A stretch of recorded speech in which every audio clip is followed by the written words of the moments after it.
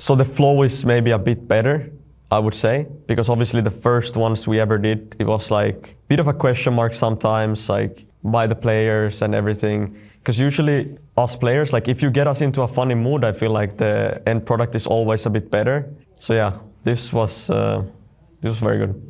He's a coach, a manager, man.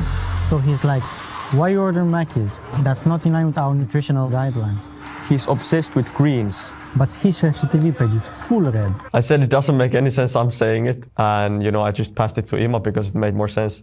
And this one, we got into the roof and you can't see it here, but as soon as we got into the roof, it started to rain, it started to snow for a little while. We had some technical difficulties, so me and Miha was just sitting outside, like hands in our pockets. Looking back, it's always nice to have some of these experiences.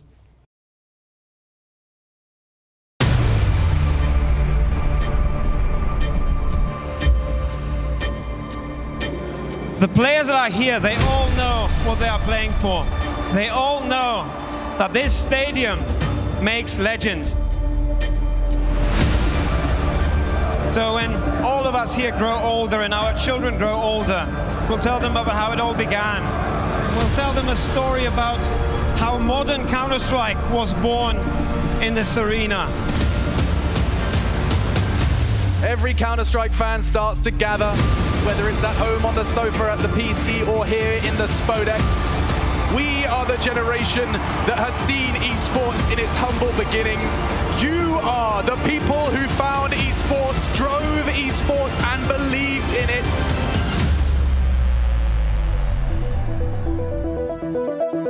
It's called the biggest esports event on the planet for a reason. Welcome to the Intel Extreme Masters World Championship 2018. Let's get it on! Nico has been fantastic. Breathing him, looking for the ace. Headshots all over the place as Nico lights them up. Skadoodle, your turn. And he's already got the first. He goes. Oh, hits Nico in the smoke as well. He doesn't know it, but he goes back out. He's got the flow. Oh my God, how fast is that? And his turn to stand up.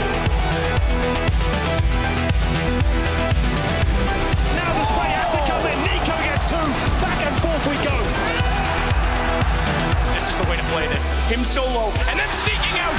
FaZe finally closed the game. What a match.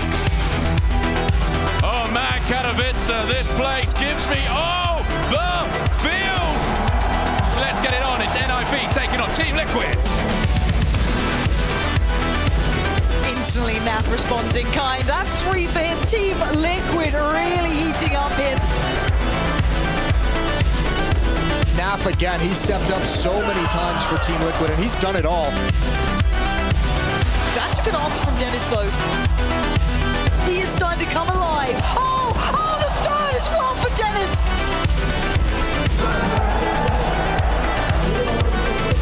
And this is it, this is Team Liquid suffocating NIP in this last round. And there it is, 16-9, Team Liquid. They're gonna make their way to the semifinals of IEM Katowice. We had people who were outside, minus 12 degrees, they were ready to get in here.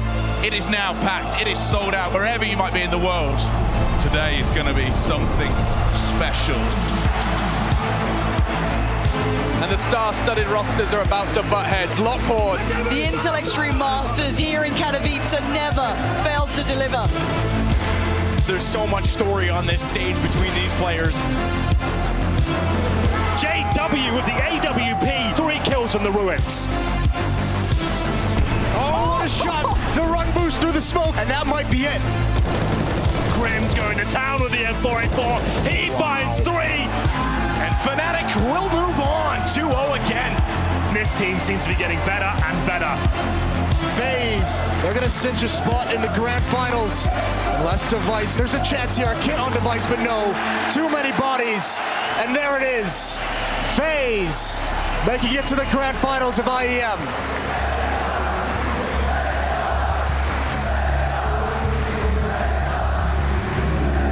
In the next 2, 3, 4 hours, however long it takes, somebody will take the long walk down this stage. They will come down here with their teammates that will take a breath knowing the confetti is ready, knowing they're about to pick up this trophy, and then that is when they will be crowned the Intel Extreme Masters Champions 2018.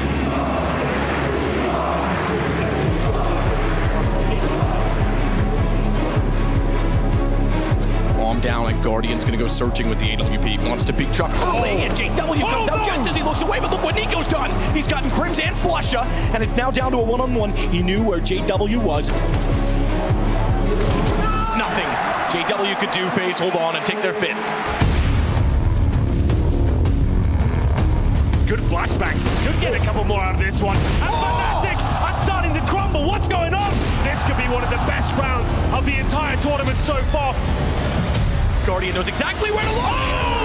He's got all 5. There he is.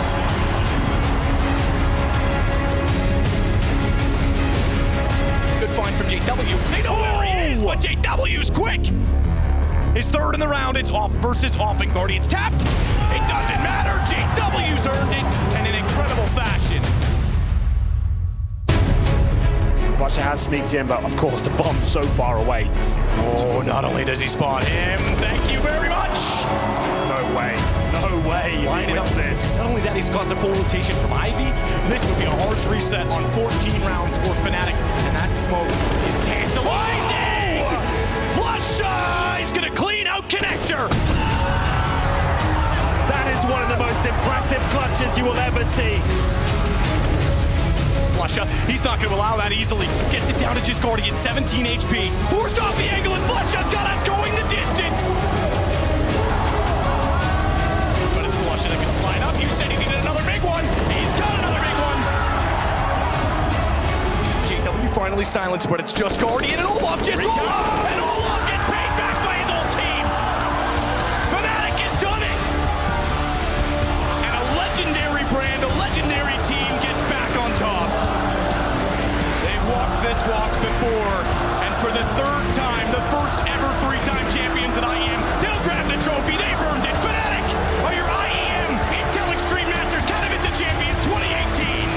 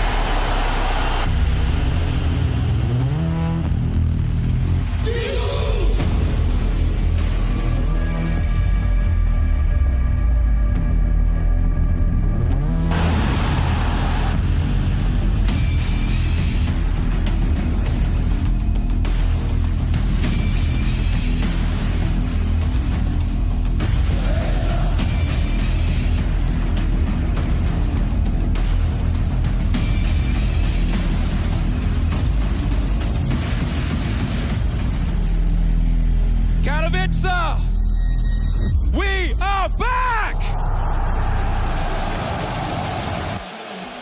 3 years since we were here in this, what I think is the beating heart of all esports, and man, what name is going to be scratched on this by the time we get to Sunday? Well, that journey, my friends, starts now.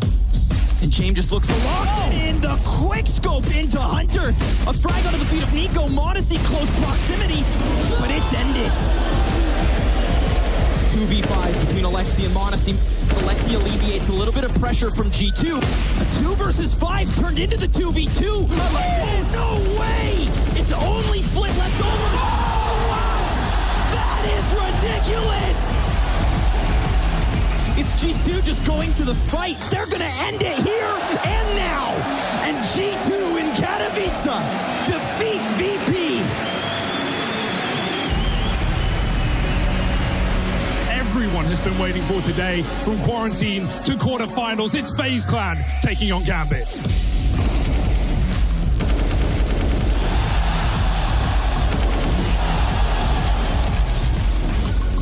There's the shot. Robs has found 2. This is a 1-on-4. Oh no! And Robs might just knock them all down.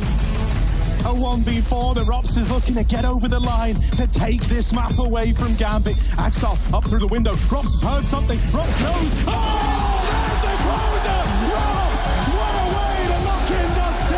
Rops ain't playing around.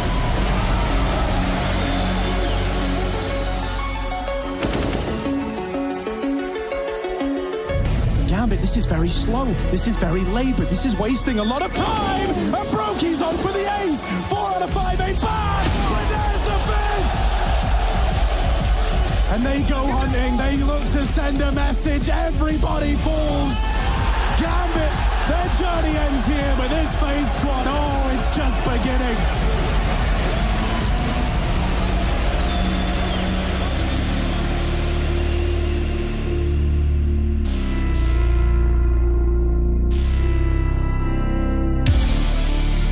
It's been 3 years and we are back. Simple is synonymous with Spodek, but today he goes against a young talent that could shut him down.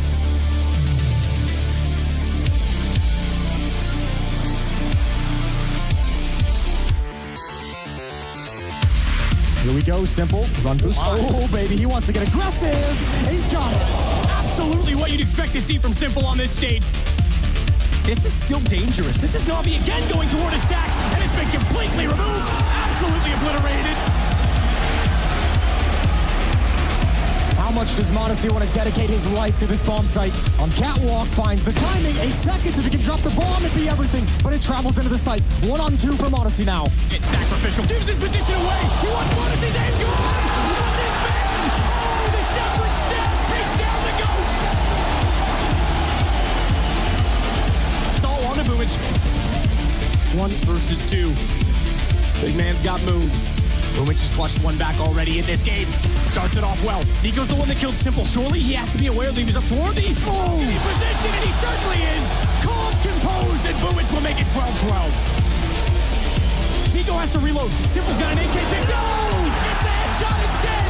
And Navi removed, erased, and it's G2O has now find their way toward the final.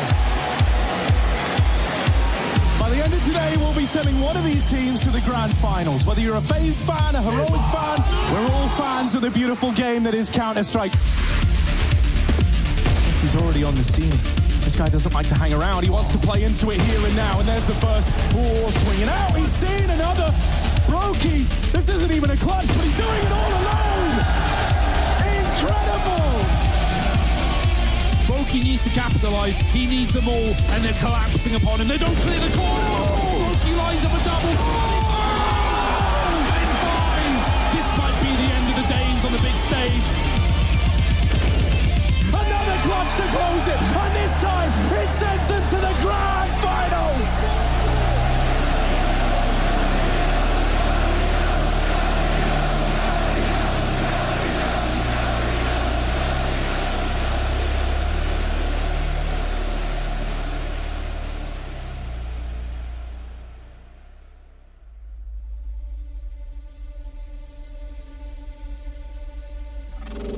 We bring out 2 teams. 2 teams that have never won here. 2 players leading them who have never won here. They've tasted disappointment on this stage. Today, that changes. FaZe does just enough to stay alive. 7 more in a row for FaZe to force overtime. Fast pace towards Banana. The play has been called. Hunter's going to turn that corner. JKS has got him. Huddled behind. Another flashbang from Kerrigan. Utility starting to be impactful. JKS starting to be impactful. 1 round left.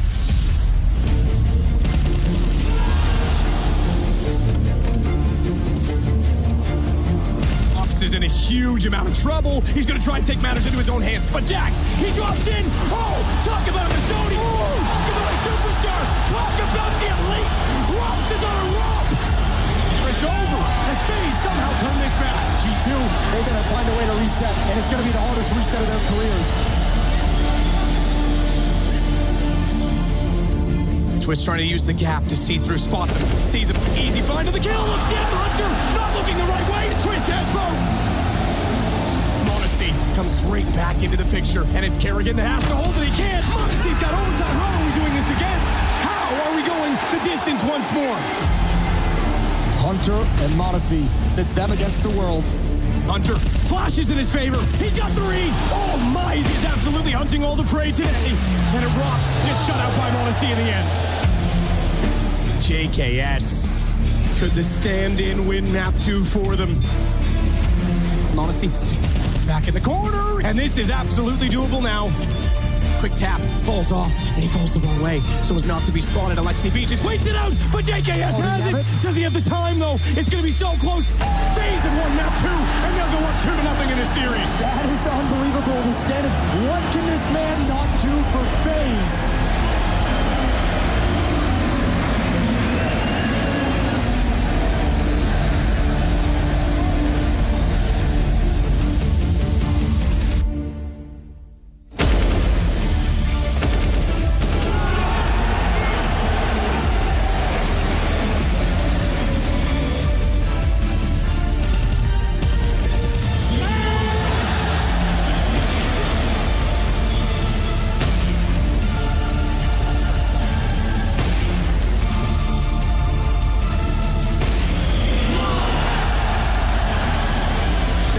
Catwalk, there's no other options for G2.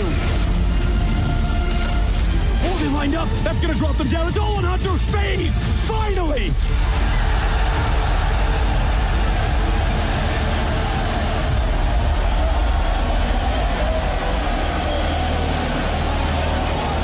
Kerrigan gets redemption. They've lost twice on this stage, 2017, 2018. The king of Counter-Strike, the man who led FaZe. Chances taken by so many players, so many gambles on this team, but it's finally paid off. The Intel Extreme Masters, Katowice champions, FaZe Clan in 2022.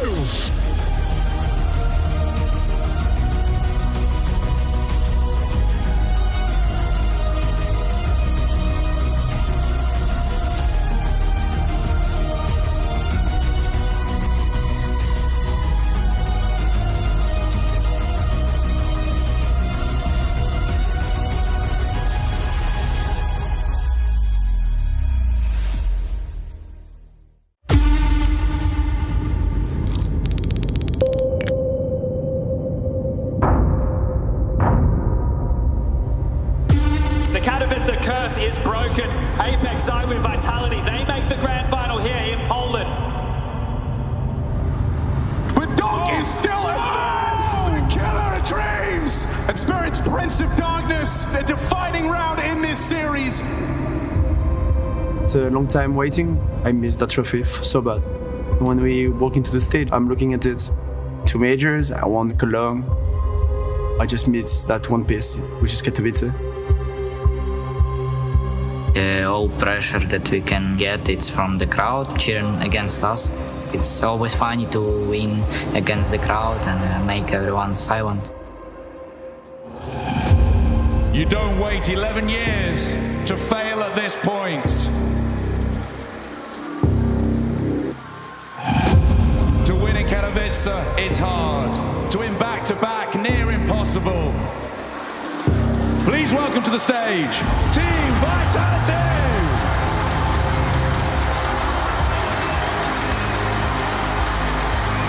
Team Spirit!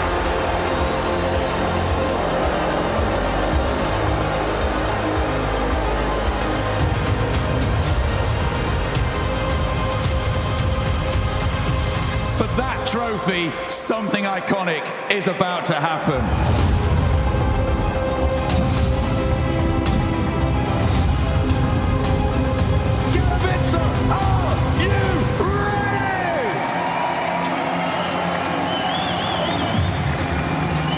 Going into the final, definitely had a revenge in my mind.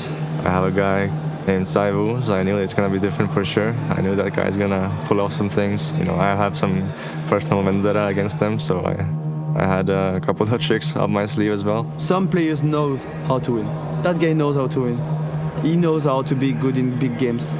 Doesn't mean that he will be good at every big games. When you play with Robin, he gives you confidence just by the way he talks, how calm he is during the round, etc. Not by his pitch, but the way he talks during the game, the way he plays. With FaZe, we had a lot of success. We won those tournaments, but Vitality is going to be different, so we have to find our own recipe. I think they're just happy to have me, and I think mostly it brings confidence to the team.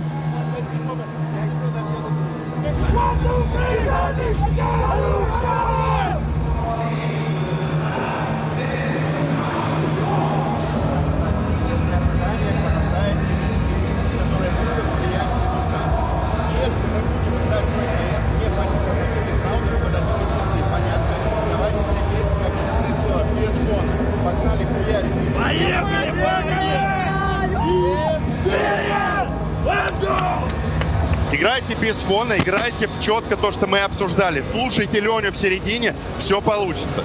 Давайте.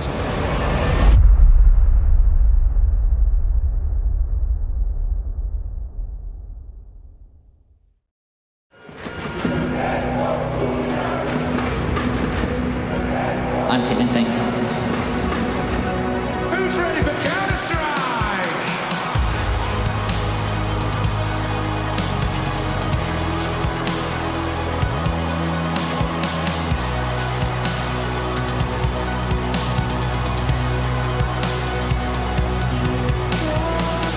Trying to chase down Magics, but now the rotates arrive, and so quickly this site feels stacked.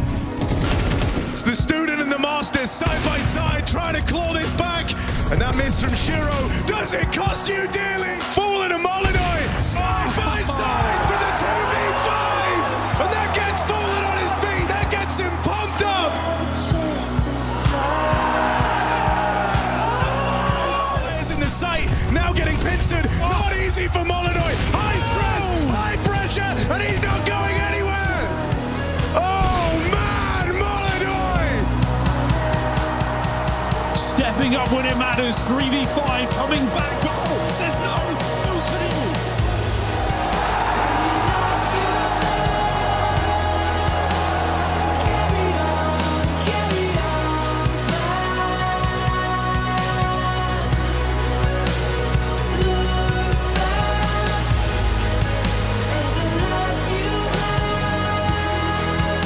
Three on three, you don't want to put an AK into the hands of Saiwu.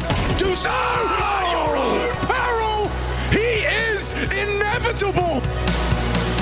He's just going to go for a fake and hope for an overextension, the double swing. Oh, and the double spray. Flamesy's found an answer. It's Flamesy's chance for impact, and he's just going to deliver. Flamesy.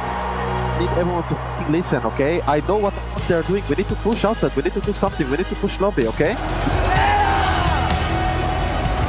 No, Torji nearly got completely caught, still gives up some space, opens up the conversation a little. Brolan, just a couple of bursts, would have been fine, T-side eco round wins for Vitality, they can't keep coming this easy. Where Torji needs to get himself more.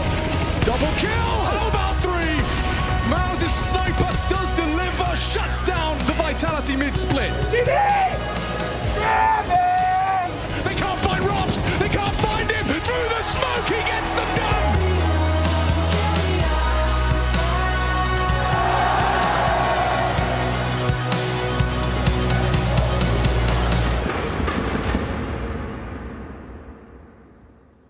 Arena, hello! And it's Mike Vimenek reporting live here from Intel Extreme Masters. It is absolutely crazy! Lightning everywhere! Oh my goodness! And the words are as true as they are written here on these banners within these halls of Krakow. The Hall of Heroes marches on, and now we discover a whole new chapter in the big city of Krakow. Now, some people have never been here. Some people are known all over the place around here. That's why this next gentleman, you might know him as Papito. We call him Pasha Biceps. Hello, Pasha. Hello, my friends. Hello, everyone. How you doing, bud? You finding Krakow good? You finding the Intel Extreme Masters just like you like it? I would like to chciałem powiedzieć, I am very shaky right now i gęsią skórkę mam. Nie wiem, czy ty rozumiesz, ale wszyscy zrozumieją, o co chodzi. I feel very, shaky being here, close these stairs. There is my steps here, 2 steps. Yeah. So I love this very much. I've been on the stage for a 1 minute and still I am shaky and shaky. Okay, so which of these steps do you want to claim? Go ahead, you take them on. Boom, that's it. Yeah! Time, my friend. 2014 Major, that was the first time I think I ever watched you guys play. That was a surreal environment. And Poland has always had really good crowds. What can you tell them out there? Dajcie czadu, naprawdę pokażcie, że warto, żeby te turnieje tutaj do nas wracały. Naprawdę pokażmy fajny doping. Żeby tego było u nas więcej cały czas, bo wszyscy kochamy e-sport, przyszliśmy tutaj kibicować, mieć fajne emocje, więc zapraszam serdecznie do zabawy, moi drodzy. Pokażmy, że warto tutaj wracać, że mamy pięknych kibiców, ambasadora Papito i wszyscy dookoła u nas w Polsce jarają się tym e-sportem i dobrym żarciem. Także moi drodzy, do dzieła. Woo! I would say Jenki, but I just want to know if you got Vitality or Furia. I support very well and big for Fallen and Mr. Apex. This is like old school players, so my biceps are crushed. So I don't know which one I support them both. So let's go for a good show and a very good match. Yep, Spirit versus MOUZ. Any takers? I think Spirit, but I think the third place match for that kind of players because they would like to be like a champions. So I don't know, the adrenaline and everything going down right now. So this is like a YOLO. YOLO. Well, let's do just that. Thank you very much. YOLO or JOLO? YOLO. Okay, thank you very much, guys. You only YOLO once. Thank you very much. The Intel Extreme Masters Krakow 2026, brought to you by ESL in partnership with Intel, Acer Predator, DHL, Zowie, and the City of Krakow.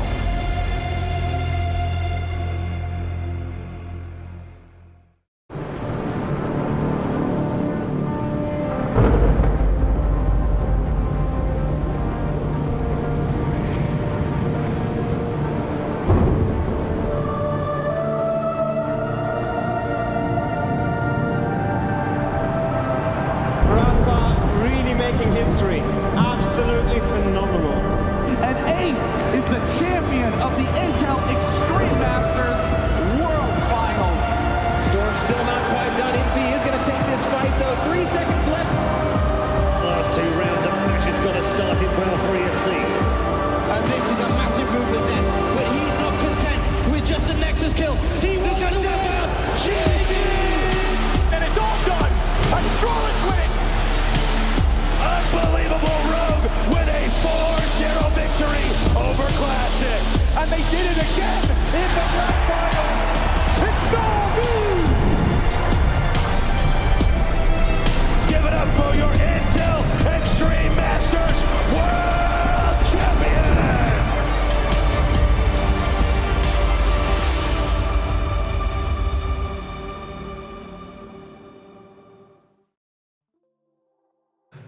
The very last day of play, it is that championship Sunday. But before we can crown a winner, it's time for the losers. That's why me and Chad are here anyway. We're going to be bringing you all of the action for that third place decider, which matters for a reason that Chad's going to explain. Well, hold up. I have multiple reasons, not just one. More than one. Okay, there's things that we can measure. Okay. That's the prize pool. Okay. Right? There's a big difference there. It's about 46,000 difference, and that's cold hard cash. And in this economy, Alex... Yeah, that's like a pair of Louboutins for each player. Yeah. On top of that, we've got VRS points, and we know how important that is. Now, both of these teams are relatively high up in the ranking, but Spirit are not attending Cluj. So these could be more valuable for them down the stretch.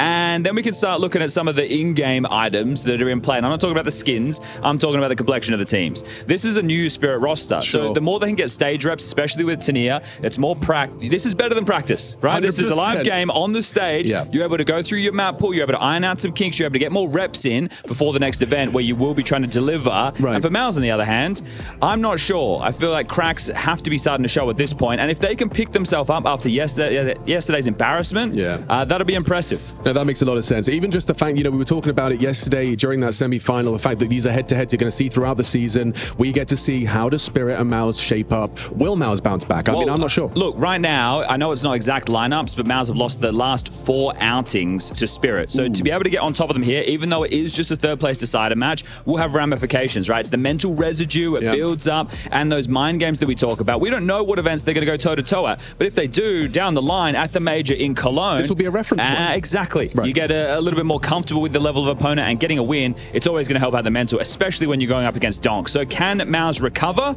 and does Spirit have the mental to perform in a game where they want to be competing for this trophy? This was the former champ. They wanted to go up against the reigning champ, 100%. And now they're just going to have to come on in and do their best today. Yeah, so MOUZ and Spirit going to be duking it out, wrestling for that wooden spoon, and we're going to be joining you in the casting booth.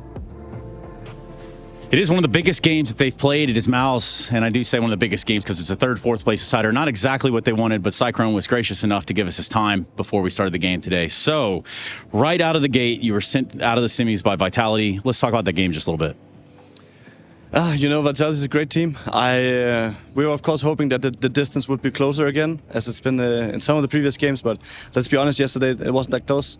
We messed up in a lot of situations. I think 3 times we lose 2 Glocks or 2 low-buy pistols, and we're on the back foot quite often, and it was going to be a tough game.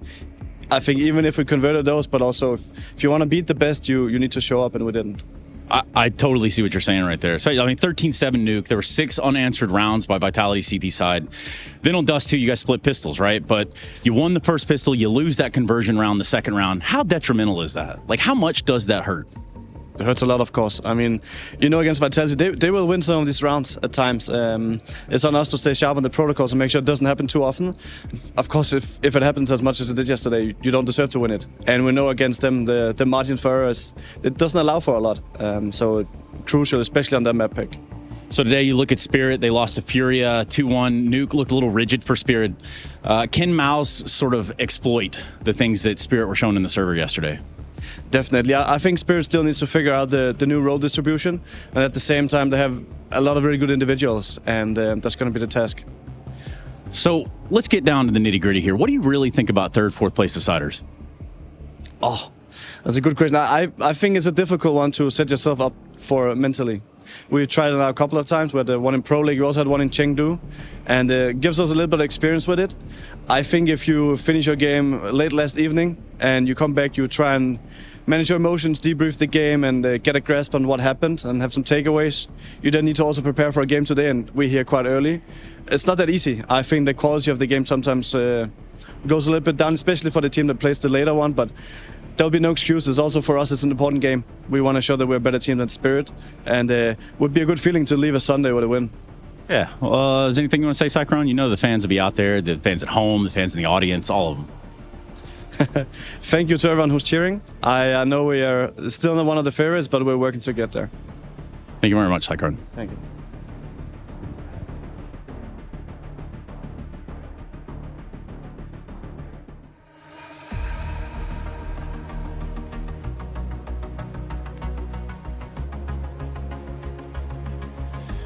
Intel Extreme Masters 2026 here in the fabulous city of Krakow. We are on the cusp of a Super Sunday. That's right, a Super Sunday. In a few hours' time, we have got a grand final. Where that podium is will be a trophy. One of 2 teams, FURIA and Vitality, will be lifting it. Before we get there, a wonderful amuse-bouche, a 3rd, 4th place playoff. Now, let's be completely frank about this. The 2 teams taking them on, they are disappointed. This is not what either team wanted to be playing for here in Krakow in the Tauron Arena. But the mark of a great team is being able to go again when you are disappointed. So let's bring out the first of those teams right now, right here. It's Team Spirit.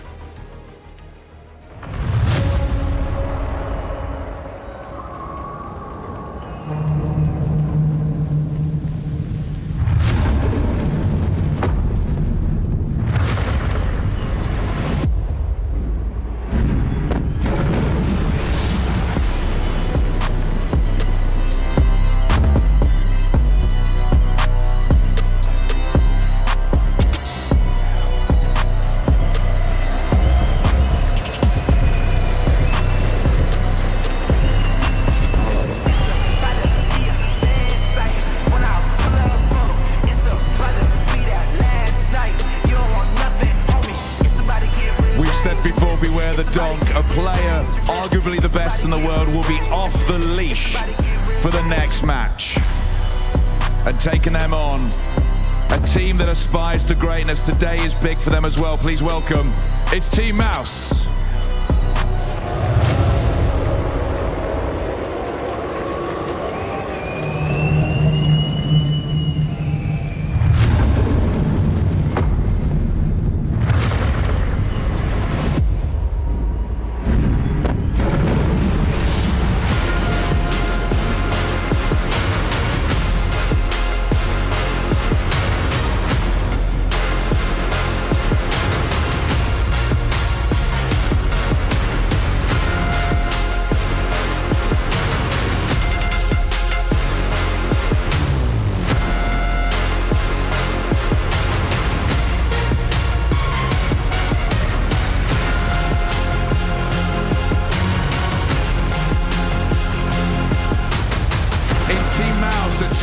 wants to be bigger. They want to aspire to greatness. Here is another step on that journey. Another game under the bright lights of an arena.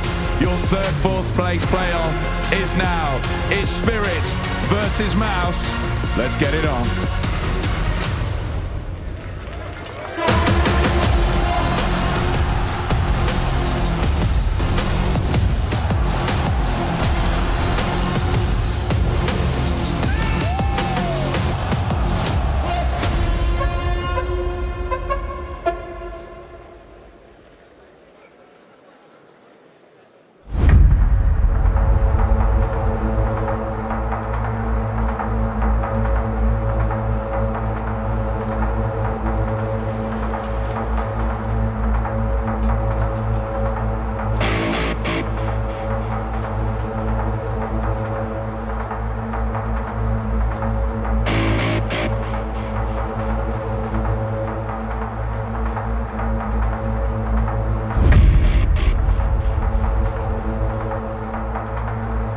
Excited when I see Team Spirit in the server, and today no exception. Going to be excited to see Donk do what Donk does best. It's always a delight.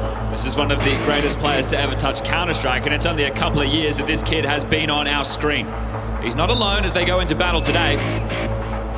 And Spirit, it's a young roster, sure, 4 of the 5, lifting a major trophy, lifting the IEM Winter Trophy. But this is a new complexion. We heard from coach of MOUZ talking about them. It's going to take some time to sort out the new roles. Opportunity for Magics to take to the in-game leadership in a lower pressure match up against MOUZ, who do their best work in exactly that. This team just can't get past Vitality. Well, right now it's not them on the other side of the server. It's a name that has toppled them in the last 4 outings. If they can have some fun, start to enjoy themselves in this type of environment, they could bring the game into something a little bit more muddy. Let's get some explosive CS. You're still going up against Spirit. You can still make a name for yourself, and Brolin, man on the screen right there yesterday, he was the only one making impact in that embarrassment. Nobody wants to be playing for third, fourth. But this matters an awful lot down the stretch. We are just starting off 2026, and there's a whole lot more Counter-Strike to be played. These are 2 of the top dogs, 2 of the top contenders. And when you look at the names that didn't show up yesterday, it's going to be an opportunity for MOUZ to kind of dust themselves off, prove to themselves that that perhaps is the exception to the rule. We heard from Cyclone, coach of MOUZ. He said that it's not easy to wake up coming into Sunday and not competing for that trophy. It's becoming a little too familiar feeling for MOUZ. And for Team Spirit, the very same. You know their eyes are set on silverware. But this is just for the consolation prize. This is just for a little something, something before you get on that plane and try and do it all over again. Vito's come through, Spirit on Dust 2, and I'm sure you all remember how Dust 2 felt for MOUZ. Humiliated on the big stage, just run at. Vitality just playing with their food, batting MOUZ around the server like a cat with a ball of yarn.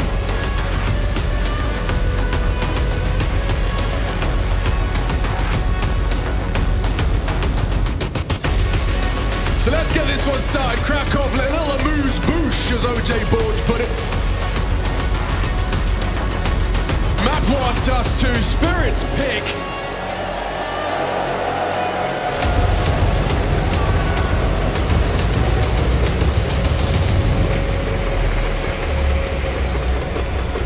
Spirit played this 5 times in 2026 with this roster, undefeated so far.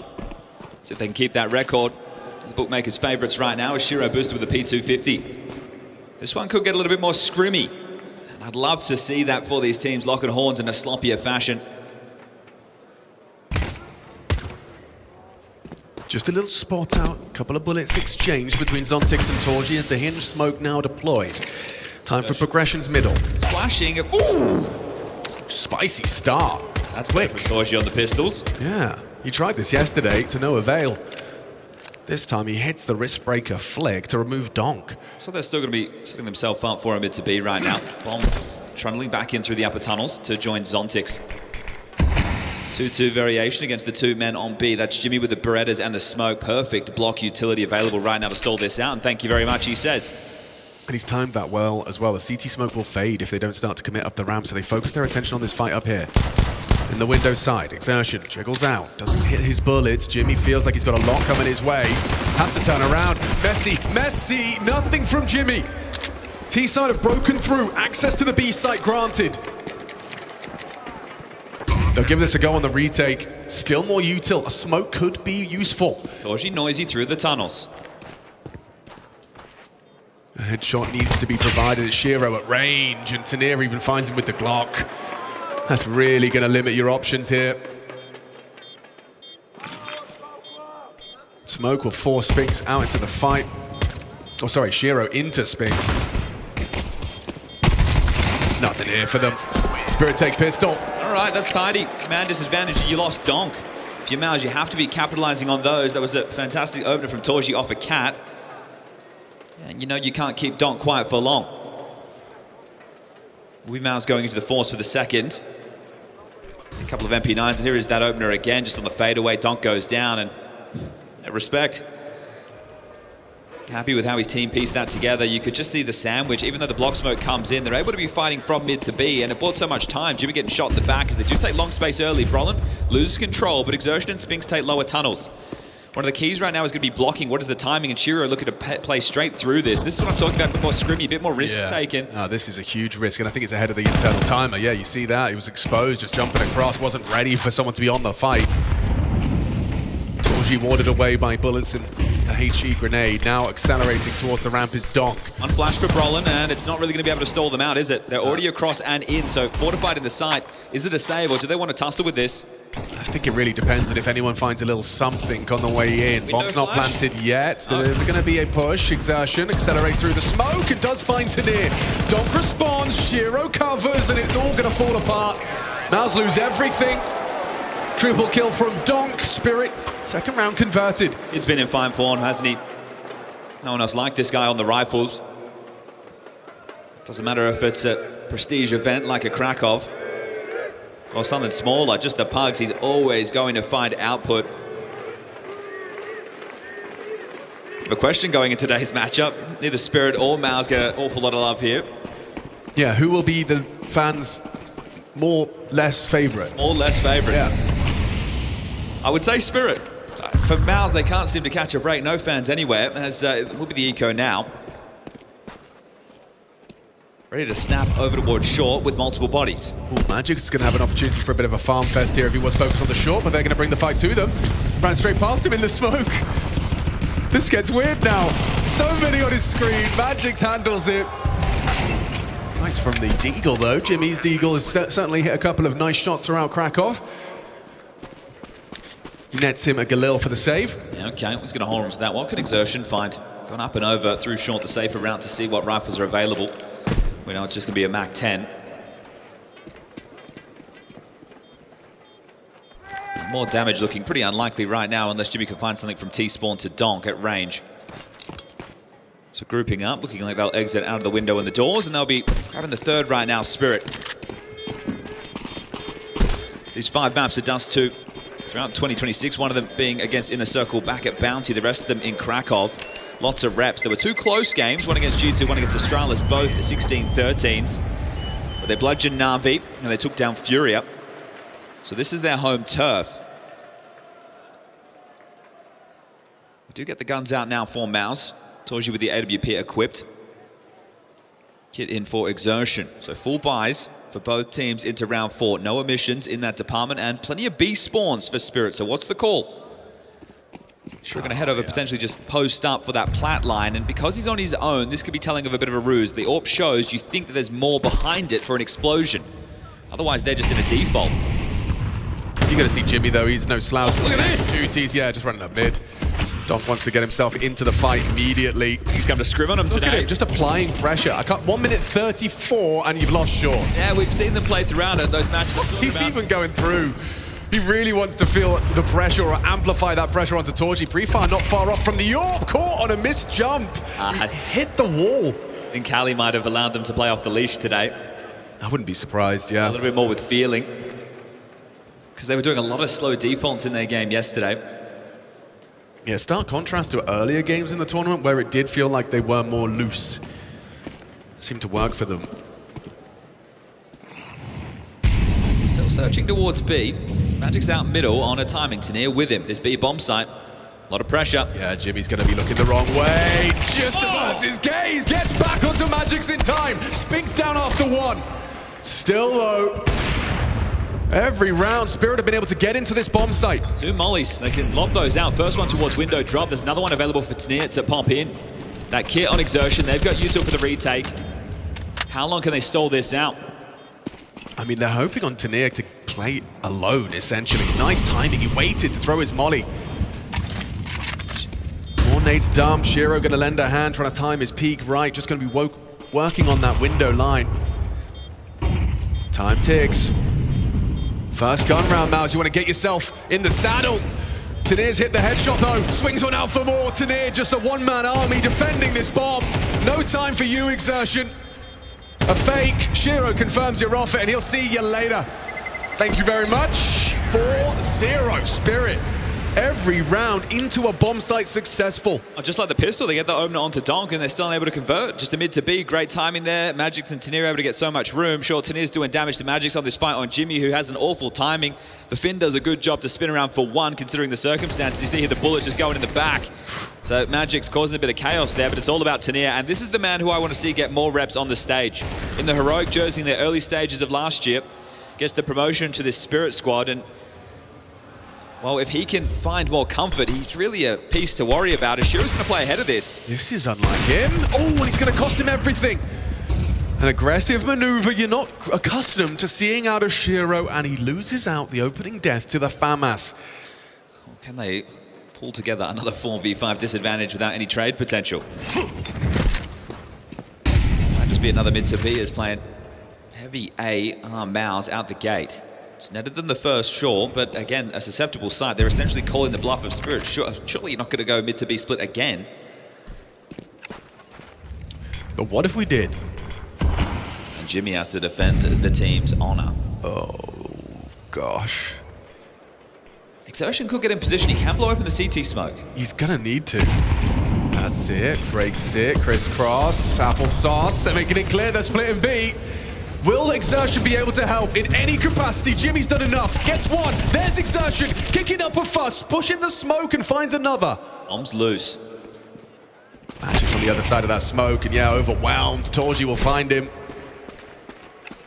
Sontix, this late arrival into B. MOUZ have done the hard work already. And so finally on the board. Breaking through. It looked like a vulnerability on the minimap, so credit where credit is due. Exertion with the necessary chip in. Jimmy passing that test as well. If he just goes down with empty hands, it's a different round. It could have been more yesterday, though, if MOUZ were unable to convert another man advantage. Yes. Being onto Shiro. They will be able to string together a buy of sorts here, Spirit. Donk, Tania, and Shiro getting the AKs. Magix and Zontix will have to be the supporting pieces with Tech 9s. Plenty of nades to work with, but no AWP for these longer lines for Shiro. So this will make a few rounds a little bit more difficult as Torji trying to bring some energy. This is a team that definitely talks the talk.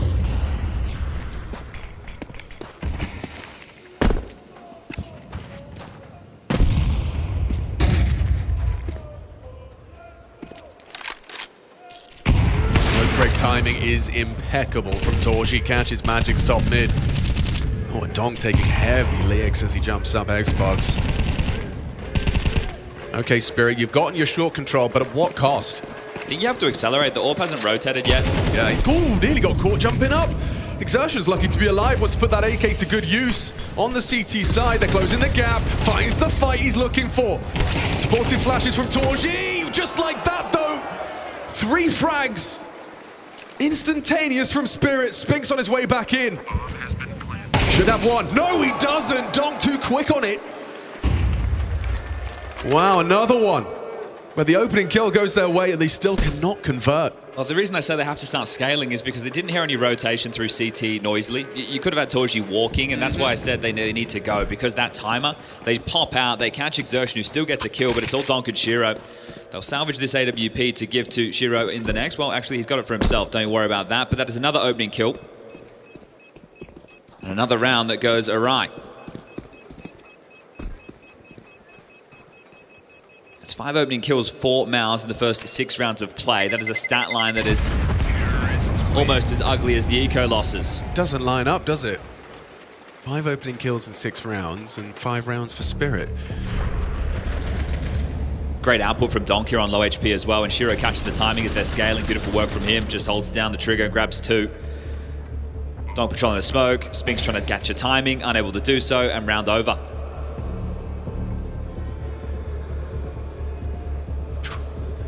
It's a bit early doors to be smashing desks. Torji catches himself. Well, we heard from this man yesterday in some key timeouts, trying to inspire the troops. Fell on deaf ears. They weren't there to play against Vitality. And losing now, this is a competitor's game, and you don't want to be losing no matter what the stakes, whether it's a face-it pug or a 3rd, 4th place decider.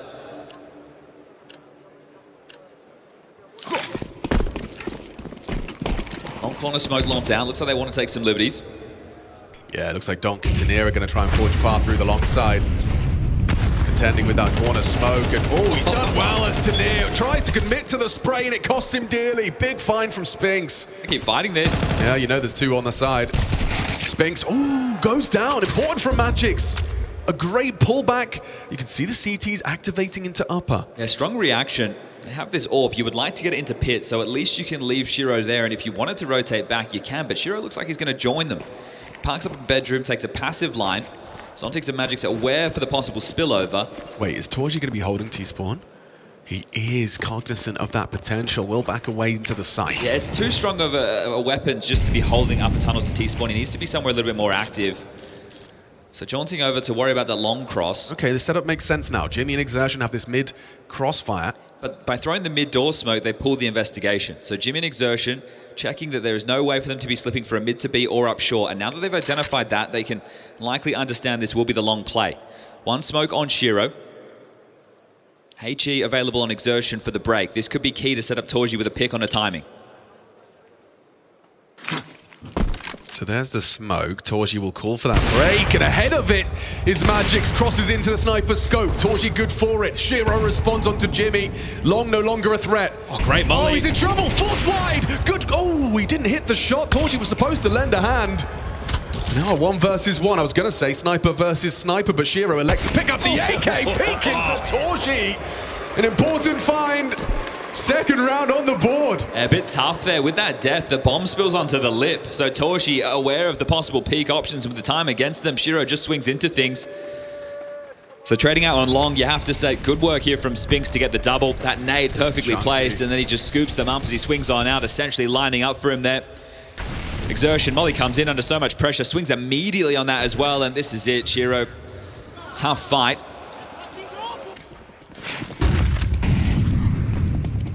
Money problems again. Donk with the AK though. This is like the good old simple days. This is the man you want to be feeding the best guns possible.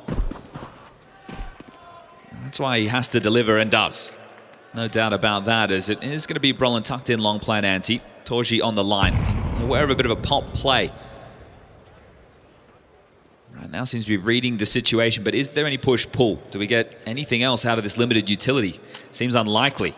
So Tanir goes first. Oh, flashing in timing. They're going to bring the fight to them. Shades of Shanghai. Tanir, however, good for Brolan, and they know someone was there throwing flashes. It's Torji, peeks on in for number 2, anticipates the trade attempt. Still good from it. Donk manages to pull us back into a 3-on-3. A similar game state as last round.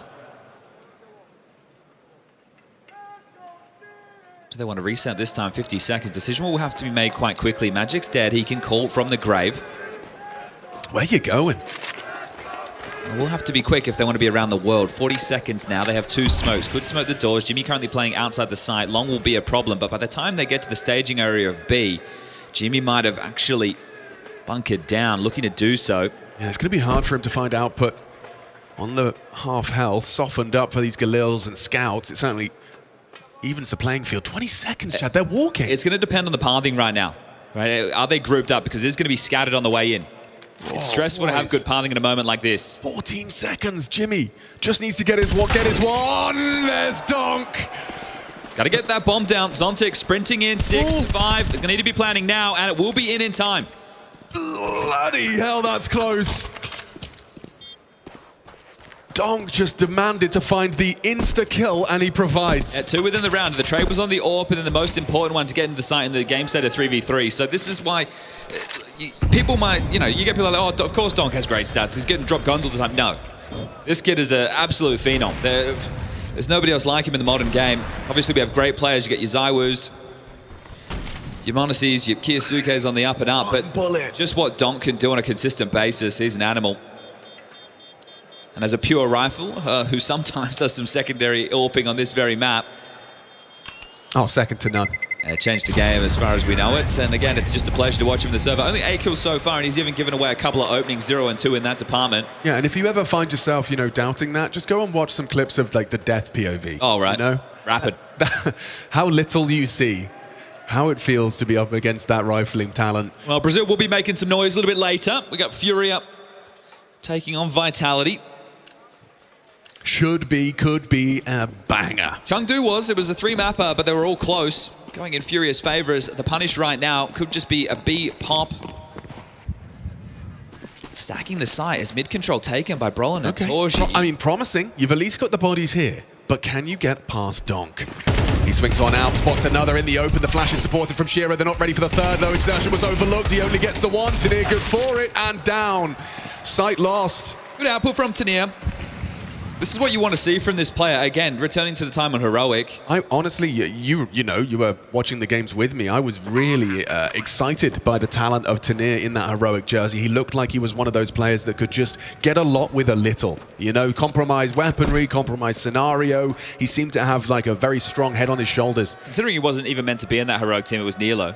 Right. And Nilo was on the bench for whatever reason. Tanir takes the spot and he runs for the opportunity, as he will give over an AK, but it is going to be the round, 7-2. He may not even get away with this AK. Magix is very close by. Oh, come on in. The water's warm. Thank you. Oh, the AWP now susceptible.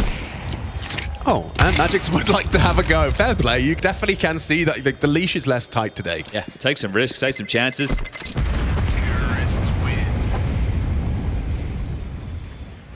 That's one of the keys for me if I'm Hallie, right? I understand you don't want to be in this position with the team. You'd rather be vying for that trophy in the final coming up next. But for Tanir to get more experience in this environment, right, you're taking silver linings. We're taking whatever we can from an opportunity like this. And to keep your foot on the throat of MOUZ in those head-to-heads, that's massive. His second tactical timeout call from Cycron. That was a partial behind the saved guns, so they will get the full investment out one more time. And can they salvage this? We had this conversation in 2 straight maps for MOUZ versus Vitality. And it's funny how helpless they made G2 look, especially on that second map, which was Dust 2.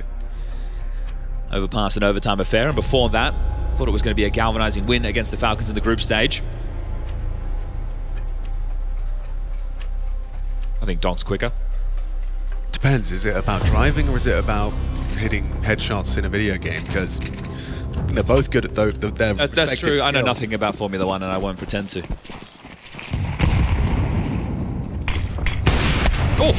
Ooh, he doesn't get away with it though. Shiro quick to punish Torji's pick.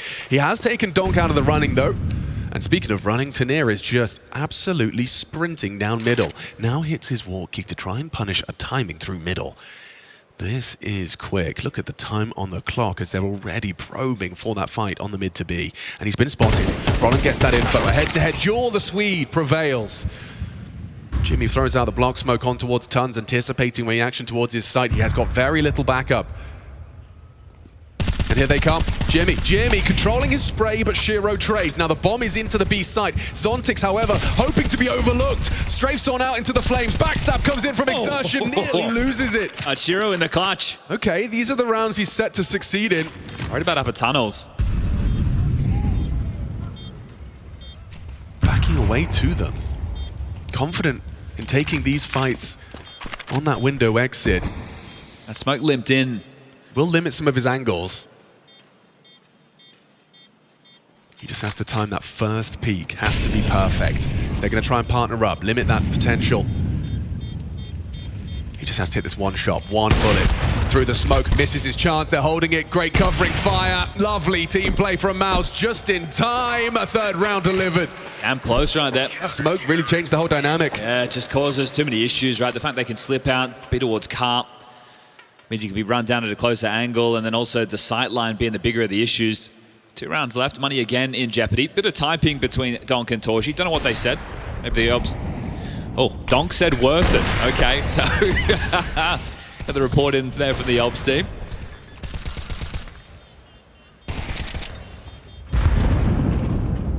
Trying his luck again at this early doors fight, but no one's going to be top mid this time. A little late Tech 9 explosion off the flashes. Magic's trying to take some space, but Exertion's already in the pit.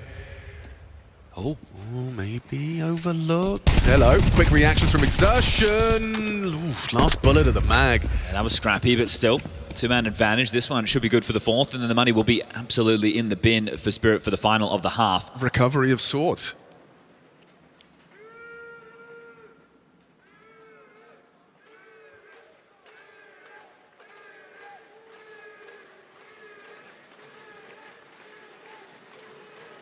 Donk's going to have a go, testing Jimmy's bomb site once more. A nice catch on the cross. Spinks brought down. If he could just find this one. Jimmy, FAMAS prevails. Big one from Jimpap. Zontis has the rotation again, but this is so tough. What is Shiro meant to do? Honestly, I mean, that has completely changed it. Jimmy winning Donk. Otherwise, that B site would have got really awkward really fast. Brolin may have won the round with this one. Does he contain? Looks like he's going to overstep the mark, so Shiro could punish this. Not noted, and he has spotted towards lower yet. No, Zontic saw him. Ooh, Shiro catching flag. A couple of bullets did connect onto him.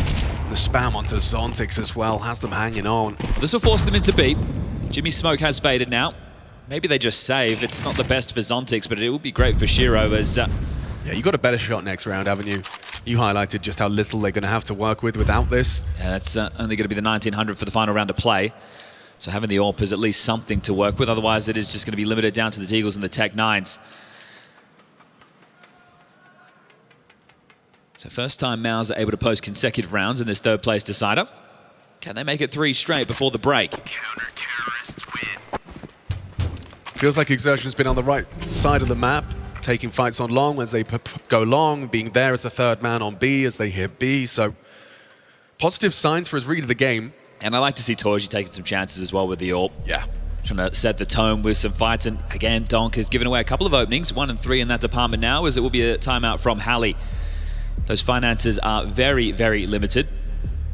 2 Tech 9s to complement the saves AWP and the MP7, of course. Donk goes into the Deagle. The biggest issue is going to be the util. We're just talking 3 smokes, 2 flashes, and a molly for this one. And then you need to look at Shiro's spawn, who does have a decent one over towards long, but would they prefer to go toe-to-toe with Torji in middle, who has been taking these fights as just highlighted?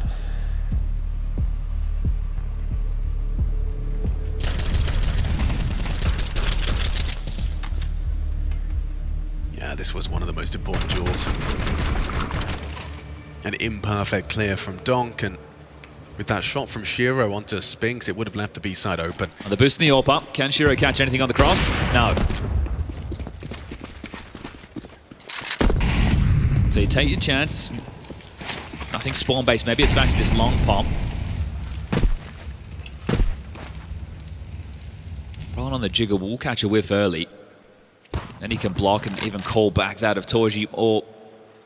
Oh, okay, there you go. Now he'll block. But at least that pressure came in with just under 1:30 left on the clock.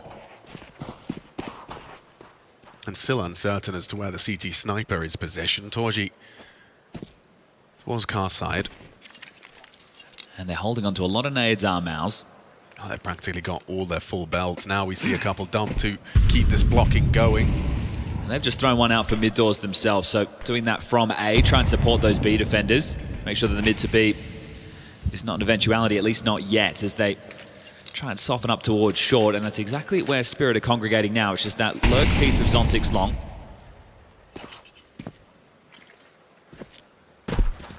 Yeah, MOUZ are playing this well. Had a good understanding about what Spirit's options would have been. Nothing in rotation just yet. 30 seconds, the go will have to come in. Magix is going to try and pull some movement Here tries to imply a mid to B, hoping that pulls attention. It has got exertion on the move, on the reload. Now they accelerate. He's out of position. Now Brolin has to do what he couldn't. Oh, so beautifully. Quick double, snappy aim from the Swede. Torji booked by Zontix. A little burst to the face, but 10 seconds. Where is that bomb? It's loose, and they need kills. They're not going to find all the ones necessary. No time. Oh, a horrible end to the round for Spirit. They won't be satisfied. MOUZ are, though. A little smile creeps onto their faces as they find hope on Dust 2.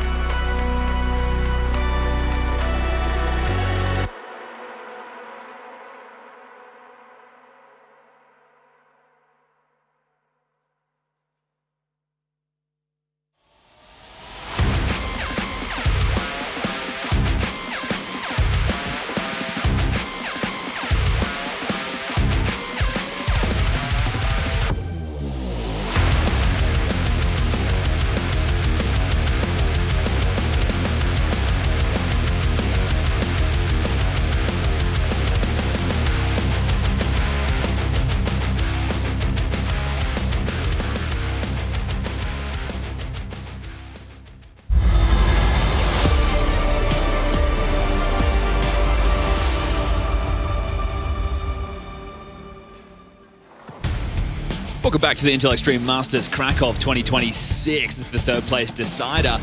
As the crowd starts to fill in, we have Donk on the stage. This is Dust 2, this is Spirit's map choice, and they are hoping to keep that sheet spotless as far as the win column is concerned. They're up against MOUZ.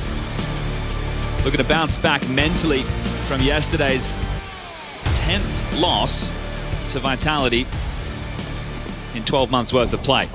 Well, I mean, Team Spirit haven't been easy for MOUZ to beat either. Well, that's a lot of info up mid early. Still 2 players towards B. Shiro perfectly positioned. Zontix with the overside, and here they come. Zontix on his bomb side, supported by Shiro, set up to succeed. He shreds. Thanks for coming. Thanks for playing. Could be both pistols. As Tanir adds another one to the tally, but too easy for Shiro. Couldn't have been better in terms of the complexion of that pistol. They had info that it wasn't long. They were ready to lock down B, and it's great to see some smiles on the faces in this lower pressure match. More reps for this team. When we compare the pair, MOUZ with their 5-man roster that came together this time last year, 196 maps played. For the new Spirit, merely 17. With the eco now as see how active Donk wants to get with this one. I was just thinking the same. Like this half, I think we're going to see a lot of this. Like against guns too. You've all played in the Pug Realms, a team that doesn't respect you, running up the guts of mid, shooting you every chance they get, and yeah, that's going to be a nice start for Tanir. Catches Exertion. The likelihood of seeing anything out of these pistols almost nil. Yeah. There it is. Oh, they're going to kill. Makes it work. Magics won't be able to get there to pick up that weapon from Shiro. So that's a little bit unfortunate, and they can't get him an AWP, so he will need to be given a rifle to work with. Shiro's 6th death in 14 rounds of play. Well, no for either side, and no good long spawns for MOUZ in this one. So if they want to continue with the default spread, or if they want to try and offer up something a little bit more punchy on the first rifle round. Now seeing Exertion and Spinks heading over towards upper tunnels. Jimmy outside long, a Brawl on top cat tells you it is a default, but maybe with a bit more pace. Look at that Exertion, quite liberal into lower tunnels. Yeah, he wants to get up quick. And I like this, right? Promising. They're taking more risks, and this is from both teams. Oh, there's a boatload of nades left on the ramp to dump towards short. Donk tucking a goose, the unknown element. Tanir to throw nades his way. Well, he doesn't know it yet, but they're already posting, peeking, and he confirms their presence. Is that all they wanted, just to force out the grenade?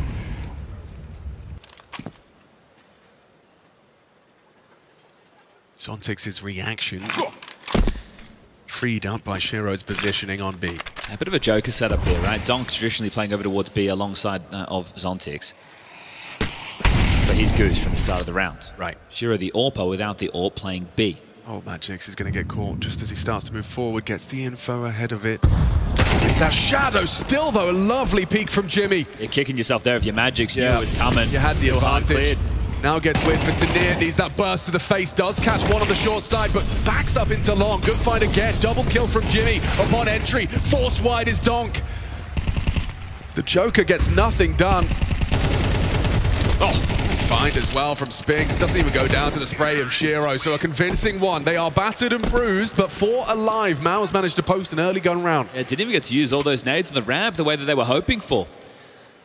So the block util comes in, and it's a beautiful clear. Magic, sure, he's only got that MP7. He's playing for space as well, but as soon as he goes down, that setup is in a box. You've lost short, you've lost long. You have no way out other than to fight forward. So his reaction to the shadow. It's tough because he's in transition, so he knows that a fight is coming to some point, and they're also trying to shadow bait, right? They know exactly where their shadow is spotted. Oh, and Shiro's found a scout kill. Okay, that was onto Exertion in suicide. So that one's come in early. Especially now that their buy is not great. It's a scout with 3 M4s and an MP7. That's a big way to start this round. We'll catch it in the replay. So on the jump spot. Oh, just hits him twice. Shiro, you love to see it. Exertion kicking himself with that one. And for MOUZ, it's going to be interesting to see if they can overcome the disadvantage. More Wolfpack mentality. Yeah, they just partnered up. Tanir is going to have a rude shot. Come and jiggle. Brilliant from Brolan. Crowd walks into the fight. Hello, Magix. That's precision, but punished. Now just a scout. Shiro has to hit the head, and he will. That's supposed to be a hard shot to hit. Shiro makes it look quick. easy. He's quick flank, not looking. Jimmy just turns to look the other way. Now bomb retrieval for Brollan. 1 versus 3. They're partnered up, spamming smokes.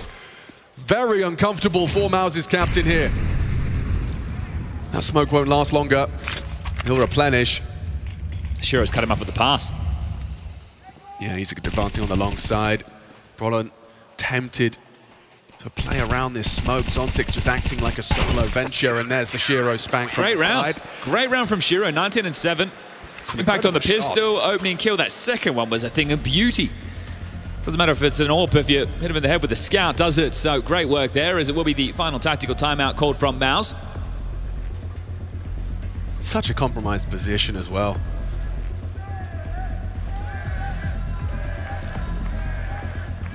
Final timeout, Cyclone burning through him. Could see his boys need the help. And this is before they completely run out of those funds, so Torji can get it all up. There's 2 AKs. Exertion and Jimmy will have to operate with something a little bit less, unless Brollan wants to sacrifice that AK. That's 2 rounds in a row we've seen the opening kill from MOUZ. It's like crouch, peek. Look at that. Yeah, that's really impressive. And then Brollan, this was so tough, right? He's hoping that they run through the smoke on a timing, trying to catch him, but they played that perfectly. Exertion does get out of Galil. Jimmy with the Tech 9, and well, Magic still on a SMG. Pack roll again. So this is definitely a different flavor from MOUZ. Yeah, no one spotting middle from Team Spirit, so you get the whole squad, or rather 4 of the 5, already up short. Okay. First of the block util thrown, Tanir equipped with more. Yeah, he's thrown that out very early, and this time with no jiggle. So needs to continue to block, and they might just run through this. They're going to be tempted to. Yeah, it's quick. Yep, okay, Tanir flashed off. Going to throw out a well-placed HE. Shiro to lend a hand with the flashbang. Does he peek on out? There's a whole squad behind that smoke, and Spinks and Brollan, they've broken through. Looking to evacuate. Spinks, this late piece through mid, has just done so much work, and now they can pivot to the wide open B bomb site. Spinks catches your reaction, reacting to the short play, and your B duo just get made into mincemeat. That's when a lurk being active is such a difference maker, right? Him being confident in this lower pressure match to take that fight, as opposed to in a game where it matters, and then you look like a beta. There, you're a round winner. Big difference. So it is just a fine balance, and all the lurkers know exactly that. If your team don't make any space elsewhere on the map, they don't draw that rotation, you can't capitalize. You also need to put yourself in the right position like this, actively fighting through the doors. They line up, they knock them down, and the round is done in a heartbeat. Great output there from Spinks to bring it back to just a 3-round game, and it should become a 2-round game. Spirit are on an eco.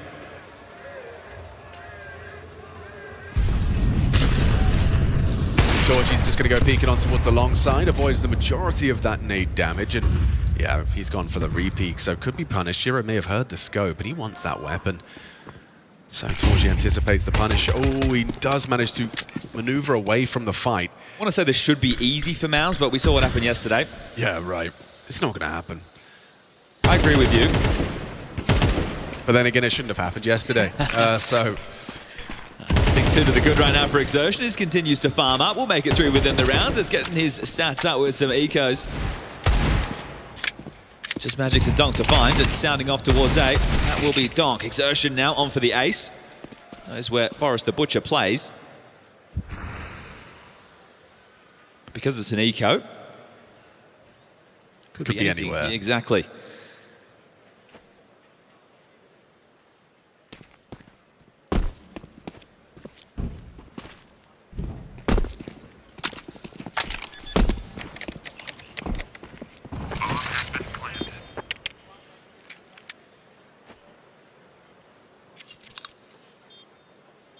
Certainly 1900 coming into the next. Donk could hook Shiro up with an AWP. And that's where we might be able to see a bit of a difference made, or at least the head-to-head against Torji, which we did see Torji going for a lot of peaks in that first half of play. It also means that Spirit can run a little bit more regular as far as their gun rounds.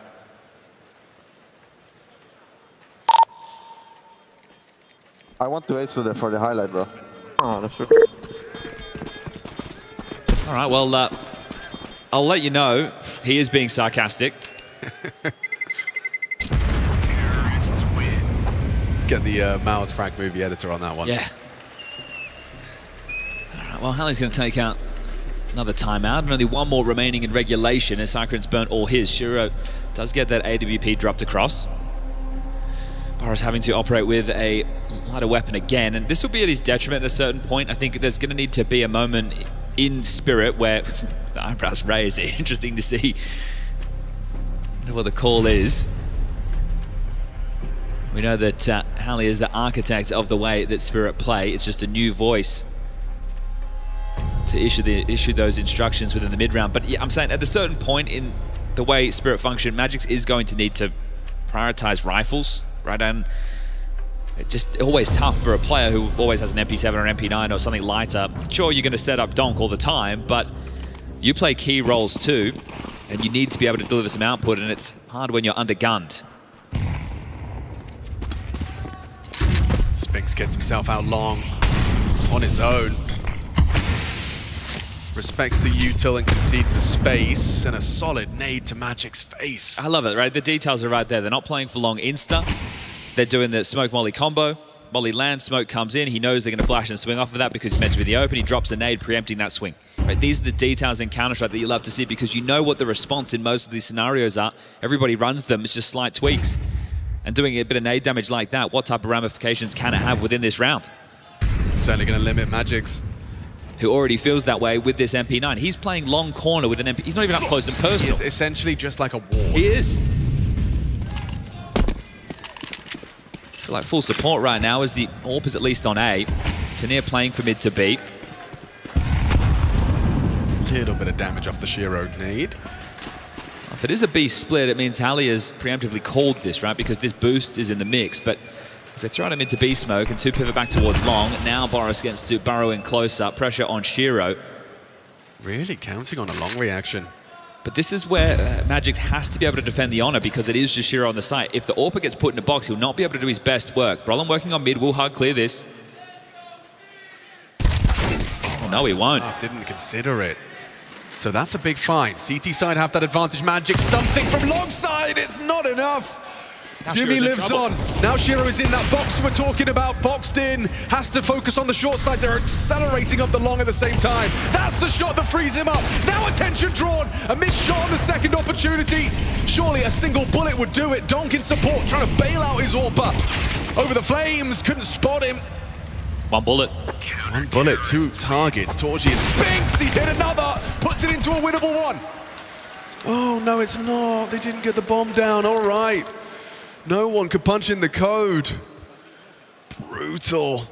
Shiro's done very well in that scenario. Magic's unable to find the lethality, and he manages to just win out on short side, give himself room for a second. Yeah, time gets away. You can see her on the clock. 22 seconds as that kill comes in on long, and that's why I didn't realize how low that clock was. A hustle. The spam through the smoke, it just causes the chaos as, well, getting tagged on the cross. Zontix is trying to juggle the guns. So MOUZ limiting themselves there with the timing on the clock. They're going to walk out mid to B. Well, there's plenty of time for this. And Donk's got the head-to-head, wins it out. Way more where that came from. And oh dear, Brawling collapsing too. Solid output. Now short, the reaction they're anticipating just on the uncrouch. Spinks fires off a burst. Down to his knees by Tanir. Very aggressive defense here.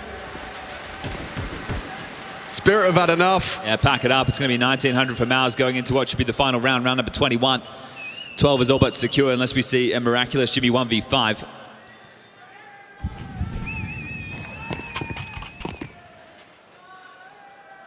Trying to change the pace after that slower roll cost them, and now Noda Magic's up and over the AWP.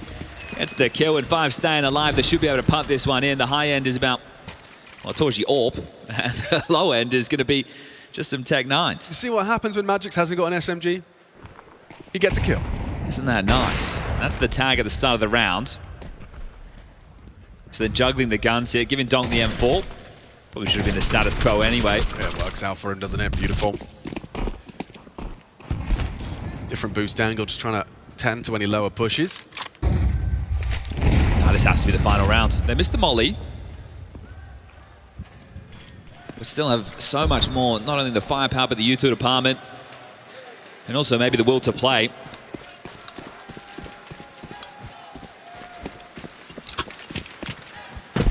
Talk about doing the same thing over and over again. You wonder when things will change for MOUZ. Whether that's the results or the roster, one of the two. Unless you're just content with being good but not great, you can't argue with the consistency. These guys have the right attitude, the work ethic, the talent. It's that mental hurdle they can't get past. And this is a setup back in their players. Donk equipped with an AK-47. He will choose to swing and spray. Brings Torji low as well as finding the opening. With Spinks gone, now staring at a block smoke. You've got 55 seconds, boys. What's the pivot? Tanir hearing all of this relocation towards lower. They're making no secret of that reposition. Two of them wanting to probe out the doors. Tanir had the scope. Now hoping that leads to an overextension into the Deagle of Jimmy. Clears through, doesn't clear his corners. Tanir hugging the door. An important trade, a no scope from Torji. Okay, now a missed shot from Shiro, trying to track him. Will break the smoke and doesn't quite catch the toes. Donk and Zontix are here. Need another one. Torji, bomb on his back. He's only got 10 seconds and runs to his demise. All right, map 1. Dust to Spirits, pick and converted with ease. Yeah, they can add another one to the tally. Now 6 played in 2026, and it is 6 straight. It's all green, and it's looking for gravy. There's one more map, Mirage up next. Can MOUZ push us to Overpass? Let's find out, shall we?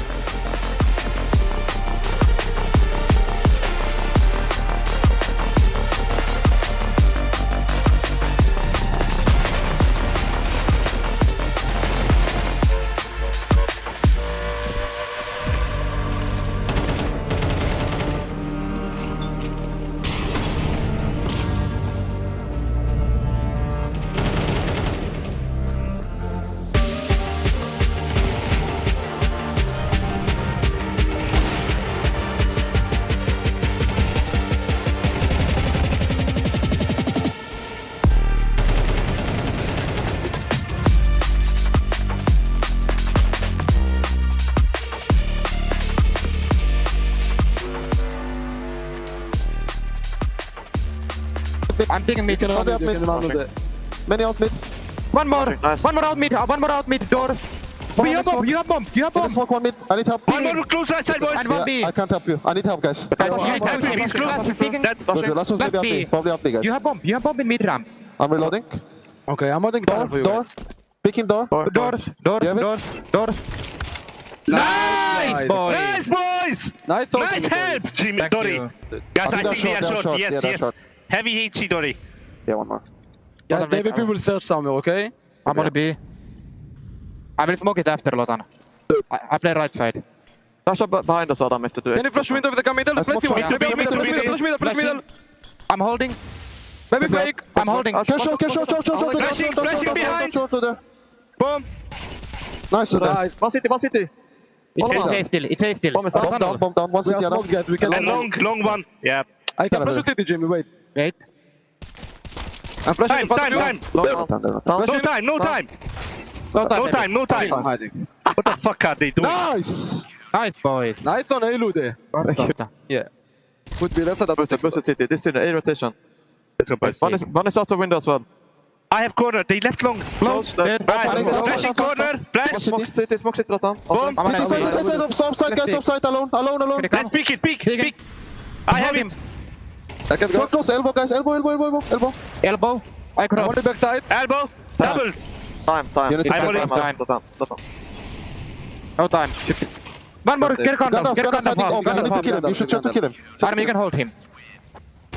Out. He's on the road a year, like on average. Wow. I think it's close to 200 maybe. I think above easily, like 240, 50 easily. Okay. But that's extreme. I mean, that is extreme. If you think about the amount of humans that are spending that much time away from home every year, there's a very small group of people that are doing that. Yeah. Oil rig workers, they go like 6 months on, 6 months off or something. It's crazy, but you have to do it. Yeah. It's part of the job.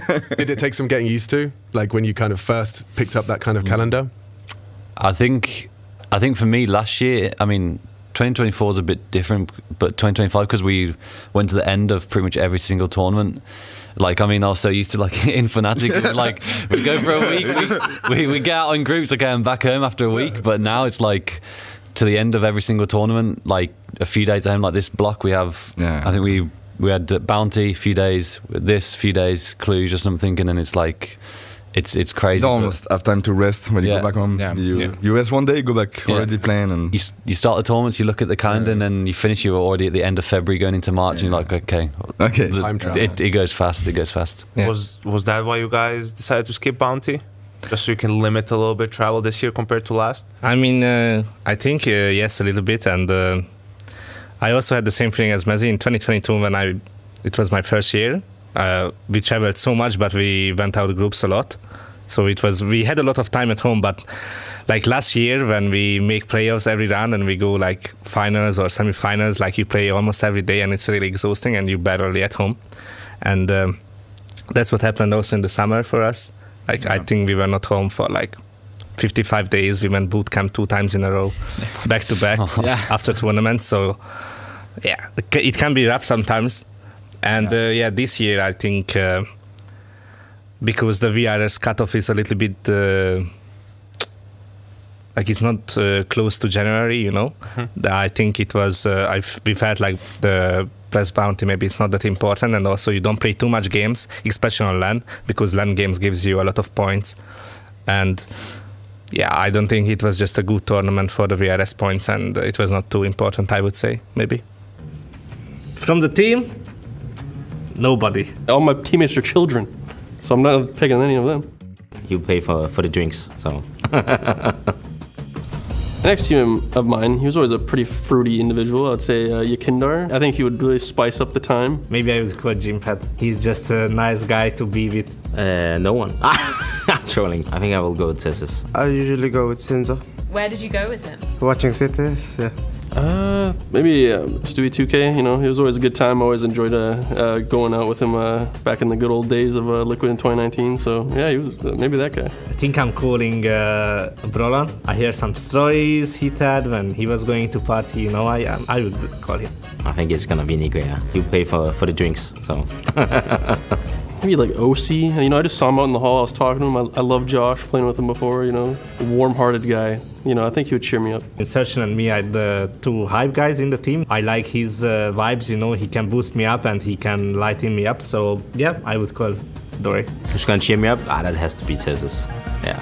A new outfit, probably Twist. He's a very fashionable guy, fashionable individual, so I think I could trust him on that. From the team, nobody. I would call Jimmy. Pick an outfit? That's gonna have to be Nico, 100%. New outfit? Maybe Tecmo. I'll just call Machine. He's not a player, but I mean, seems like he knows what to do there. Oh, maybe Jason Moses O'Toole. He cooks. Maybe Ludwig Brolan can cook me a nice pasta or some Swedish meatballs. I'm gonna have to go with Sonic. He's really good at making food. I think it's just me. Overpass can't cook. I'm calling Rops. Get that car that he has and come help me out real quick. Calling my mom, bring my passport, please, because all my teammates are already on the plane. I think it's Tessus. He would instantly jump out the chair and do his best to. Maybe manager.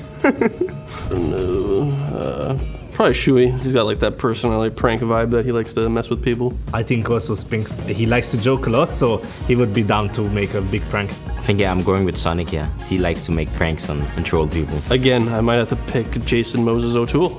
Like all my teammates are children, so I'm not picking any of them. From the team, only Lotan and me has driving license, so I pick Lotan. Me and Danny, we go way back, so if I called him, he knows it's because I need to get picked up.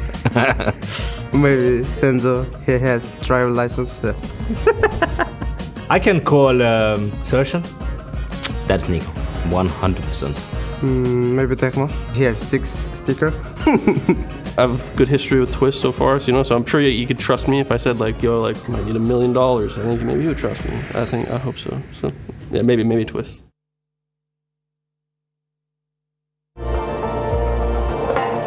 Опа. Ебать. Ой. О, да. И кура. О, да. 0-3 МОУЗ, охуенно. Так хорошо. Это очень жестко. Так было. хорошо с ВХ играть вообще легко очень. Это заграешь. И побежал. easy. I just stay in ladder room and I just look in left side monitor and I saw 4 headshot and easy. It's blast premium, unstoppable player. Да, вообще. Короче, там был момент такой, что Боря говорит, бэдом занял. Мы пошли с ним, убили его, и я Боре отпускаю мышку, даю пятюню, и шифтом иду в яму, и все. А тут просто было понятно, что в Окси пойдет Зиги, и я решил прыгнуть и убить. Ну, мы в счете вели, ну, в принципе, не знаю. Тут я, короче, говорю инфу, что это чисто, а оказалось, что под коврами чел. Ну, легкий клатч, не знаю тоже. Просто решил прыгнуть. Симпл выиграл против тебя так клатч в 21? Я не помню. Ну, вроде знаю. But we lost Pro League. Вот это вообще пиздец. Да. Easy moment, because I have good position, but it's triple kill, it's so hard. Хорош, Диман. Nice one. Mom. Oh, it was my birthday. It was gift from Navi. Nice. Как сказать? Короче, я стрелялся с ними, я думал, это я всех убиваю, короче. He fought, he killed everyone. Да, я убьешь? But the last kill is... Вот, я видел, что это я тебе. I remember it. Про complexity. But Hauser can have mistake, he's picking me, but he's need to not pick, he's just wait for us, but he's die, I don't know why. 2 versus 5, and we know info for the 2 last guy, one full HP and second guy low HP. Don't tell me low, and I don't know. He's going to first guy going first, and he's low HP, and I kill him, and Magus kill last people. Easy. Oh, juicy aim. Yeah, I remember this. There is juicy one tap on Snappy on the side. Oh yeah. Wow. It's easy moment. Chopper tell me info 2 behind, and I know info 1 low HP and 1 full HP. It's not buy, it's force buy, and I have good position for me. Full but buy. It's so lucky. But I hurt him. It's unstoppable clutch. It's semi-final, да? Нет, это 2-1 счет. Это группы? Да. It's groups. Okay. It's inhuman clutch. Lucky. It's super. Lucky.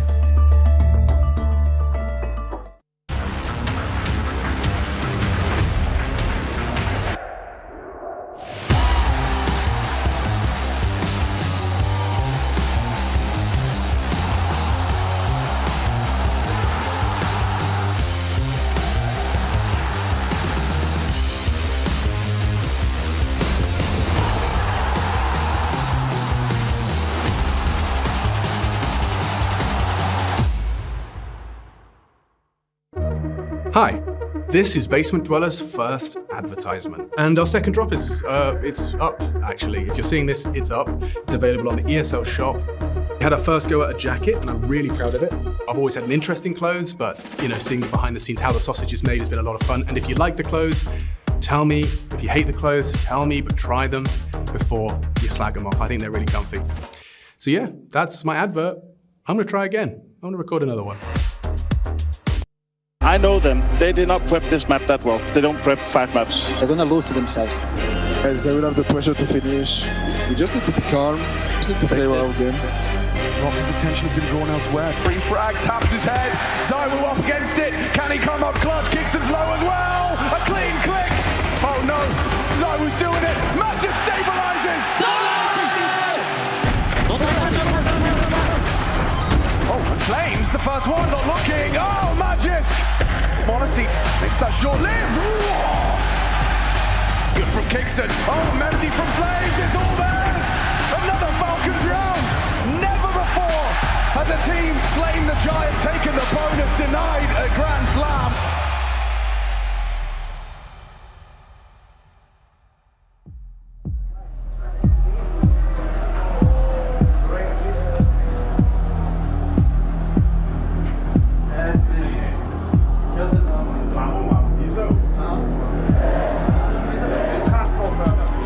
Coming into Melbourne, it was an opportunity that we never thought the start of the season would be given to us. We come into a chance to be able to win the Grand Slam. I think when we won Cologne, it was like, okay, maybe we can win a couple of tournaments and get close to it, but you never think so far down the line, okay, now we bring in ROPS and now is our chance, now is our time to be able to get things rolling, and now we're here at Melbourne given the opportunity to be able to win the gold bar and put ourselves in the history books.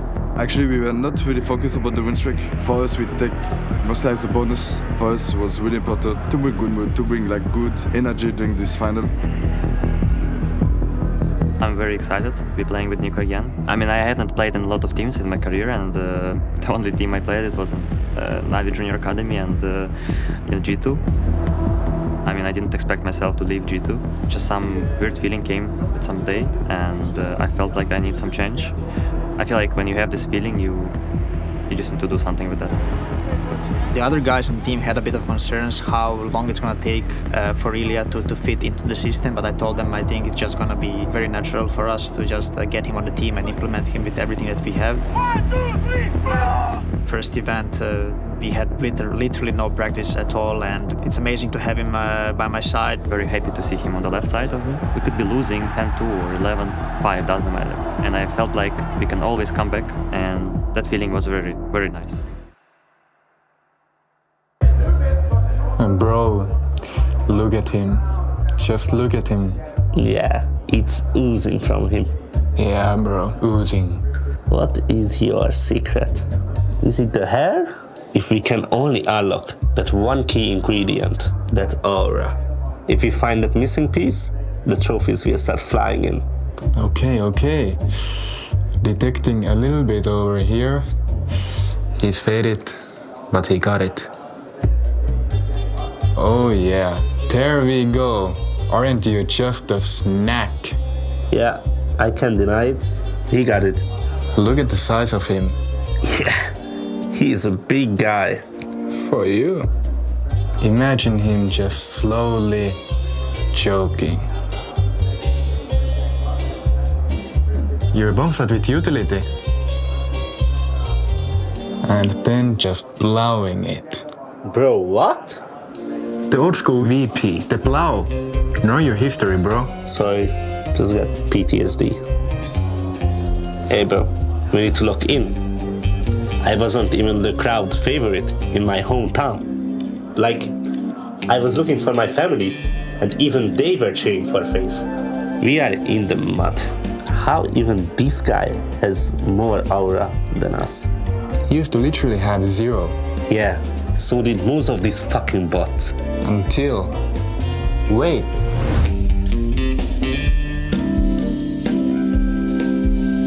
They won an actual fucking tournament.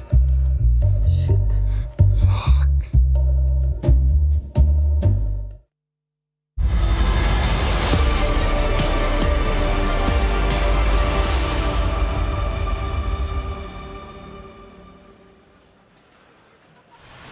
Neither Spirit nor MOUZ will be winning this tournament. Intel Extreme Masters, Krakow 2026. Little warm up before we crown a grand final champion. Vitality and FURIA playing after this one. It looked like Spirit were having a awfully good time after the victory on Dust 2. MOUZ outside in the cold. A wake-up call if they want to push this one to 3. Overpass up next, and that's if they can take us there.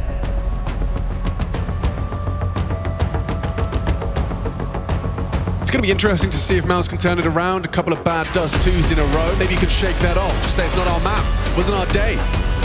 Wasn't our weekend. But Mirage are more comfortable. And that's where they've elected to take it. How loose is that leash? How scrimmy does this get? And can MOUZ dig themselves out of this pit of despair? Put up a fight and secure the 3-map affair. Let's get it going. Map 2, Mirage.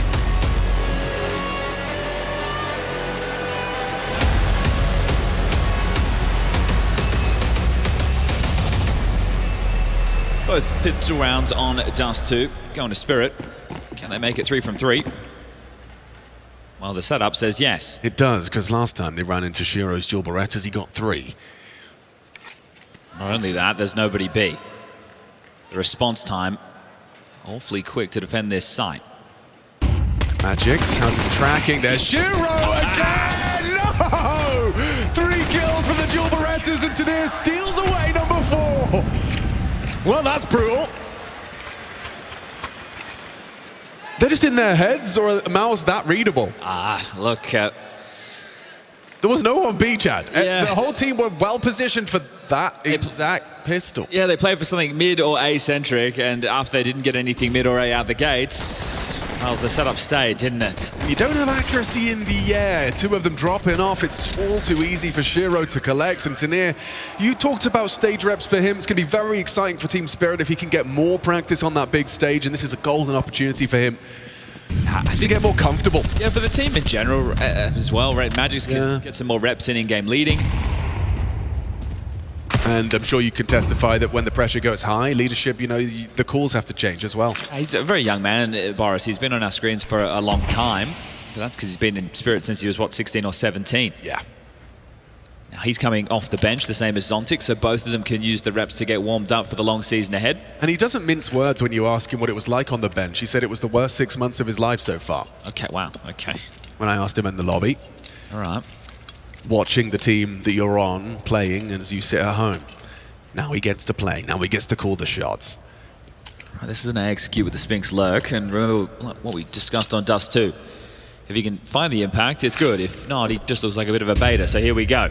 Let's see what you got. Tanir has been, I was going to say flashed off, but nice from Shiro. Gets that first and a second. Okay, this is all too easy. Will it be spotless in 2 straight rounds, or can Sphinx get them something just to whet the appetite? Spirit press tab and realize who it is. I don't want to give anything away for free. If it's one of these SMGs, sure, that'll be okay. Get a bit more cash flowing. The bomb is down. They don't need to do anything too crazy, and there's 20 seconds left. So best... Oh, I love it.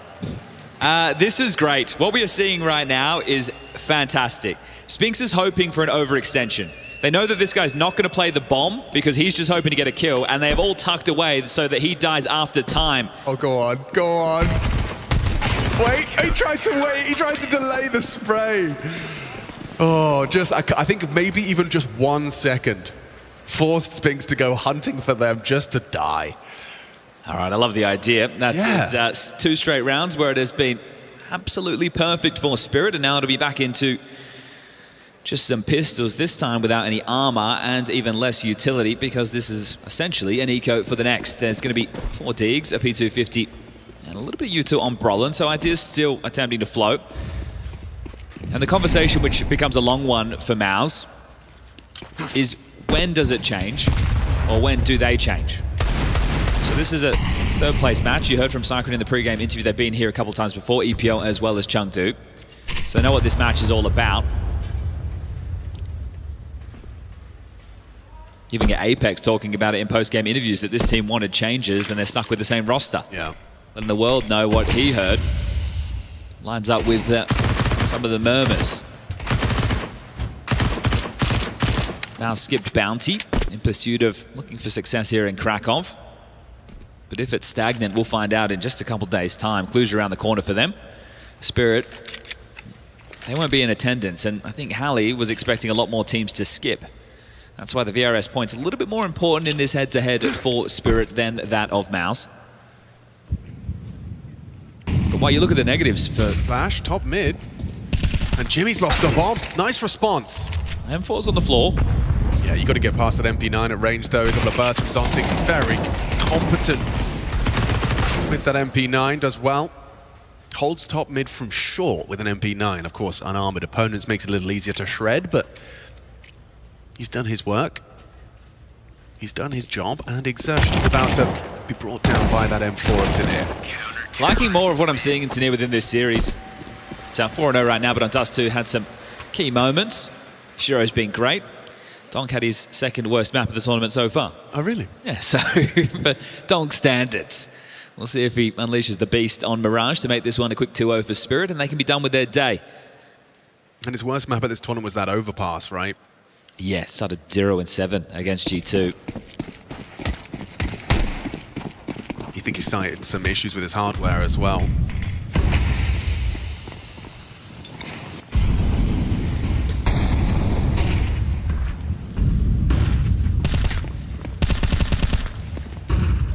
Exertion's been spotted.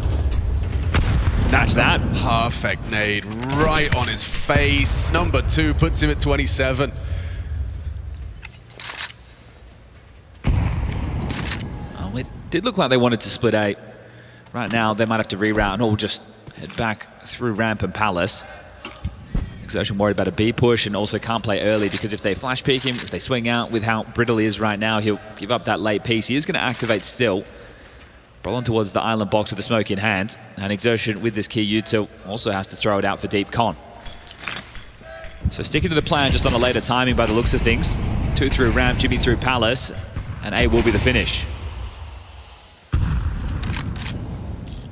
Shiro's been pulled further forward to 10 to con. Donk focused on the potential for that window boost, and Tanir, this forward position, as soon as that smoke fades, he's going to have a fight. They heard that. Heard the impact of the bottle breaking on the Kevlar of Tanir. Finds a safe haven, brings the fight to them, could be good flash, still does adjust for 1. Spinks a necessary trade, picks up the bomb, now spotted on the ramp, a quick adjustment from Shiro. Catches Jimmy, kept level, important double. Brolin and Exertion have broken through the defenses. And with Zontix on the CT side, Magic's disconnected. It looks good for the MOUZ round. Oh, not while he's blind though. He gets one. Where's that bomb? Spink's not planting. Spink's focused on the fight just in time. Just in time. If he finds him on the wall bang, they lose the round. Good God, the USP finds his head through the box. All right, Magic's 1v2. Been relatively quiet in the in-game leader jersey. This be one to make some noise. It would. Tough retake, got the kit, however.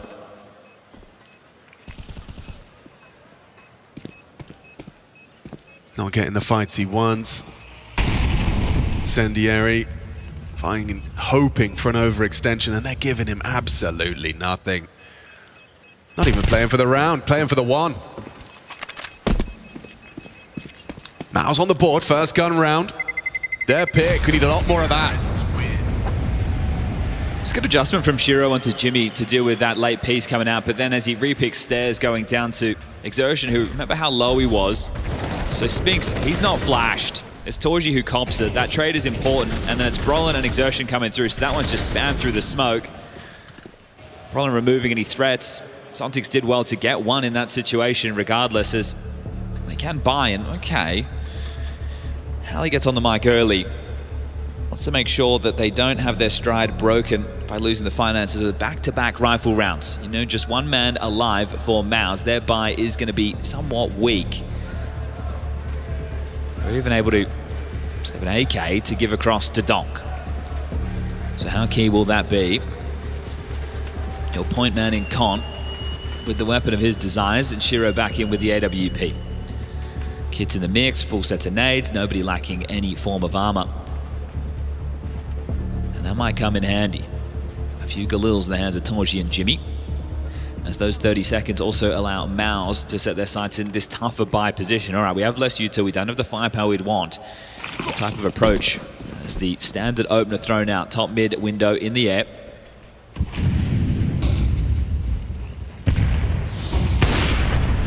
They're swinging, there's pace on this down towards Con. Yeah, this is quick, reminiscent of the Dust 2. Quicker fights on the short side. Donk eats that flash, already concedes some space. Brolin hoping Zontix just peeks on in to his elevated angle. He'll throw a flash first. He does consider it. Brolin dismounted. Oh, he's lucky to be alive. Zontix the same, got sprayed down by Exertion just a 16. Brolin 1 point of health. Jimmy on the back foot, and looks like Tanir was happy to confirm there's actually a second man there. So info flows, mid and ramp spotted. Window boost man towards Shiro to deal with this. He's gonna have to back off the B bomb site. Relatively light on with just the low HP as Zontix. They investigate ramp again, and they'll find it's clear. It's gonna be 3 through Palace.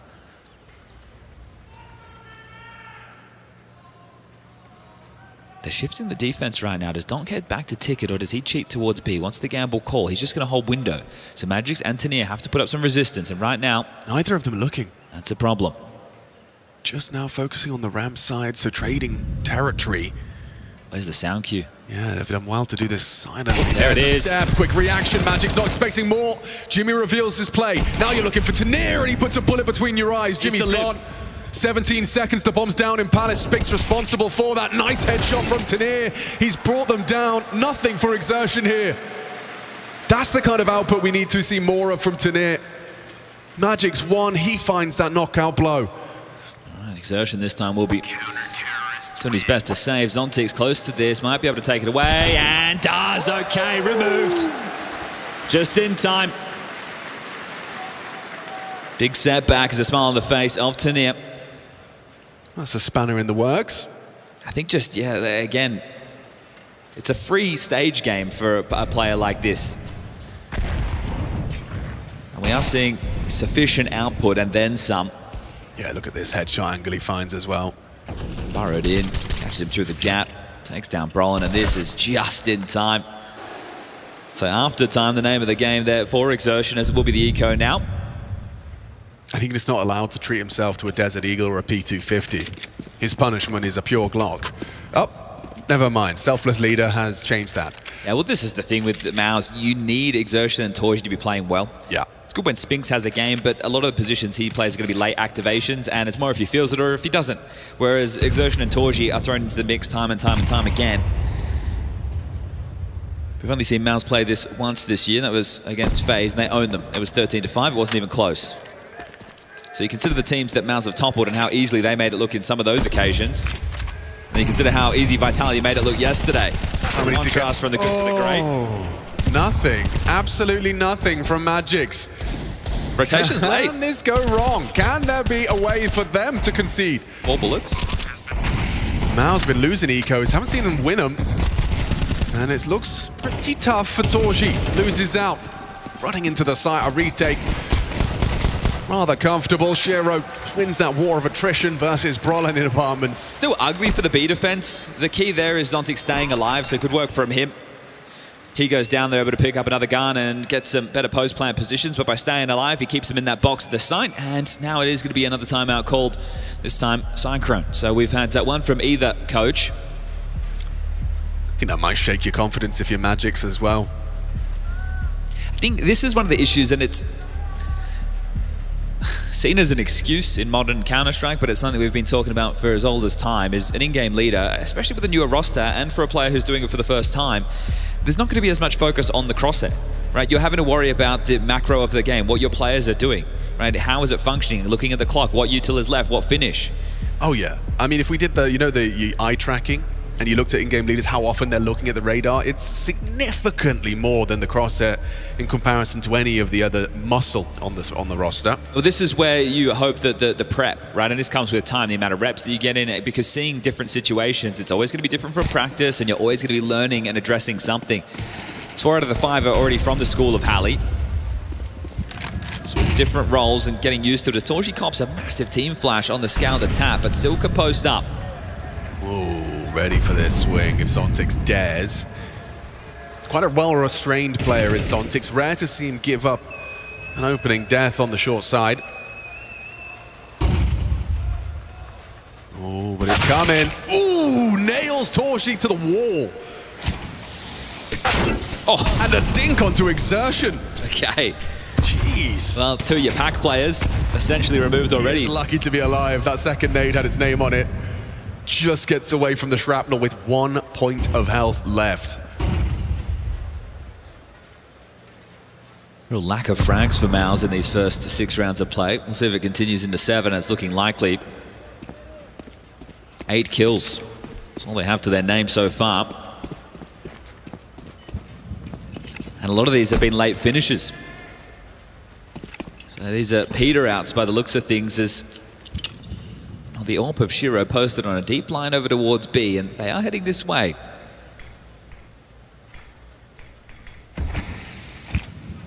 Shiro being in the right place at the right time. It's a recurring theme.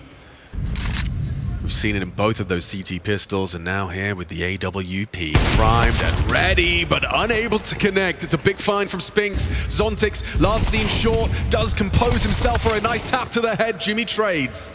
Finds that revenge, quick from Donk on the swing through. It's Brolin with an important one back. Now he's holding for the exit market, waiting is Magic's for Tanir to try and apply some pressure from the short side. Jimmy on site. Harding in their blind spot is Tanir. He's pipped the gap here. Yeah, this is really nice. Will Jimmy work it out in time? Oh, will he catch you looking the wrong way? All onto Jimmy's shoulders now, the 1 versus 2. He's got 1 point of health, and he's gone down. Calm, the Spirit collects 6. Well, they dug themselves out of that there. Some good trade work Shiro did miss, and they're able to get in the site, get the bomb down. But poised 2v2 retake of that side, and very well done from Tanir, continuing to add frags to the tally. 10-1 now is another one. So lost bonuses in play. Bomb does go down. It does facilitate another buy, but there'll be no Toji AWP this time. Do you want to try and mix up the pace? Yeah, good read of the game from Tanir, understanding the likely setup with market already occupied. You're going to have someone trying to tend to that. The other player on site, how active is he? If he's bench, I'll see him. If he's not, I've got 1 for free.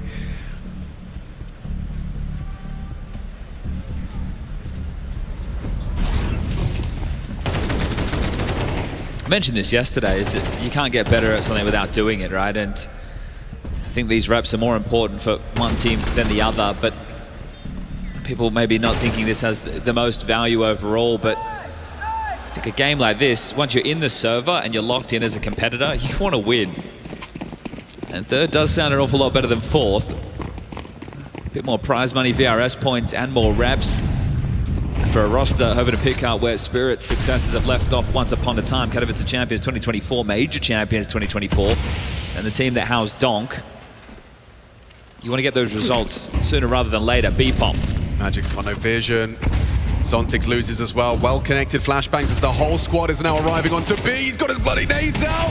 Zontix good for the first. No trade available. Quick one out into the site. Spinks does hit the heads. Hits 2 in quick succession before he's brought down by Zontix. Stunning sequence. 2v2 again. Okay, MOUZ, you've got to win one of these. Donk's ahead of their expectation. He's already out the door. Tanir gonna spam away. Hello. Venture. Oh, it's too easy for Donk. That 1-2 punch. Tanir spams to mask the steps. Donk advances perfectly synchronized with the plant attempt. And the thing is, they knew exactly where Zontix was. They heard him running on the pop. So as they're pushing through apps, they hear his steps. They know that he's totaled in. And the fact he gets so much output here, this is a thing of beauty. This guy brought back to give the team some consistency. Remember, he's been out of the server for some time too. Yeah, really get better with time. Output. And then Donk, he's already out the door, and with that wide open, actually gets to deliver a little bit of output. 8-3, as it is now a 7-1 game. Back down to a partial for MOUZ.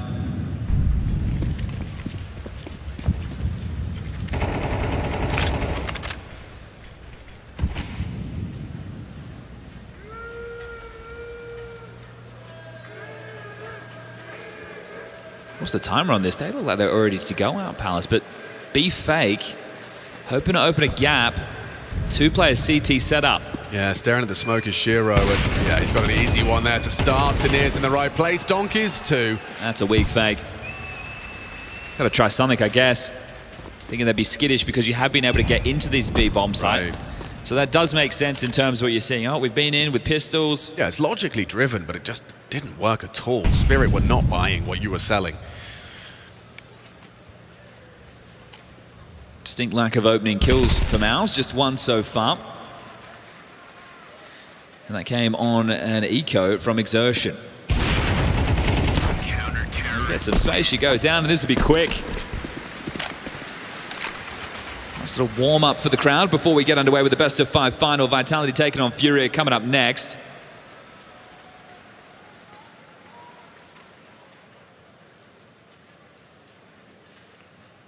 Cheap kidney or expensive tickets?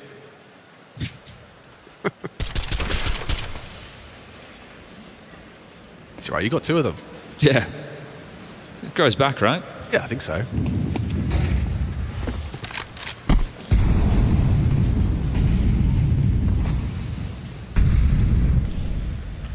Shiro freed up to go wherever he wants.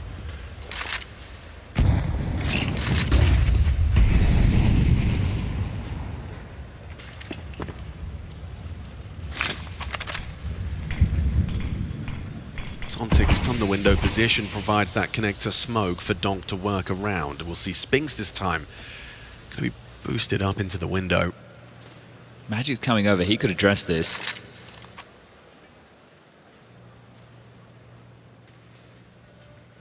Address it he shall. Magic hasn't been involved in too many duels, so this is going to be an opportunity for him that he will not go to waste. Another opener that goes to Team Spirit.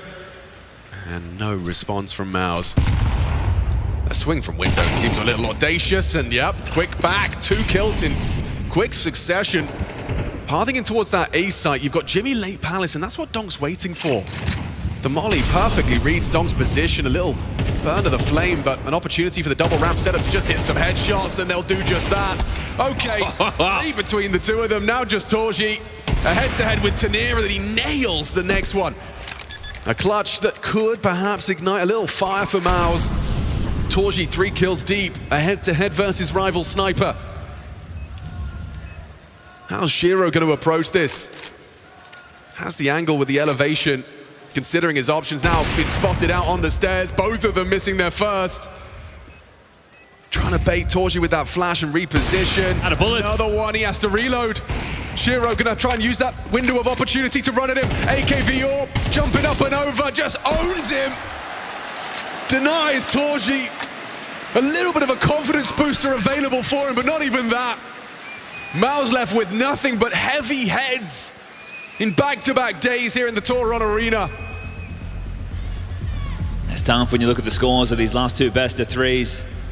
13-6 and 13-7 losses against Vitality. Map number 1, 13-8. And this one running away from them fast. They met resistance in the group stage to Aurora in fine form with Soulflight. Stage asking a bit too much for them, but MOUZ having to go up against Vitality yesterday for the 12th time in 12 months of play. That's a real problem. Yeah, MOUZ are kind of like Counter-Strike's Good Luck Chuck. After you get past them, you're going to find your trophy. Yeah, it is tough to watch.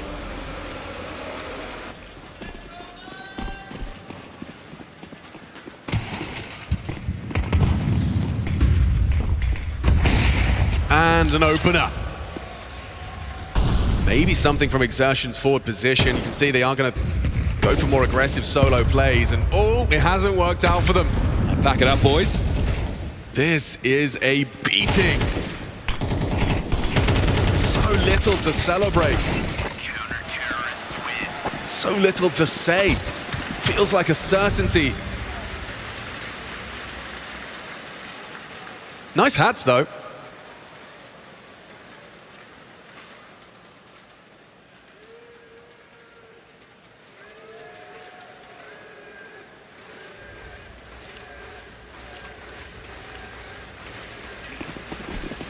Bring back Dennis and Spiddy. They're at the award show. Yeah. Next. Key. Another opener, but some trades. MOUZ players' names, and that awakens the fire within them. Stiko, Chris Shea. I've worked it out. Next, No, Robs. we go back to MOUZ Sports. Aha. It's the name. That's what's cost them. Old logo, old name. New MOUZ. It's my working theory. Could be better than any they're currently running with. Can they settle into this 4v3 advantage? The 2 trades after the Shiro opener, great. Zontix searching, Magic's in support. Below the line of sight right now, Brolin. It's cheeky with this. And he's away. Okay, I mean, it does seem like this could go wrong. Well, Brolin's Are they going to go for a back. double flank? I think only one. Okay, You're not going makes to play sense. both. Makes sense, makes sense.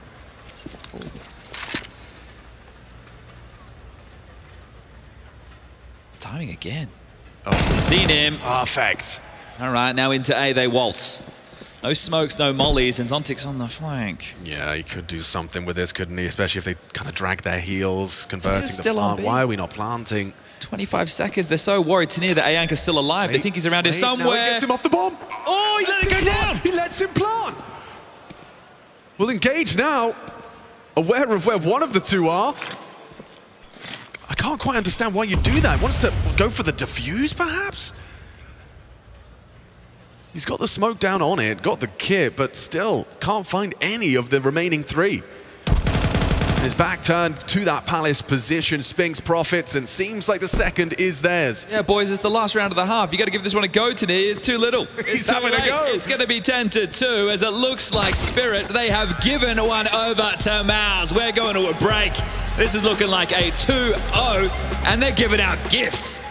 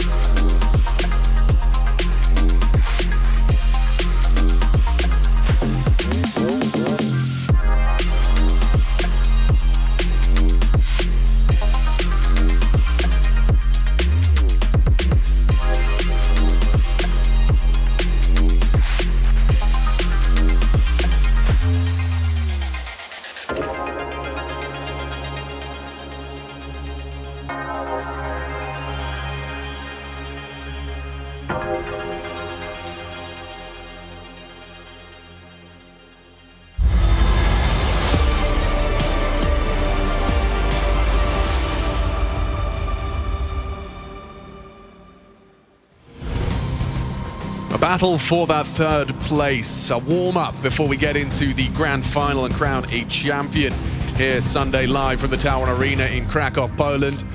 Spirit and MOUZ were unable to put up the performance necessary to be there in that grand final best of 5. So we got a best of 3. We got Dust 2 already under the belt of Spirit. MOUZ's territory, and they've got 2 rounds to show for it.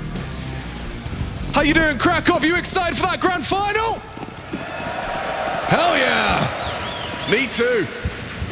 Well, Spirit are making it quick for everybody. We'll get that started right on time. Gonna be 4 from 4 in the pistol department. Now, MOUZ gonna get a pistol here. I can feel it in my waters. Positioned well. Got that third man here. And already you have lost Roland. That's a little bit output from Spinks, but insufficient. Torji, a necessary headshot.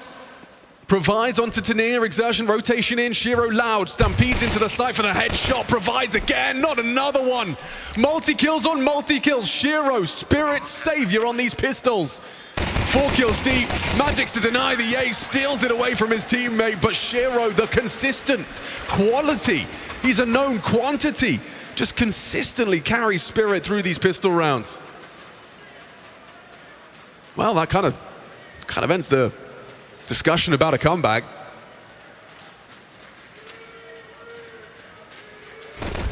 Another round where they don't get an opening kill. Shiro is 6-0 in opening duels. He just finds 3 on the entry. In 13 rounds of play, MOUZ have found 1 opening pick. Oh dear. And the final round of the first half felt like a gift. It did. They'll essentially be force buying out the game. Does Spirit have the killer instinct to close this one, or do they want to play with their food? This will be 5th straight series that Spirit have been able to topple MOUZ. But first with the new roster. Well, it's going to be affirming for Spirit then, isn't it? You've made, quite significant changes. You have to show that you can still beat MOUZ. It's kind of, beating MOUZ demonstrates that you are the cut above. That's a fair assessment. That you're in the conversation to be lifting trophies. You've got to be able to put MOUZ away. And they have with ease. That's another opener, and it's just 3 men staying alive. I want to save for the final round of play. Why not?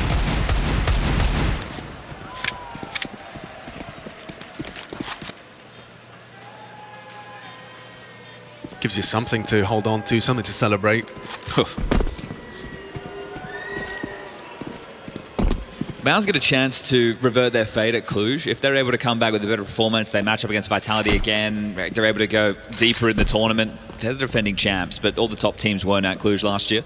Yeah. So if they're able to do that, then they might be able to wipe away this. But otherwise, if they have another poor performance, you wonder how that compounds. It's already eating away at them. And nobody wants another year of the same. And you hate to harp on it, but that's the story. That's the truth. That's the reality that we're living in.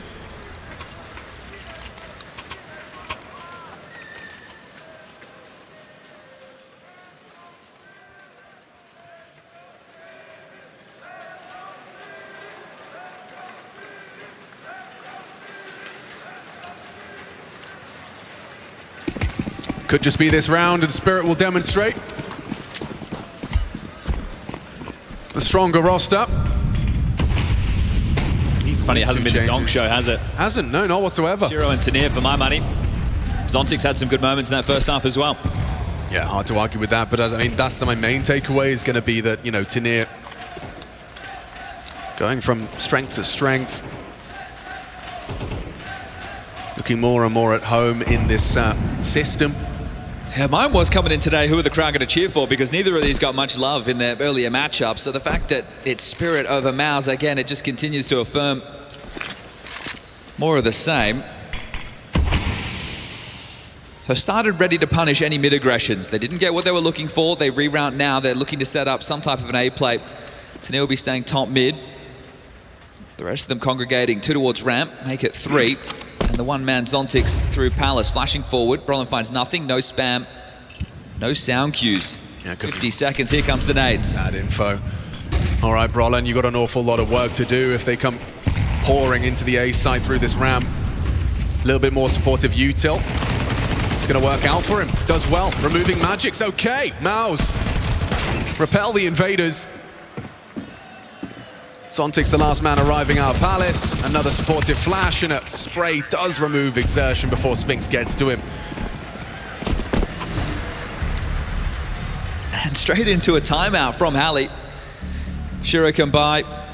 Magic's donk and Zontic's the same. It will be lighter in either weaponry or Yuto, and then Tanir down the bottom of that barrel. So he knows he's still going to be working with something quite threatening. But why extend this longer than you have to?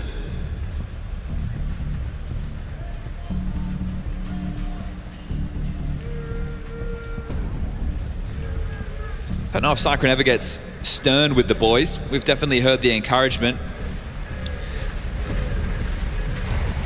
Might be time for the stick as opposed to the carrot.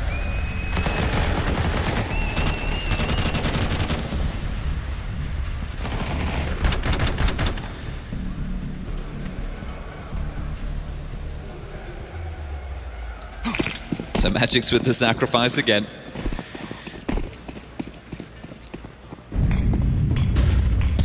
This time they will go for a mid-fight. Exertion out the window.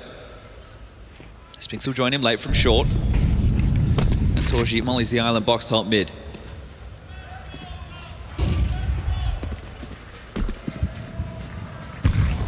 Yeah, clear philosophy here from MOUZ is to take fights, not place. But I mean, you should be. Fear Donk doesn't even need to see you to find an opening kill. Torji brought down to his 15th death. I know that's the third and assisting piece on this A side, the window play, the AWPer. So that's what's going to get their attention. Brolin and Exertion, they partner up to see if they can find a safe haven, some information. Their rotation, not close at all. If Magix goes ramp though, he'll get the info as well. Donk strides into the site, audible.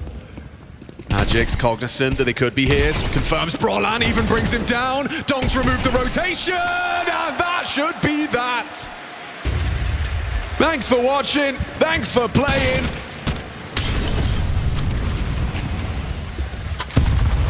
The Jimmy clutch. Up against the numbers, up against the odds. Bomb does get planted and it's closed down comfortable. Not even breaking a sweat for Spirit. That's MOUZ's pick and they've got 3 rounds to show for it. That's 4 straight maps for MOUZ to forget here in IEM at Krakow. New stadium, same problems for Spirit. Small reps and a confidence booster in the early stages of this new complexion. The loss to FURIA yesterday, that one went 3. It had some moments. It's Nuke where they got outclassed, but they'll be taking home the bronze. It's bust for MOUZ, a 4th place. And some heavy heads as they go forward in 2026, and it is only February. You tell yourself, new year, let's change the dialogue. And that first year, and the first tournament rather, just does nothing but affirm your worst fears. For Spirit, on the other hand, this is the team that houses Donk. They will be competition. They will be a problem for some of the bigger names. It's just a matter of when. Always in the conversation because of the Phenom. But they do take care of business.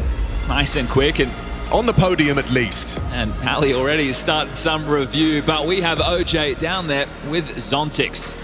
Thank you very much, Chad. Indeed, you did take care of business. We're under no illusions what this was. It wasn't what you came here to Krakow for. How do you approach a match like this? Well, you cannot win the championship anymore, so you're kind of not that interested.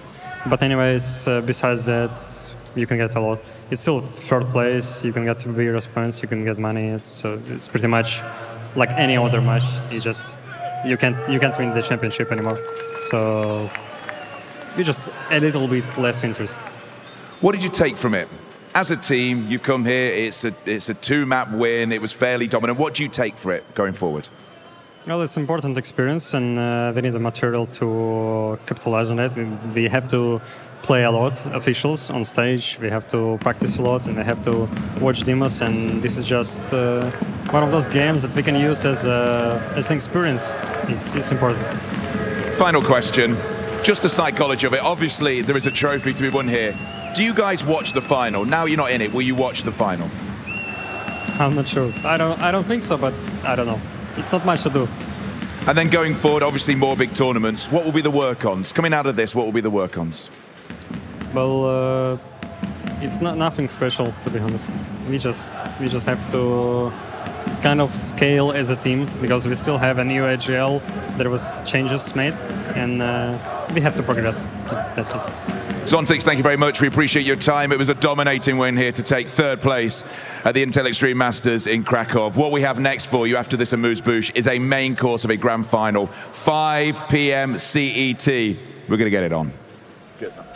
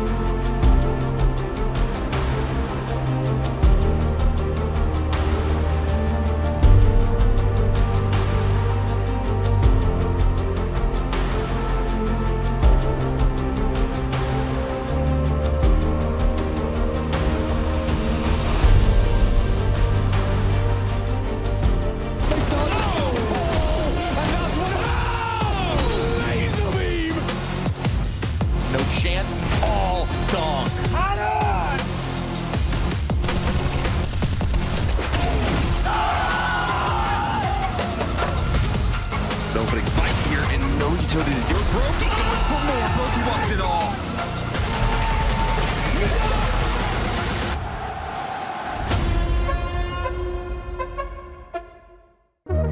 Hi, this is Basement Dweller's first advertisement. And our second drop is, it's up, actually. If you're seeing this, it's up. It's available on the ESL shop. We had our first go at a jacket, and I'm really proud of it. I've always had an interest in clothes, but, you know, seeing behind the scenes how the sausage is made has been a lot of fun. And if you like the clothes, tell me. If you hate the clothes, tell me, but try them before you slag them off. I think they're really comfy. So yeah, that's my advert. I'm gonna try again. I'm gonna record another one. I'm Henry G. Greer, new General Manager for Team Falcons. And today, I'm going to give you a peek behind the curtain as I build a colossus on Kolex's new fantasy mode. We're going to kick things off with a triple pickup. Kisuke, Monesi, Nico, my boys. Welcome to the team. And I'm biased, sue me. So, Daniel is a personal friend of mine. Lovely lad. Seems the site has a technical error. Cut! Right. You've gone over budget. What do you mean, gone over budget? It's fantasy, right? The idea is you build a team within your means. Well, that's not very realistic, is it? Look, it's classic fantasy. You can pick any player within reason, and you can build your roster. The best part, with Kolex, you can win actual prizes. Yeah. That's all great, but one question. This budget thing. If I'm maxed out, how am I going to afford Esotag? What? Can't build a Colossus without Esotag. It's because the way people move in pistol headshot only. Yeah. They're like jumping around, yeah, and they're just doing these stupid jiggle. They go back like the all mates.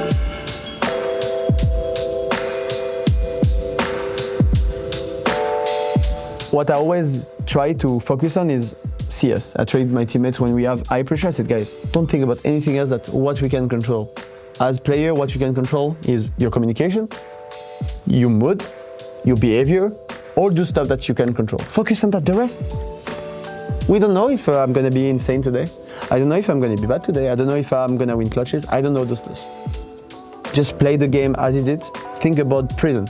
What I have to do? Okay, I have to be good teammate. I have to be kind with the teammate on my left, to be kind with the teammate on my right, to cheer up, to do so stuff. And if you really focus on those, the rest, in a way, for me, disappear. And I'm so focused on CS that I don't have the pressure. So before that period at Inferno, I was really stressed. Whenever I arrived in the game, I said, let's go finish. And I actually played insane on that third map. So it's just like not focusing on like the goals and like, oh, okay, I need to be insane today. No, I don't need to.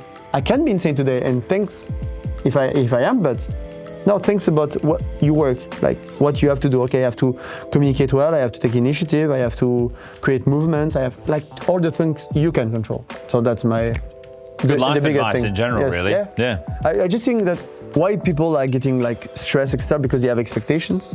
Expectation are a big thing. But if you don't expect to be good today, you just say, okay, I have just to play my game, and let's see what happens.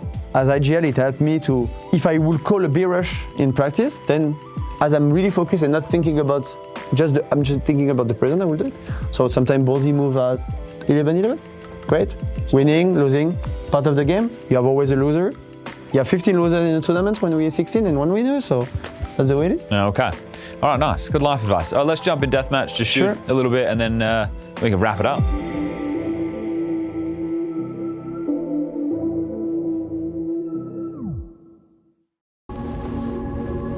Please ensure your phone is muted during the session. Already muted it after a break. Of course. FLORAM policy. This wellness check-in has been scheduled after you declined a department move to finance and fraudulence earlier this year. Distractions acknowledged. Your records do show you've been underperforming in your aura disposal duties. Exceeding the aura cap imposed by FLORAM must be proving stressful for you.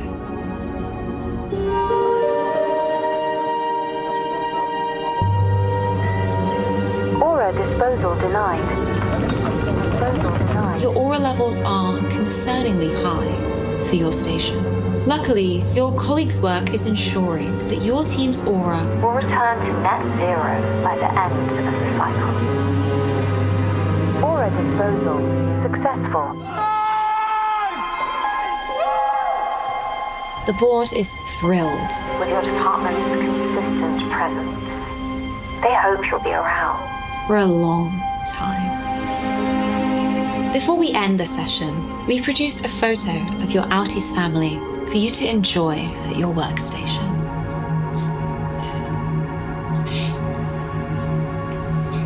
Thank you so much, Jimmy. Oh, and Jimmy, please refrain from locking the break room door whilst inside. It is a communal area. I haven't been logging it.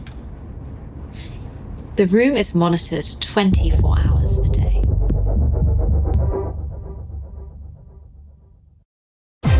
I know them. They did not prep this map that well. They don't prep 5 maps. They're gonna lose to themselves.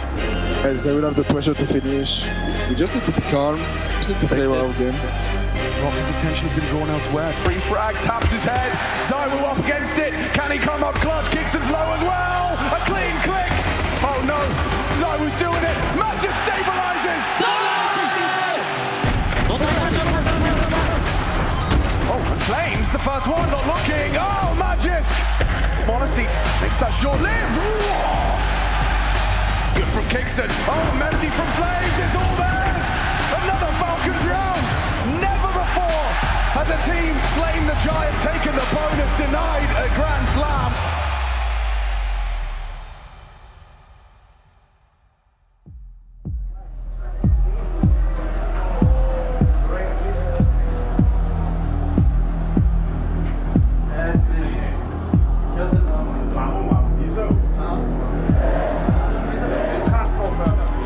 Coming into Melbourne, it was an opportunity that we never thought the start of the season would be given to us. We come into a chance to be able to win the Grand Slam. I think when we won Cologne, it was like, okay, maybe we can win a couple of tournaments and get close to it, but you never think so far down the line, okay, now we bring in ROPS and now is our chance, now is our time to be able to get things rolling, and now we're here at Melbourne given the opportunity to be able to win the gold bar and put ourselves in the history books.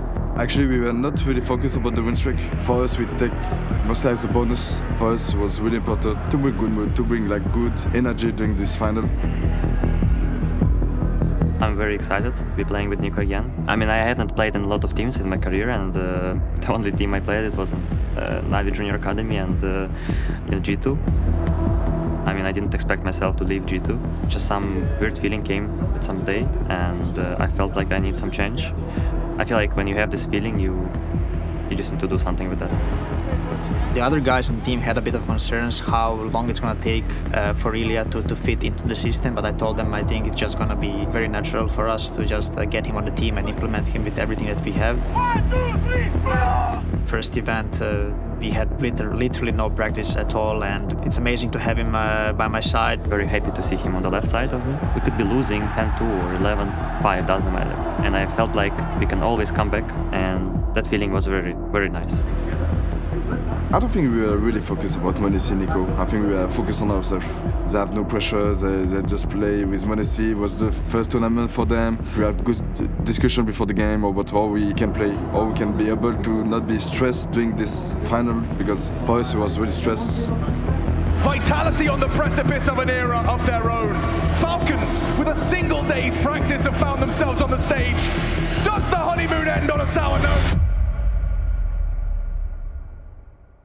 Let's go, guys. We've played this final with balls. You guys are the best in the world right now at your roles, so let's show them. Let's show some beautiful CS. No, you will create, okay, boys? Game time, raise the stakes high, and I'ma make the climate change the straight line.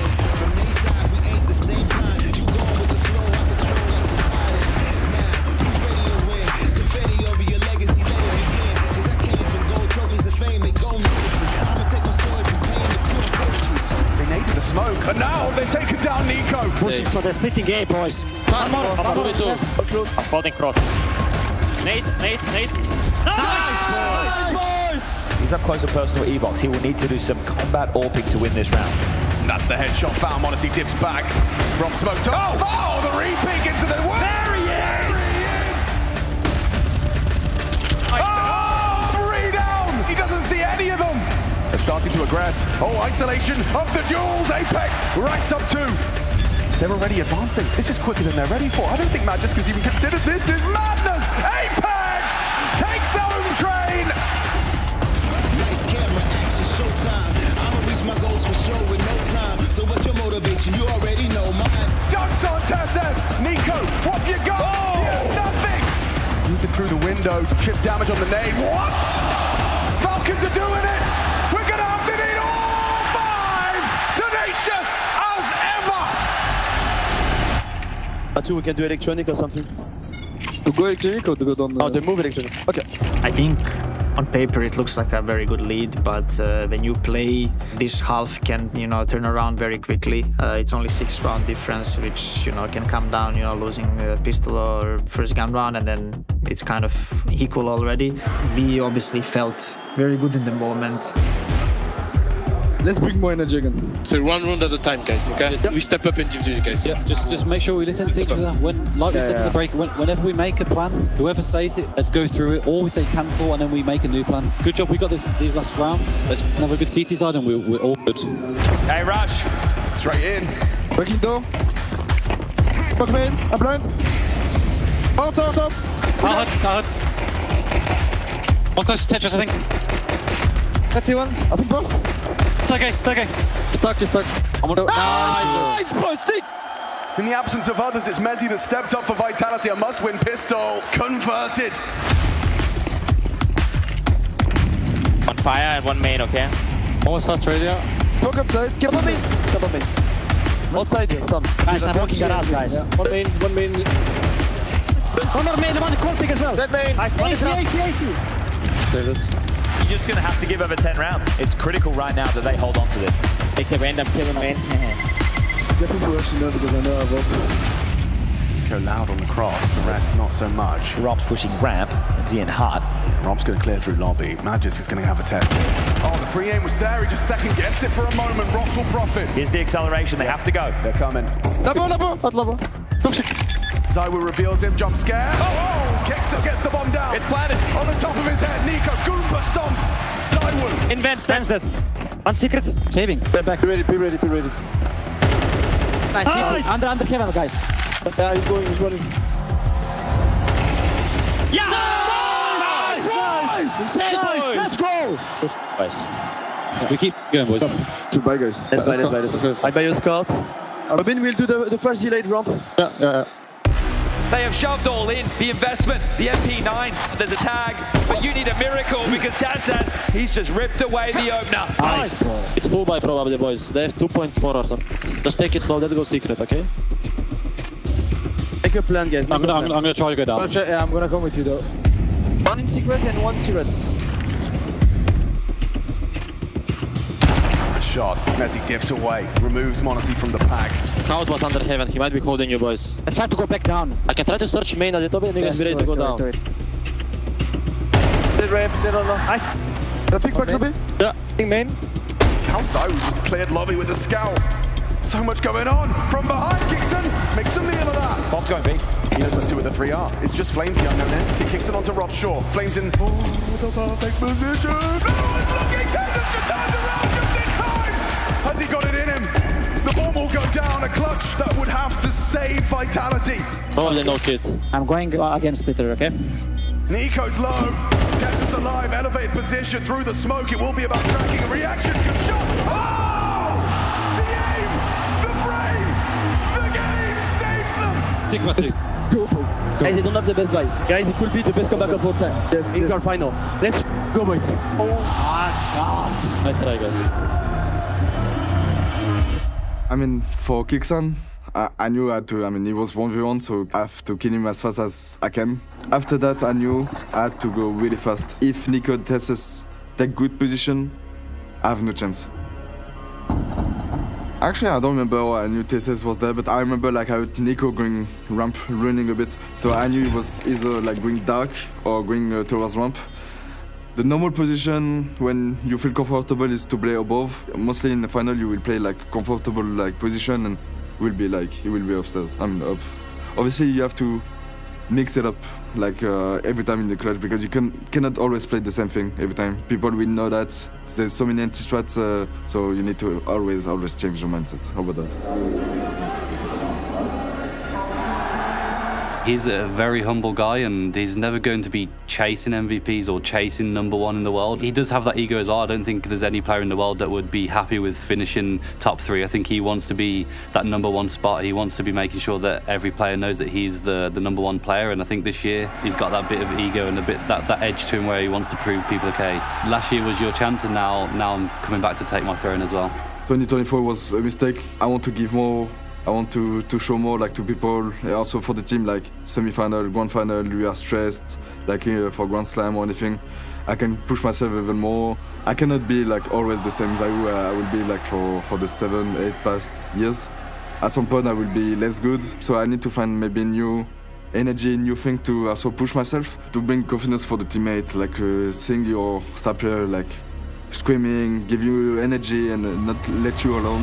It's fine. ZywOo always has a round. This was a ZywOo round, boys. Let's not think about it. Boys, they are still frustrated and they will still probably pressure us. They have pushed the mill late. So let's just, in my opinion, peak main, Ilya, but let's do a slow round, boys. Okay? Now Squeaky looking for a duel. Contact play. One overextension, one misplay. Messi forced away. His position noted. Magic still focused on Maze. Back is turned. There's Tessus. Into the site is ZywOo. Apex flattened. Tessus a double. ZywOo going to be tested in the Molotov. Goes down to Kickson. Oh, he can't get both. Flames his MP9. Chips in. Kickson versus Robs. No idea where Robs is coming from. Knows he's the ramp player. Ramp player. Be anywhere. The bomb is up again. Get on side. 14 seconds kicks in. If you really got the audacity to go drop it. 10, 9. Robs just chase it. Coming down. He can surely deny the plant here. 5, 4. He hears him coming. Hoping Robs overextends. Oh! Kickson comes up clutch. And he just stands up. That moment right there from Kickson. That will deny. Team Vitality are way back in. 1 round away from rewriting history. I'm coming. Nice. Come on, Robin. Oh, think. I'm done. Come think. That's nice. K-Hut. Check dark and like that before we plant. One done, two done. They know where he is. Can they nade him out? They'll try their hardest, but so will Apex. Hits it. Apex 2. Tessus alone. 5-7's going to chomp on him. Oh my god, he gets away with it. The door's being played with. Flames is there. Not like this. No way. He knows the rotation, anticipates Mezzi's coming from the ramp side, pivots up to the top side. It's a race against the clock. Up the ladder loud. Planning for heaven. He's planning for heaven. Mezzi goes quiet, gets the bomb in. Tessa's not looking. Wrong way. 5-7. Nice try. Top split in through main. ZywOo, perfect position for this. Tessa's back is turned. Misses up the first couple. Trade from Nico's not imminent. Hang on. Magic into the top side. Just the one. Mezzi's getting overrun. Never mind. He handles it. Monacy a 1G. Heaven. Wait, IEM. Nice try, boys. Oh, I give 96 to Messi on side. Just calm down, boys. It's all good. ZywOo is playing a lot outside. Like he's the one holding, and Apex is the one rotating. You just go secret to kill him. We can do MOUZ secret. Falcons, another opportunity with the rifles in hand. Apex here undetected. Yeah, this is a valuable early warning system. The canary in the coal mine for Yard. Light smattering of damage from that HE. ZywOo puts a couple of bullets down range. Apex overlooked. Ooh, saves it, but traded. There's another one. It's ZywOo that keeps their head above water. Flamesy, he's the one rotating down towards the B site. He's just going to play the jump spot. I think he's caught. Yep. But he's late to the timing of this. True, he might not be expecting Kixon so close so soon. Rob spotted. Worried about that flank on ramp side as well. Doesn't exist, but he's concerned. 15 seconds, the pressure on these three. How on earth are they supposed to get that bomb down? Not looking good now. Rob 6, but Monacy. Kixon falls, and Vitality sees another 6 series points. Now, just 2 for the Falcons. If we're fast outside, this is English. Could be done. Can be done, okay. I'm done. Almost done. One done for now, one done. One hurt. I'm blocking hurt. One done. Tessus is ahead of this, and oh my god, he's gone down. A catastrophe from Apex, and look at this. Tessus knows what that means. He's already seized so much forward momentum. Robs is gone too. Just the 3 of them. Tessus has ignited Falcons into what could be the last round of this grand final.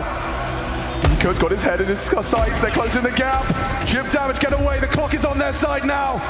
ZywOo clawing back in. Can he get it again? Can he save them again? It's just sidearms for the most of them. Good damage, another falls. Kicks them, what have you got? Nothing enough.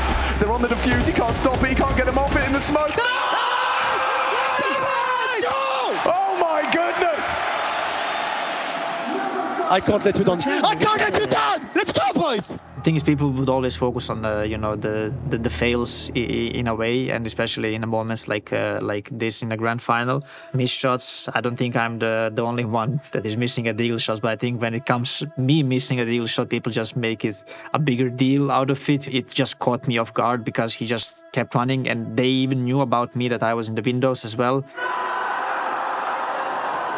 That's what I always said. As long as people talk about you all the time, it means that, you matter to the game, you matter to community. So for me, I kind of got used to it, and it was a frustrating moment for sure. But I still believe that we're gonna win, after that round as well. It's just annoying to lose these kind of rounds in such a crucial moment. It's one of those things that you just try and keep focused on the next round, and there's so many moments where you think it's lost, and then all of a sudden, like say, the clutch happens, or we make a team retake or something. It's really tough mentally to keep concentrated and focused on the next round. That's when mistakes happen, and the messy counter-strike happens, and that's why CS is a beautiful game, because even when Falcons probably should have definitely won this round, it's sometimes luck is on your side, and sometimes things happen and the stars align, and that's what happened here. We feel like we're getting into their heads. We feel like we're getting on top of them, and I think that's the most rewarding thing and the nicest thing about it, because you kind of feel like you're breaking down the opponent as well. No one outside. Could be vent. Touche bien, va main. They flash in a lot. They don't know if we have vents, boys. Nico see him? Did he see him? No one outside, no one outside, no one! Dead outside, no low. Nico down! Are they really doing 6 consecutive to OT? Looking good! Robs on the ramp! Holds on, forced out into the fight. Magic should have him, takes another with him, burns to a crisp, but the damage is done. Robs' impact reverberates on ramp, triple kill. Just Magisk now. Or all of that, 6 opportunities to win 1 round squandered. And survived by Vitality.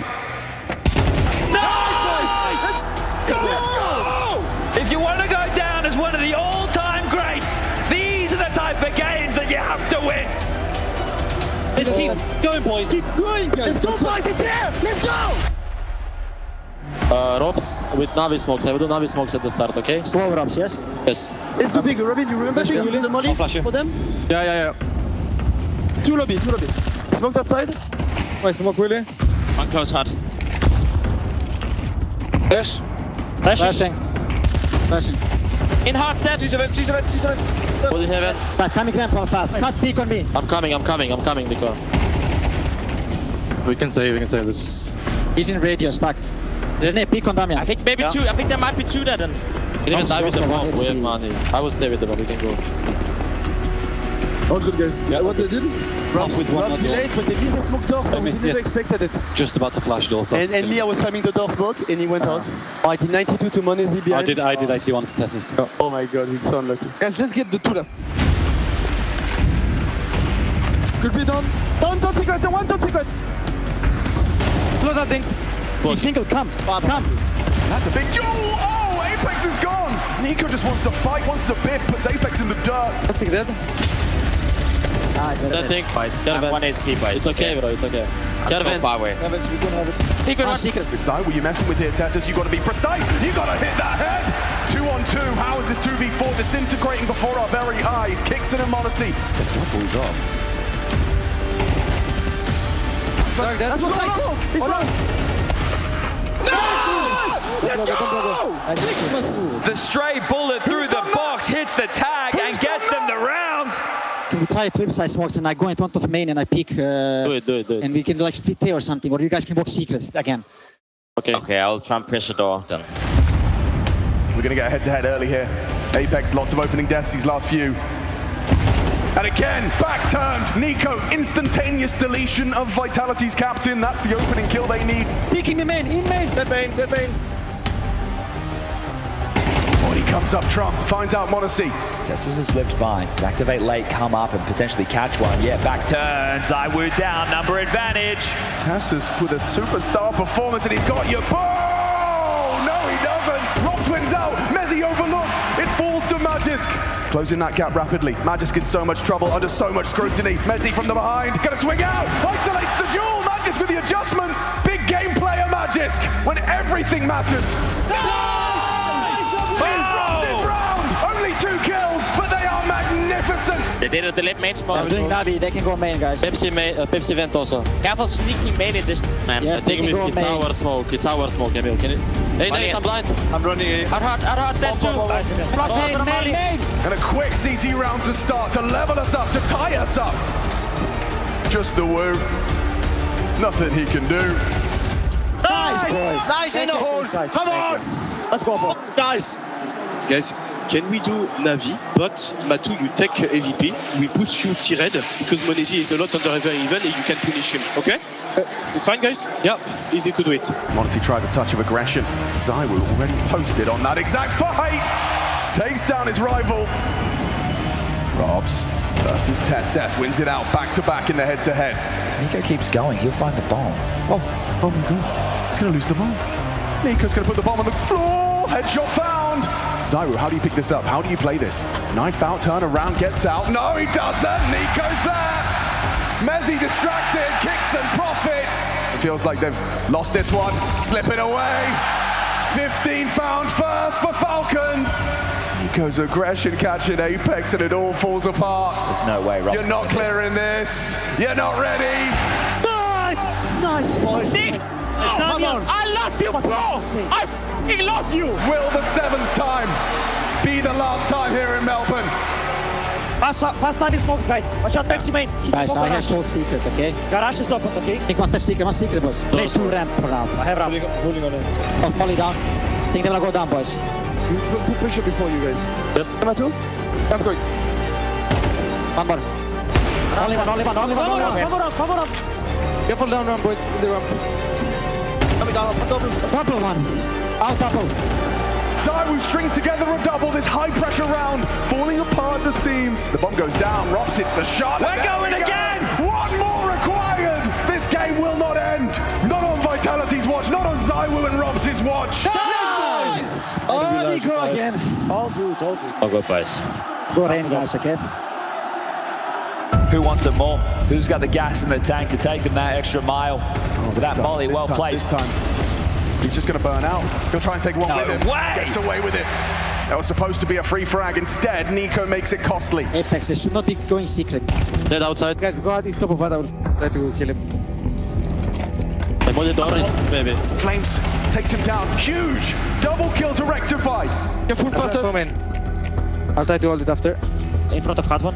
I'll hold hard but up. Think he spots two. Barrel baits. They're going to have to swing eventually. Tessus gets himself out, loses his head. Robs makes him dead. Flames up close on Hut. Holds the angle. Oh, he hits that shot. Crazy. Hey man, I thought you had hard. Let's do the same plan. I'm playing heaven, guys, okay? We did 3 smokes outside. I'm running down this now.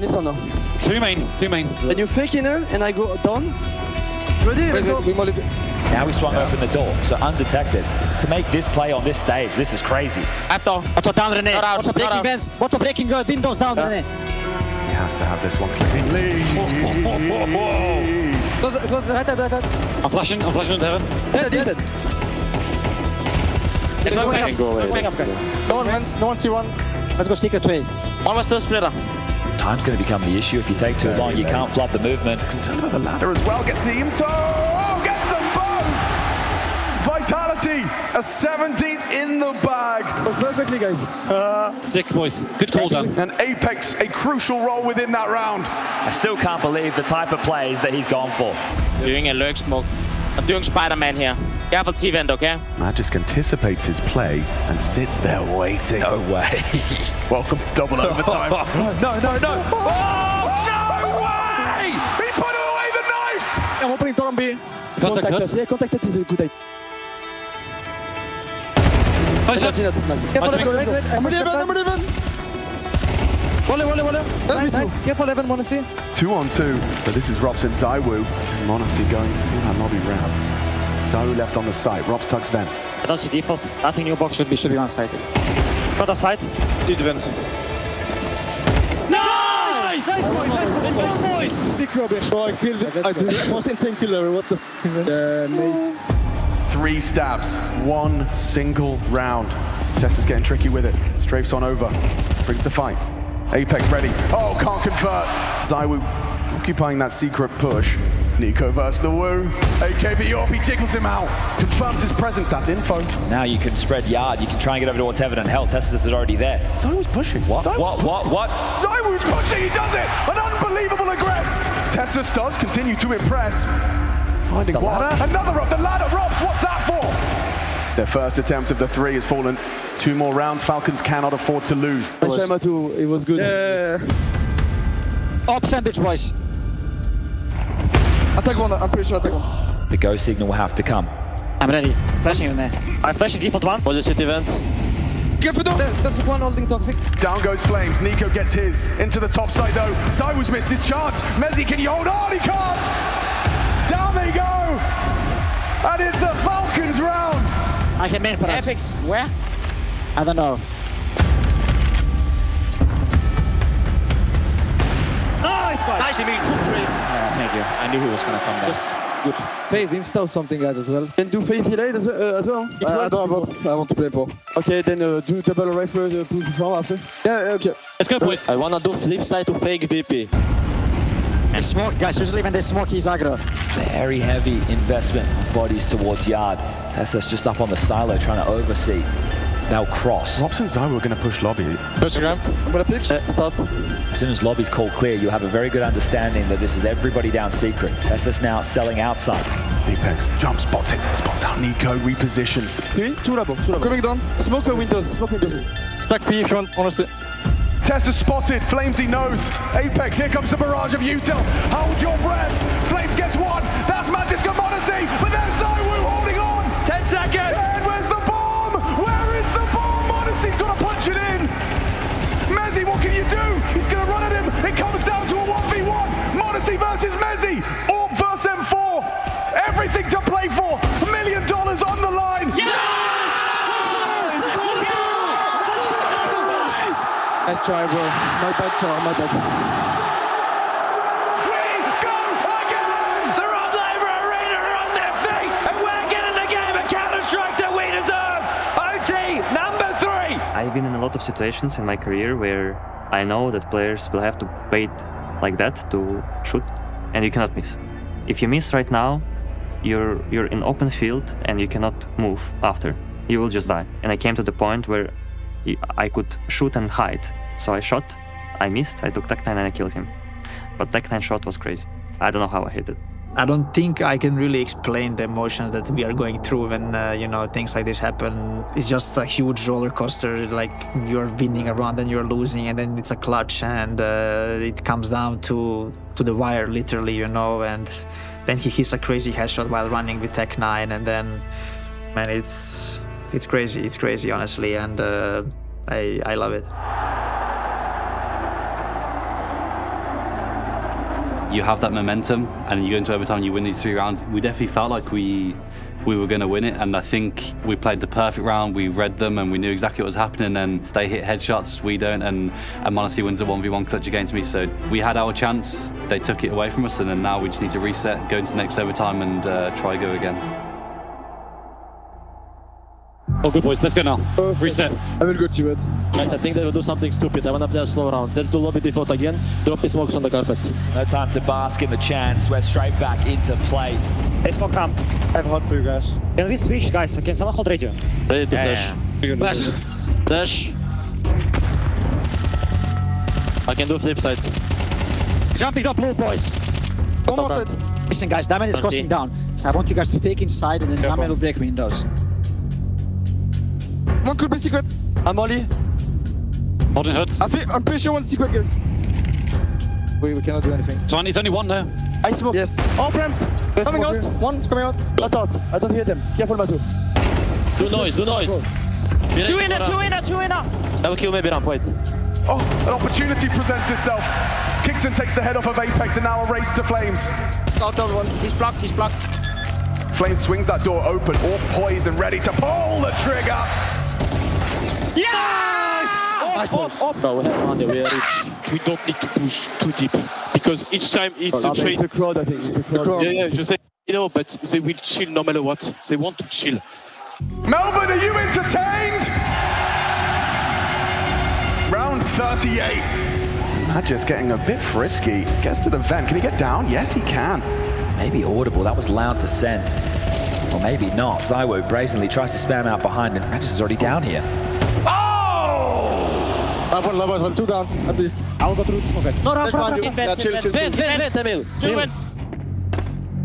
Where are you, Damian? Yeah, 2 on the fight. One more ramp, one right here. Okay, look outside, boys. One more down. No. He was done. One more. 9. Look there. Unhurt. Outdoor, Willie. One was down then. No, I keep down. I'm pushing. I'm thinking outdoor, Willie. One more side. I can't swing outdoor. I'm coming even. I'm outdoor. I'm picking enough. I'm in front of C1. I'm going outdoor. Side. I'm not going outdoor. I'm C1 guy. I'm waiting for my 2. And we will go. Big hat from there. You ready, Matu? Whenever you want. 3, 2, 1, go. Don't see him. Carefully not. I'm holding door. If you come back door. Tina. Headshot found. Beautiful from Tesses. Oh! He's cooking! Always been a marvel to behold the mechanics of Tesses, but now he's putting it on display in a grand final triple OT. Flanges had some shaky moments, and right now a 1v1. A great attempt at a 1v3. Rotation from Flames. He had a near miss in the last 1v3. Smoke for the bomb. Got the kill. That's scary now. That sound cue. Tessus, an audible reload. Flames just trying to fake him out. Tessus doesn't get panicked. But the time. Time. Flames has got to hold it. He just has to spam him. Just has to get him off the bomb. He can't find him. Nice! Tessus is on point, guys. I was holding up again. Nice try. Nice try, man. No perfect run this time. Bit of back and forth, a bit of tip for tap, blow for blow. And he's pissed. Going to lobby right now. On side, boys, okay? Have a lobby push from radio. Guys, I want to split A later, okay? Nico will try to come main with Ilya somehow, and we will go A. Again with the baits. Nico's so good. Out of position. Flames goes down. m0NESY connecting. Rob's just the one. He needs a whole lot more where that came from. Let's go, guys. Thank you. Sorry. Back to the T side for Vitality. Still, no ZywOo AWP. Looks like he's off. Nico stays in main. Apex is going to catch the timing. One main. Go. Pushing. One main. Main. RPK dead. Main. Dead main. I'm main. I plant for heaven. Oh, we molly. It's fine. Push up. Quick reactions. This round's still on. It certainly could be. Needs something out of Kingston just like that. Oh no, nerve-wracking now. Apex, Mezzi. Apex falls it away. Playing the time, pulls out the Molotov to delay. Ahead of the smoke already. They're coming for you. Wait. On me, you pick. One. Nice, Dan! Oh my god. Nice. It's so close, man. Let's do a turn of fire. Let's go. I wanted to say it, yes. Guys, go down. Take your time with the breaking of smokes, okay? And I will go close main probably. Apex ahead of the smoke, looking for a fight, and he's gonna get it. Honestly, so lucky to be alive. I need to go down vents, guys, okay? I can go first, Matu. All good, let me pick. I'm ready. Don't stop. Vents, 3, 2, 1. I don't see, let's go. Vents. Let's go. Two more, they're rushing through smoke. One more. I'm only in Yeah, gonna have to be the save again. We've been here once before. How are you gonna call out the hunt here, Vitality? Nade. 5 HP. It's good. Yeah, dunks on him. You need to stay alive, Magisk, and you won't. They take it all. Nice! I want to play 2 ramp, 3A, okay? I want to sell secret this one. I don't think Can you give me HE, yeah? I can drop you HE. All good, boys. Let's keep it up. Either Vitality pick up the ESL Grand Slam right here and now, or we go into quad overtime. Melbourne, this is ridiculous! Are they really going to try A again? Are they really going to try and test this side again? Looking the wrong way. Oh, Magic's been caught out. Door Robs demands it. A commanding opportunity. There's only one man that can stop them. It's not going to happen. Surely Monacy cannot come up 1v4.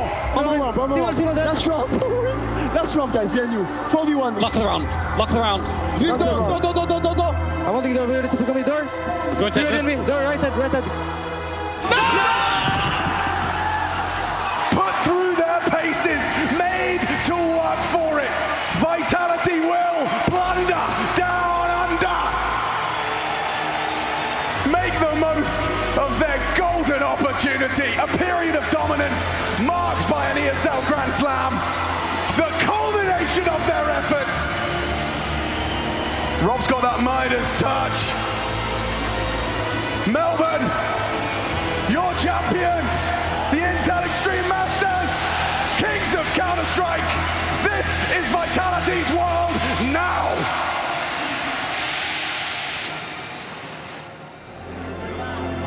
Speechless, having tears of joy.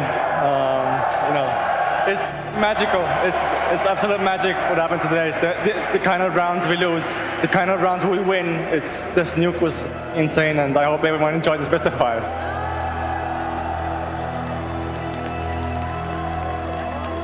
We had 9-3. Yes, we lost the pistol round, and from pistol round it started, but we had a lot of rounds to close the game.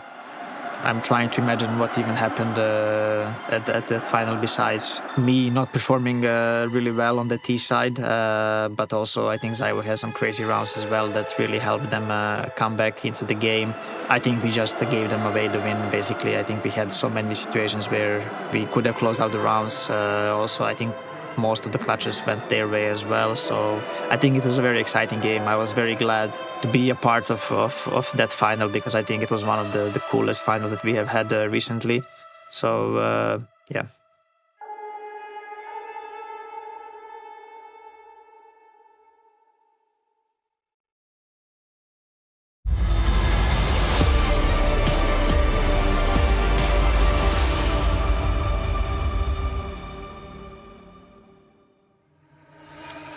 It was 12 months ago that Vitality won the Intel Extreme Masters Winter Championships, giving Apex that one piece of silverware that had eluded him. Winning it back-to-back, well, that is not easy. Twice in history it has been done. Na'Vi in 10-11, and then in 2015-16, it was done by Fnatic.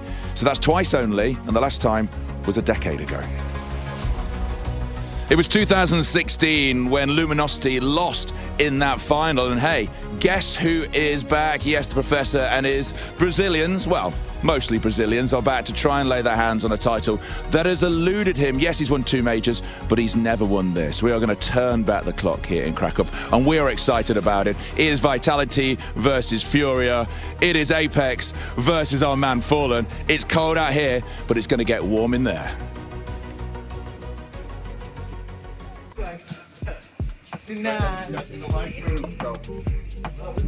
Hello, Robs. Hi. How are you feeling today? Great. How many of these is it that you've done? I guess tons, but specifically, do you remember all the katos and Krakows that you had all that trepidation before going on stage? Katos, of course. They're very specific, you know. There's only a few of them, so of course, I remember all of them, yeah. And tell me a little bit about the Robs that has changed, because you walked this hallway, well, the other hallway technically, with Vitality last year. There was so much promise, there was trepidation about how you were going to do, and then you ended up winning everything the whole year. How different are you stepping into this final? Not much different from last year. I think obviously last year was a bit the first real tournament which we won, and we didn't know what's going to happen. But you know, now we're already in hindsight, and we can say what we did. So it's easier to, of course, approach this one and be more confident.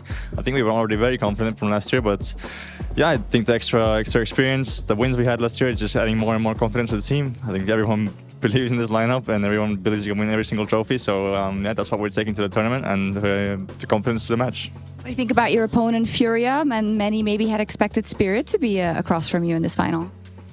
Yeah, I think it was a 50-50 toss-up for sure. For us, it's we want revenge for Chengdu. I think that's the main thing. Nothing else much. They are a good team. They've shown really good form recently, and at the end of 2025. So it's, yeah, just have to, you know, see what went wrong in Chengdu, do some things better, and come in flying, because I think last time we made some mistakes. We were maybe a bit frustrated, and yeah, we just wanna do better on that, and we'll see how it goes. See if the revenge comes true. And finally, I was walking the halls yesterday, and I met these two very, very excited Estonians who said they were here especially for you, and that they've been following you for such a long time. I don't know if they're gonna see this, but do you want to thank them? Yeah, of course. I've heard actually there's many fans from my own country here, so thank you everyone for coming, and you know, I hope to lift the trophy and do it for everyone here, so thank you for coming. Awesome, good luck. Thank you.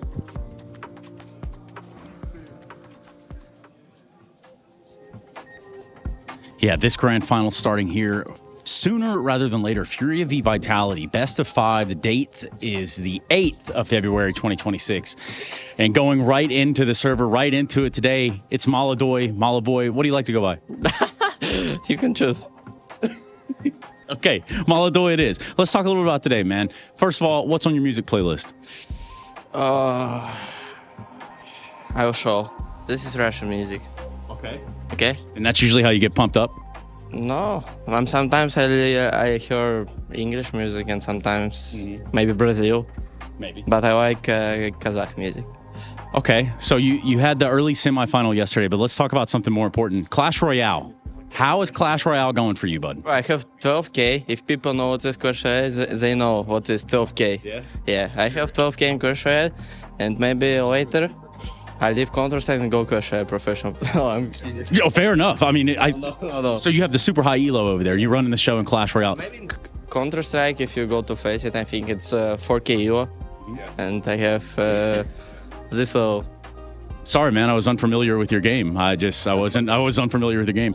Look, you got less than 12 hours until this day is over, and even less time to win that trophy out there.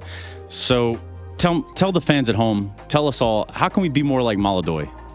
Oh, I don't know, bro. Maybe my first good thing about me, maybe I have a good confidence to play against. That I don't care about against who we play, and I think I give this confidence to my team, and I think this helps a lot. Thank you very much for your time. Good luck. Thank you.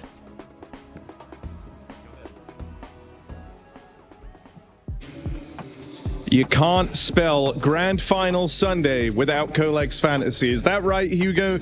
That's a genuine question. Is that right? I don't think it checks out, but we'll try. So, Hugo, we've been building our fantasy teams over the last couple of days here for the playoffs, and we figured now would be a good time to check in with them ahead of the finals. Yep. I brewed Falcons 2. That was their official name. It's a hell of a combination. I had Donk, I had Flames, I had Molidoy, Zaiwu, Mezzi, British Beef to round it off. And we're getting wrecked right now. Unbelievably. How are you the losing? Falcons 2 project is going down. It's not looking good. How are you losing to a team of Donk, Flames, Yikinda, Tania, and MOUZ, I think I need to cut Mezzi and get one more superstar. I think that we're might lagging be behind. I have 125 points right now. How many you got? 142. How is this happening? You have more players. How in the, is this you, happen? you have more players in the final, so I Yes. think you're going to be okay there. I farmed off of the Tania third place decider. At least it's good for something here for Tania. But yeah, I'm still looking for maybe, just maybe, I can clinch through with a win today. And ahead of the finals, Hugo, how you feeling? I'm feeling fantastic, Harry. We got a banger. We got potentially 5 mapper, right? Vitality, defending champs. Furia 3-0'd them last year, but Vitality are looking even better coming into 2026. So full expectation that we get multiple maps, more than 3 at least. Yeah, all right then. So look, if you want to join in, if you want to play fantasy along with us at home, you can head on over to colex.gg. Join in. They've got fantasy, some awesome stuff, giveaways, prizes, you name it, it's all there. And the iconic steps that came with us from Katowice to Krakow in this fantastic event. It has been, and I'm here with JL to talk about the grand final. And first, can I get a temperature check? What do you think of the 2 teams in the grand final, Furia and Vitality? Oh my god, I mean, it's probably the #1 exciting matchup I could have in this tournament. Furia, #2 in the world, Vitality #1, and I feel like the Furia is the opponent to challenge the Vitality in this matchup. I'm also really happy we got this iteration of final, I have to say. What do you think about the fact that Furia, coming out of last year and already had a couple of trophies, said we're still going to change things, we're still going to change up roles, right? I think that's a very brave thing to do, but it seems like it's paying off. Oh yes, of course. I mean, you can only improve by changing stuff. You cannot go on the same path and expect different results. You have to change something up. Yep, and it's impressive that they did. Now for Vitality, they didn't have to change that much. They came in swinging once again. Oh yes, of course. I mean, they are the favorites to win the tournament. They are the favorites to win this matchup, but they've been on the top for so long. My heart just wants to go and cheer for Furia at this time. I get that, right? A bit of cheering for the underdog. Who is then your favorite coming into this one, right? It still has to be Vitality, but are there things in Furia's play, in Furia's development, that you would say actually for a real chance they could be put above Vitality? I agree. Vitality are the clear favorites here, but I mean, what Furia have going for them is they thrive in chaos. They have been very chaotic in these games and also disciplined at the same time. So what makes me feel about Furia is that they want that chaos because they know they thrive in it, and I feel like that's their best chance to beat the Vitality. It seems like it. Vitality, of course, not too shabby when it comes to chaos and 1v3s and clutch situations. Do you feel like they're still starting to play to a higher level than we have seen from them? Is that possible in 2026? Yeah, it is definitely possible because now, previous year, you could look at the names and be like, okay, they have stars, they have Zaiwu, Robs, but now going into 2026, you have FlameZ, one of the best openers of the year. You have Mezzi, the closer of the year. I feel like they have 4 stars and a star in-game leader. For me, it's how do you beat that? Yeah, it's pretty insane. Let me ask you, because you've walked these stairs before, what is it like just before the grand final? Even if you're super prepared, even if you got all your ducks in a row, there has to be some trepidation, right? I mean, your thoughts are going crazy. You have to calm down. You just have to think about the game, and everything begins at the beginning of the day. You cannot waste too much time on making tweets or thinking about storylines. All you have to do is just relax and just focus on the game. That's it. Yeah, and go in with a clear head. Let me ask you then, who's going to prevail and have the clearest head? Who are your kind of DHL Finals MVP frontrunners for this match? Ooh, I mean, obviously, this is Zaiwu is so far ahead, but we got some runner-ups like FlameZ, Robs.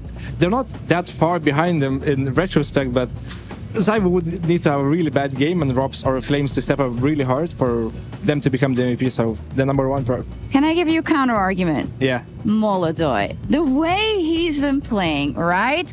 On the stage together, that 1-2 with Fall, and the fact that he's doing better and better on stage, and that a lot of people say that he gives like the old type of Opper style, not the ones who are shackled by CS2 and their constrictions and the way he plays. How much of a difference is he going to have to make?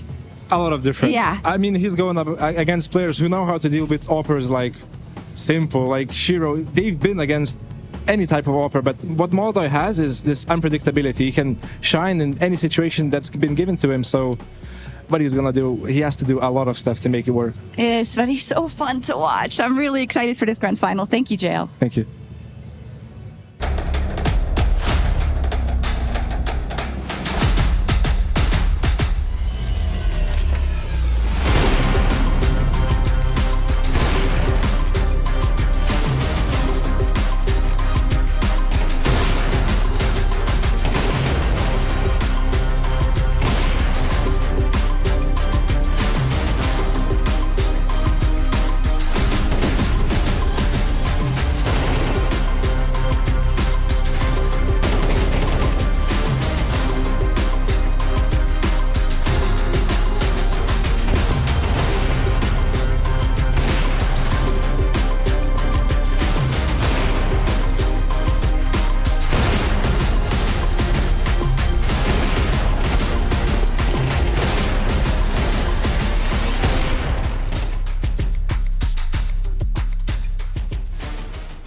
So much excitement going to be going down in our grand final in just under an hour's time. But I'm also very excited to officially announce that CS2 will indeed be part of the Esports Nations Cup. So let's give you a little bit more info on it. Of course, the top 96 CS nations based on VRS and FACEIT performance will have national qualifiers on FACEIT where single nation teams can compete to represent their nation. Those national teams then compete in 10 regional qualifiers, which narrow it down to 24 teams across regions, which will compete at the Esports World Cup, or Esports Nations Cup, sorry.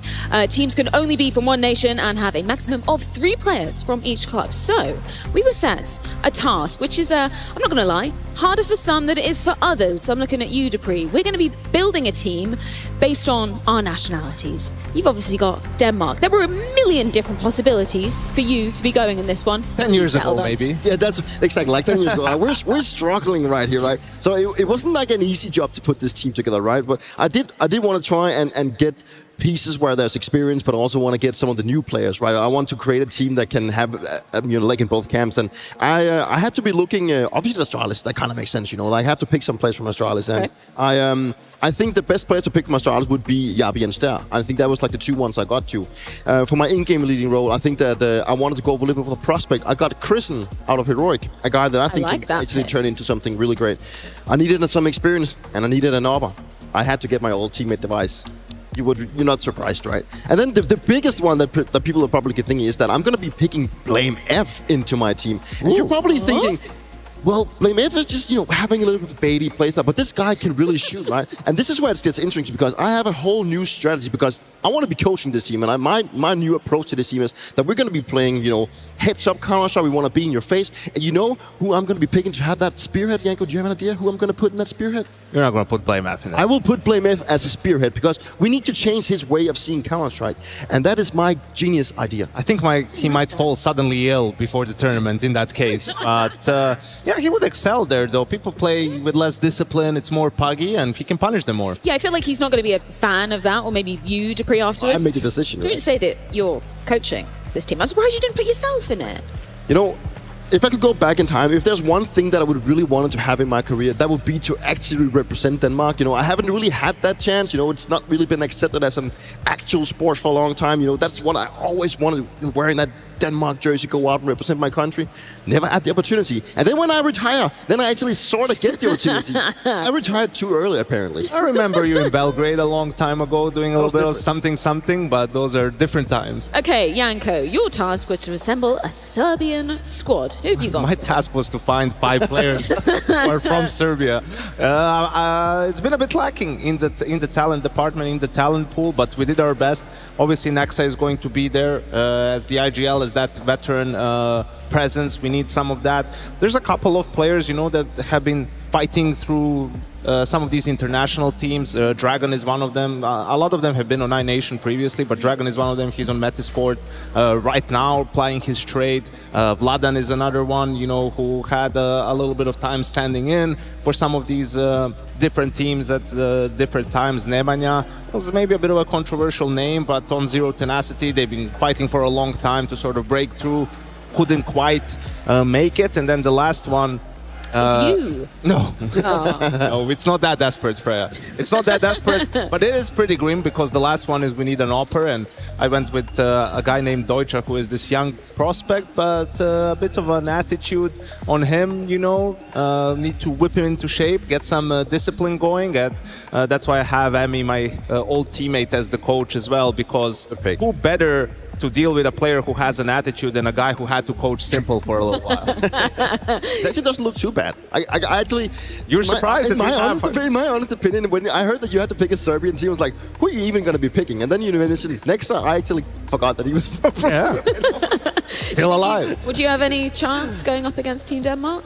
Divi Dupree as a coach and blame F as the entry fragger, everyone has a chance. Okay, maybe I raise you my dream British team. Obviously, we have to go with Messi, making a name for himself in Vitality, probably, if not definitely, the best British player to ever touch Counter-Strike. Then I'm also going with a little man called Cypher. I'm still salty about the whole situation that surrounded his roster removal, so I'm going to give him a second chance in this incredible team, which then descends into Smooya, obviously on the AWP. I want to bring back those Smooya chants. I've also picked Thomas in there as well. Now he's very diverse in his roles. He's kind of done pretty much everything other than AWPing. I know he's kind of been in that in-game leader role, but I've actually decided to roll back the years and get Rattlesnake in-game lead. I think we should bring him out of retirement. That shows how long he hasn't played for. How old is this picture? Like 15 years? I was looking up to this guy back in Source. You know, it's been a long time. I would love to get him out. He was a staple name. I don't know, man. Rattlesnake, if you're out there, please phone in, write in, get in the chat. We'd love to hear from you. And Is Henry G the coach? you know what? That's a perfect idea. I think he'd absolutely love that. One more chance of redemption for Henry G. Yeah, unfortunately, that's all I could really. That's all I could really offer from the British team. But of course, Messi will be gracing the stage in our grand final here in Krakow. So let's hear from Vitality and Apex. Another grand final for Apex and for Vitality. Now, Apex, I heard you talking yesterday at the desk segment about kind of sacrifices that needs to be given by anyone around you, but by yourself to be at a level like this. But when you step into this arena and you see everyone here and you know that you've got the guys next to you, does it make it all worth it? Of course. I mean, it's a chance to be here in the big tournament grand final in such a big crowd like that. For us, it's all about enjoyment first. But of course, at the end, you always want to win. Yeah, absolutely. When you've been on top for such a long time, how do you squeeze out the percentages? What does it come down to? Well, I think that it comes down to like playing the game the way you will play a group stage. Like not thinking about like you can win the world event or whatever. It's all about thinking about the present, what we can do on each map. And I think, yeah, we have the experience now to play in this big final, to big tournament finals. We know how to deal with that, with our behavior, with the pressure, with everything. So it's all about that, and I think we get used to it. In the map pool, of course, there is an improvement, I would say, because it's even wider now. You also played Ancient versus Aurora. Do you feel more comfortable going into a best-of-5 final than you did, let's say, 5 months ago? Yeah, I think so. I think when we played against FURIA in Chengdu, we were probably at the lowest we were in the past year in terms of level overall. I think we're better now. We have a better map pool overall. We try to improve on the map we were the weakest on, and playing good on the map we still play good on. So yeah, I think our map pool is ready. Of course, it's annoying that they remove our best map. They're scared of it. It's normal. Everyone is. So yeah, but it doesn't. It's still good for us. We still have a good map pool overall. So yeah, even though we will not have those two in this one, it's still fine. When it comes to Robs, he had just joined last year. There was all the question marks. How is everything going to happen? Can you paint me a picture of how different he is and how much of a stalwart he has become for your victories? But yeah, I think since he joined, it's 17 events and it's the 12th final. That's a good numbers, right? No, I think, yeah, I mean, Robin is the best at his role for a couple of years now. He has the work ethic. He is a big game player. he has everything needed like to win, to be honest. And it's just a pleasure for me, and it's so easy for me to play with such a player. No, yeah, of course, last year we didn't know how he will implement to this team, and now we see that he's a huge part of our success as well. So yeah, I'm proud to have him, and hopefully for many more like that, because it's pretty good to win. It's a pretty good enjoyment. Final question, up against Fallen. When you look at your trajectories, we've got 17 years for you, 23 for Fallen. I mean, it's kind of crazy. You're probably going into this matchup with respect and reverence, but of course, that doesn't mean that you can't beat him today. Yeah, of course. I mean, Fallen has been there for a bit longer than me. He's a bit older than me, and he was in the professional a bit younger than me as well. But yeah, we've been here for a long time together. We stay at the top the whole time we were players. We dropped down a bit, we came back. He said something yesterday or 2 days ago that CS is his priority for the last more than 20 years. And if you want to stay that long in the game like us, that's the only thing you can do, is having CS as your first priority when you have these young guys just running behind and trying their best to become pros as well. So I think we have the same love for the game, we have the same patience. But yeah, we don't know who's going to win today, but it's a fun final of Grand Prix. It absolutely is. Thank you. Good luck. Thank you. You know him as Yikinder. I'm going to call him Marisk. Or I could just say that FURIA have found their way into a grand final. Big day for you, Yikinder. How did you feel when you woke up this morning? Honestly, a little bit nervous, but every time I feel nervous a little bit, because not every day you get an opportunity to play in such big event, in a grand final, and against such a strong opponent like a Vitality. But that's why we're professional players. We learn to use this nervousness and kind of make it excitement instead. Channeling it in the appropriate way so that you could potentially go on to hoist the trophy. Look, yesterday you got 9 clutches, not you personally, but FURIA, 9 clutches against Spirit as a team. Even after losing that Dust 2, where was your head at in the game going into that third map? Yeah, well, I feel like a lot of the clutches were as well on Nuke, so we didn't necessarily feel that we were winning many clutches. Yeah, there was a 2v5 on Mirage or whatever, but at the same time, Spirit were just bouncing back and bouncing back. It was very hard to play. After Dust 2, honestly, we came to the room. It was dead silent because we lost an important round and we couldn't keep it going. And then we were sitting there and somebody said in the room, they're like, guys, we have a game tomorrow either way, so let's make it to be a grand final and not the third place decider. And everybody just came in individually in the right mindset for Nuke. We didn't expect Nuke for third. We thought it was going to be Overpass, so we weren't 100% ready, but things were flowing, clutches were going, and yeah. So how does it and how did it feel to watch young Malo Boy over there performing the server yesterday, stand up, entice the crowd? How does that make you feel on the inside? I've seen this already. I feel like this is his strong trait, playing in these playoff games, in these important matches. I feel like only the best players in the world have this opportunity to kind of enter the little bit of a flow state, and at the same time just be present, during these tough matches. And Moldo is definitely one of them. He has a bright future ahead of him, and he saved our asses yesterday, I'm not gonna lie. Absolutely nailed that. Hey, last question I've got for you this. Grand final today. Would you say more or less pressure than Budapest and Austin, or where do you place this grand final? The thing is, even though we've played Vitality and we beat them 2 times, they beat us 1 time, so it's kind of we had 3 games.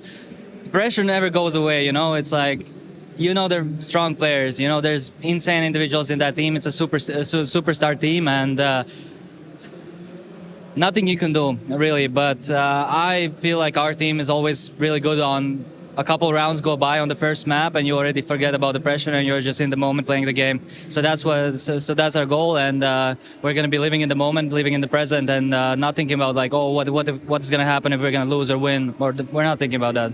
Yikinder, last thing. Well, I promise you it's the last thing. Whole crowd, whole stadium out there. You want to address them? You want to say something to them? Thank you, everybody, for insane support. Honestly, I said this in interviews after the game against Spirit. This crowd was something else, emotional and very good. Super thankful. Be loud today, and I don't really mind if you support Vitality or us, but be loud, be here, be present, and thank you, everybody, for watching. Thank you very much, Yikinder. Good luck. Thank you.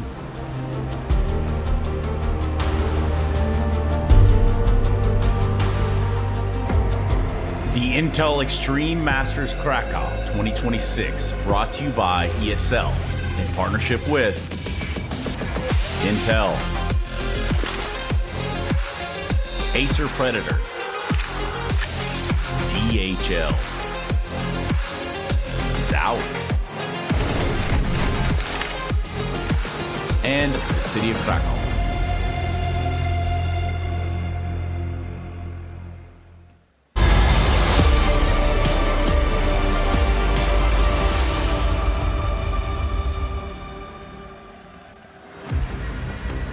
It has all been leading up to this Championship Sunday at the Intel Extreme Masters live from the Tauron Arena. This may be a new era for us in Krakow, but Vitality eager to prove that we are still in theirs. MOUZ swept off the stage in a blink of an eye, with Vitality's now locked on the prospects of back-to-back trophies. One that FURIA have never managed to lay their hands on. In Fallen's 20-year playing career, this is the one that got away. And 2026 presents the golden opportunity to strike. One best of five is all that separates both our teams from glory as we welcome you to the grand finals of the Intel Extreme Masters Krakow 2026. It is my absolute pleasure to be on the desk alongside famed names in Dupree and YNK. There's just nothing like waking up and knowing it's Championship Sunday today.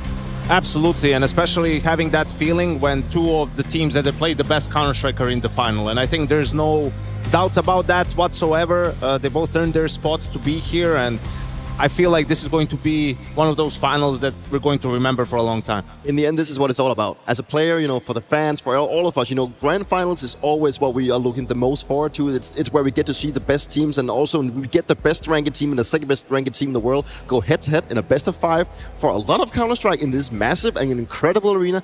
There's nothing more to like. Let's start by talking about Vitality then, because I think it's only right to reflect back on 2025 and look at where that incredible legacy was started. It was over just in a town just a couple miles away called Katowice, and that's where they managed to start what was a catalyst for, I guess, really a year like none other, Janko. Absolutely, and you were thinking at the time, maybe just the honeymoon period, things clicked. Well, it was more a foreshadowing of what's to come, and it was just an incredible performance from Vitality. You know, Robs showing instantly, proving his worth in that grand final on the first map, and I think just the way they managed to take down Spirit in a 3-0 fashion really paved the way for what ended up being an incredible year. Also, to remember that Spirit was actually, they were the defending champion at that time, and this has been a personal one for Apex for a long time. Back in my time in the Vitality, he was always going to this Katowice event and he was thinking, oh, this is going to be the one that we're actually going to change it around.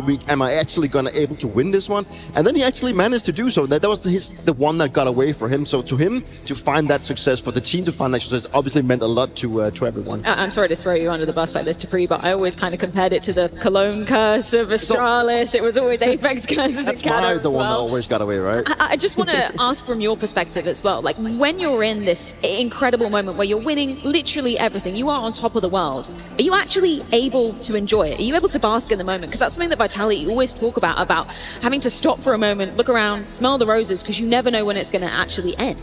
No, exactly, and I think that's the scary part, right? You kind of live in this fantasy world where you're just going to tournament after tournament, you're winning and you're hoisting trophy, and it kind of becomes your daily life. It becomes natural, and you still get excited, right? But when you've hoisted a trophy and you go back and you're just like, hey, this is just like another title on the run. Let's be honest, that's the feeling that we had in Astralis. But obviously for Vitality, there's more to this year now. They want to replicate what they did last year. They want to assure that this wasn't just like a fluke year. We can continue being dominant, and it's also something that we are just so impressed to be watching right now, that a team can actually be dominant in a time where it wasn't actually meant to be possible. And it's truly incredible. But for Vitality, coming here without making it sound wrong, it's just another day at the office. Apex is really key to that, right? And you know why, Freya? Because of this guy. He's suffered like many of us through the prime Astralis era, where there was just nothing you could do. Like time and time again, you feel like, well, if you run into Astralis, it's pretty much over, right? So for him to now be the Astralis and be that dominant team and have the perfect team, everything to fall into line, like he cherishes it, he treasures it. He's waited his whole career for a team like this. And now that he has it, he's gonna make everyone pay. He's gonna make everyone else suffer and everyone else go through what he had to go through in Astralis' prime. As long as he doesn't win the major, I'm fine. Let me keep that personal achievement, please, Dan. Just move away for a little bit. You can win everything else but that one. Incoming Dupree coming out of retirement after Cologne. Either way, we need to look at Fallen as well, because it's only right that, you know, Counter-Strike's oldest event has one of the players with the most longevity in his playing career, still around to this very day, 20 years later. But this one, Janko, has been the trophy that has always evaded him in his career. Yeah, absolutely. And it was at this tournament, you know, 10 years ago where they were really putting themselves on the map. This was the last tournament before MLG Columbus, where they ended up lifting their first major trophy. So it was just before, you know, unlike FURIA now, they've actually peaked at the right time in 2016. Here, maybe they peaked a little bit early last year, couldn't lift that Budapest major trophy. But yeah, that's kind of crazy to think of.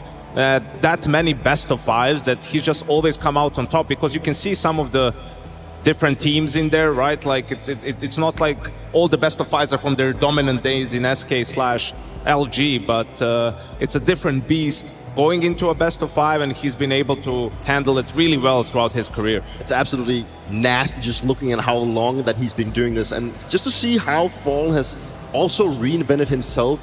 I don't think anyone actually knows how difficult that is, to just take a step back and then leave up the op, but become such a, I mean, I wouldn't say like a crazy rifler, but at least picking up where, you know, playing the way he's doing as of right now is just incredible to see. And with the longevity that he's been having, and Fallen in my books is my top 3 of the most respected players that I can ever go up against. The way that he's always been, you know, standing up the Brazilian scene for the South American scene, but also the way that they have always managed to, in their SK days, reinvent Counter-Strike back then, you know, coming in and then now again finding another level, being able to take a team like FURIA to where they are today. That's absolutely incredible. And I'm really happy he, like Apex, has a great team now.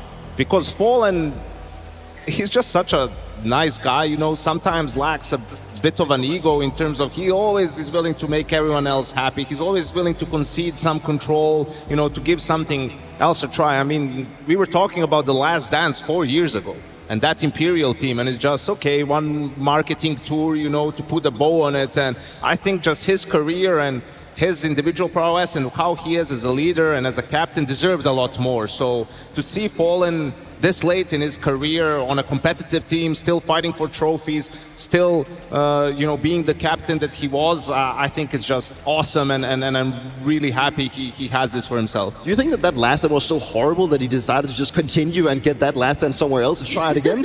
I think it was a pretty good samba, right? I think this was a Hail Mary with Yekinder and Molodoy. This was like, all right, this is the last thing we're trying, and then I'll maybe step aside, get someone else to take over the role, and then it worked so well. And you know how it is when you're on the #1 team or you're fighting for trophies, you're not retiring when you're on a contender team, right? So we'll see for how long this keeps on going. Let's just check in with something else that is on the line here in Krakow as well. Of course, the ESL Grand Slam. We've been keeping hot up to date with this because there is a lot on the line, particularly when we're looking at Vitality and FURIA needing to get one of these championship events. Dupree, I just wanted to pick your brain for a moment because we were talking about it in the green room, the introduction of the Grand Slam back in your day. What was your actual reaction when you heard of this concept coming out? It's like picture perfect in my brain, because when I was introduced to this format, thinking that you need to be dominant for such a short, and you need to win 4 tournaments in such a short span of time, I was like, that's not going to be possible. No one's going to be able to do that. And now we have multiple teams doing it. Now we even have a guy like Rob that's about to do it for the 3rd time, which in all honesty is just absolutely incredible. It's another, like, maybe it's like a little bit of a lower within winning the major, but once you've won multiple majors, that is maybe your next thing, that you want to be going up with the names of the teams that already been winning the Grand Slam, right? So it's like a very huge achievement for you as a player. Not as big as the major, but just below it. Well, you mentioned Rob, so talked about the prospect of this rematch, because in tail end of 2025, it was FURIA to be plaguing Vitality, not so much at the major, but when we look back at IEM Chengdu, this was, of course, a best of 5. You might have been deceived if you just looked at the 3-0 scoreline, thinking it was a walk in the park. It wasn't. A very competitive game ensued in Chengdu, right? Yeah, and this was the game that had me lose confidence in Vitality as the favorite for the major. Ooh. Because of the veto somewhat, because they let Ancient through, and also because of FURIA seemingly being very comfortable against them in the game, right? I mean, it was a 3-0, but it was a very competitive grand final, despite it being a 3-0, and it just felt like that psychological advantage that Vitality had against a lot of other teams, like, it went missing after this game versus FURIA. I really feel like Vitality is toying with the idea of attempting to play all 7 maps. It's something that we've done in the past as well, and it's something that's always extremely incredibly hard to actually do, because you have such short limited time, specifically when you're making so many deep runs at tournaments and you're winning for trophies. You have to go back to the practice room, and then you have to leave something behind. All the maps you're feeling confident about, you will leave that around. Then you focus on this new map. And I think for Vitality, it's been more of a way of seeing, okay, we know that the top 5 teams are really good on Ancient. Those teams, we're not going to be punished. We're not going to be able to play with them. But once we go to the teams below that, that's where we can maybe leave Ancient sometimes. Let's put a pin in the Ancient Anubis discussion just for the moment. Dive into some of those moments from Chengdu. Janko, you picked out something from map number 2, which was Inferno. What do we see? Yeah, because this felt also that there was an advantage for Vitality. This was their pick. And when you're Team B in a best of 5, this might be the only pick you get. So you better make it a good one. And FURIA had a tremendous T side. So I'm going to go into a couple of rounds from that T side to showcase you guys what I feel like the game plan was and where they felt the weakness was for Vitality. So some early banana utility, just simulating that they want to fight for banana. You're going to see Vitality use utility of their own to check top banana. They're going to get information that, all right, no one is there. Apex is running back. They're going to be set up in a 4A defense towards the A bomb site. FURIA going to retake mid, and I think here, FURIA, you can see there's no one really towards that banana area, and FURIA are, very much aware that they don't have banana control, and I think they know there's going to be 4 players waiting for them, but just in the way how they clear these positions, how they're methodical in gaining space, it's still going to make this defense crumble. Also, Yakindar already, you can see him deep short, they're unaware of him. Robs overextends, I has no idea Yakindar is here, and this round completely falls apart, right? With this A pressure, without having banana control. So let's go to the final round of this game. Again, it's going to be fast A pressure. This time, K-Serato extinguishes the molly, and they're pressuring long a lot. They did this throughout this game. They throw the B-split smoke, which teams don't do as often these days. Molotov pushes Ivo away, and now we're going to have Yakindar and K-Serato try to take space towards CT spawn. They find Mezi. Great job of spacing here to get the trade on Apex. And what's also important is they know they killed 1B, 1A player. Flames is obviously alive. Look at Molodoi. He has an op. He's walk pushing the smoke. That's how confident he is that Flamesy is going to move, despite him killing them from sandbags a couple of rounds previously. And this is just the confidence that they have. We're talking about going up against Vitality in a grand final.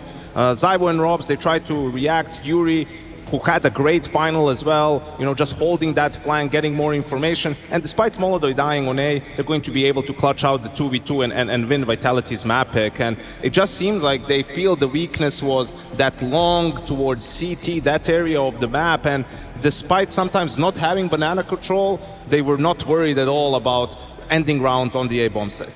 And it's exactly this confidence that we need to be seeing out of FURIA today as well, because if you want to be taking down Vitality, you need to be able to dare to play. You need to be dare to actually also go into position where you might lose, because if you don't, then you will just always be playing through the book. You'll play the ABC Counter-Strike, and that is where Vitality is really good at punishing you. So keep them guessing, keep them moving, keep them in this position where they don't know what's going to be happening, and then you're in for a really good time. That's the thing, right? Like the spacing you're able to take in those moments. I feel like it kind of epitomizes each player in their role, right? The fact that Yakinda's going for that aggressive move towards the spawn area, and then Molodor, yeah, sure, he might not get the kill, but having that intuition to be able to push at that moment is really impressive. Absolutely, and just understanding that if Vitality opens 3B, what's going to be weaker on it? Robs almost never plays towards long when he is, even when there's 2 players, like he's around that pit, short, apps, somewhere there. So they see that, okay, this is where we can take a lot of space. And it's not about even, this was perfect in terms of they got into CT, they got the kills, but even just applying that early pressure, that makes the defense so uncomfortable, because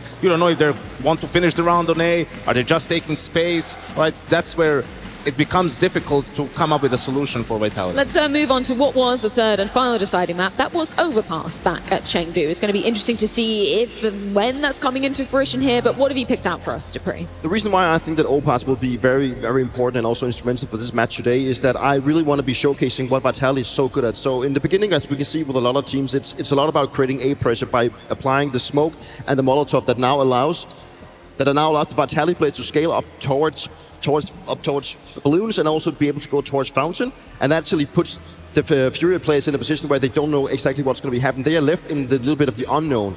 What actually then is going to happen is the very classic one with the boost. They're going to try and get some information. Yekina then scales through the smoke.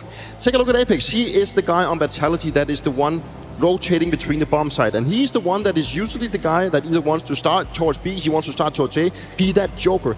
This time around he starts in the underground position where he's going to be throwing nades to maybe mask that is actually Robs playing in underground, not Epic this time around. But as you can see, Robs has already positioned himself on top of balloons, and you have ZywOo covering his entrance from stairs.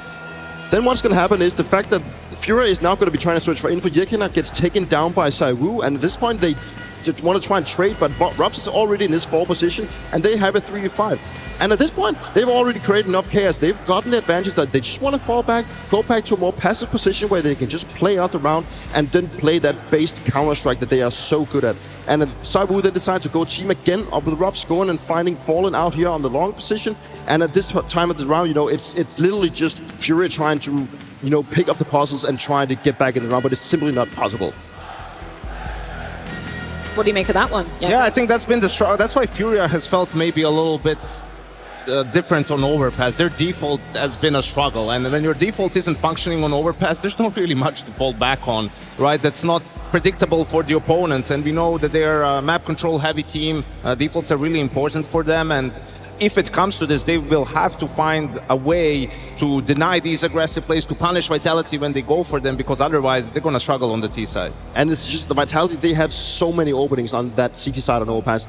They can start 4B, they can start 3B, they can be aggressive on A, whether that's in underground, it can be towards balloons or long. Like, FURIA has to be ready for so many different things, and that is what's going to be the big picture for me when it comes to FURIA. Can they puzzle things together? Because in their latest match on Overpass, they went a lot towards the B bomb side because maybe they had struggles towards A. They couldn't really find that defaulting vibe. So it's going to be interesting to see how Vitality is going to be approaching. Are they going to be countering in terms of what happened in the rematch, or are they actually going to be looking at the recent matchup that FURIA played? Okay, should we dive into it? Should we get the veto rolling? Yeah, but before we roll the veto, I think here is also really important. Unlike other vetoes, this is where you prefer to be Team A, meaning the first team to veto, first team to pick, because then you get to pick 2 maps out of the first 3 will be your maps. And I know last time, great graphic actually, you see here with FURIA vetoing Nuke and then the train veto from Vitality really bothered me, because you have to also remember you get to pick the side. Yes. So, okay, you're feeling uncomfortable on this map, but you will play CT train or CT Overpass. I know that FURIA won the coin toss and they picked to be Team A again. I think if I were FURIA, I would maybe try to get rid of Anubis. I don't know how they feel on Anubis. If they feel like they have enough reps, then they can just get rid of Ancient themselves. I don't think there's like other clear maps for these teams where they could go for the punish. I think FURIA feels fine on their Dust 2 as well. That's something that Vitality is really, really strong on. But I think if that happens, if FURIA doesn't veto Ancient, Vitality should just veto it. Like, stop this, obsession with proving that and playing this game of chicken, right, on a map that you just don't play. And FURIA's players have played Ancient in different teams. Apex and ZywOo never played this map competitively outside of the 2 games that they had on Vitality. So just the knowledge, of the angles, of the utility, of the timings is on the side of FURIA. And even with the Chengdu Grand Final, the experience of playing Grand Finals is still overwhelmingly on the side of Vitality, especially as these 5-man lineups. So don't get carried away about, they're not going to, they're going to get away with it. It's like, who cares? You have plenty of other good maps and it's a best of 5. Don't fall for it again. And it's just these teams are so similar in terms of the map pool. They like to play the same kind of maps. It really is going to come down to it does really feel like the veto is like that first battle. Like, who's going to win out that first battle? Who's going to be floating of potentially an Ancient? Are we going to see that as we did in Chengdu again? Is it going to be a case? I'm also interested to see if it's actually going to be, because Vitality, they played it against Aurora, so we do have the first ban here, does 2. That is they don't actually want to go for the anti-ban this time around. So it's going to be interesting to see if, obviously this is more like a respectable ban, and that was a respectable ban from Vitality. You got what you wanted. Your pulse can lower. Yeah, I think this is great. FURIA, okay, Dust 2, Vitality. I think someone said they're like something crazy. They lost 4 maps with this lineup and won, I don't know, close to 30 on Dust 2. So not a bad for them. They get away with one. I think we see the Mirage pick. It just turned around completely in this tournament, from being the punish pick against them to them beating everyone on the map. So now for Vitality, last time we saw Inferno, they go back to it one more time. And this is where, you know, in theory, I would like for FURIA to pick Overpass, but I don't think they feel that confident on it. But then it's like Overpass, Nuke, Anubis. I was expecting to do. I think Nuke makes sense in this one because that's the map they've been looking the most comfortable on. It's funny because I remember them saying in an interview that Nuke was actually the map they felt least comfortable around. Like, and now they've gone into the point of they actually want to be picking it. Yeah. And it's kind of the same with Mirage. You know, they haven't felt the confidence, but this tournament they've started looking great, and now all of a sudden this is their main pick. And then we actually do get to see Anubis as a potential 5th map. And we also obviously get the Overpass that we just talked about. Yeah, if it hasn't been banned, I think it was a surefire 5th map. You almost don't want it to go to 5 because that would be a bit of a scrappy map. I feel like with how recently it's been reintroduced to the pool and the changes that it's had, teams just haven't had a ton of time to practice it. Yeah, I like this for both teams. FURIA gets away with one with banning Dust, but Vitality, you know, does the right thing. Vito's ancient, and they still are very, very strong on all of these maps and can put up a really good fight. So you're less pissed than you were yes. in that segment. I was shocked. I thought that was one of the biggest blunders I think Apex ever did when it comes to it. Let's just talk about the prospect of a best of 5, though, because Dupree, this is truly a marathon. It's not a sprint. You need stamina when you're going to be attacking this one, right? Best of 5s are extremely tough to play. I mean, it's not only about having a deep map pool, but it's also about having stamina and also getting enough reps on your map because you're going to be tested on multiple maps if it goes all the way to the 5th one. And as was just showing you screen before, we have seen how the road to the grand final for Vitality is looking at 8 maps. It's like 100. It's like 100 and I don't know 45 rounds. Where on the other side, it's like almost a double for FURIA. They played 16 maps in this tournament single-handedly, 345 rounds at this tournament only. It kind of proves and also visualizes that the road to the grand final for Vitality has been sort of simple. It's been kind of easy in his Epic's own wording. And now for the FURIA side, they've gone through a lot. You know, they're probably a little bit more exhausted than Vitality is looking. So it's going to be nice to see that, you know, who's actually going to come on top in terms of the stamina. It's because FURIA has now been put in a position where they've been tested and gone through the dirt. They've worked their way here. Or is Vitality now having an easier road? That's the perfect word for it, tested. I don't feel like Vitality has been tested, not because they played 8 maps, but because they haven't faced a team that could challenge them. Yes. You know, no offense to MOUZ, but they're never going to be a challenge for Vitality. Anyone else in that semifinal, I feel like would have been a better game, you know, and the one time Vitality went up against a team that they had close games with, that was Falcons at Bounty with a stand-in, and they ended up losing that one, which was kind of a shocking result. So that's something where, you know, you wonder against FURIA, who's beat them the last 2 times that they played, are they going to be prepared enough for what's coming in that sense? And to be tested up here is somewhat very different when you get tested in group stage. They only, like Vitality only were tested when it came to Aurora, and that's when they played Ancient, a map that just looked like any ordinary FACEIT game. So being tested up here, that's where FURIA has been tested, both in the qualifying but also in the semis. And now we're looking at a team, Vitality, as of right now, a team that has just, they rolled over MOUZ, and now they find themselves in a grand final without actually being tested. So it's going to be interesting. And a little bit of a difference to their last matchups are some of the individual performances, you know, and how players have gone into 2026. Rob's had uncharacteristically bad series against FURIA those 2 times, especially on a map like Inferno on CT side, where it's such a rock, you know, was somewhat shaky, and you have a tough time seeing that happen for a 3rd time in a row for a player like Rob, so that could be dangerous for FURIA. And on the flip side, Yuri has had a tremendous final 3 months for them, and in 2026 maybe some of the position changes, you know, has been a bit slower to get back into the swing of things. And I think these 2 guys, especially because they're anchors on the CT side, are going to be really, really important to have good games here in the grand final. Let's finally touch upon the Orcas on both sides of things, because obviously Rookie of the Year in Molodoi going up against a certain prospect in ZywOo. How do we feel like this clash is going to be going down just stylistically in terms of what we expect? If you look on the paper, then people were thinking that ZywOo is probably just going to be, you know, outstanding and just going to, you know, put Molodoi back to bed. But I think that Molodoi has already shown being the Rookie of the Year last year, and also how he is just taking the stage, that I don't think he's going to be afraid of ZywOo, not at all. And we need to see Molodoi continuing what he's doing, because he needs to go out and challenge ZywOo. He cannot just allow himself to just fall back and then play passive, because Molodoi's strength is what he's doing, and he's showing it time and time again. A trophy pursued by so many, but earned by so few. Tonight, we engrave the 20th name in the Winter Championships history.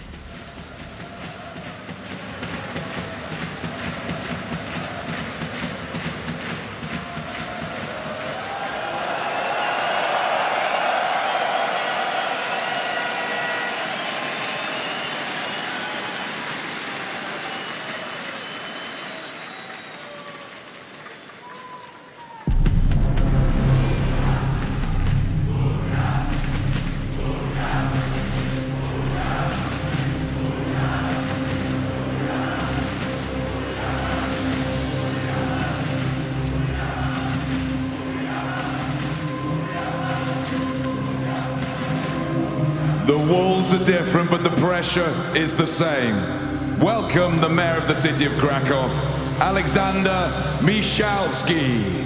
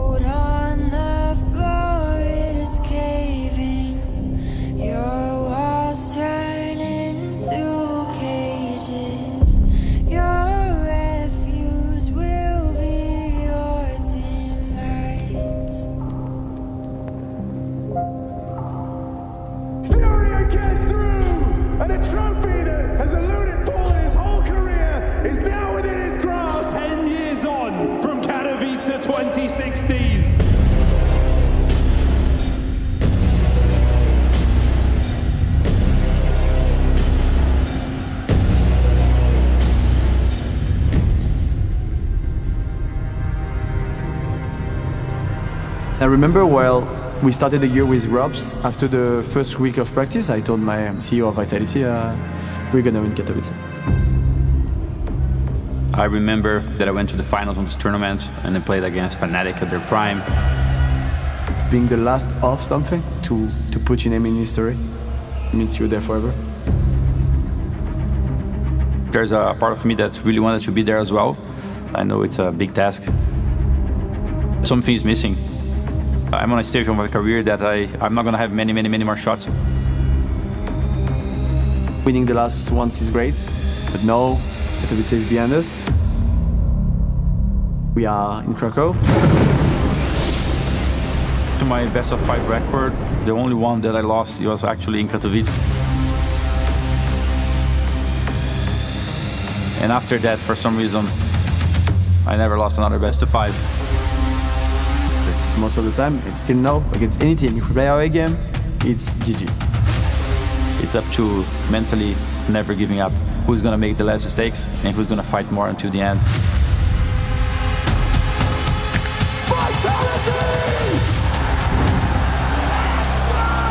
We have eyes on the Intel Extreme Masters trophy yet again. If you want a chance at the gold, then you had to slay the dragon!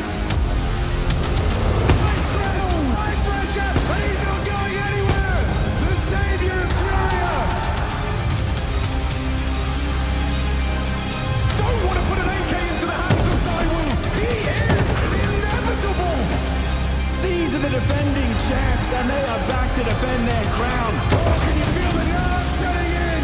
You can go taking it all!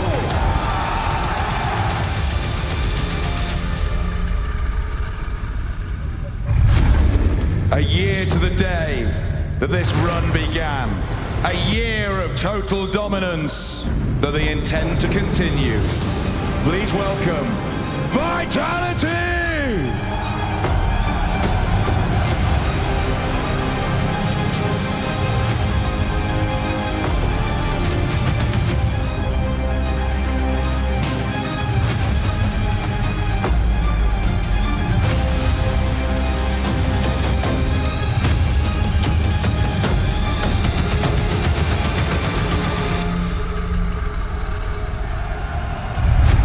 Panther is back on the prowl.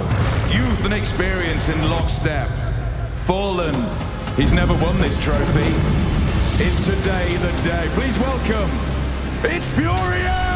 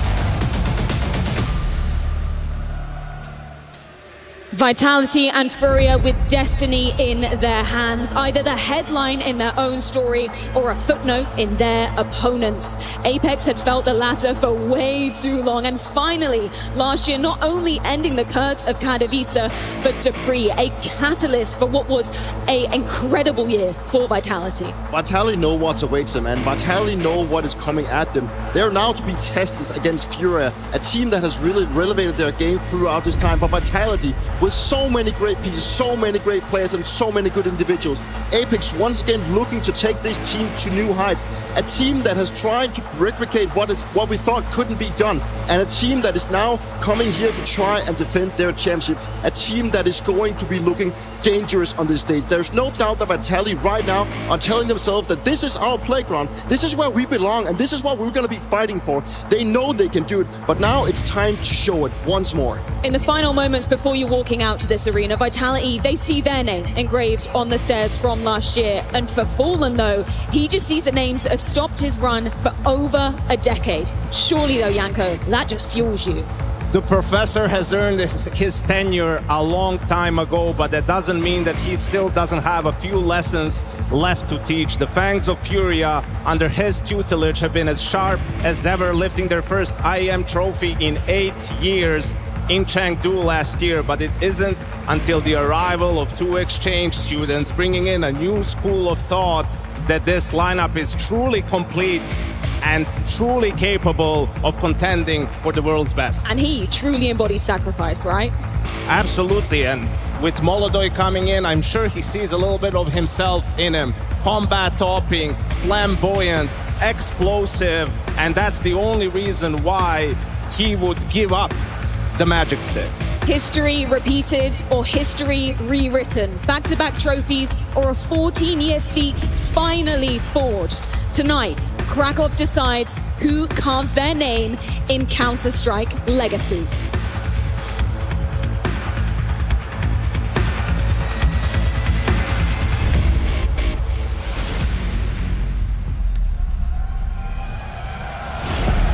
The oldest trophy in Counter-Strike. A living, breathing relic. A chronicle of victory, remembering all those who dared to claim it. This is Counter-Strike distilled in its purest, rawest form. Decades of play, faces new and old, all grounded, all centered around this common thread. From those legends who came before to the prospects yet to rise, this trophy is the old king. Conquered by few and remembered by all. Today, another name is etched into the CS history books forever. Best of 5 to decide the victor of this legendary event. The 2 top teams of last year, both in renewed form. Krakow, I want to hear you. I want you on your feet. Give me a roar worthy of a grand final!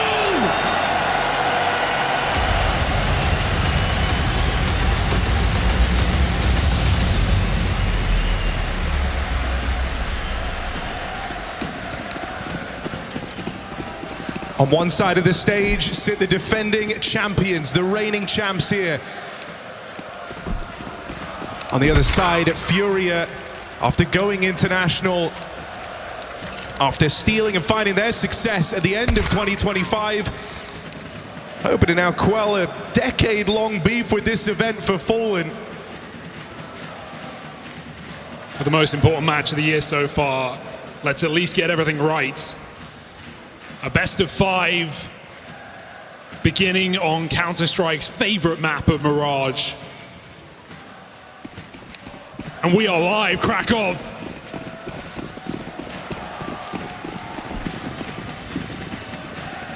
Quite the stack.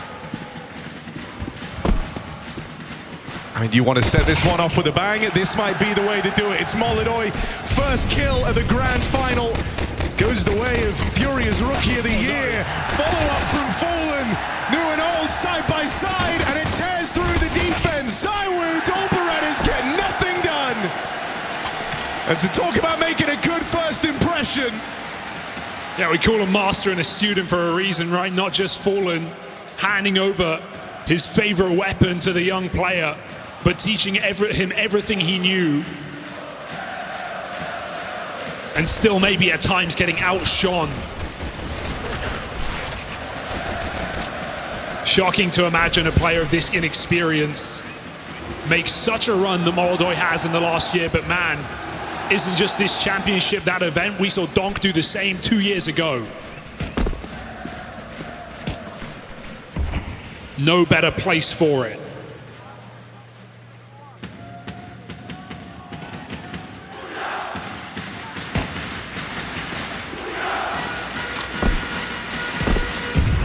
Vitality's pistols have been strugglesome. Where they have excelled is the force buys. Breaking momentum early.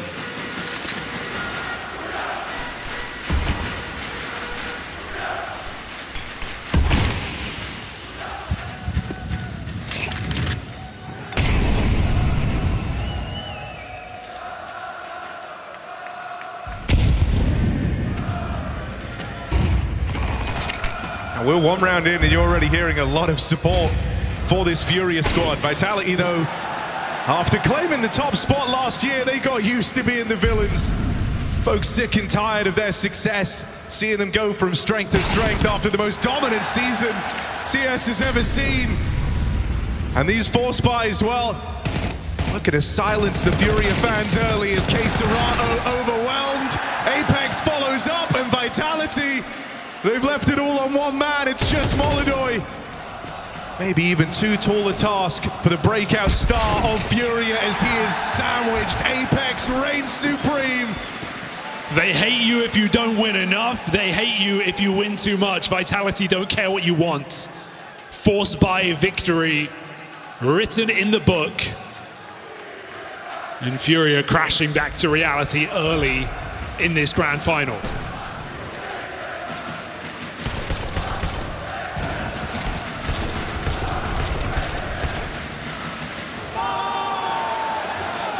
Fuel for the fire. Vitality armed and deadly.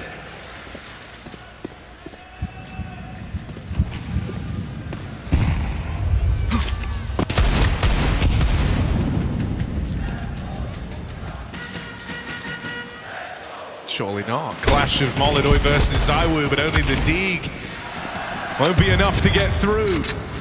Slightly looser go at the force round here for FURIA as they try and get a feel for this game early. Apex starting very strong though, right? Looking confident. 3 kills in the second round. 5v4 here. Getting involved. Gonna need to. Fallen's had an uptick in form as well. These captains can't just sit in the sidecar. So Wu peeks back for another.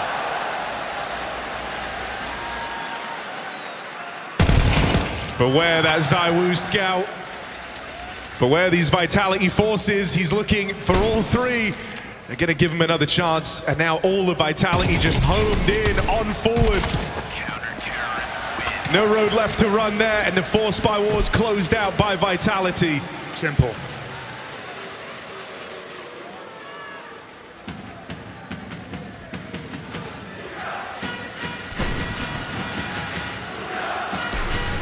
All eyes on ZywOo today. Far past crumbling on a stage. Putting on one of his best performances so far in Krakow. Blowing his rating from last year out of the water. And in fact, all of Vitality have. That firepower trio, ZywOo, Robs, and Flamesy, have just been unstoppable throughout this event. It was never going to be easy for FURIA. And judging by these first couple of rounds, it's not going to get much better.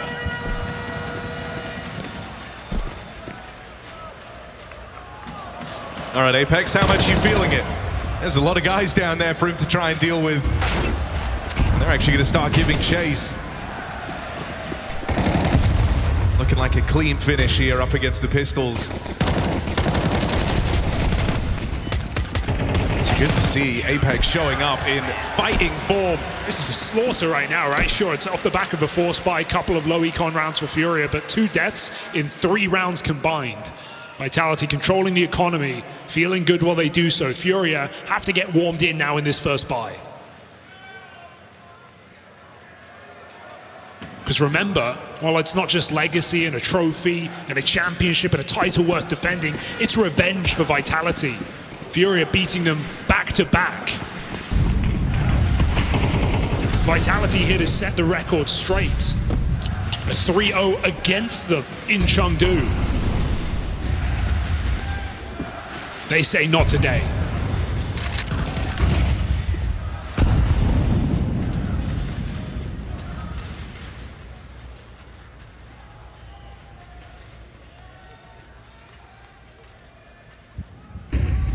Had to have a scrap here as Apex really getting curious, playing ballsy from the word go of this grand final. He's ended up behind enemy lines. And they've got no idea. No one's even considering this right now for FURIA. This could be a disaster. Apex, does he take the shot? Sees he has 2 on a platter right here, and Apex is even ready for number 3. Molidoy's cut down as well.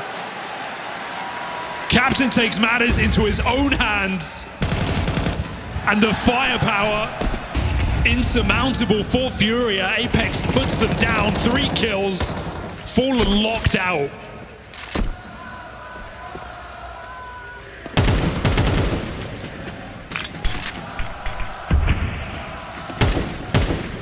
Such a strong start from Vitality's old boy, their veteran. Their captain, 10-2. And he's firmly left Vitality in the driver's seat.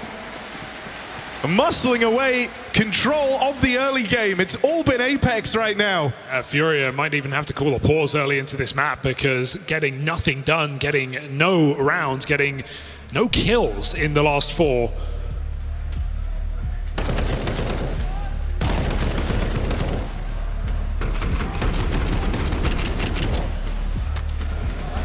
Vitality, you know, the most dominant season we've ever seen, the team of the year.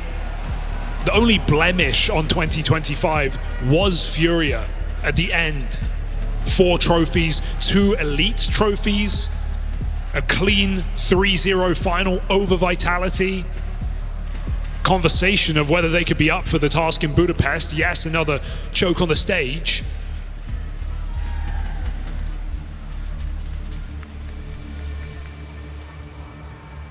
But this is more than just a match for Vitality. This is personal.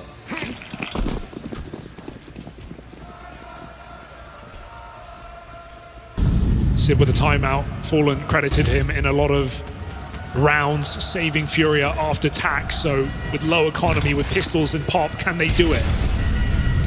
Well, they're going to come through flooding out onto this A site. Flames, been in monstrous form all tournament, gets to showcase it there. Spinning top out towards ramp, and his teammates able to finish off the rest of them. It's a terrifying sign for FURIA right now, isn't it? Not even how they're playing, but just how lethal Vitality look. Multiple players putting up big moments and multi-kills early in this CT side. What more can you do? Molly's everywhere, flash buys time, Flames still burns through 3.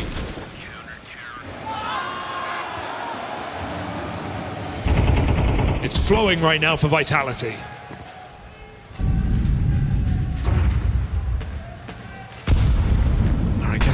Molodoi AWP again. I like to think that that's what FURIA have been waiting for here. And look how ready he is for a play. I mean, holding under with the AWP. Yeah, ain't ZywOo on that AWP right now. It's Rob's pushed up. Flames walking in alongside it. They're going to try and battle for Palace, and they'll take Yuri out of it. That's so sick. That's prep, right? Paying off, knowing that close position is common by Yuri.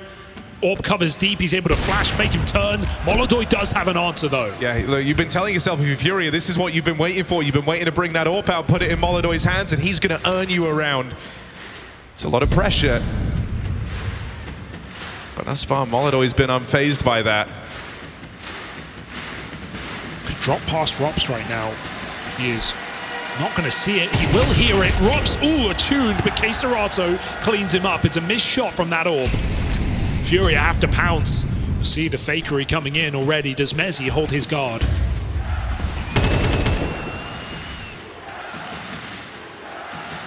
Unwavering in his position, hanging on in quiet desperation, Mezzi.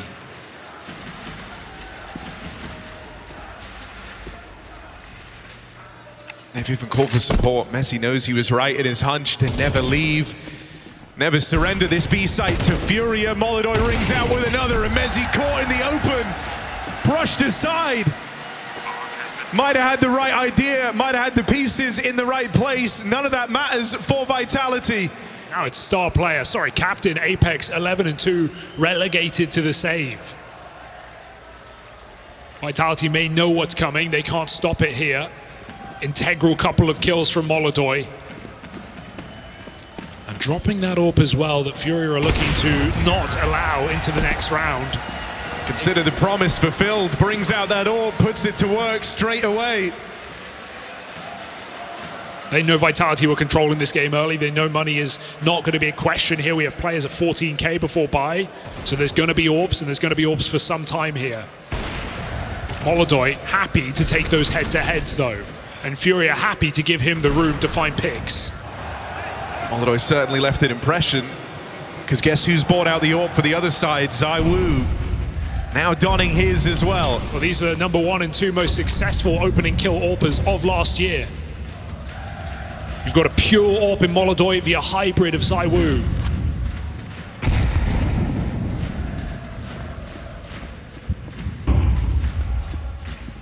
Nope. Oh, never even gets a chance to react. ZywOo is quick with it. So the ace up their sleeve is gone. Might be time for Fallen to don this AWP.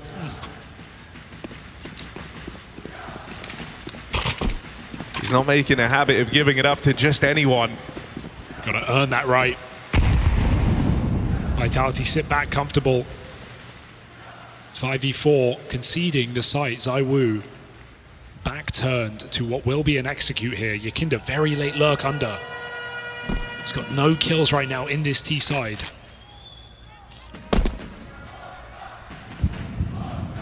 Can FURIA swing that hammer from down under? As they will have to retake.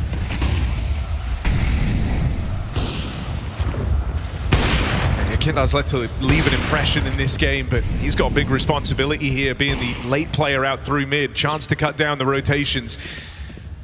Vitality already ahead of this, playing out towards the spawn. They're actually going to flash and peek, and the cover just isn't there. Fallen claws one back. There's a follow-up from Yuri. Suddenly you're in a 3-on-3, a fighting chance. ZywOo hoping to deny. Won't be able to stop that bomb plant, and the flashes keep him tame out towards the spawn. A clash versus Fallen. It wasn't necessarily the AWP you were worried about here, but the one that could tear it away left that angle at an awkward timing, and that sees Yuri alone, iced out. It's the little details there. Rops breaking that smoke, pulled Fallen off the angle, giving ZywOo control. If Fallen doesn't move, probably hits that shot. And it's a very different round, but no, Vitality pieced together a post plant with the man advantage, slow and steady. Good punish on the plant as well. Stressful start to this game for FURIA. Nothing has gone right so far.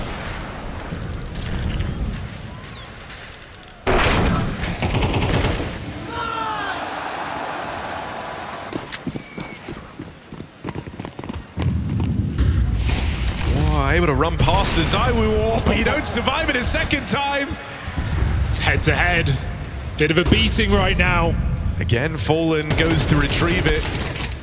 Him and Yakindar combine for kills, and Fallen just rolling out with another. Look, he can still do it. There's no question.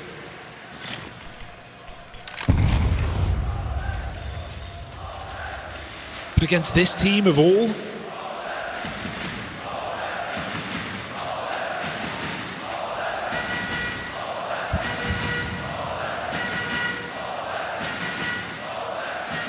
full gamble. Flames isn't certain. It's too quiet.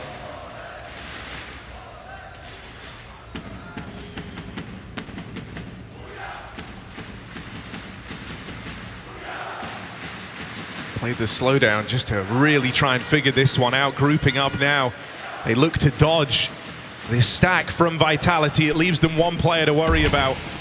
Mezzi's activation has opened up a chance.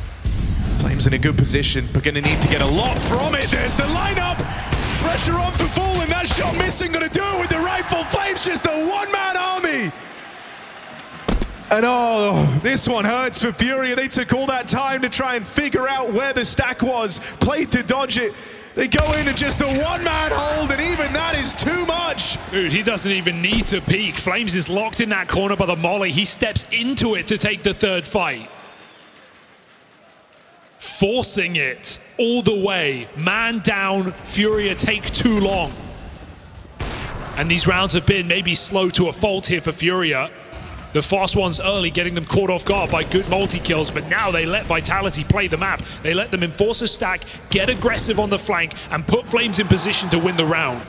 This is one of the big issues of Yakindar getting shut down so early in this matchup. He was instrumental in that series yesterday over Team Spirit. Had some fantastic rounds, applied a lot of pressure, but here he's been tamed. And if you kind of slow his roll, you lose a lot of the aggression. The only other guy offering it has been Molidoy, and he's not been fruitful in these opening fights. I mean, when Yakindar pops off, FURIA win trophies, right? We talk about Molidoy, but this guy is the hammer. He is the guy at the front of the pack, cracking open bomb sites, giving you rounds. Flames coming into this off the back of a highlight in the last. Might be required to step up again. He's got support this time in the form of ZywOo, and so for him it's just about catching the spillover. Anyone that survives getting past this AWP, that's where Flame steps in. One man's made it through, cover from Palace, but even then you're feeling cautious about swinging, cautious about going too far. Awkward lineup, and it's only Yuri left. Claws back what he can, but it's the AWP at the spawn. ZywOo putting a lot of pressure on, and the charge from Rops, no respect for Yuri in that clutch. Oh, it's contagious for Rops right now. Just swinging off of stairs, uses that info, finishes the job. Vitality on fire at the moment. 8 CT rounds. FURIA cannot get a grip on this game. They won the pistol.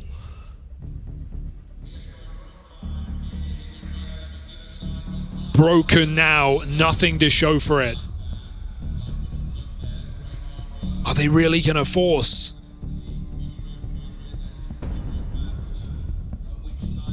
Got an AK for Yuri, Galil for Molidoy, and desperation for FURIA as Vitality look for a sickening opening half to this grand final.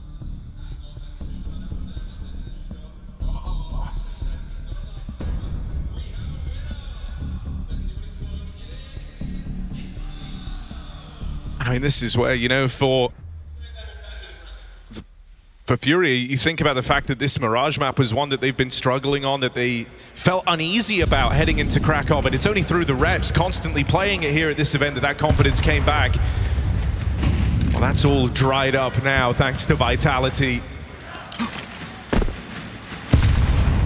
I know how important these strong starts are.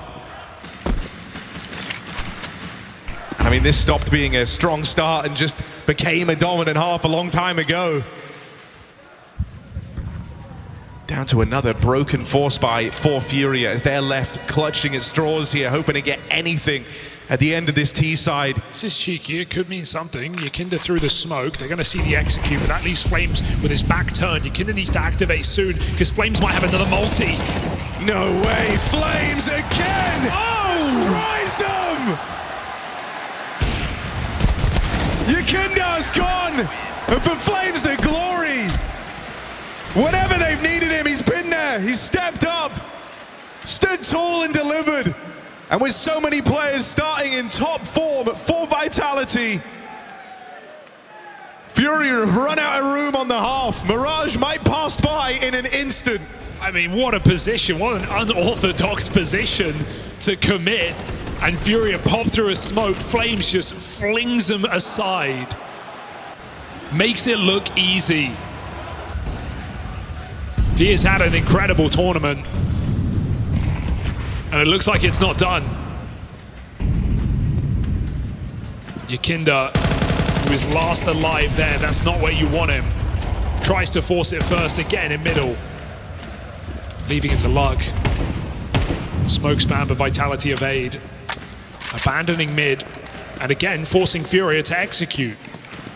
Because so far, none of them have been successful.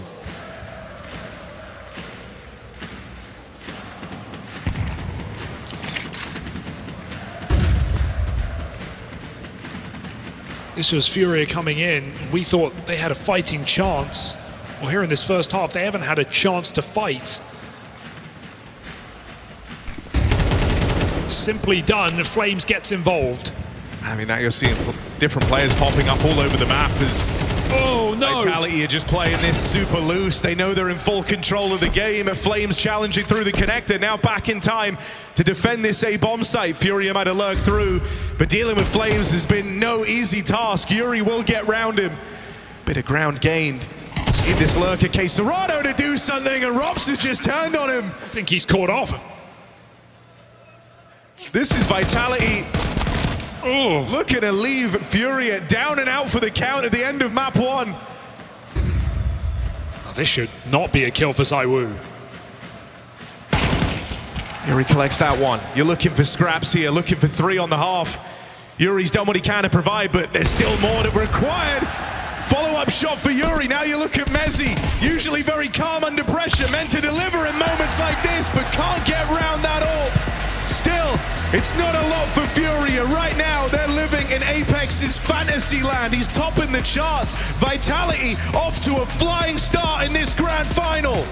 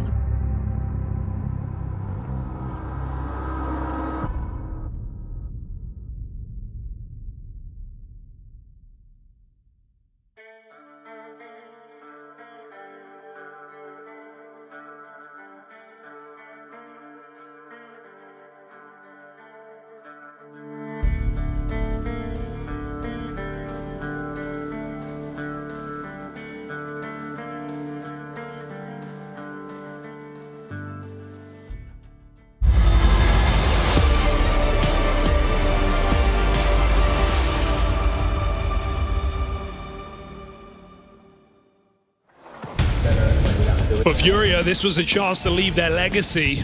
For Fallen to take a trophy, eluding him for 10 years. For a chance to swing at the king. For Vitality, it is just another day on the big stage. More than enough chances in this first half. Vitality run away with a dominant defense. Yeah, there's a lot of red flags right now, right? The slow start from Yakindar, 1-11. K-Serato, who has been the rightful power at the heart of FURIA, never getting going.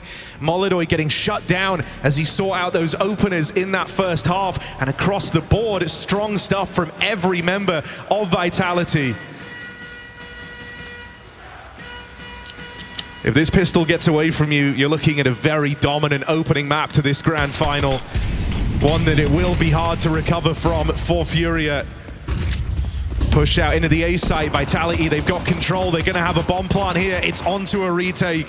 So much control as well. The only danger here for Vitality is no util. You'd love a deep smoke CT. You'd love a reflash to fight back against a FURIA retake. But they don't have anything either. So this is a brawl. This is a fight for CT, and FURIA are coming in. You've just got to scrap. You got this flanking player that you're trying to lend some time to, but Molidoy won't even have a chance to get involved because everyone's out here in CT. Now it's just corpses. Molidoy plays it forward. Don't let this get away from you. It's only ZywOo armed with that Glock, and he'll get run down. A chance to catch your breath, a sigh of relief for FURIA, and a final second defuse coming through. But we saw the same in the first half, so I refuse to get ahead of myself. A force buy surely imminent here for Team Vitality. Yeah, this scoreline saying that they've won both pistols for the side of FURIA almost makes it feel worse. No margin for error now. You've got to convert this one, and you know Vitality are putting money in. You know they're going to take another swing at you before you get those freebie rounds. Coming into the final, Vitality had won 50% of these second rounds after losing pistol. It's not meant to be a 50-50 round. Players like ZywOo, players like Flames, increase your odds astronomically. Backs turned, FURIA aren't ready, Vitality are walking in. Yeah, you're just going to get the contact play out. No one's watching this. No one's thinking you've got the gall to do this. The drop down may be heard by Yuri as he puts his attention back out towards the site. Oh, missed a jump. And now a chance for him to punish. Molidoy even dealing with Flames on that swing. They weren't able to convert on this pistol in the first half. Here, they've got a 5v3. Can the ZywOo backstab change things? For now, waiting, seeing if he can catch someone moving late to the party. Rops deals with the first man in. And the more success these players in the site have, the less pressure on ZywOo to get involved. Now is no choice in the matter as the round falls onto his shoulders. Oh, they're swinging him, they're giving him fights. K-Serato stops him in his tracks. And again, a last-second defuse found for FURIA. Getting by narrowly, but getting by all the same. Getting a great game out of Yuri right now. He was the one surprise player to go missing against Team Spirit on this very map in that semi-final. He had nothing going for him. Could not hold his sight. It was exploited time and time again. Still FURIA won the map without him. Well, now he is the one guy standing true, standing tall here for FURIA.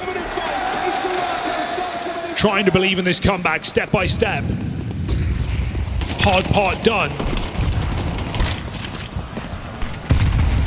Grenades go in window, but avoided for the most part. Molidoy in danger. Needs to get out of here. Oops.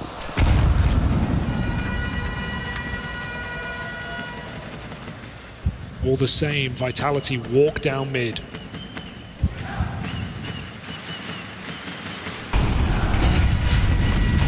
Oh, they're already ahead of that K-Serato. They're going to close in on him. Tech9's break through.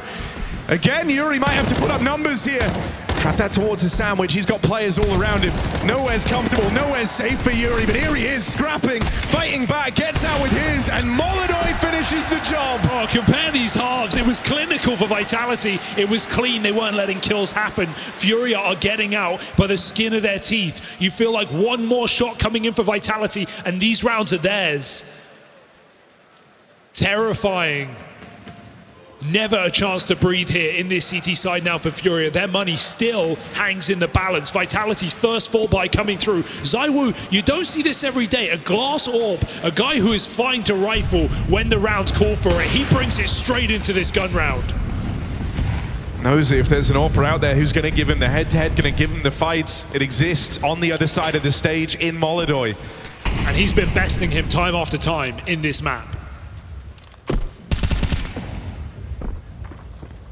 Got to be ready because they're already out here in middle, Molodoi. Yeah, they're in behind him and he's still very committed to this lower hold. Even seeing a player in the apartments, well, that's only going to keep Molodoi more wary, more cautious about this lower control. Super risky. No one even really spotting mid for Furia. They're going to start to move closer. Molodoi will have to move further. Perfect. Mezzi not even looking. Does he get out though? That's the big question because they've had mid for a while. They're close to him now. Gonna try and dart through these smokes, but they'll trade places. Stuck on Apex, who finds them both. Chaotic in the mid smokes. And the advantage secured at the hands of the captain. 15 and 10. From the word go, Apex has been a force to be reckoned with in this game. Kindar finally getting something done, leaves it to spam, connects on a ZywOo. And so let's see how Fallen fares. Others have tried and failed, but Fallen holds on here at B. Can't hack it versus Apex, who now needs the ace clutch in this 1-on-3. Out behind the bench. They know he's in good form. That nade's big, forces them forward. Kindar shuts it down. Not Apex's moment to play as the hero. 3 kills from him, 3 from Kindar, but it's Furia who again get out barely. A barely 1 round is still a 1 round, and so they sit 2 behind Team Vitality on this comeback. Felt like a road to ruin. After that first half, Furia are still believing, so much so it's forced Vitality's first timeout.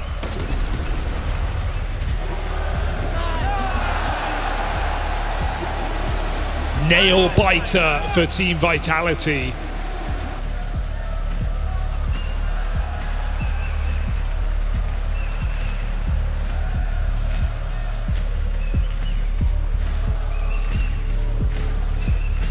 Yeah, first time you've put them in a position where they felt this pressure all game, really. Timeout called in, trying to get ahead of it. Have they left it too late? This is a 4-round streak out of Furia. And even though the rounds have been close, right? We haven't been sitting here feeling like they're super comfortable. You're on the edge of your seat throughout them. That round count is still going up. The gap is still closing.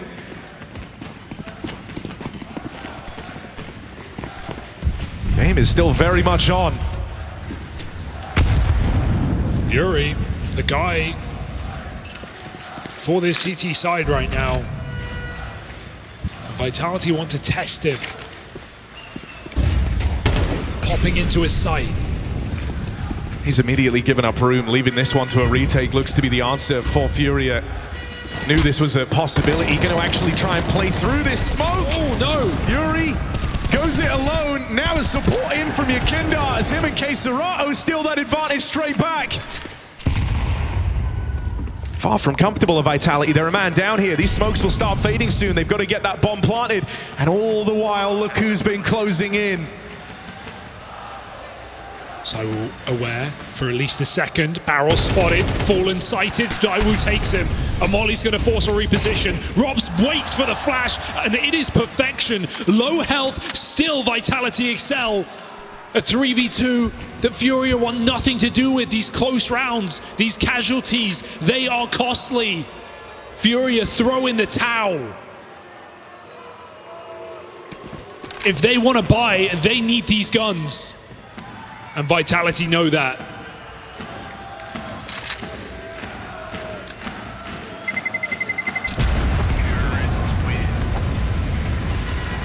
Excellent synergy from Vitality. Even just Rops waiting that extra second in the Molotov wins the round.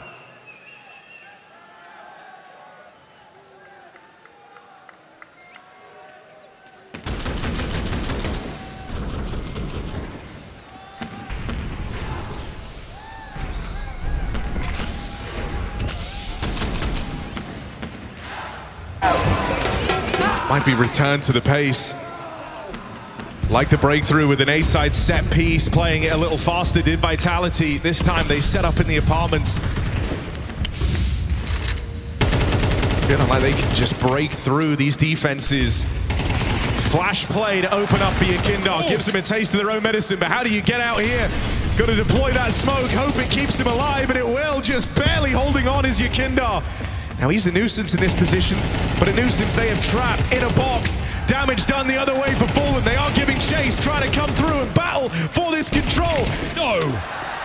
They'll throw everything but the kitchen sink to clear out this space. Freeze, okay? Some chaos has happened. FURIA have taken space. Vitality don't watch their back.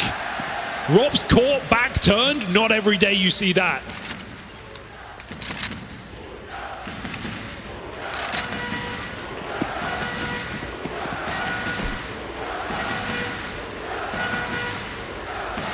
.3v2, but up against Vitality, these are deceptively tricky rounds.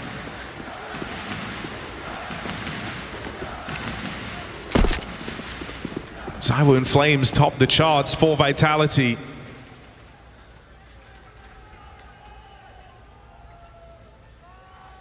I mean, Molodoy's been getting hyper-aggressive. Now he has to hold on 20 seconds solo in his bomb site. He has to take one with him, or at least survive for the post-plant. Getting nothing here is just what Vitality need. Late in the day, bomb plant. Very little time left as those numbers get plugged in, and even though the nade is good, it will find some damage. Oh, no. You still have the bomb to play around. Here it is. First kill of the 2-on-3 comes through. ZywOo with the spot, taking down a peg. Molodoy finally taking him in the head-to-head, but then you remember Flames. And this guy has been full of these multi-kills. This is the clutch that breaks the back of FURIA, that puts you in the winning position on Mirage. If Flames can pick it up now, this one might be over, the comeback might be thwarted. And Serato doesn't know where to look. Flames gonna take it to positioning alone. Never even had to fight. That's the fear, that's the doubt setting in. And that is just a back-breaking round for FURIA. Yeah, rounds don't carry impact like that. Not every time, but taking everyone with him in that 2v4.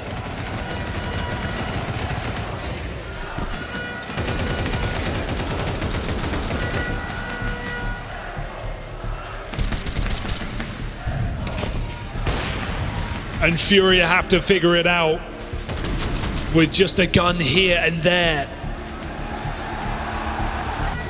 Serato lived, so Molodoy could buy. Getting out with that AWP is something for FURIA.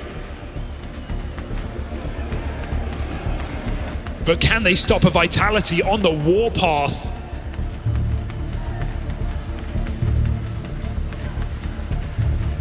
That inescapable feeling you've let this one slip.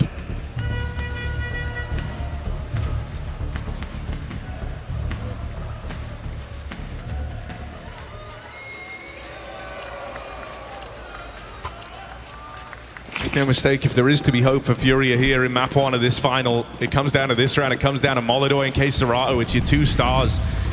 Your star rifler, your star AWP prodigy, rookie of the year last year. There's Yakindar throwing his name in the ring, opening on the Deagle. It's loose. Lots of 1x1s, and so they get punished. 5v3, no trades available. Vitality perhaps get ahead of themselves. Damage done to ZywOo. Oh, blow that open. Apex wasn't ready for that. And right when you're ready to write them off, an unlikely round win presented.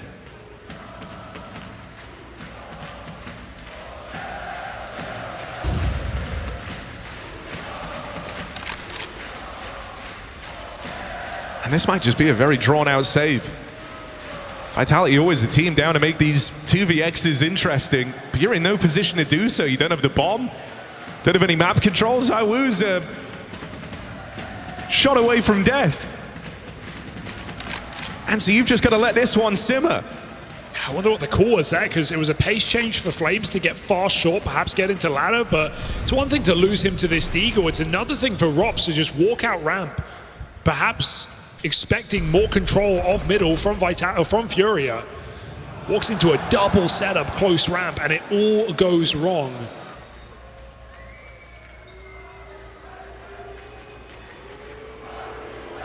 I mean, this is just, this is the cleanest round FURIA have won on this CT side. 5 players still alive at the end of it. They haven't done that yet. And so it's not just the most unlikely of wins, it's their cleanest one. A chance to make a bit of money, chance to try and set yourselves up in this half. Go on. Could have chased ZywOo, that molly gets in the way. FURIA are fine with it. 5 alive round with their map pick hanging in the balance.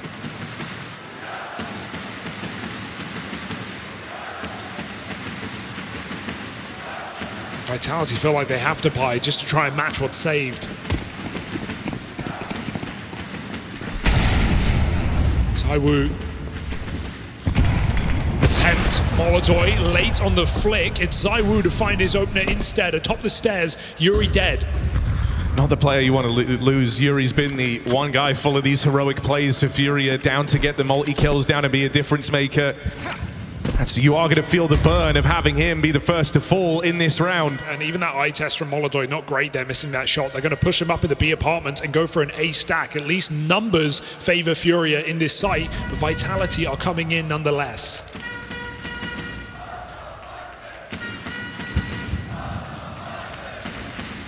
I'll wait for these smokes to fade. But in a moment's time, FURIA will feel the full weight of this exec, the full weight of the push.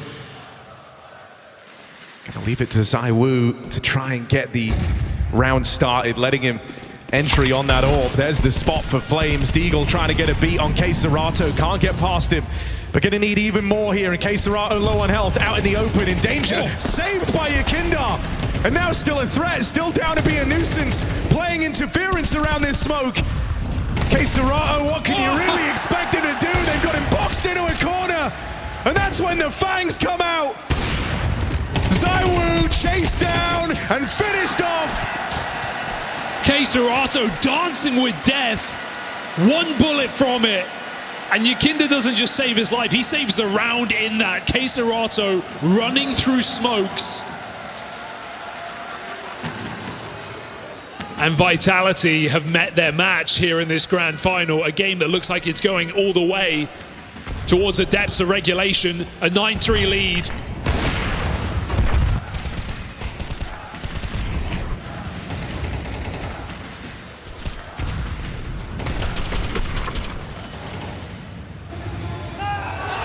Another swing for it here with pistols. And perhaps a nade stack. Dodged. Seen that one before. You know, there's a lot of numbers in mid on the back of that, and you might just look to try and fight them here. It's only these pistols to worry about. K-Serato and Yakindar still look keen. Just going to try and stop this spillover, this flood through the connector. You've had problems containing it before.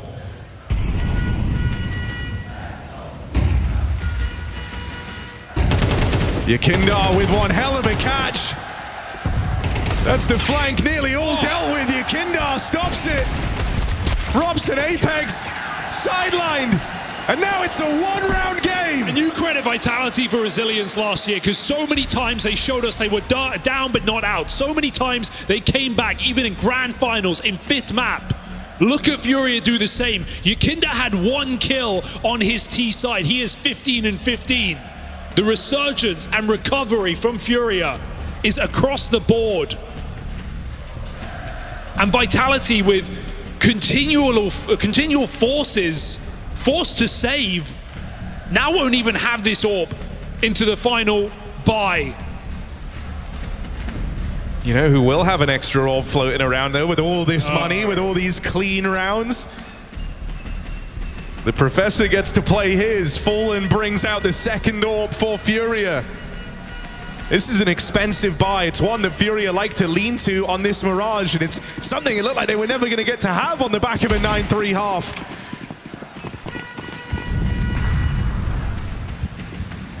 But that's what having a 2nd win does for you. That's what getting some of these cleaner rounds does. Gives Fallen more options, more to play with. Brute force out mid here. Damage done to ZywOo. Yakinda, fearless, continuing to fight up short. At what point does FURIA call off that deep smoke? Still threatens Vitality.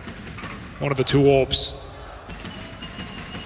Deep on the line, waiting for Mezi. The Brit unwavering, 5 and 13. Not looking to give away this opening kill. He gets that info. Sees the AWP. Having a strugglesome game, no interest in taking that fight. Pushes Fallen back with a flash. His team out mid. K-Serato and Yakinda involved, but of course it's Flames to rip heads off.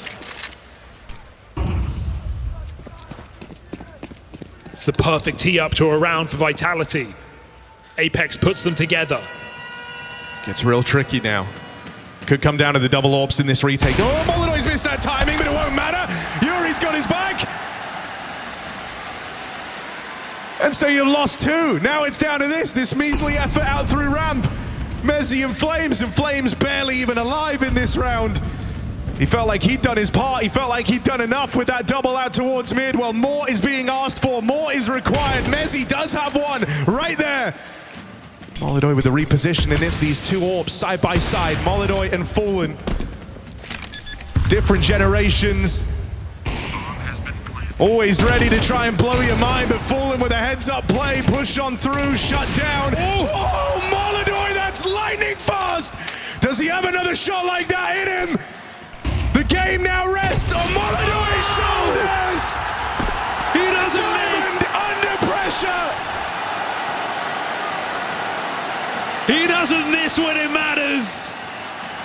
Not when they need him. Slow start, but what a finish. Fallen fed to the wolves on that smoke push. All for Molidoy to bask in the glory.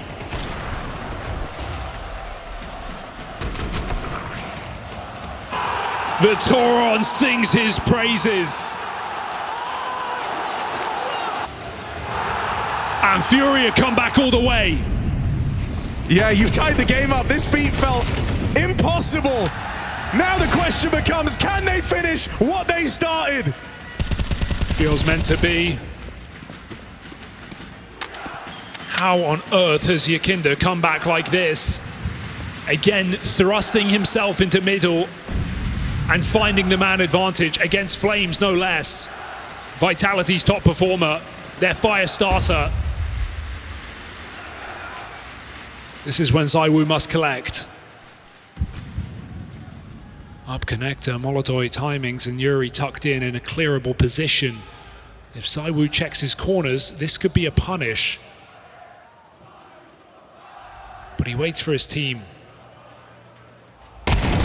Good check. Molidoy ain't missing no more.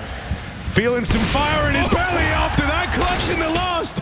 Finally they'll get around him, finally they'll get past him. Apex and Mezi side by side.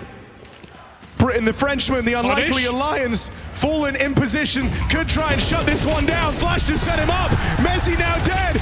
Dan can't do it. K-Serato's run through him and FURIA move onto map point. This was unthinkable. 9-3 to Vitality on the half. And FURIA have taken it all the way. And it wasn't just 9-3, it was Flames in fighting form. It was Apex carrying his team. It was ZywOo not missing a beat. He was gapping Molidoy round after round. An individual and team-wide resurgence for FURIA surges them to map point first. And everyone's talking for Vitality. Is anyone listening?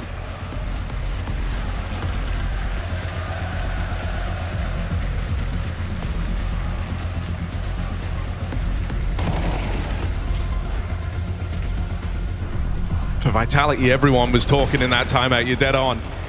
Everyone grasping to try and find answers, to try and find a way to stop this from being the reality we're in. For FURIA, I noticed only two players doing a lot of the talking, Molidoy and Yakinda, so maybe some sort of aggressive look out of the gate, as those are the two problem pieces, the two guys down to get in your face. right off the rip of the round. Again, ZywOo right down middle. Vitality have just been sending it in mid in this T side. And for once, Yakinda doesn't challenge. He rotates. Assists on the A side, hangs around. Keserato keeping control of the window boost. Vitality feel like they haven't explored the B bomb side, but they should know that Fallen's second AWP is prioritized here late in the game. A has done them no favors. Mid the same. Fallen waits. Listen to his lecture. The Professor 5v4.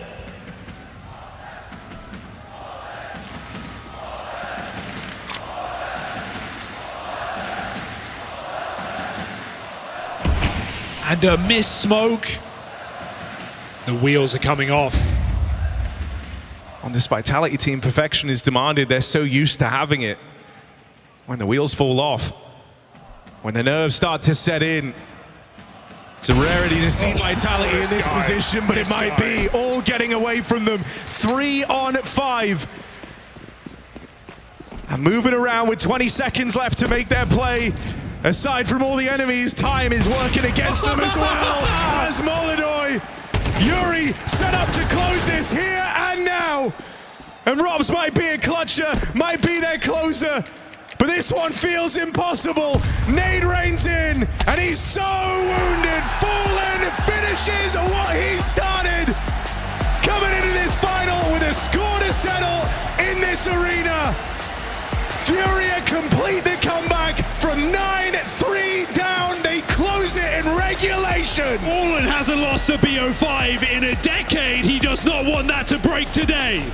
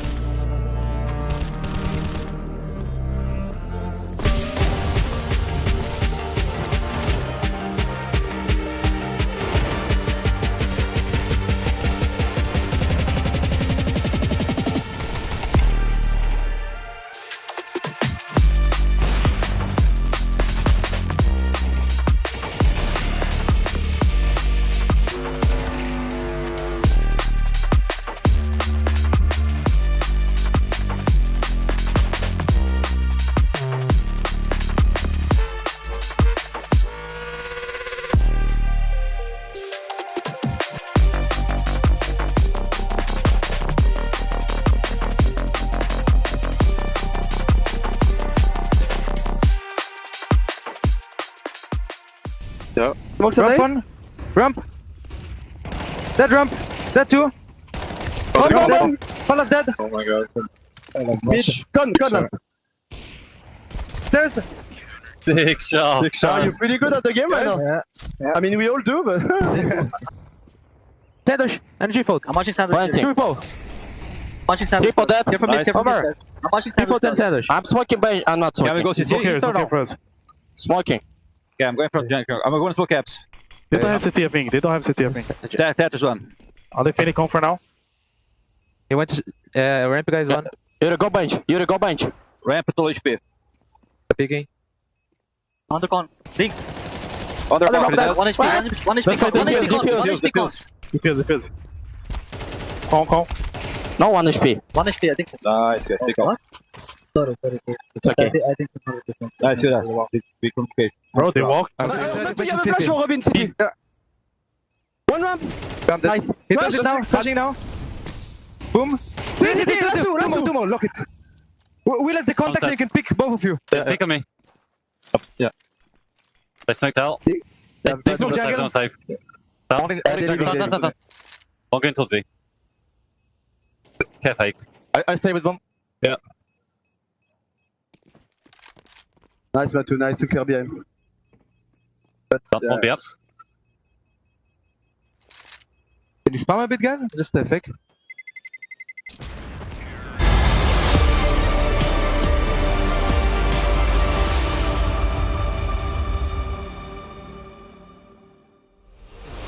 Impossible is nothing for FURIA. 3-9 down to start, the odds stacked against them, but that all changed coming into the second half. Call it divine intervention, call it the individuals coming alive, call it whatever the hell you want. Fallen is doing his best to keep that best of 5 record afloat, helped out in spades, not only by Yuri, but by Molodoi having some incredible individual moments. Dupree, this is what we truly call arena Counter-Strike.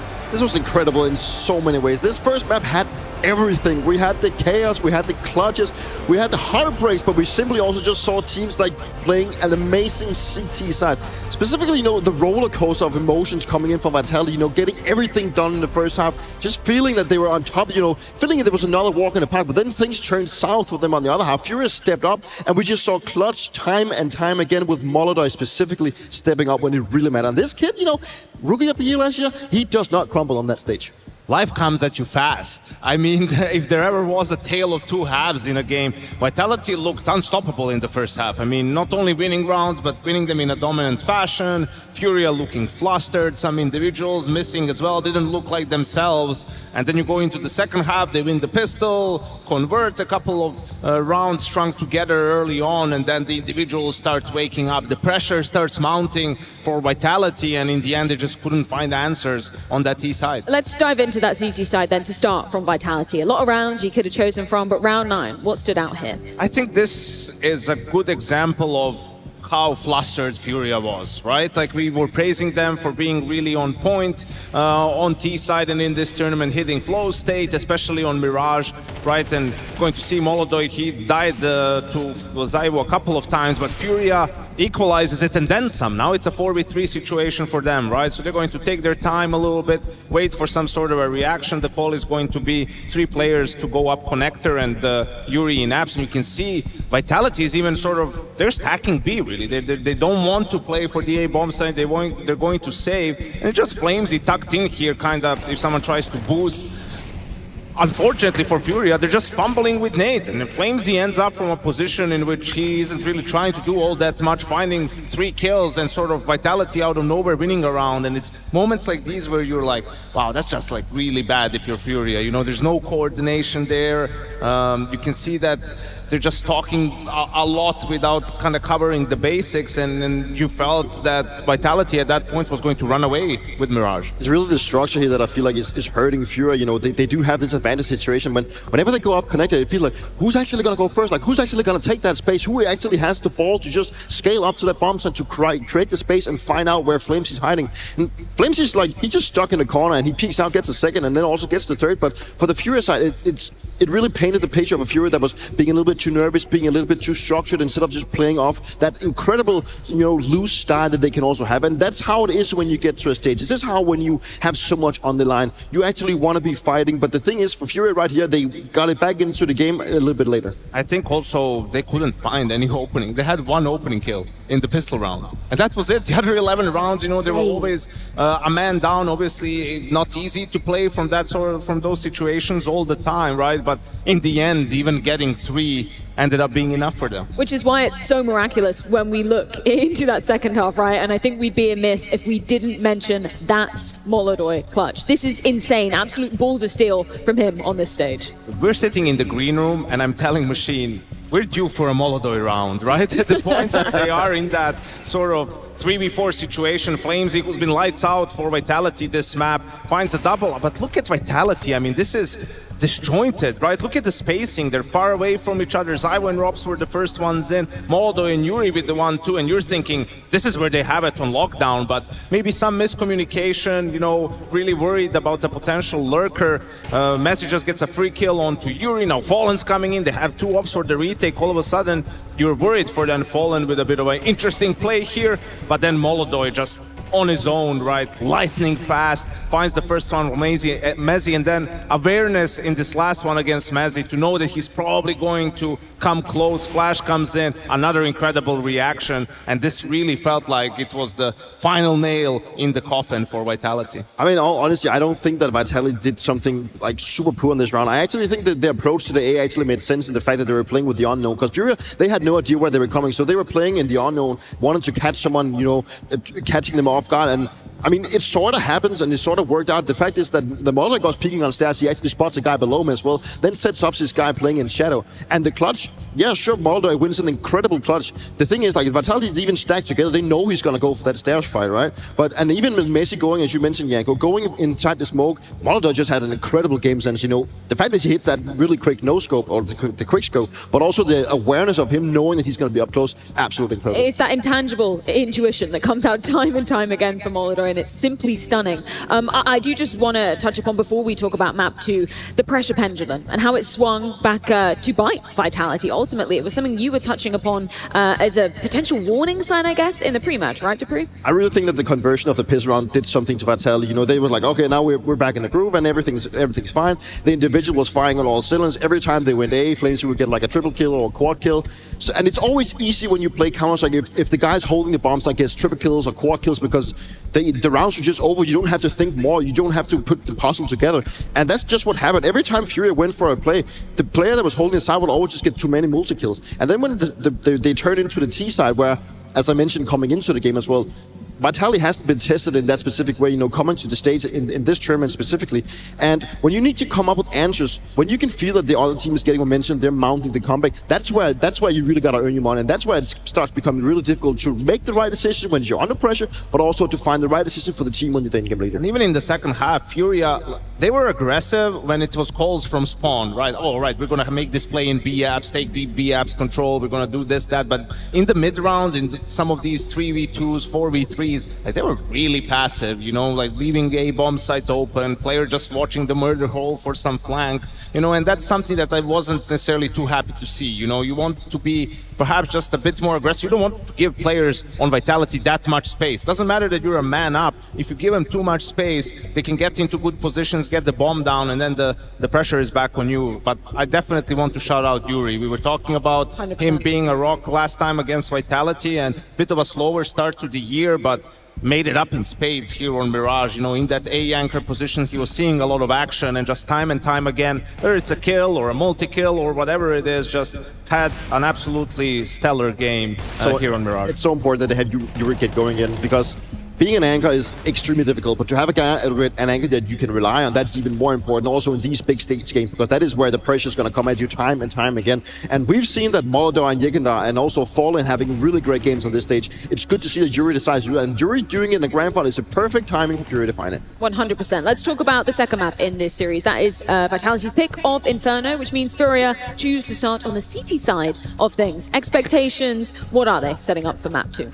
Yeah, I'm interested to see, like we talked about FURIA's T-side now in the second half and some of the things they tried to exploit last time around. Is that going to affect Vitality whatsoever, right? We know obviously a lot of the focus is on Banana in this game, but Vitality had a good T-side last time around. That wasn't the problem. The problem was on the CT side. They couldn't really get things going, and they were very dominant in the first half. It's just about, you can't allow yourself to get complacent even for a second, right? It wasn't just that they were up 9-3, they were really dominant, so now you just need to continue that throughout the whole of 24 rounds at the minimum. And I think the biggest thing for me when I look at Vitality now, them having to do a amount of a comeback in this series, I looking back at the IEM Chengdu finals, well, they fumbled that lead on Anshin as well. It is a lot about the mental reset right now. The series is still theirs, and it's still there for them to win. And right now, it really looks like Vitality, they came out swinging, and then they had a bit of a letdown, and now they have to go back, because both teams know how to play Inferno. Both teams know how to approach it with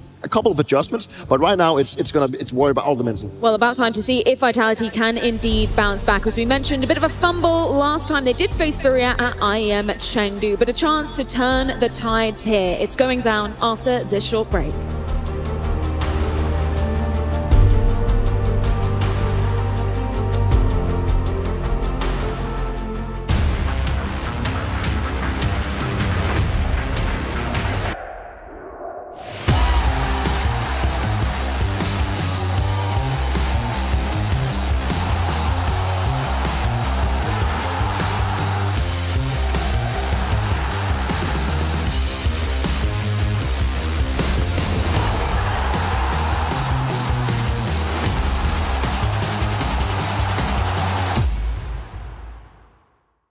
It starts with a dream, with a team you barely know, in an amateur official that feels like the grand final.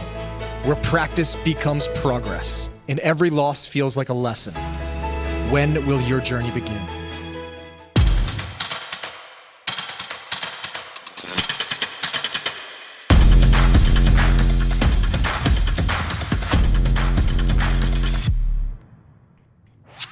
Hey Future Pros, over on Inferno today with a handy smoke for Moto. To throw this smoke, stand up next to this line. Aim into the sky above the edge of the roof. Then simply throw the smoke. A basic but powerful piece of utility. Great for taking space on long or as an addition to pushing up on short. Can I get one quick comment from you about why you dropped that map in the end? It's unacceptable. Honestly, we couldn't trade each time someone died at the beginning of the round or after 20 seconds. I said it a couple of times, but I don't know. It was really bad T-side. We deserve to lose.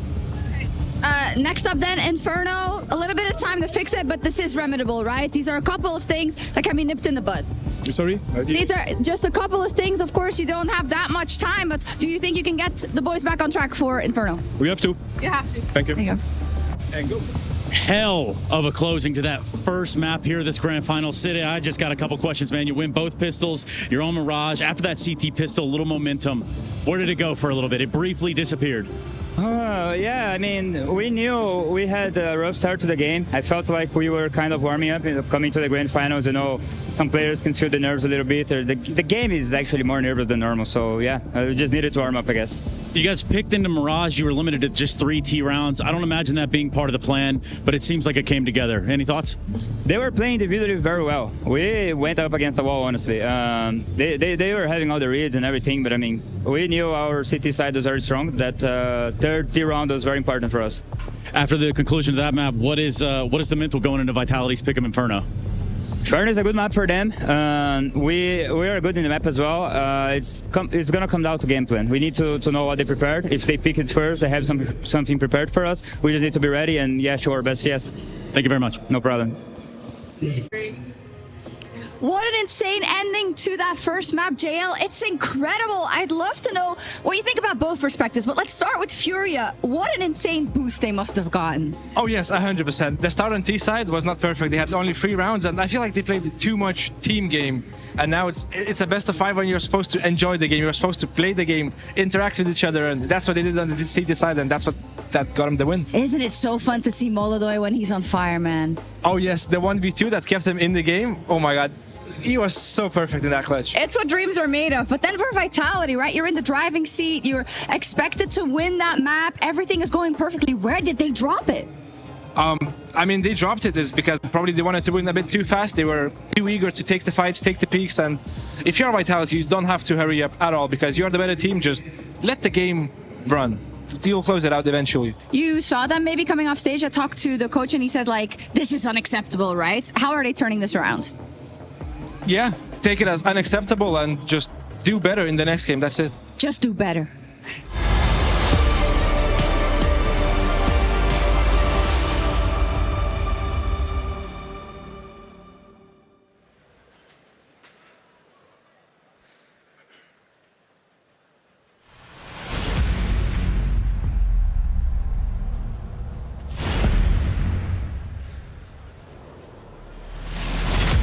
FURIA face their fears against Counter-Strike's final boss. 9-3 down, they make Mirage theirs. This is the closest Fallen has ever been to this trophy, but this is just the beginning. Vitality have been here before, a map down in a grand final. Remember Budapest? Remember Austin? This is nothing new. 2025's best team, best player, Counter-Strike's best season. It's time to see if Vitality can bounce back. And while you can't win or lose that trophy here in Map 2, these are the foundations your entire run are now built upon. Will it be Vitality leveling out and leveling up? Or do FURIA give themselves 3 huge chances at grasping the gold? Toron, are you ready?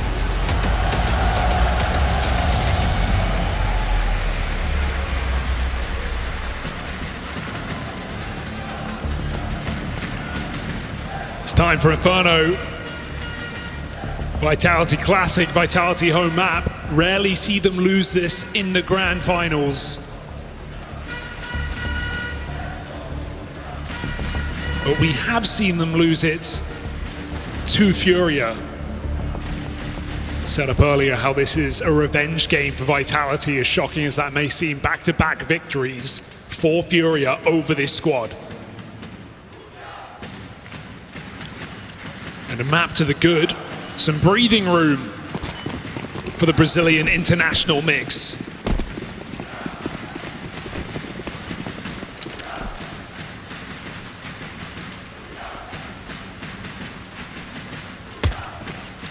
Being on Inferno too, this is a thinking man's map. One where every facet of your game gets challenged. Test your defaults, test your protocols.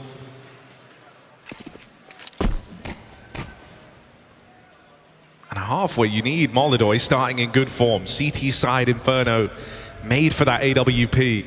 Can't afford to get off to a slow start like they did in map 1. You're hoping that they're riding the high still heading into this second map. Gamble in the pistol, already feeling regrettable. FURIA force those rotations quickly amid smoke.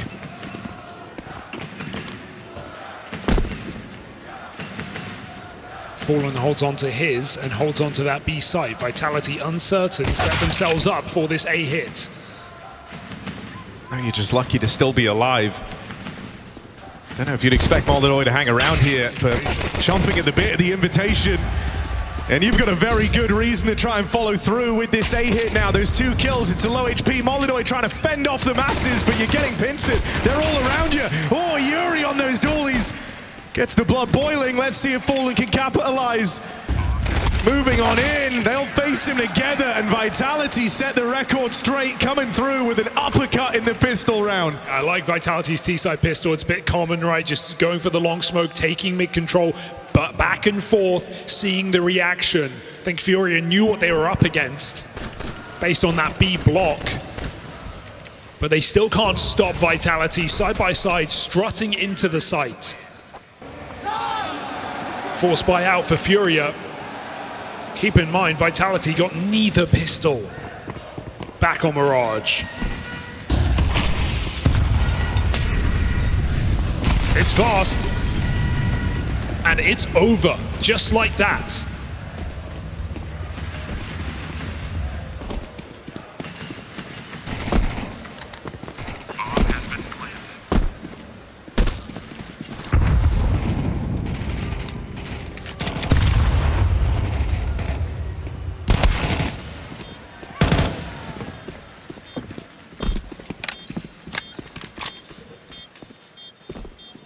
Vitality with very lofty ambitions, and with that, you know, we hear from Apex in these team comms, he's always very demanding of this team, and you know a loss like they just faced on Mirage, it's going to require a stern talking to, it's going to require the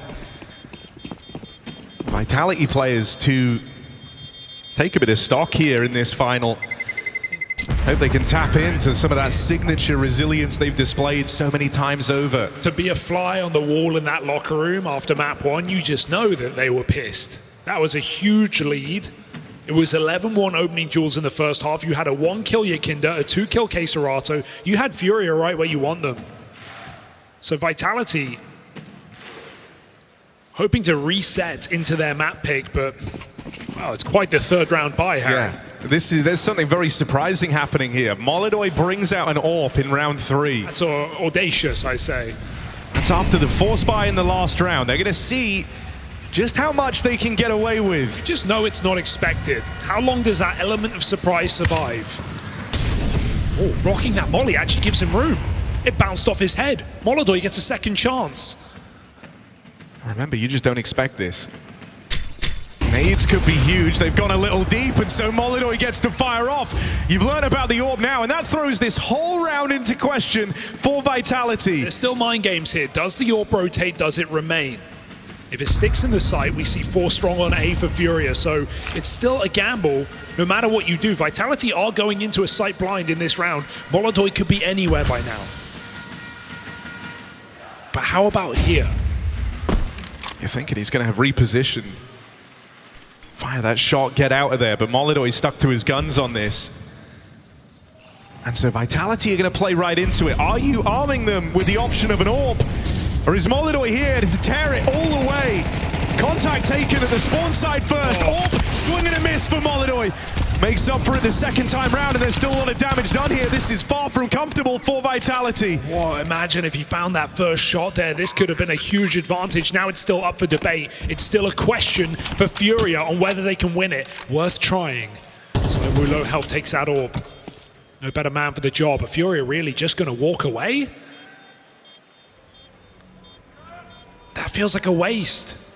An opportunity presented by your AWP, and you don't even try and break the money. They've got to flank Banana at least. Saving is going to be the question here for Vitality. Can they survive? Oh, not anymore. Yeah. 2 low players, you're done for. Playing a contain, a pretty smart move here. Thinking big picture, thinking across the whole series. The remainder of this map, you could earn that AWP back right now. You could really sweeten the deal. They got it. 2 of the 3 survive with guns. Look, it's decent here for FURIA. Could have been the round. But instead, just keeping the pressure on early in this game. Believing in yet again, coming back in. Round 4, fall by. And that new update, that new Molly bounce, gives Molidoy a fighting chance. He looks to be aggressive from the word go in the next round as well. Swing out in top mid, silenced instead. Yakindar gonna be the one to go bravely first. Challenge down through Banana. He's gotten out with a lot of damage and never knowing when to quit.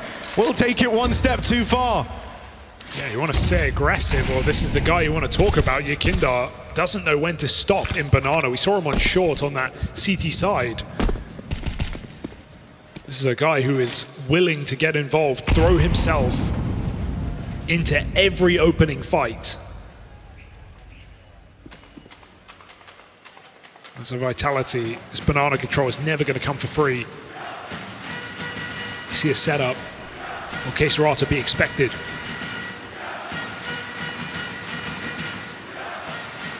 Bait and switch, trying to set up K-Serata.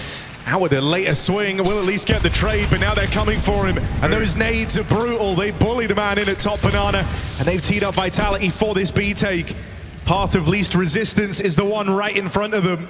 Round win off the back of it here. Vitality just keep it basic, keep it simple. It's the risk of dying for the car position. If you do so in quick succession, the site will always be taken. Vitality don't fall for any tricks. Clearing out backside, putting that bomb down, forcing the save of FURIA's round 4.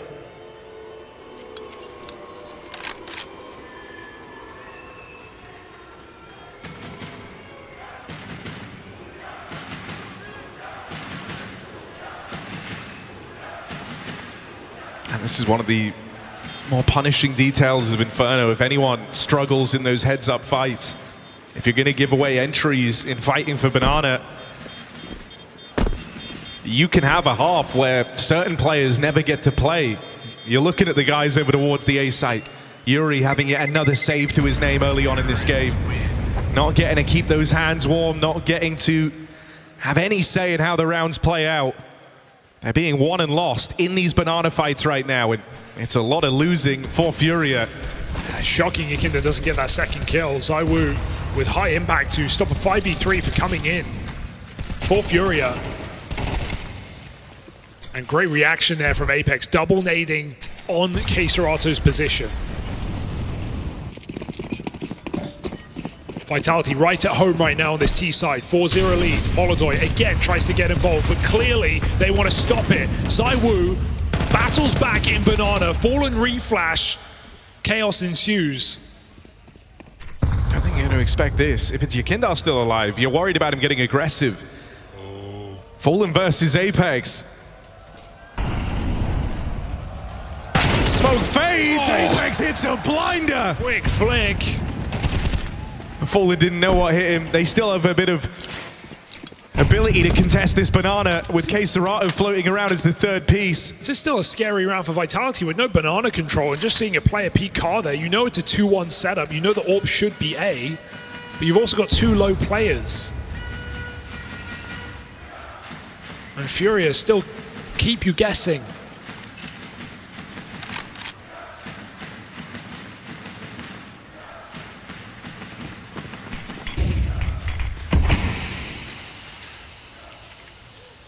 He thought about it. It's just operating in the quiet right now for Vitality.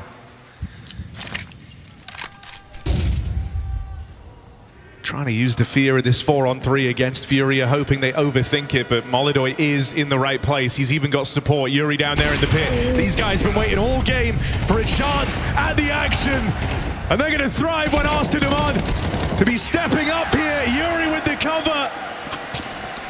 And that crossfire is a thing of beauty. Oh, Apex getting some frustration across this series from the captain here of Vitality, because they know, again, they walked right into the hand of FURIA in the downtime. Misread.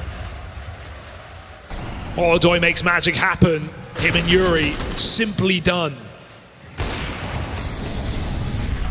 See there why Vitality have been looking to dodge this A side of the map. Oh, Molodoy tried his hand at a peek down middle. ZywOo, this time waiting for the challenge. Not something they've had to worry about yet. This all making an appearance now, and boy, did they learn about it the hard way. They know they don't want to give FURIA time to think and to get players in position. They're just going to jump on this entry. They know it's 2 players. Serato dead on the long side. Yuri, you've got a lot to do in this round and no room to maneuver. Beautifully done. Clean finish, and at the first turn of the ZywOo AWP on this T side, it finds immediate impact. And you'd be surprised, right? Back-to-back mid-peaks for Molodoy. He is clearly trying to get involved early in this game. And Vitality have just been Molotoving middle. This time they don't need to.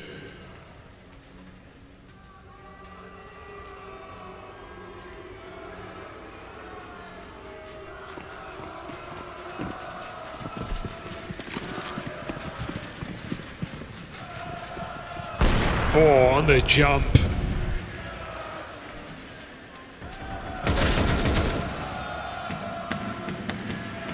Three clean entries plucked out of the air.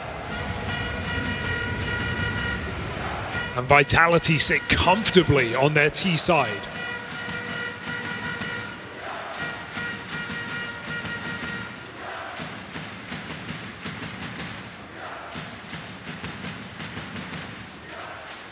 Vitality have already set a bit of a tone, right? If they get given these openers, if they get given the entries, they're going to follow through with a real pace behind it. That's something that Apex could look to use against FURIA later on in this first half. But for now, the going's good, and wherever these openers are provided is often where the rounds are just ending up for Vitality. They're not overthinking this. Faith that with greater numbers and better openings, they'll get through this first half unscathed. Well, experience definitely matters in a position like Banana, so having fallen here is integral. And aggression, all the same, Yakinda deposits himself down bottom B. Fallen trying to assist. Vitality feigning something in middle, but it's all about this Banana retake. Are we going to see a commitment on the crossfire for 2? Serato baiting for them. That molly just enough. How about Yakinda still? Good for the kill. Fallen's played his cards too. They're aware of the double push, but now they've got to deal with it. Hard crossfire to get through. Apex can't brave it. How's Flames meant to fare? 2 guns here ready to go against him, and they're getting mauled as they try and retake Banana. It's a lazy clear, if anything, for Vitality, just walking into it. I think they kept feeling like FURIA were going to back out of that setup. Serato providing cover through the smoke.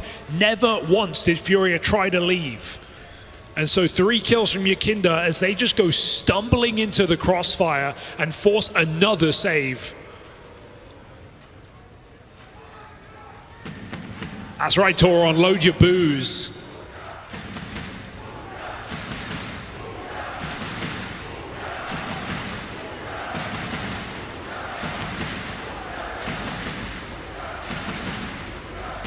Counter-terrorists win. Getting out with 5 alive, no small feat here. And he makes the future saves more impactful, means you get to keep the pressure on, keep these buy rounds coming through. And a chance here to break the money of Vitality. This is a real swing round coming up.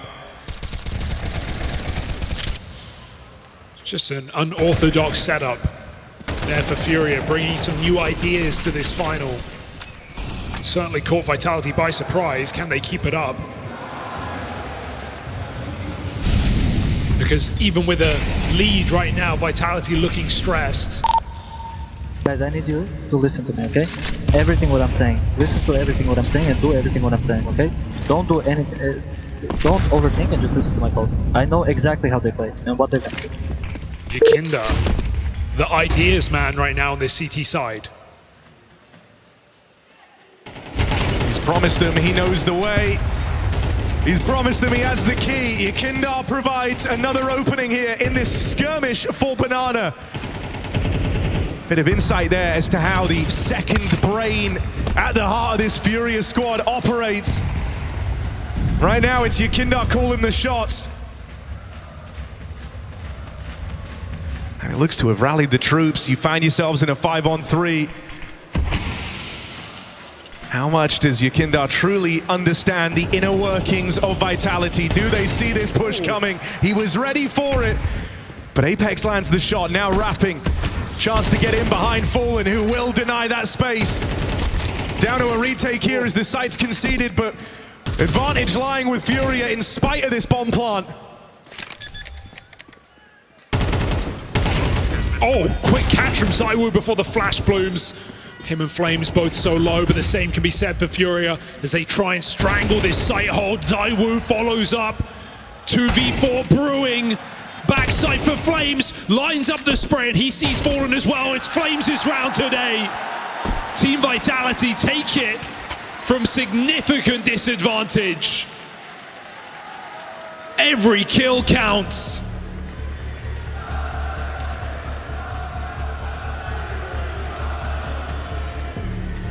You've got to admire what Flames can output in this Vitality squad, what he's been doing all tournament long.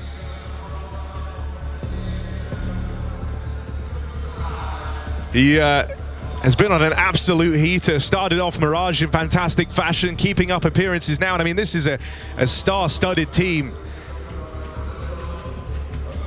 And Flames is a massive part of that. Yeah, I even mentioned coming into last map, right, how all three Firepower players of Vitality putting up better performances than last year when they took the trophy. That's coming into a grand final. We'll see if it keeps up. Certainly a good sign, though, from Flames. 6-2, and even though they win the round, Vitality need another to ensure their economy.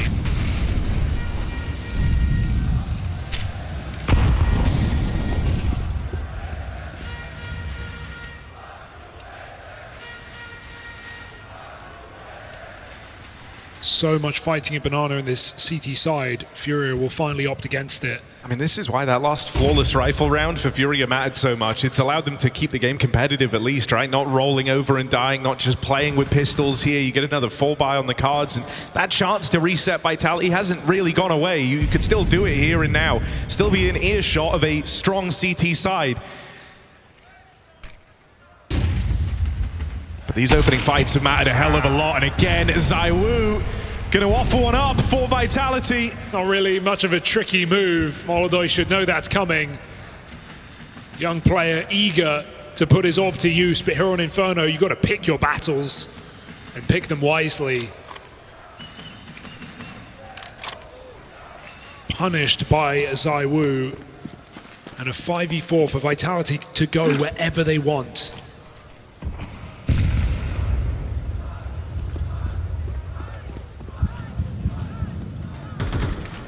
Wrapping towards this A side, Keiserato and Yuri, they really have their work cut out for them. They're getting surrounded right now. Contact taken first by Yuri up at the apartments. That allows the spam to come through. Now they've learned about Keiserato down here in the pit. Time is super low. Keiserato clinging on to the nail. Fallen. Oh no! Saves his life, and ZywOo's now missing. It's not the time for it. Just has time to plug in the numbers. Fallen's playing ahead of this, trying to shut him down, and that's giving him a chance. Yakinda takes it away. But that gets so It is by the thinnest of all margins that FURIA find another CT round. Almost a ZywOo highlight to steal another round for Vitality, strong T side. A 2v4 right into that. ZywOo pinpoint, but still not enough. It's Yakinda shutting him up, and FURIA still dangling in this second map. Nice try, but not quite. Here's the money break we were talking about though, right? Vitality have actually thrown cash into this. They've gone for a force buy. You don't just want this to be a pretty decent T-half, you want it to be fantastic, and so they've risked it all on giving ZywOo a hero gun. They've got plenty to play with, and they'll need their start. Try and kick things off with a bang. Missed shot for Molodoi up in the apartments, looking a little twitchy there at the dawn of Robs. For a guy who gets a lot of shots in rounds on this CT side, Molodoi's having trouble doing so right now. Vitality doing a good job at countering him. They've shut down his mid-aggression. ZywOo besting him in the head-to-head. It's feeling like a tricky game for Molodoi. Down in the pit, on an A hit, could be where he delivers. Yuri just shreds flames through the smoke. And as Apex goes back to line up utility, it thins Vitality's numbers furthermore. They have to go. ZywOo has to do it. Molodoi with the swing and a miss. Blind on that shot from the pit, and now they're closing the distance on these pistols. Support in though in the form of this stack. Careful. Still breaking through his Vitality. Would he? Bomb planted. And Yakinda elects not to play. He's going to wait for Fallen. Going through on the fade of the smoke. ZywOo gets the spot off. Yakinda's got his number. Missed shot for Robs down in the pit, and now they're closing in. Right there is Yakinda. And he's leveled the bold claim that he knows how this Vitality squad think. He knows how they play. Well, he was the fourth man in tow in an A stack to shut down Vitality. Yeah, right now it feels hard to doubt it. He's been in all the right positions, right? He's able to get a couple of multi-kills. He's been aggressive in Banana when needed. And that little walk through the smoke, that timing is perfection. ZywOo didn't even see him. He's trying to re-block long with a Molotov. Yakinda just catches him off guard. Such a naughty play for Yakinda. FURIA winning rounds, clinching right now. But looking to come back into this CT side. On a game that was 5-1. On a game that Molodoi has had minimal impact. FURIA are still here and fighting. The beginning of this game, it was all about the banana control. Fights that Yakinda just couldn't win out. Well, he's going in here playing up at the front against the pistols. Flashed in by his team. In, throwing through a loop. Can't get away with a kill. Fallen had to clean up, and from downtown, Serato and Fallen lay waste to Banana.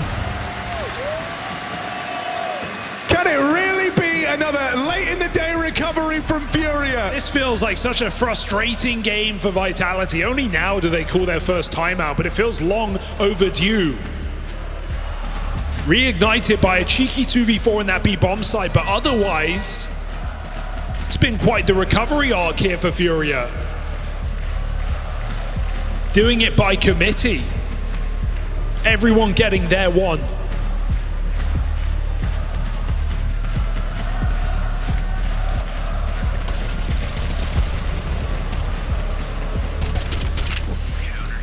And it feels like Yakinda has never truly been caught off guard. Yes, okay, a missed shot there, but the setup was perfect, and three players from FURIA to re-swing and re-nade that corner. Vitality getting thrown through a loop.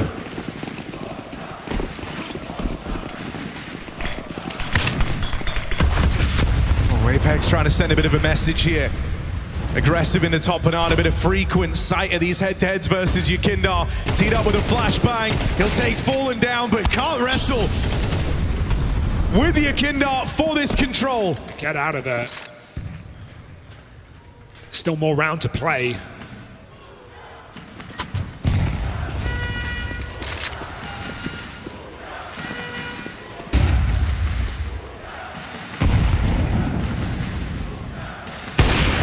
Oh, Molodoi, lucky to be alive. He's going to hear them.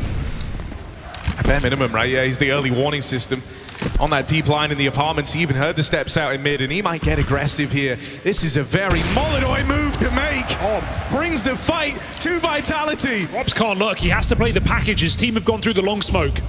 And there's the spot from Yuri. He's able to tell Molodoi, they're coming for you. They're looking for you. So Molodoi gets the gun on in time. Still iced out. ZywOo gonna get past him. And now Yuri down here in the pit, sandwiched on both sides, backstab, Yakinda and K Serrano hoping to combine. They've just got to stop this man, and ZywOo, not an easy one to get past, seals the deal on a strong half for Vitality, breaking that furious streak in the final round of the first half.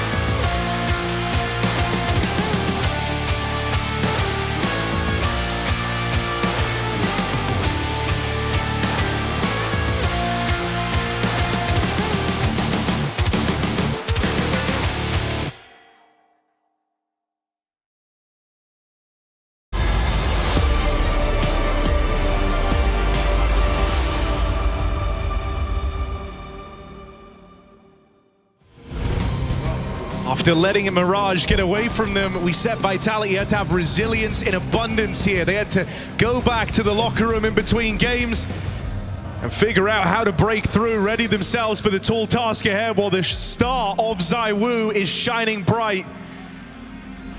Played out of his mind to open up Inferno. 16-7, a clutch in the final round to win out the half of Vitality and stop the FURIA streak. Yeah, nearly had a couple more in there as well, but FURIA do give birth to a 5-round CT side. Ideas flowing from Yakinda, but not necessarily all the rounds. FURIA are going to have to earn it on their offense. Fallen takes the wheel again. That's one hell of a spot out here in middle for ZywOo. And it might give Robs a bit more freedom, feeling like he can play it forward. That right now, their tunnel vision on this top mid fight. Oh, no. Oh, he's missing the opportunities. No way. He loses on that fight. Messi now under pressure over on the long side again. You're left looking at ZywOo. They're all missing. They're all whiffing. Flames recovers a kill. ZywOo hiding out in plain sight. Dangerous. K-Serato left alone, and ZywOo has saved them yet again. 9 HP. It's just telling yourself, no one give him a clean fight. We face him together. We can take him down a peg. One bullet will do it. It's good smoke, but flank is coming in. It's spam to the side in the pistol. No doubting ZywOo's contributions to map 2 of this grand final. Yeah, you need him to be a superstar, right? This is #1 player of 2025, and of course with ample criticism of Donk besting him individually, statistically. When it comes down to it, the best player in the best team and the best season, ZywOo right now playing with the ego desired. Playing like Vitality deserve.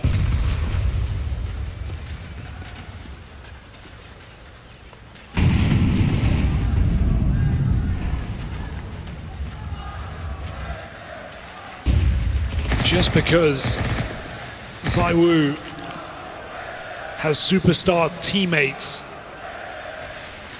able to perform in their roles to the highest level, I can't take away from what this guy can do on the biggest stages in these grand finals that he did all year.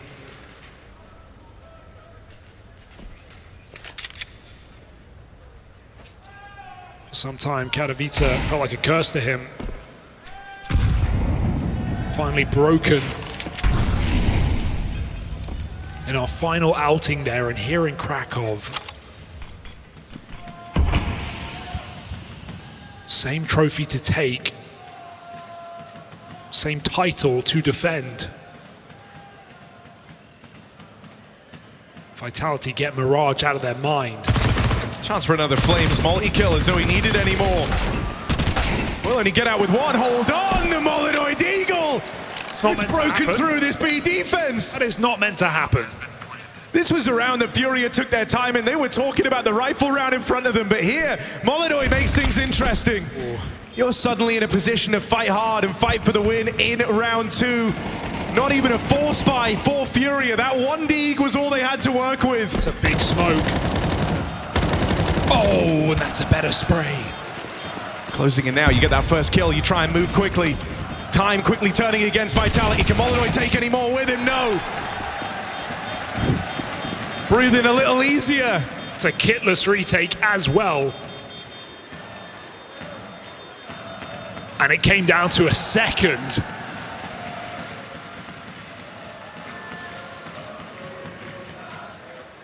But a round's a round, and Vitality's counter ticking up now in this second half. 7-round T-side, converting their pistol into a 4x from FURIA. It's get going or get gone on Inferno. That third map is Nuke.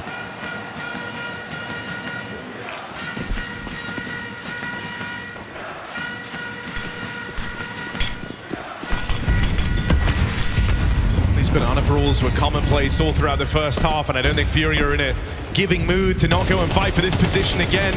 They've spotted Apex up close. 3 players here playing a contain, fumbling the boosts, fumbling those early peaks, and they will come to pay the price for it. Flames offered up on a silver platter. You understand why Vitality want to fight this position. If you give FURIA a banana, they are very good at just hitting double molly BXX. Other thing I'll say is, even though we're all impressed by what ZywOo's brought to the table here, this is a very top-heavy scoreboard for Vitality, a team that usually win on the quality of all their individuals, everyone shining through in specific moments. So being clutch is nice, but you're going to depend on multiple players in this half if you're going to hold it down, right? Rob's 3 and 9, we saw him whiff in the pistol, Mezzi 5 and 9. These are exploitable pieces for FURIA, and they look to try and find that. Good catch for Robs.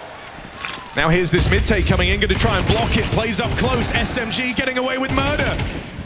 They'll play through, but he's got the bomb at his feet. And now the rotate's starting to come through for Vitality very, very quickly. This net is closing on you in top middle. You needed that kill to break through. Bought as much time as he possibly could. Look at this position from Molidoy, taking an aggressive streak up behind enemy lines ahead of that retake. He's just not afraid to get involved, is he? Should expect some fear from a young player. But the Tauron shouts his name. And he gets the swing kill to force the save. This is a 6th round for FURIA.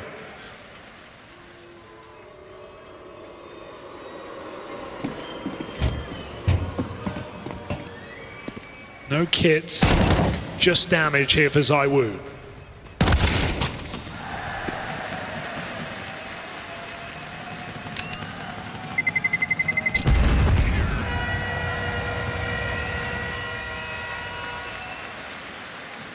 That's what they're fighting for. The oldest trophy in Counter-Strike. One that has always been so demanding. Oh no, is that miscom? Were they trying to boost there? Flames just jumping on Apex and not getting the crouch. These are the rounds that can frustrate.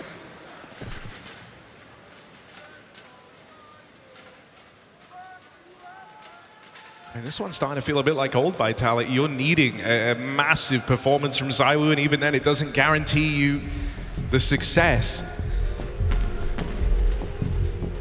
One or two things feels like it needs to happen. ZywOo's just got to keep delivering in clutches, keep winning you unwinnable rounds. Well, you're going to need the rest of his team to step up and start filling the gaps. It was a big double from Robs there in what has been a pretty quiet map from him, but not even that proved to be enough. And you can sometimes feel the pressure in these games where only one guy's really stepping up.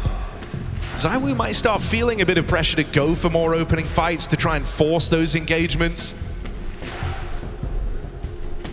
Yeah, headsets off, so we'll keep the finer details of the buy to ourselves, but to talk big picture, that trophy you just mentioned, we get one of two things today. We get Fallen 10 years on from his last Winter Championship Grand Final against Fnatic on a holy run of their own, or you get his 13 win streak in best of 5s broken.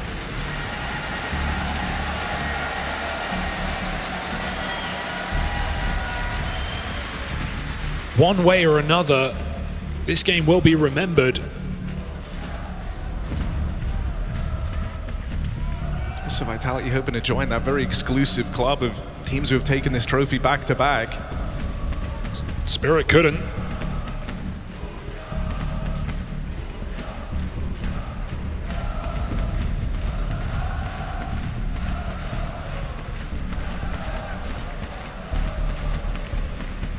And yeah, the scoreboard does worry me a little bit, but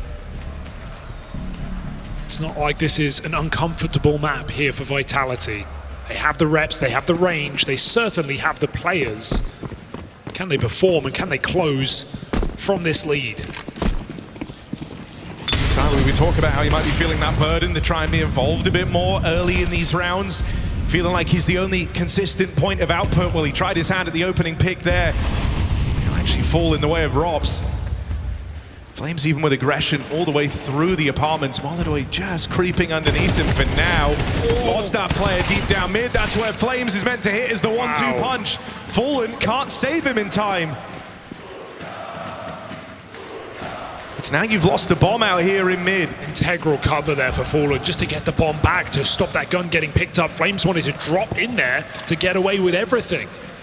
This round is still live. Got to be cautious. ZywOo lurks up here in the top of middle, and that orb drops the bomb again. You can have it back, but you still got to get through the Woo. 1v2 in this site.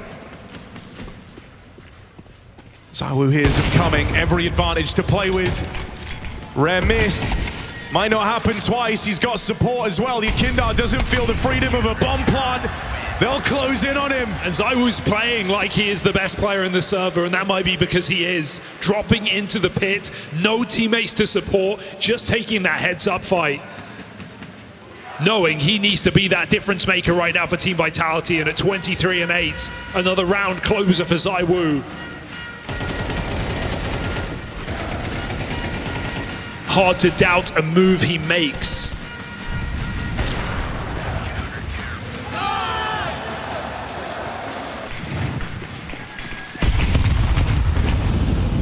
Vitality on the road to ruin Furia's dreams.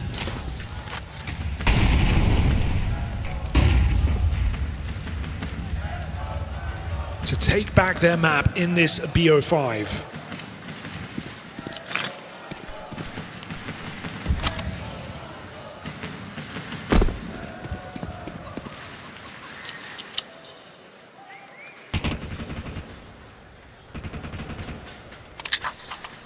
One gun.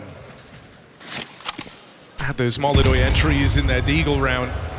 You're hoping he can run it back now with the rifle. They've played through the smoke. Apex nearly caught on an awkward timing, but in the end, looks good to prevail as more players make their way over for Vitality. This B-pop wrecked.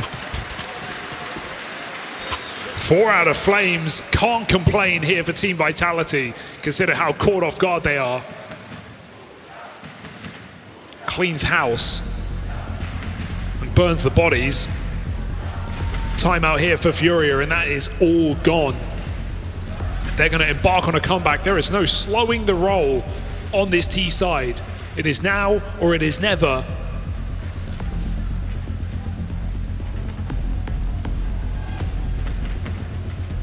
You got to say, even with these slower players, these quieter members of Vitality, for them to sit at this scoreline is reassuring in a different way.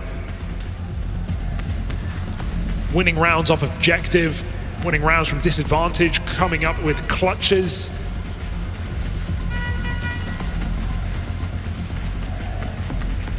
Safe to say, it feels like Vitality's game.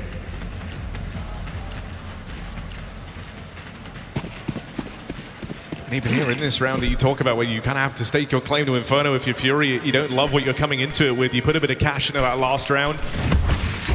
Had the hero gun for Molodoy, leaves you with less to work with here. You will get away with this fast banana control. That's been given to you by Vitality.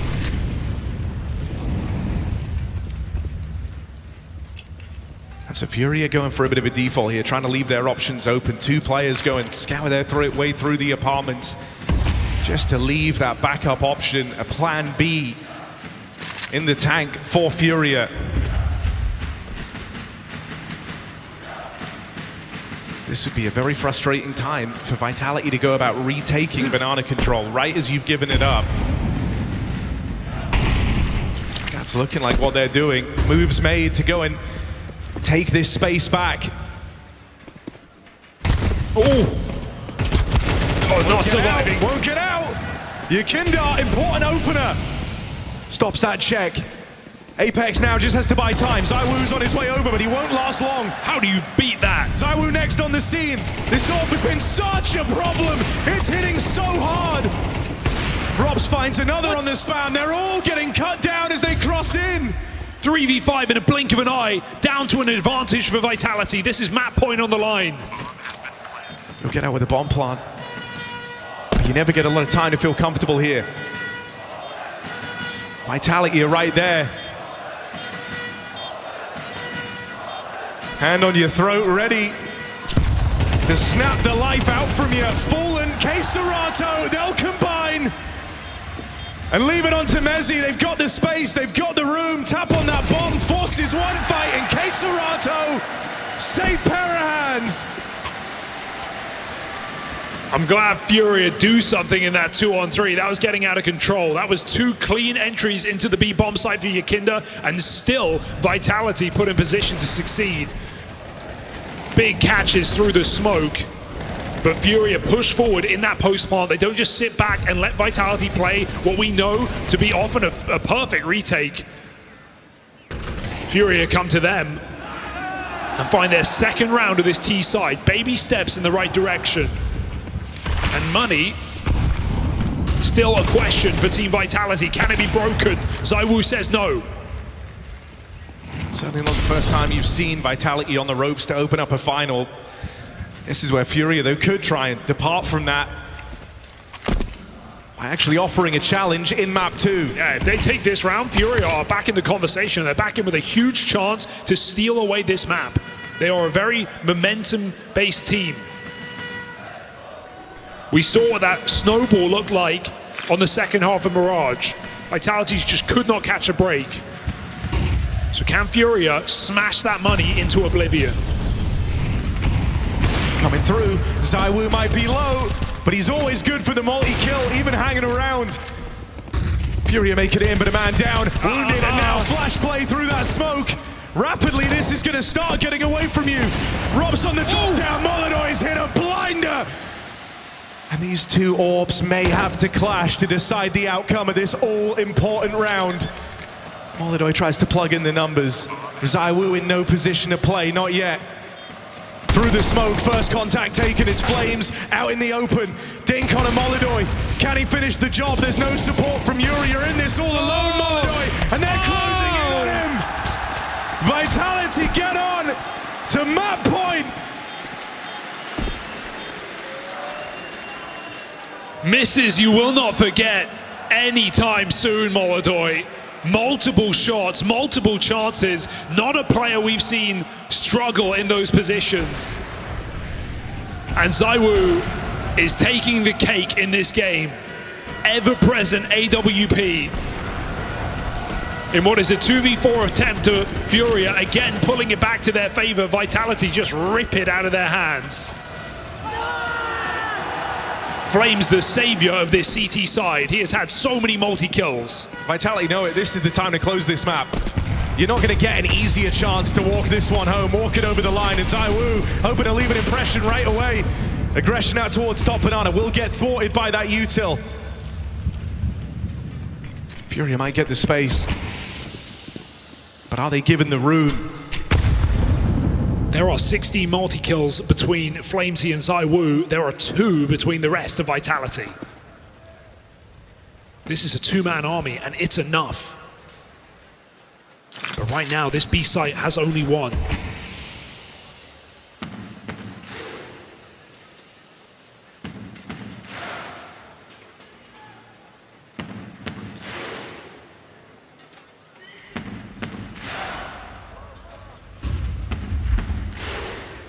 The hearts beat as FURIA set up a final swing for Inferno. You know, this push is either salvation or your last round on this map. You've got to get past Flames. He's been in his element all day. These chaotic fights where it's a scrap, it's a scramble. Oh no, what? On the reload, Yakinda chases him down. And they've lost the sight. They've lost it decisively at that. He could have got that, man. Switched to the pistol. Yakinda was whiffing. Went back on the AK. Do you really just commit to the save? You're so out of position here. What can you do? You don't want to give them an AWP. You don't want to give them anything. They've come in with pistols.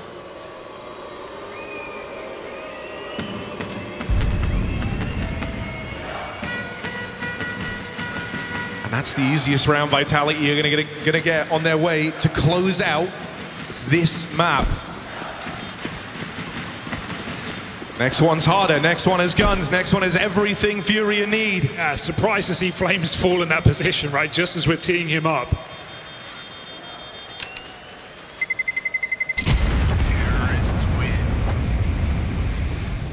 But more chances here for Vitality to finish what they've started. 4 rounds to close this game.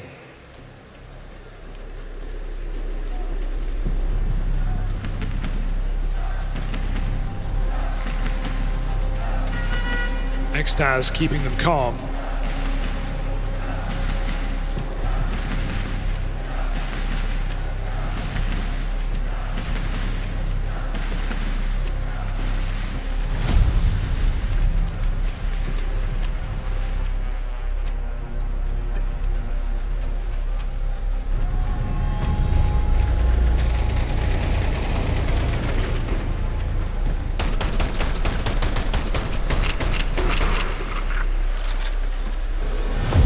See if that one fumble from Flames in what has been a flawless series has left the door open to a FURIA comeback.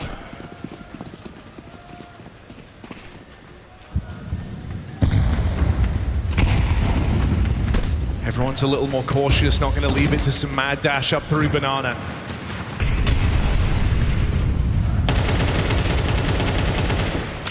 I wouldn't be so sure. Yakinda here.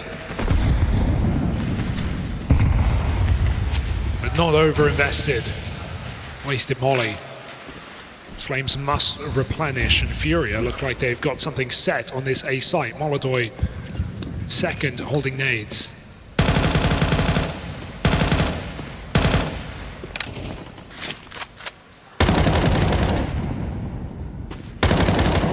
Yakinda gets that molly from Molodoi and now looks to push back this B hold. Inching back into an A play. Vitality pushed into their bomb site. ZywOo gonna get a chance to swing for the finish.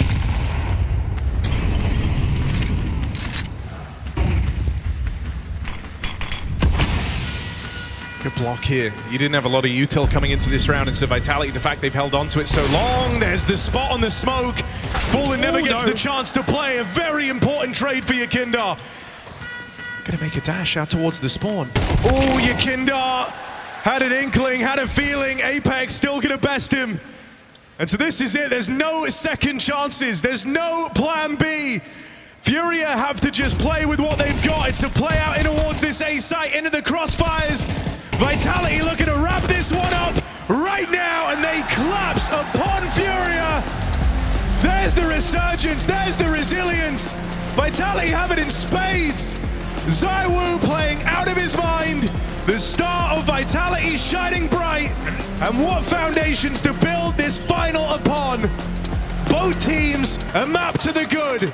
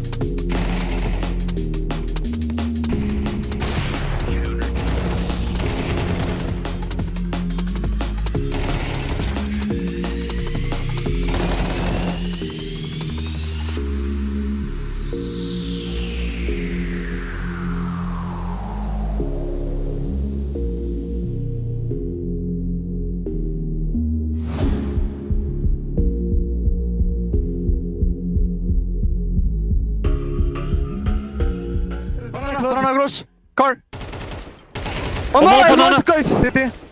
City. I went G-box. Holding ruins for you. I'm gonna check to hold. Oh, CT one car. CT in ruins. I don't have ruins. Banana.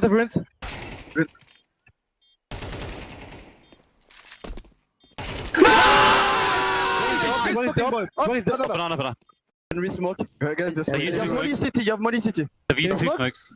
Yeah. Smoking now. Smoke city? You're full of them, Matty. Smoke. Dead middle, bomb, still. One was banana. That's the guy that killed you. I leave it then. Careful up. Yeah, leave me. Mid. You can have the bomb? One mid, yeah. Hey, took it. Two pushing shot. Go out short. As locked. Can be sight and pit first. Right, yeah. Nice. Chill.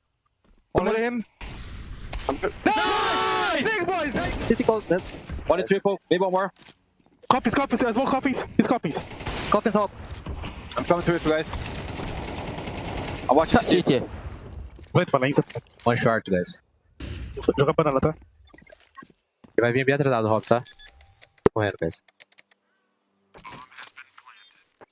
It's all. Todo mundo.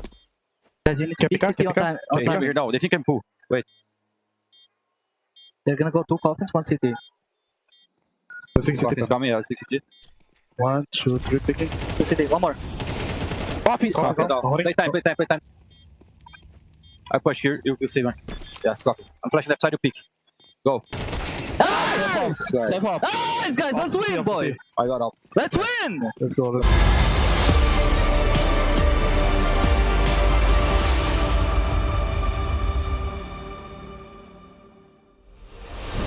Vitality stabilized and the possibility of a FURIA comeback denied. A much-needed recovery and a very welcome performance from ZywOo. 27 kills in 21 rounds, 9 multi-kills, Janko.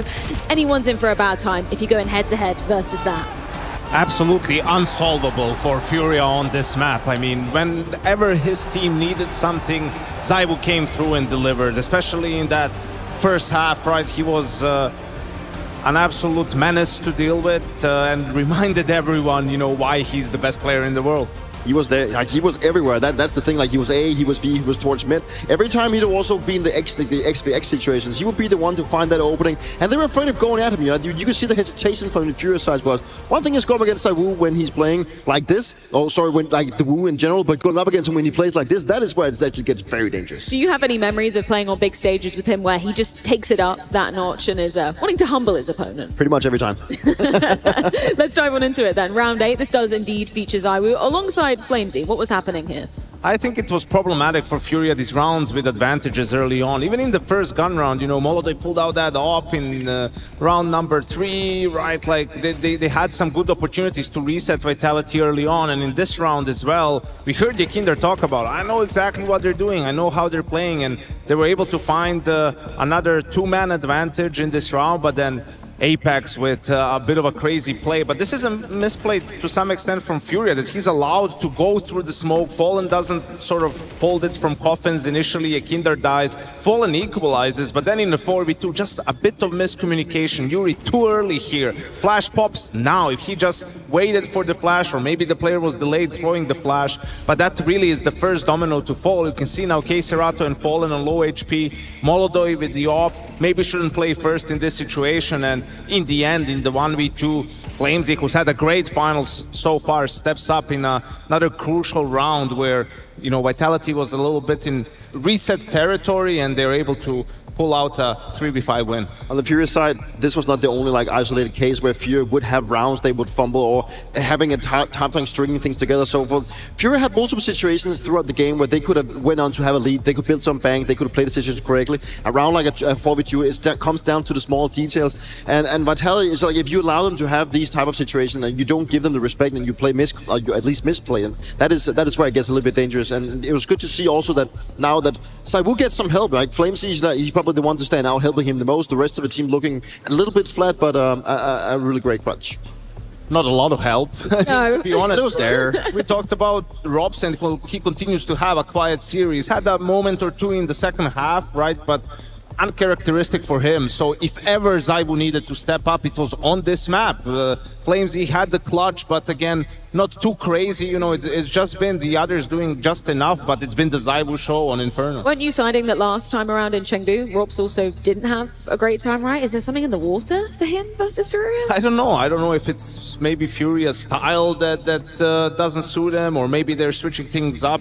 I'm not exactly sure, but you also feel that over the course of a best of 5, this can't keep happening, right? Sure. Like sooner or later, he's going to wake up and really contribute on a level that we know he can. Yeah, he needs to warm up, you know, but, you know, he's running out of time eventually. Like, at one point, you know, the series is going to be over, and Vitality, they need their second star more than ever, and I think that he was in some sense lucky that Flamesy had the backup power to help ZywOo clutch this one out, and Robson seems to be thinking, like, he's a guy that thinks a lot, you know, he's very cautious, he's has this great overview, but it just seems like he's maybe thinking a little bit too much this series. So. Let's dive into that second half then. We see a little bit of a cheeky CT play from Vitality. What were you observing here, Dupree? I think this round is also off the bat from a technical standpoint. They just had a technical timeout, and you know, these call this type of aggressive round where we have Messi going all the way down the bench. Luckily for Messi here, it's Robs who actually gets the kill, which means that Messi is now unknown, and that gives him a huge advantage inside the round. FURIA still working their way up Banana, and Flamesy, he knows that he can actually pounce off of this thing, and he actually gets the trade off again, gets traded, and then we go into the 3v3 situation, where this is again showcasing why ZywOo is so feared and so good. He knows that two players are still stuck down Banana, and now he's looking to find that punishment. It's actually FURIA that's going to come from second mid now to try and get that frag, but he knows knows that he's isolated him. When he gets this kill, it's all about ZywOo falling back. You know, you can see how scared Jekandai is actually going back, and ZywOo decides to go into halls. You know, he can isolate his duels here. He does miss a shot here onto short, but at this point, they are so aware of him that it actually allows the guy coming out of library to actually end up getting the kill. And from the communication we heard, the communication snippet that we actually got before heading into the break, we could hear how much Messi was talking, and it's this dead talk that is so important. That what makes Vitality so good as well is that they will always contribute, regardless if they're in the round or not. They will always help the team, and it just helps them string the rounds together because they have the overview. So it's something that we don't get to see much of because it's like hidden inside the details. And that's where the focus is on as well. If you're having a bad day on the server, I mean, you can help in other ways, right? You can help with communication if you're dead, and just the game sense from ZywOo falling back to go to apartments, right? Like, you can stay alive there for longer, still be a nuisance. You're buying time for your teammates to rotate in and sort of secure the round. Yeah, we can roll the ZywOo highlights, as we always should when he has a game like this. Just from your perspective, Dupree, was he ever a player that could get affected by a slow start, let's say? Do you feel like he's a typical confidence player, or is he more cerebral within himself? I think what stands out for him is that, of course, I think all players can thrive under pressure, but also when they get into a situation where they don't really feel the confidence.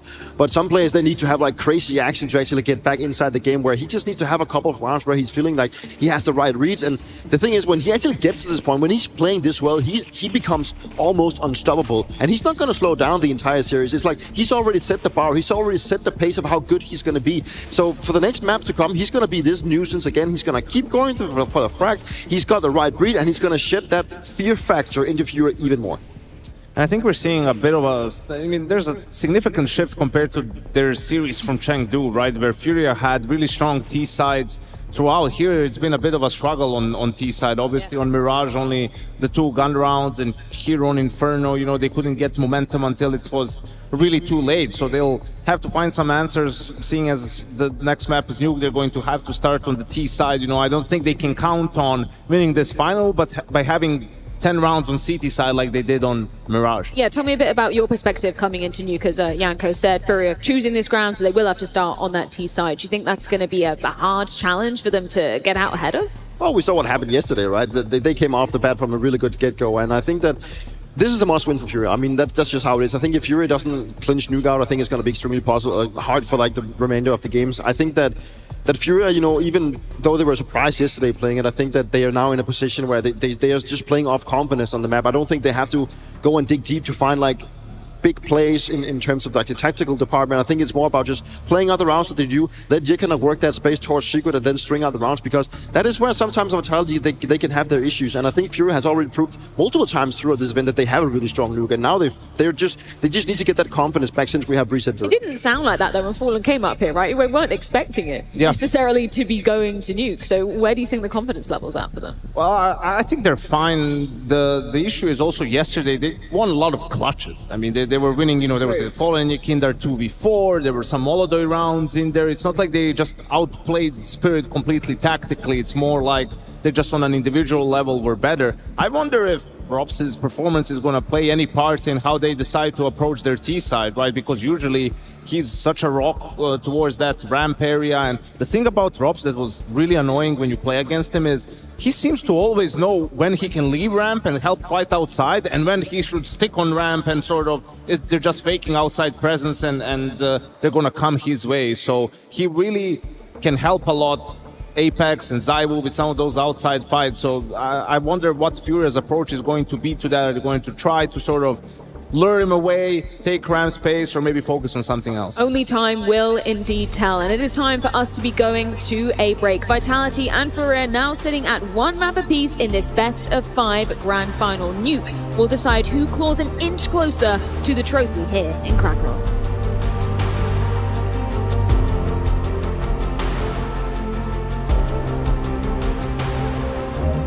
Hi, this is Basement Dweller's first advertisement. And our second drop is, it's up, actually. If you're seeing this, it's up. It's available on the ESL shop. We had our first go at a jacket, and I'm really proud of it. I've always had an interest in clothes, but, you know, seeing behind the scenes how the sausage is made has been a lot of fun. And if you like the clothes, tell me. If you hate the clothes, tell me, but try them before you slag them off. I think they're really comfy. So yeah, that's my advert. I'm gonna try again. I'm gonna record another one. It starts with a dream, with a team you barely know, in an amateur official that feels like the grand final, where practice becomes progress and every loss feels like a lesson. When will your journey begin?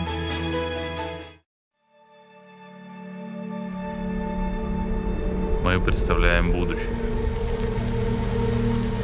И наши фантазии пугают нас. An op IGL hasn't won a major since 2016. In a time of Simple, Zaiwu, now Monacy, it will not happen again. Кэддин опережает планы на 3 месяца. 6 months. Откуда ты вообще это знаешь?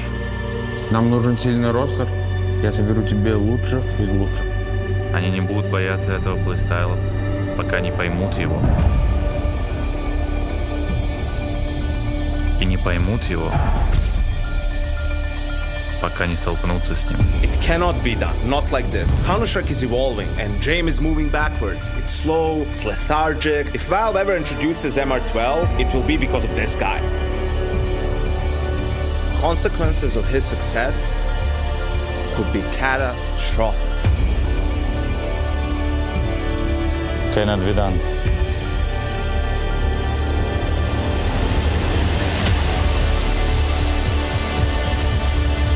James the Redeemer in Rio.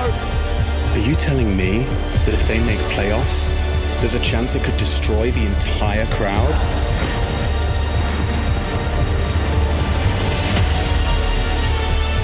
He's still going to go for it. He picks up that one.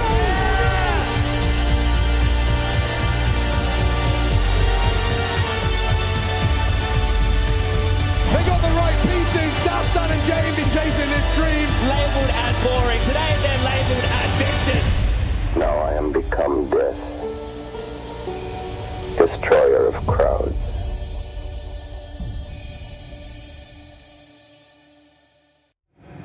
We're all squared up here, Vitality. They struck back. Let's talk a little bit, JL, about how the communication must have been like and how it generally is when things get so hectic. I mean, when it gets hectic, I feel like you lose a lot of the important communication, but what's most important for me is to not lose communication. Right. I'd much rather have it be hectic, be chaotic, but you still have to communicate. You have to say what you're doing. You have to say what you have to do. And yeah. Yeah, we saw a snippet from Yakinder there. It was, of course, the losing map for FURIA, but he kept trying to keep people focused, that they weren't tilting. He also was calling a lot in that map. That's an interesting situation, right? That you have, of course, Fallen, who does a lot of the legwork, but Yakinder also.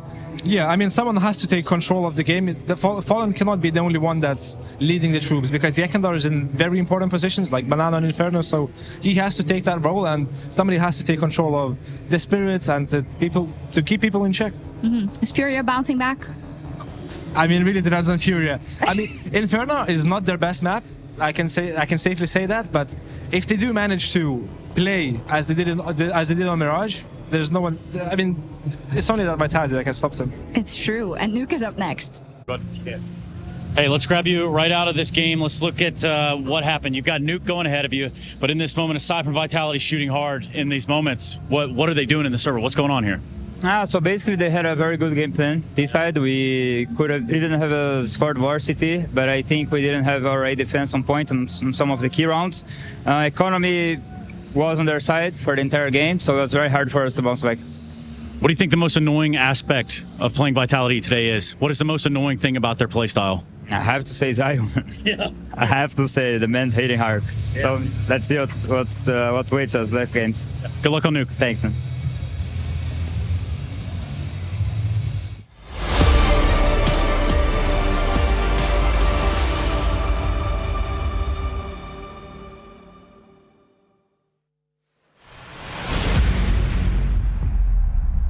Nine trophies in 1 year.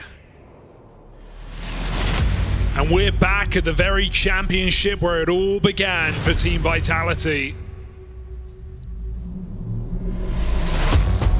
Back on Inferno, Zaiwu, flow state. He rips it from FURIA's grasp. In a championship that Apex, after a career-long search, took last year, Vitality are here to defend their honor, defend their legacy, deny FURIA their destiny. This is Fallen's 4th crack. 2nd time in the final, still leading, no longer AWPing, looking to secure this trophy in his own decade-long pursuit. We are guaranteed 2 more maps. So Krakow, I hope you're ready. It's time for Nuke.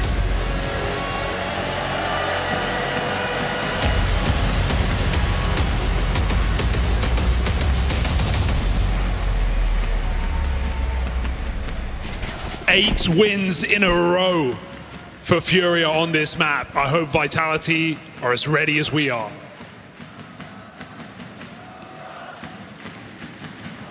Yeah, we're in the heart of the BO5 final now. This is where your fight or flight is activated. This is where you've got to play your best level yet. This is why we say BO5s are so demanding. You won't be the first team to have put Vitality on the ropes, to have had them looking a little nervous. But following through, that's something that very few have been able to accomplish. ZywOo up here on the rafters. Ooh, gonna get out with one, even giving chase on a Molodoy. That proves to be one bridge too far. Cut down by Mezzi, no heroics from Molodoy in the pistol. Left looking on at Keserato here, as he's got a tricky 1v3 rolled out in front of him. Player through the vents, ready to backstab.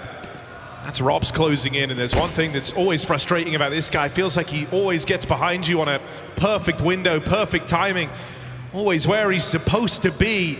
And he's just playing insurance policy here on this Keserato clutch, ready to shut it down if needed, but not a requirement. A clean pistol rolls through for Vitality. Great start for Mezzi as well. He's been a bit quiet in this final so far, but we got a couple more maps that are really going to look to favor his fancy here. Nuke and a potential 5th of Anubis. These are where Mezzi does some of his best work, so a reassuring pistol round comes in for Team Vitality.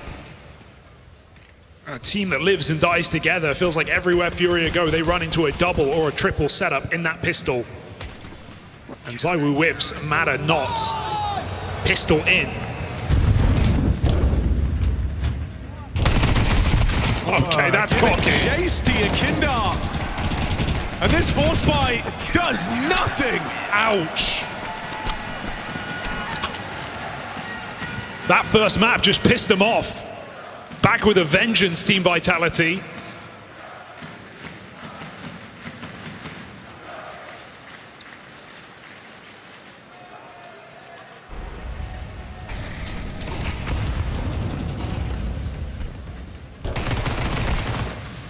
That's just so flames, isn't it?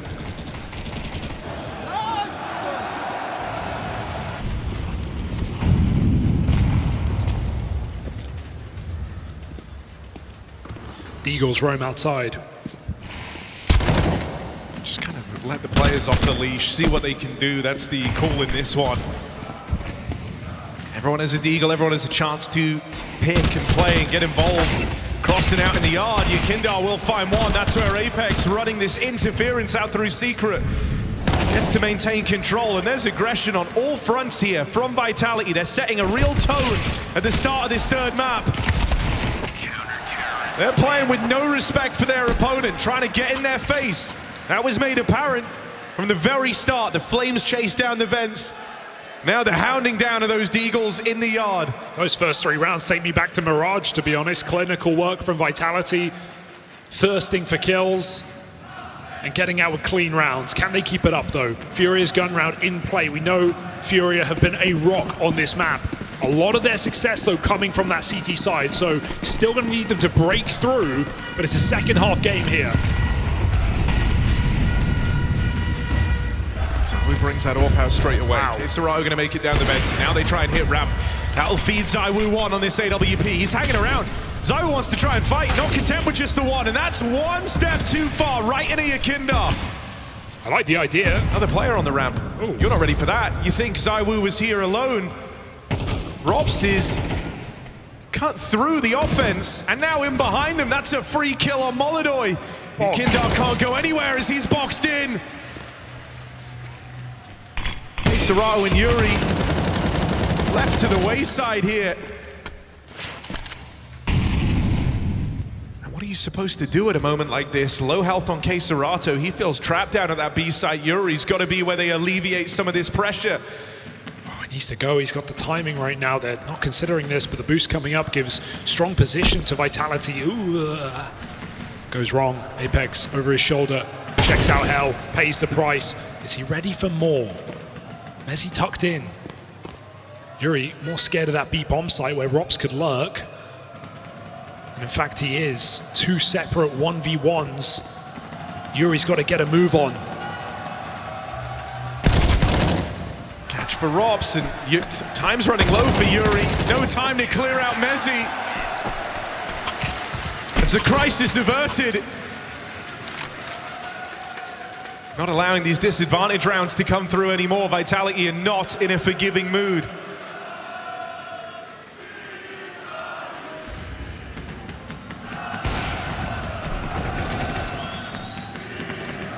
And sure, recent form for FURIA, right? 8 win streak, been a great map, but this was a map that Vitality in the middle of last year went on a huge streak of their own. They matched 8 as well. They managed 14 out of 15 in a row. Get blinded to open up this round as well. Yekindar just tried looking for info out in the yard, and it's the last thing he got to do in this pistol round. Not how you want to be hemorrhaging players early on. Every kill you give to ZywOo only builds his confidence up, and you don't want this guy feeling right at home in this final. Molidoy outclassed him on map 1, but that's no longer the case. Nice set on the A play, and ZywOo's in the right spot, gets himself teed up in heaven. Rifle's gonna hold the line. Oh, Fallen and K-Serato break through. Now they've got the AWP to contend with. Apex closing in, and again, you just get sandwiched on both sides. We're just seeing ego from ZywOo right now. Re-peeking with pistol at the back of the site. He has an AWP, he doesn't need it. Vitality just swinging for the fences. And this was always the case, right? You can't be a top team. You can't certainly be the best team in the world without Nuke in your repertoire. The most technical map in Counter-Strike for some time. All the best teams in the world have amassed massive win streaks on this map. Vitality just the same. And so as FURIA do their own, Vitality come to punish. It's a swing and a miss for Messi, just damage on Yuri. Yakinda takes a lot as well, so don't get ahead of yourself with this man advantage thinking that FURIA have full control. We've already seen Vitality swing in aggressively on this CT side. They're not going to stop. You know, with the dinks coming through, with the idea that Vitality have shown a very aggressive face to open this up, you don't get to be that comfortable in this 5v4. Even now, you're trying to anticipate, well, what's their next move? Where's the aggression going to come? ZywOo on this angle. The AWP feeling overkill for this head-to-head, and it's given away for free. That was the beginning of the A play.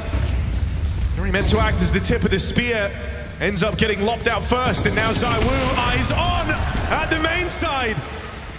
No limit to what he's been capable of in this series. ZywOo just keeps going.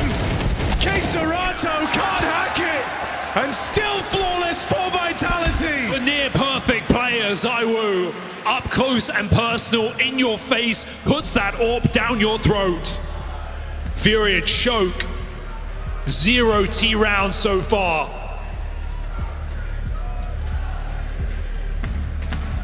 Everywhere they go, Vitality set up in numbers. 6-0 lead on that ever so favored CT side.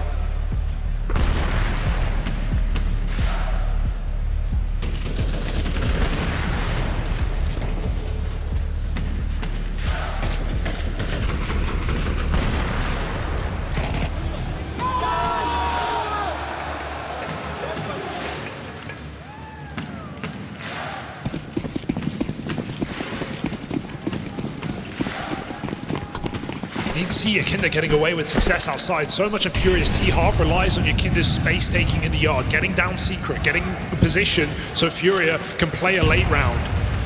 But he is getting AWP'd, he is getting dinked, he is getting harassed on these crosses. Yakinda back with pistols, leads the charge to this yard. Serato keeps them concerned about the prospect of a top hit, but Yakinda walks behind the Molotov down below. Flames here, not playing for info, but committing for a fight. ZywOo never far away.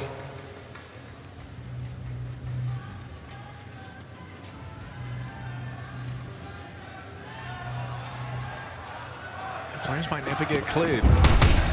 Might just get to have his say out from the single door. Yuri goes to scout that position. Now ZywOo allowed to play. Shooting gallery, Fallen clawing one back.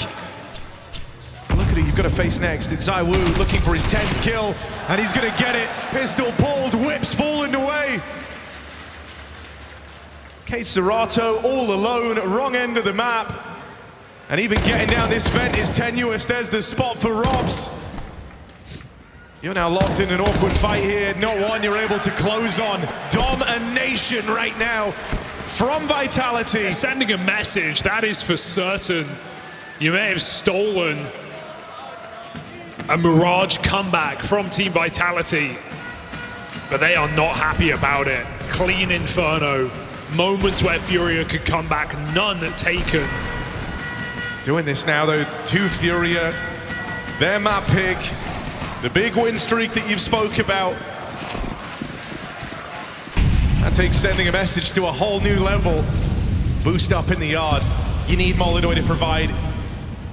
Flick down needed, missed shot. Not gonna get given a second chance. Apex staying around this smoke, keeping the pressure on. Nearly finds a man in at the back. Instead, it's Molotov brought down first. That smoke break helps Apex. Fallen sets his star up not to succeed, but to perish, and everyone dies. 4v2, stuck outside. ZywOo still scoped. Won't survive the crossing. Yakinda can't find his usual ground out in the yard. Fallen left to save. They won't let him get away with it. Everyone facing, everyone chasing. Vitality want it to hurt. Clinical game. A contagious flow state. Everyone communicating, calling the flashes, knowing their role, what's open, rotating B to perfection, never overplaying, but still aggressive, still ever present. Apex throwing himself outside. Surely we get a timeout soon for FURIA. Yeah, they need to stop this. It's already out of control. It's not yet beyond saving. Yeah, you're already in a tailspin. The best thing you're hoping for now is just softer landing. He just got wallbanged with no info. ZywOo just banged him through the box.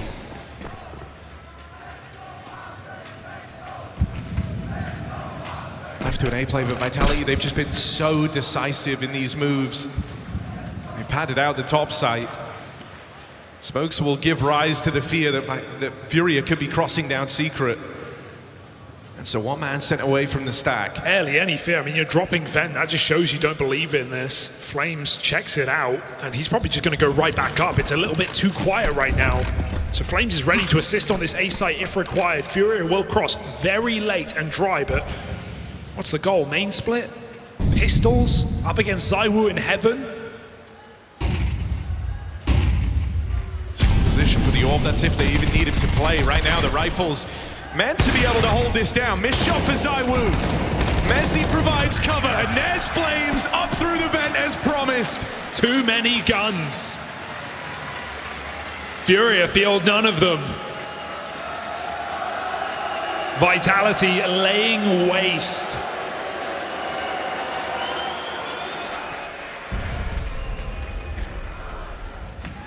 They're getting beat into the ground. It's not even competitive. These rounds are not falling close. And I know FURIA rely on their CT side quite heavily in these games that they've won on this win streak, but this is not the T side we've come to expect. They haven't had any of the control that they usually do. They're going to try and up the pace. Passed out through the door, and they've caught a good timing. For once, Vitality didn't have a stack here ready to receive. They have the site control. You've got to hope that from getting these positions, it's enough to finally break the streak of Vitality. You just want to go for it. You got Flames on 16k. You just want to give this a try, Vitality. So let's see what a 5v5 upper retake looks like. Util getting burned through for FURIA. It is going to slow the roll of any retake. Serato makes life even harder there with an opening onto Apex. Good molly. They're going to go now on the back of this flash. Two of them come through to try and set up Mezzi. Yakinda locks them out of this retake. And double AWP now for ZywOo and Robs. It's not meant to be. Streak ended in round 10. FURIA finally on the board. Okay. No bells, no whistles. It's just an all-in A play, and they catch it. Favorable timing. And not insta rush, just by a few seconds here. Vitality take their setup. They read it wrong out of spawn. No worry. A brief round, a brief moment here for FURIA. But Team Vitality with ample opportunity here on their opponent's map pick. An admirable attempt at what should be an impossible post plant. Robs is still yet to die here in round number 11. Eternal.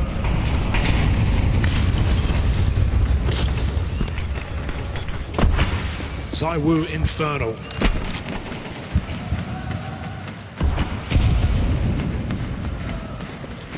Takes that all back up top, and he sees the cross. It's info, if nothing more, knowing Yakinda is solo down on that B bomb site. They don't need to over-rotate. They just need to reinforce ramp. You're telling Robs to be ready for it. Yet to die in the map thus far. Robs might not be dying, he's doing a whole lot of killing.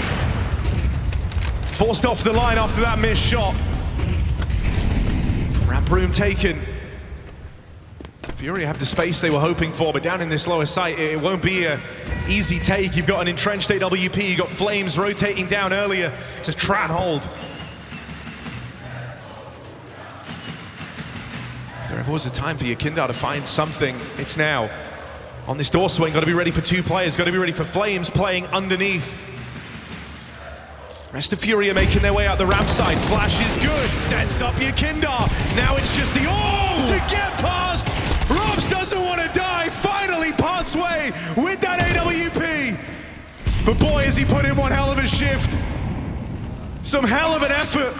3-on-2 retake looms over FURIA.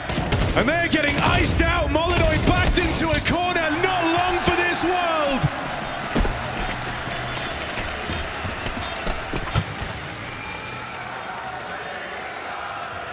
And this CT side is looking as perfect as their first season. Just one blemish on the record here for Team Vitality.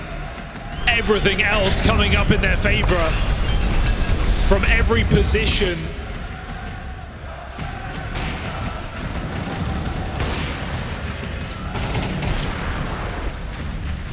Sick sequence from Robs, and just a turnaround in form as well, because even though Vitality won Inferno and the score was convincing, some of the individuals weren't. We were seeing missed shots for Robs. Mezzi came in cold on Mirage. Both those players putting in a hell of a shift right now. ZywOo is taking the glory, but every single player of Vitality holding their position strong. And even those little details like Yakinda crossing down Secret is information Vitality have. They know what you're doing. FURIA have been so reluctant to use these timeouts. They burned their second one here in the final round of their T-half.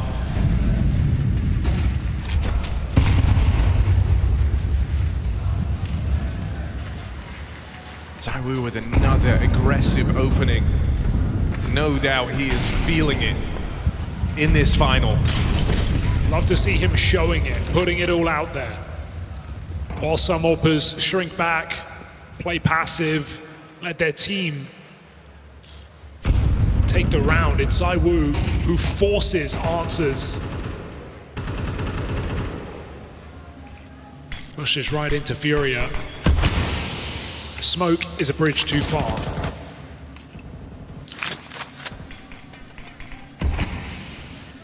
First time they haven't really had proper info out in the yard, and that is a consequence of ZywOo looking for this pick in the lobby. And so Flames has deployed that smoke very, very early. That's screaming that Vitality are worried someone's made it down secret. First time really in what feels like this whole game, Vitality are having to fly a little blind. But they're getting info and they're getting it quick. They've just locked off ramp at 40 seconds. Even Mezzi's pushing the hut. All of Vitality are further forward than FURIA are ready for. At the doorway, ZywOo won't let them in. Yekindar are going to take the space away, but they get chewed up in the lobby. It's down to this. Fallen and Yekindar. You can have the site, but at what cost? The brains of FURIA have to get through the brawn of Vitality. Fallen with a reposition up on top of the hut. Yekindar playing a little later from main, ready to swing on Fallen's contact. They've had time to get a setup together. Flash comes out. Fallen takes that first fight. Time's running out here for Vitality. They've got to get a move on, and with that, you're not as diligent, you're not as clean in these checks. It's something for FURIA in the final round of the half. A measly 2 rounds to their name as Vitality go from strength to strength in this grand final.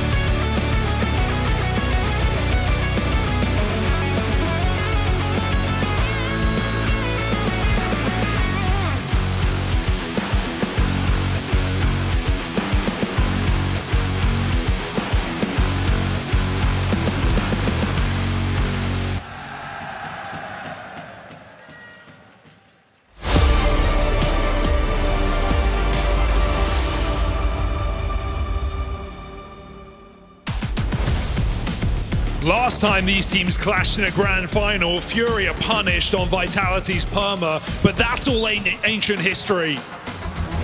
Here today, Vitality take it to them on FURIA's best map, an 8-win streak and a 10-round defensive half. Team Vitality sending a message to FURIA.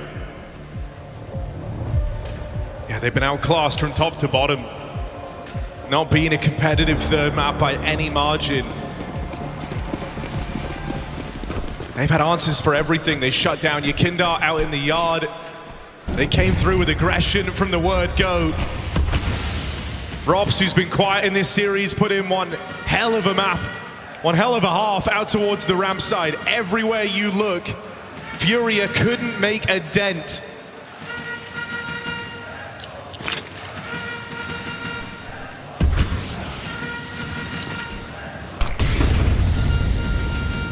Yakindar tried to be cheeky to start off this pistol round, trying to provide a bit of levity to the rest of FURIA. Ramp brawl to decide the outcome in the pistol, and Vitality still break through. ZywOo, star of the last two maps by quite the margin in this pistol round. They weren't ready for Yakindar, but he's not able to get the drop on him. They'll get past him. Bomb now planted, and an awkward round in front of FURIA. 2 opening kills here for FURIA, and Vitality go into a ramp stack. They are out with the bomb plants and favorable positions. Just a couple pushing buttons here for Vitality. Lock in this T-side pistol, but K-Serato has more to do. Molodoi shot from death. Mezzi up top. Here's him coming through. He knows, and he's got the round. With that, maybe the game. Merriman on the stage. And FURIA swallowed whole.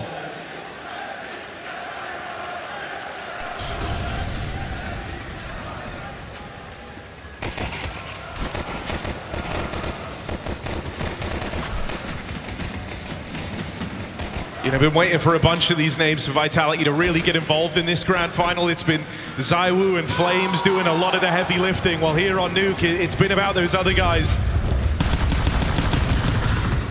Just a chaotic round as they run through the door. The bomb doesn't make it. Okay, this is going to get weird right now. That bomb is on the top side. Vitality are in B. They have to come back up. FURIA protecting a package. Vitality scrapping. Right now they're tunnel visioned on the fight to Apex out in the yard. That has allowed Flames to sneak his way back up through the vents. They're very focused on getting past Apex. That's allowed Mezzi and Flames to close in on the rest of them. Oh, the nice scout's going to end this. FURIA want to follow through on the chaos they caused early, and he's getting whittled down, finished off.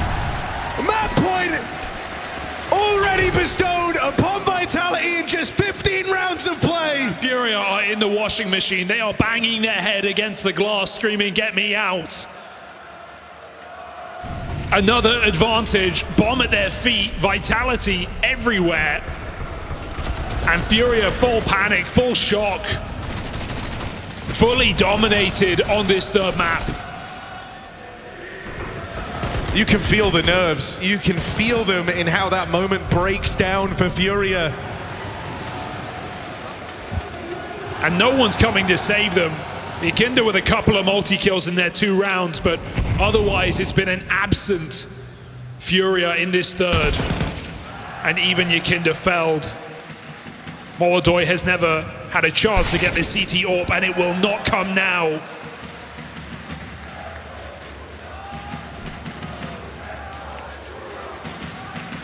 For a pure AWPer like Molodoi, his role straight relinquished. With a stomp, a statement from Team Vitality. You talk about sending a message. A scoreline like this to break the streak of FURIA on a home map for this squad. Well, that certainly serves the purpose. And you want them feeling ice cold? Come that map number 4. This one looking to fall brutally in Vitality's favor. And as the whole team look on, they know the Fallen, not the man for the job here. Vitality dominate on Nuke. That record of FURIA, and their home map now broken, now away from them. Vitality are a map away from defending their title and lifting this trophy all over again.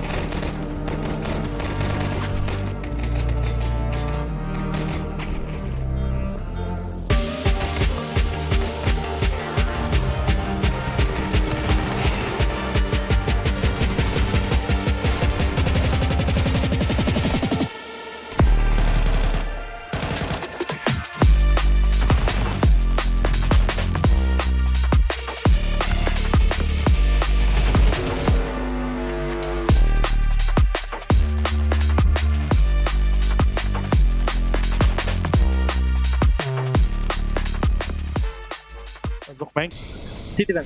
Flashing B, going door. One city vent. I'm going door as well. It's holding. Go ahead. I'm ready to cross, Mari. And hurts, right side. Right side there. Ramp push and hot, ramp push and hot. Ramp and hot, ramp and hot. One down secret. Okay. Planting for heaven.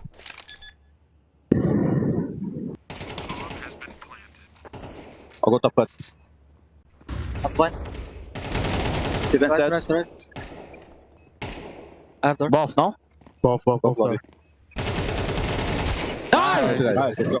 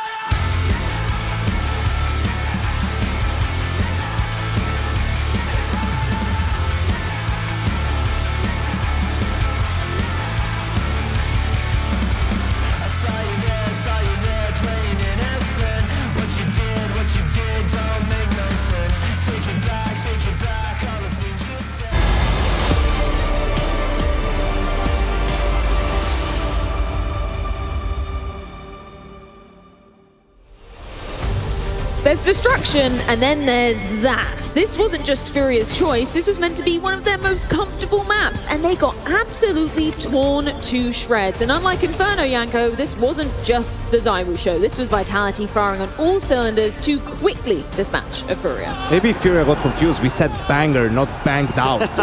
You know, but yeah, I think also it's problematic. Now you see, right? Like if you told me 2 months ago, oh, Furia's gonna pick Nuke into Vitality, I'd be like, what? You know, that doesn't make too much sense with Overpass being open. And I think they're going off of recent results and maybe Vitality stats on the map. But I think just historically with these lineups, Furia better suited for Overpass, Vitality better suited for Nuke, and they've showed us why. And just looking at Furia this game, they couldn't really get anything going. It was like constantly losing the opening fights. They never got the space. Whenever they got the space, they would have someone on, just like back on Mirage, someone doing double kills. And ZywOo once again just being a nuisance towards them, always finding and being in the right position. It's something that is so hard to deal with. But also overall, just Furia also being a little bit hesitant. Like you could see that the confidence that they really had on Mirage is now slowly like oozing out of them. They don't really get into the same kind of positions. They don't get the same kind of situations. And overall, Furia just didn't really look like a team that was competing for titles here. Let's dive into some of the CT side looks then that we saw from Vitality. We begin with round 6, Dupree. What have you got for us here? So round 6 is one of these things that I really want to show why ZywOo is just so good. You do see Yuri getting the first kill in hot here, but then ZywOo takes matters into his own hand, gets up close with the AWP close to hot, and this position is so hard to clear out. He gets the guy, then drops this smoke. The smoke is the key in this specific round. It creates this wall that he can play around, and he knows that he can work the angles, and they can't use the utility ability and doesn't even get burned, gets the second one in main, and then slowly just angle by angle searching for this third kill, gets the guy behind door as well. And at this point, one thing is he gets 3 kills, that's what it is, right? But he also buys so much time that he has all his team players rotating back into the bomb site and closing it out. And it's just this that makes it so hard, because if this would have been pretty much any other AWP, maybe the guy from main would have swung. Maybe the guy coming out down would have been a little bit faster. But it's the reasoning why they're so afraid is because it is ZywOo. They can see that in the kill feed. He is bringing so much fear to that server. Just his awareness too. I mean, he knows exactly what FURIA is doing in that round as soon as he kills Yuri, right? He knows it's supposed to be an A split happening, throws the smoke to create confusion and buy himself some cover. You know, a lot of other players in that situation, they would do that and then they would hold the main angle from Tetris or from Hot, right, and wouldn't create as much confusion, wouldn't buy as much time perhaps for their teammates. And yeah, he's been on a tear this whole final. Let's hear from the Vitality side of the equation from round 6 in this mic'd up moment. I think so, yes, soon. Leave ramp. We did it dinner.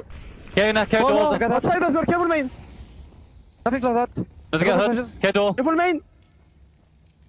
Just careful timings. Molly's hurts. Main. One door. Careful they go around. One main as well. Main as well, main. Main and door. Main and door. Main, 2-1-2. Door.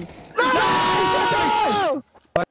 You know Apex and ZywOo better than I do, Dupree. Is that a similar cause to what you were experiencing back in your Vitality time? It sounds a little chaotic, right? That's probably the first impression you get, but it's what they're used to. That's how they also was commuting back then. But you know, they put pressure on the right things. You know, the whole main that there can be multiple guys coming from main, and that puts ZywOo in a position where he's aware of that, and then he gets the kill and he just plays out of intuition afterwards. But it's a team that they're communicating, obviously, but it sounds chaotic. But if they're used to that, then everything's rolling. It's all about the teamwork, Freya, right? Apex does the communicating and ZywOo does the killing. Oh yeah. Easy. That's exactly what Extaz said to me. Let's take a skip to round number 8. You were impressed with some of the aggressive plays that we saw from the CT side from Vitality. I mean, impressed, yes. It was honestly sad seeing some of these rounds transpire, you know, for the side of FURIA.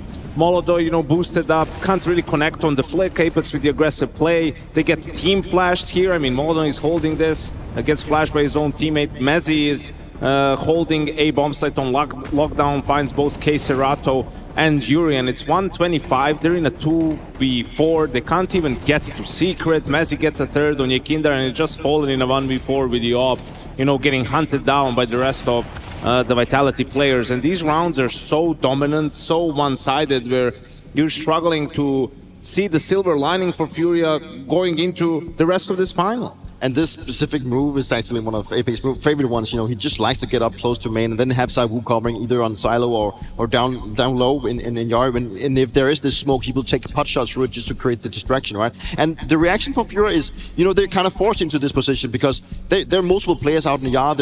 You're really shutting down that first force, and then you're trying to come out from door, trying to find openings there. But it's just they have to go through smokes, they have to go through like all these very uncomfortable situations. So Vitality applying that much pressure really puts it hard. Okay then, Janko, what could FURIA have done? You said you were heartbroken for them. In that particular instance, what do they do to make sure that Vitality can't get away with that? I'm not sure what happened today where Mezzi gets both KScerato and Yuri. You know, maybe the outside is just a distraction for them to make a timing play, and Mezzi is on point. He was on point the whole nuke, right? And also, again, a little bit of miscommunication where Mulder is just holding the smoke, but there's a flash coming in from his teammate, where he gets blinded by it, and we've been seeing this throughout this final, just some of those small errors from the side of FURIA where they're not on the same page. You know, one player is offering help, but the other guy isn't really ready for it, or maybe he doesn't want it. And usually this flows really well, and it's sort of comes to them naturally. But here, they seem to be a little bit off. It's just out of sync, right? It just feels like they're not really playing the game towards like for each other. They're not helping each other as they were supposed to do. On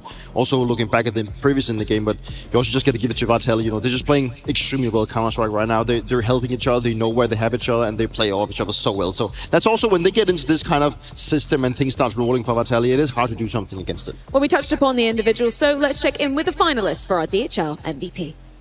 Who will be the DHL MVP? You decide.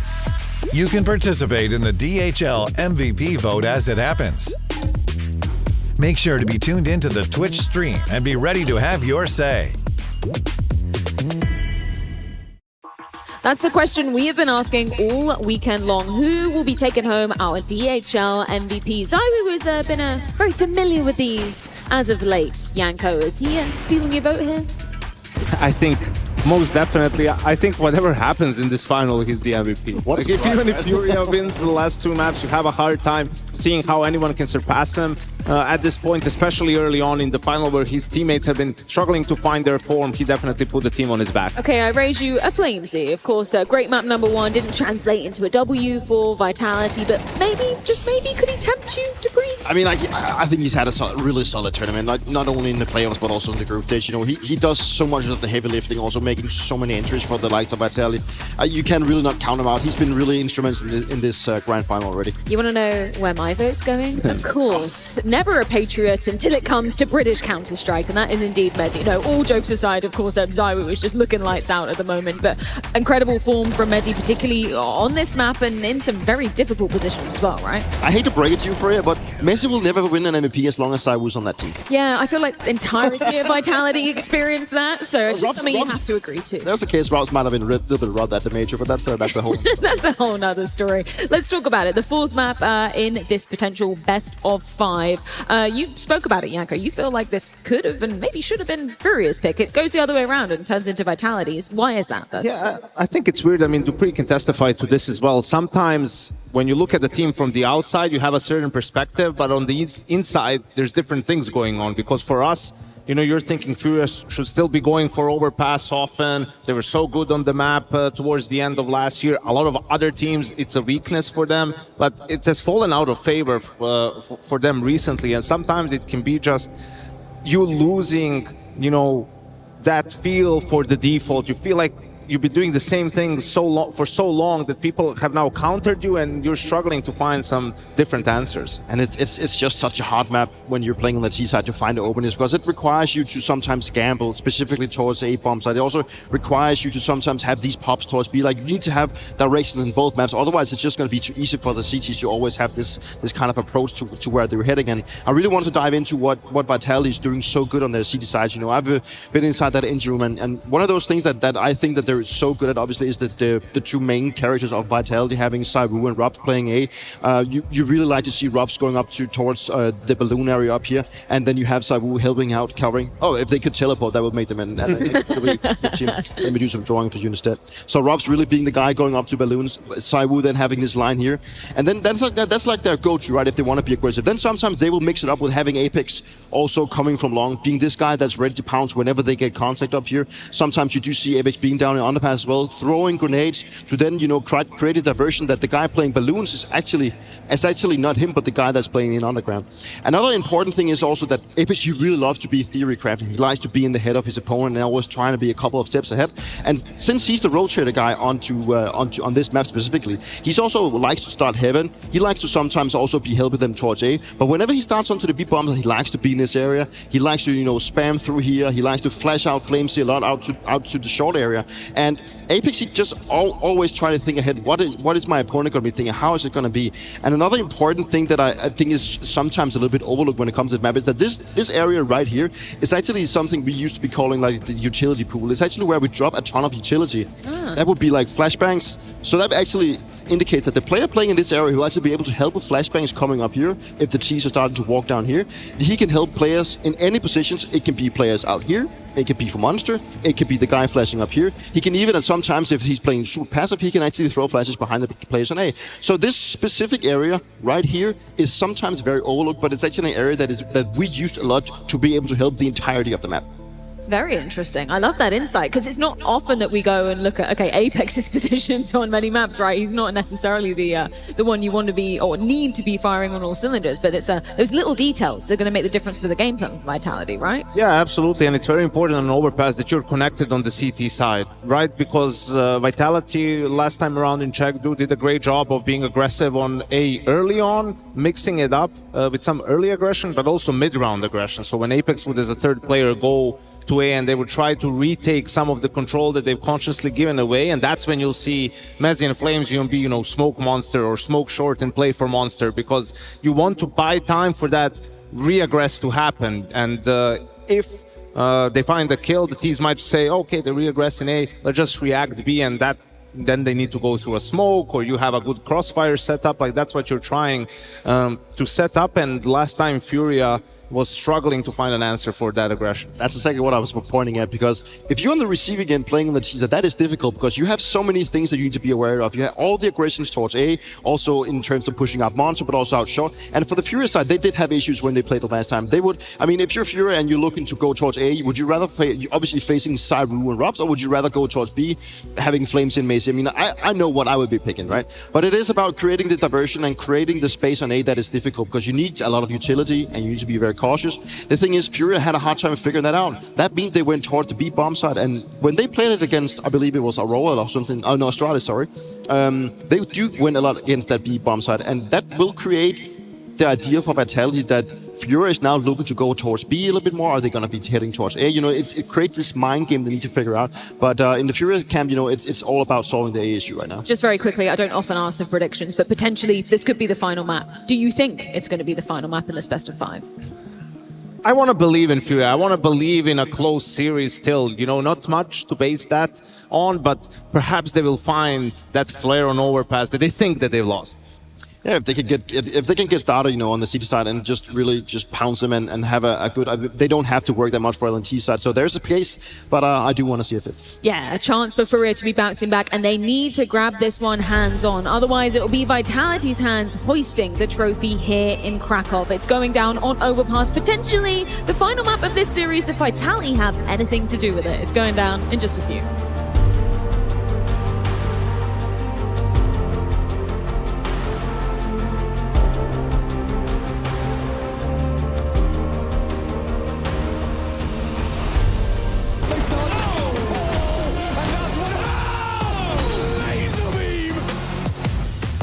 Chance, all dong.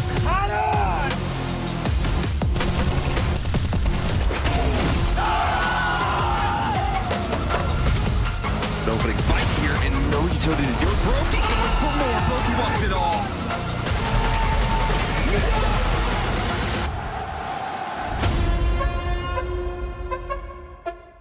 It starts with a dream, with a team you barely know, in an amateur official that feels like the grand final, where practice becomes progress, and every loss feels like a lesson. When will your journey begin? Let me change my name on Steam, because it means a little bitch in French. And you have a picture of Matt? Yes. Yep.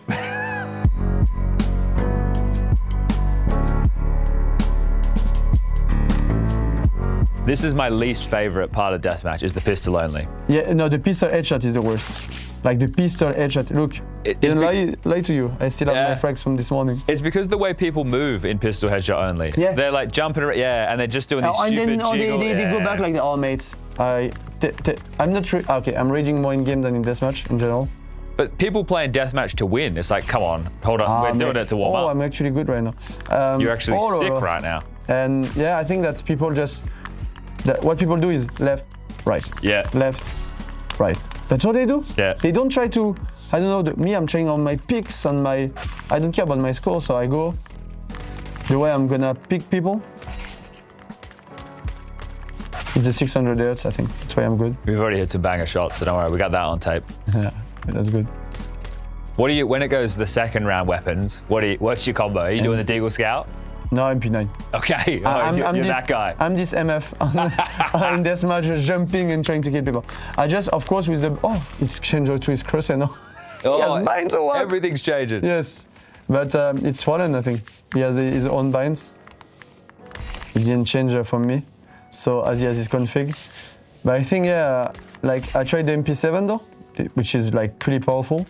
The only thing is, I can't play like a monkey, like jumping everywhere, etc. with the MP7. It's more like an aim weapon it's right bursting, now. Yeah. And it's really slow, like the way you run now. So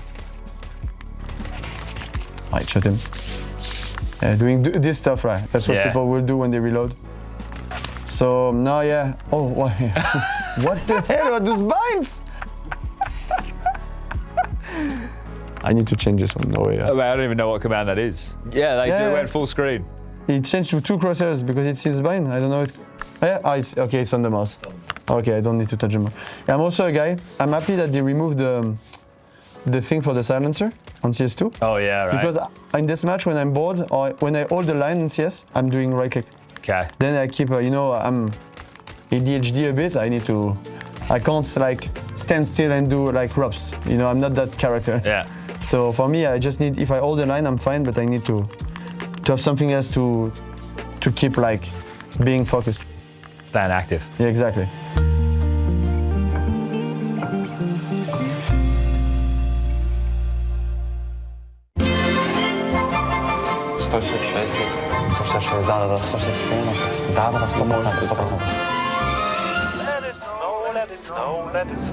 Boys, Nikola, Damian, here are some gifts from me.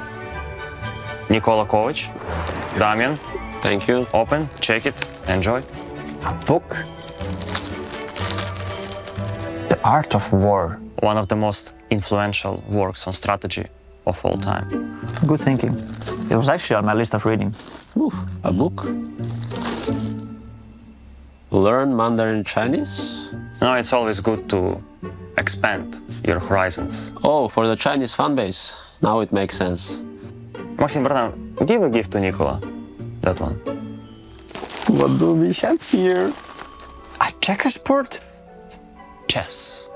Zonik always told me that Glaive was a mastermind. Don't worry, bro. We actually got another one for you, Damian. This thing. You will love it for sure, man. Take it. Hey, open up. What about me, boys? Don't you worry. We're saving the best for last.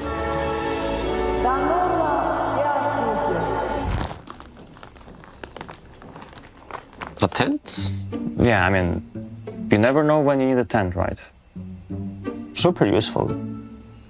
I see what this is. You want me to lead a team building expedition? For example. Nikola, come on, bratán. Oh, boys. The management have spoiled us this year. Everyone ready? Oh.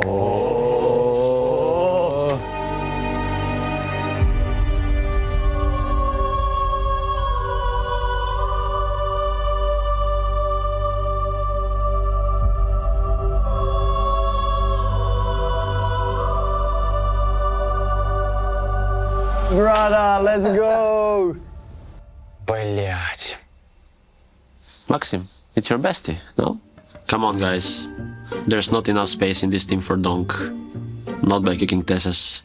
Who said it has to be Tesses? Works on strategy. You never know when you need a tent. Expand your horizons. Don't you worry, my friend.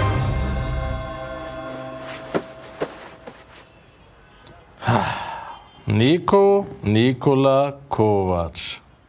Classic. Shout out to Russ for the sleeping bag though. Real comfy.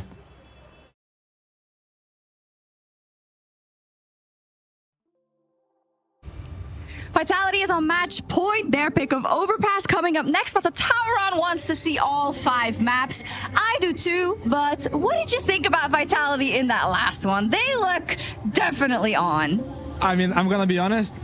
If Vitality can keep firing on the same amount of cylinders in the next map, it's over for FURIA. What clicked for them so hard that they ran over FURIA so hard? The team. Yeah. I feel like Mirage was FURIA, played well as a team. Inferno, it was all on Zaibu. But Nuke, it was the whole team of Vitality that went, I don't know, very hard. Super Saiyan. And you know yourself also when you're up on a stage like that and things start going your way and you start winning a few more clutches. That creates intense momentum, right? Yes, and a lot of confidence. So just feed off of it. Keep going and don't look back. Just think about the next round. That's it. FURIA, they of course have something to fight against. They still have a map in their back pocket. But again, this is a 5-mapper. So it's becoming more uncertain territory for both of the teams. But still Vitality that went for Overpass.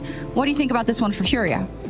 Ooh, I mean, in the best of 5, the maps, I don't think it makes a difference. Only the first map picks do make a difference, but then afterwards it's just uncharted territory for both teams. In the best of 3, you get 1 map pick each. In the best of 5, you just ban your maps and then you play it afterwards. So I think Overpass could be anyone's game, but now FURIA have to face Zaibu and Vitality. That's crazy. Yeah, on Overpass, give me one name from FURIA and why you want to see that person perform. Who's the key? I want to see a whole of FURIA perform, because even if Molodog steps up, I don't think that's enough to beat Zyvo and Vitality. So I want FURIA firing on all cylinders and just focus. Okay, I want a Molodog masterclass to bring us to map 5. I do. Let's see if it happens. Bow your heads, gentlemen. Nah, I'm just kidding. You can raise them up now. What did you guys come dressed as today? I think you look like, was that a Charizard? What is that? I'm Pikachu. Okay, yeah, Pikachu. What are you? I'm Charmander. So. Okay. Who wins in the fight between Pikachu and Charmander in the game, of course? Oh. Okay, he's bigger. He's bigger, okay? All right, we'll leave it. How about in the fight in the server right now? Who's winning this grand final? If you look at Vitality, you look at FURIA, where are your allegiances? I think FURIA have amazing crowd here, but they are not going to make it. They are not going to make it. They're getting a little outshot. What do you got? Vitality. The trophy stays in Europe. Yeah, okay, fair enough. Is this your guys' first IEM? Yes, it's my first time. Yeah? Yes. What do you think so far? Amazing. I think in Krakow it's much better in Katowice. We have more people. I didn't say that. You said that. What do you think, man? Oh, I mean, crowd is perfect. I see that when everybody like, woo, let's go FURIA, and then in opposite side there's, oh, let's go Vitality. We see that the crowd is live here. I love it. I love it. You guys have been playing Counter-Strike a while, I'd imagine. Would you come back to the Intel Extreme Masters? Yes, for sure. Absolutely. Well, anything you want to say? Let's go Vitality! Yeah, fair enough. Same? Let's go! Let's go. Vamos. Remy, since you have a little bit more time, I presume you're a lot happier than after that first map. Yeah, no, it's better. We are playing our game, so of course I'm satisfied, but the job is not done yet. It isn't, but where have you seen the most improvement, the improvement that you needed to see over these last 2 maps? I think we are more relaxed. We try to play together. We train more each other, etc. So it was the key.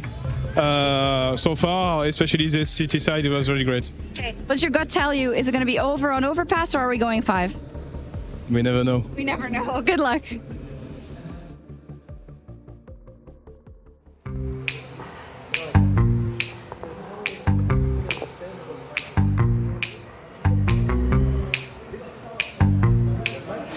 Give me something. Give me something. Give me some aggression. Yeah. Perfect. Nice. Putain! T'as ton tour de prep là, c'est relou. Calme-toi, tout va bien. Ça va bien se passer. T'es pas comme ça normalement. At least I was locked in.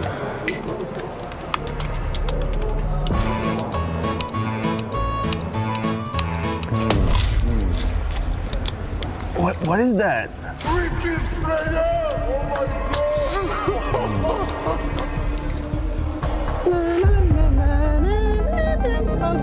Bro think he's Professor X. What the fuck?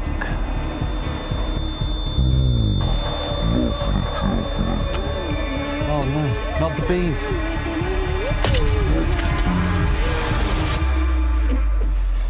I've made a huge fucking mistake. Let's go, Nico! Nice, Nico! Let's go!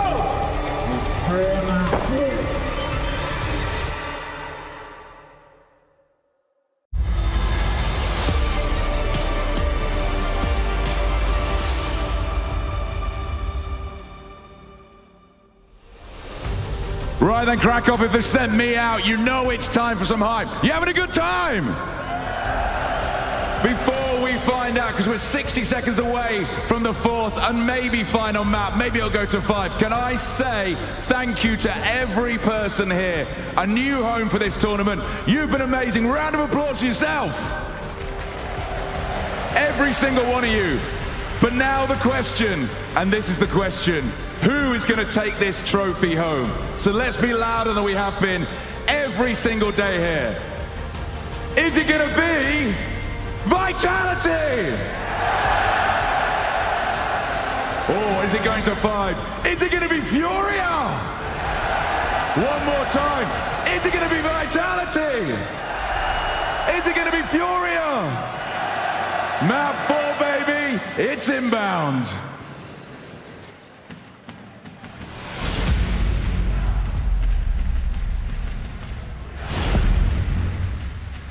FURIA weren't the first team to test Vitality in map 1 of a grand final. But versus a team of this caliber, you need grit, you need determination. It's a war of attrition. And that's a war that Vitality are winning. They didn't get to where they are, world #1, by rolling over and giving up. Revenge is in the air. Chengdu was just a blip on the radar for Team Vitality. Back-to-back dominant maps, and they look to seal their fate on Overpass for back-to-back titles here in Krakow. Have FURIA got them in them? Can they dig deeper? Or is this the ZywOo show all along? We're either crowning back-to-back IEM winter champions, or FURIA are going to stun the world and give us a final to remember. The deck is stacked against them. Vitality are in full swing. Is this weight too much to bear?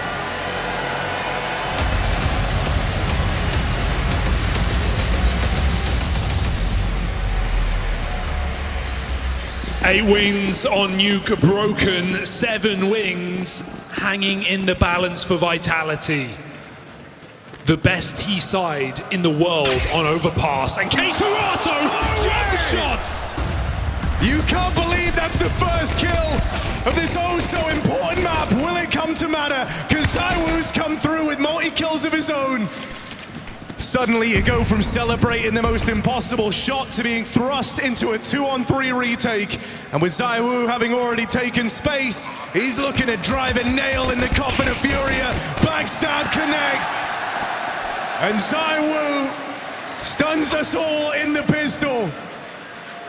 Despicable shot matters not for K-Serato. It is the ZywOo 4K as he looks to break records. Run that back. This is on track to be ZywOo's best tournament ever. This map decides.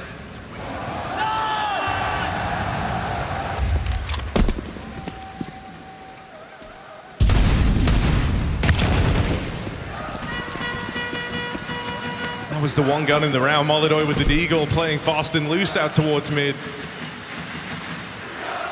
Rest should just be a cakewalk here for Vitality. They're closer than you're ready for. Your Kindar doesn't even get to fire a bullet. And so no issues getting through the stack. Looking like another one of these strong starts for Vitality. Starters you mean to go on. Forget that first map.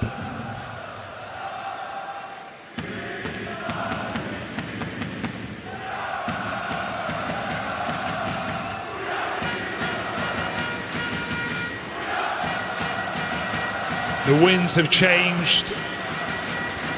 The crowd has flopped. Vitality are favored. Molodoi's bringing his AWP out straight away. And if you're FURIA, you hope more than ever that this kid enters switched on with a point to prove in map 4. Yeah, because he had a mind-blowing Mirage, but since that point, he has gone quiet in this final. Sure, Nuke, T-side, never really got a chance to don it, but Inferno, multiple attempts. Vitality run rings around him. You know, you think about Molodoi individually, all the conversations around this guy, how explosive he is, Rookie of the Year. If you want to be one of the greats, you've got to be ready to tango with someone like ZywOo. Yeah, he's best in his class. And if you want to be in that conversation, you've got to beat him.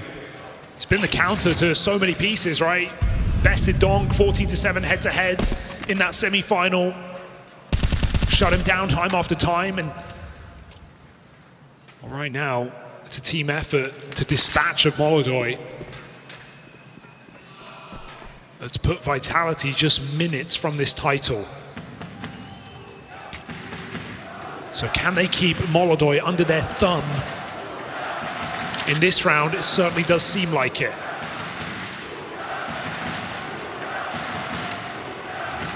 A lot of players with nades out here right at the start of this hit.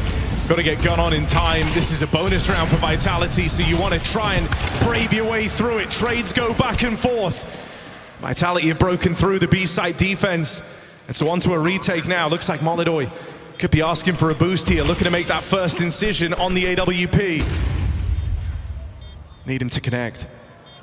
Will get given a chance if ZywOo takes even a step out of line. Rob's right underneath them. Miss on the jump check, nothing being offered here, and Yakindar, first blood in the retake. That's enough.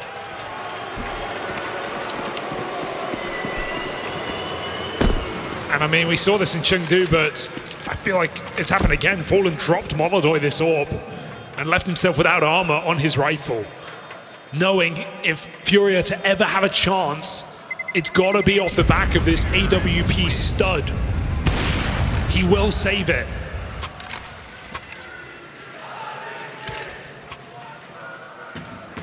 And so Vitality kick off strong on the T side of this fourth map.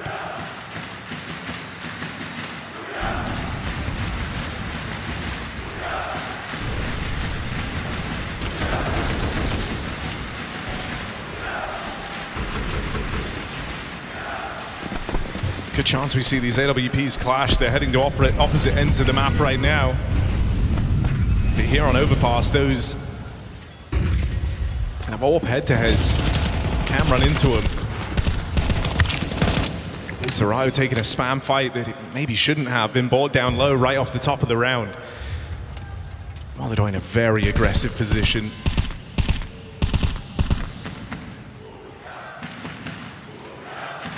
A pretty aggressive stance across the board here for FURIA.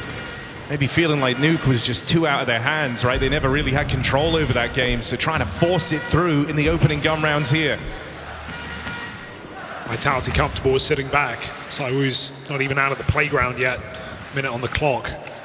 This aggressive setup for FURIA means they can react and push long, but not if Vitality come to them. Is ZywOo ready on the jump? Missed shot. Yuri bails out his mate. And so Vitality forced into the other side of the map. Fallen, is he ready? Flash forces the kill. 5v3 for FURIA. Nice to see they've got these moves up their sleeve, right? Little flash play just to bring Fallen into the picture. Advance this man advantage even further, but you have missed this timing on Mezzi. Molodoi can catch him here. Doesn't even have to. Fallen's got the cover. Sick. Darts forward for the gun. Oh, and a nade from Apex. Oh no! 2v5! Blink of an eye.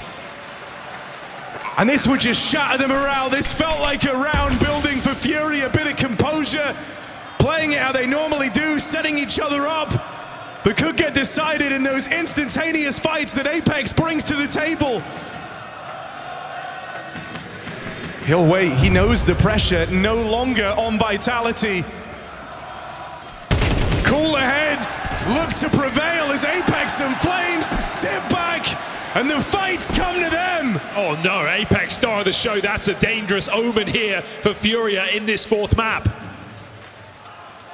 4 frags in a 2v5, and it all happens so quick before FURIA can realize what's happened. It's already over. And you need those rounds on CT Overpass. Because T does not come easily.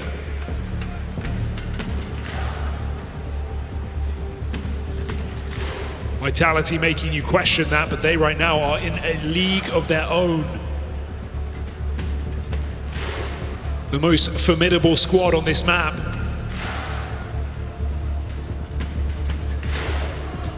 Even beating FURIA last time they played. Despite the 2 series wins in a row for FURIA towards the end of 2025.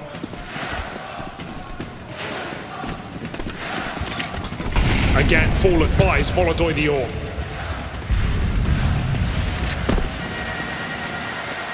Very aggressive move for ZywOo. Will get countered. Yakindar, Deagle out towards mid. Chance at the second here. That flash makes things awkward, but it will get Yakindar out of the danger zone. They're giving chase. They're right here. And guns aren't even out. Molodoi tried his best to recover, but all of Vitality swarmed that mid-take. I don't think FURIA were ready for quite the reaction. They get a 5v4. They miss a shot. It feels inconsequential. All of Vitality storm through middle. And it's these moments that they just are perfection in. Freezing 3v2. Let FURIA come to you. A flank gives Mezzi exactly what he's waiting for. So K-Serato can't make a move. Yuri will, but it will leave him completely out of the round. Yeah, just constant, great experience plays from Vitality, and it's experience they've gained on their run to being the #1 team. The idea that when they're in these advantage positions, when they're putting this squeeze on their opponent, they know the stress they're under. They know they feel forced to make a move, and so sitting back, grouping up, these are the right things to do. You, as far as you're concerned, Vitality have all the time in the world to win this trophy. Same cannot be said for FURIA, who don't check this corner.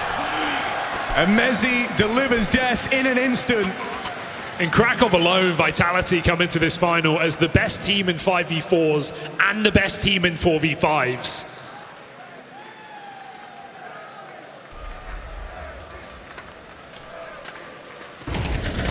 All the stats for their favor.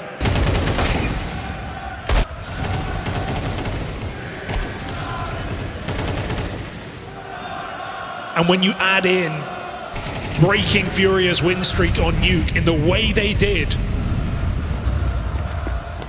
how can this final not feel destined for Team Vitality? And what you're playing for now is the chance to kind of destroy them in back-to-back maps. That would be one hell of a way to claim this title. The idea that it was only competitive as long as Vitality allowed it to be. They had us in the first map, not gonna lie. But FURIA, since the second half of Inferno, have been a non-factor.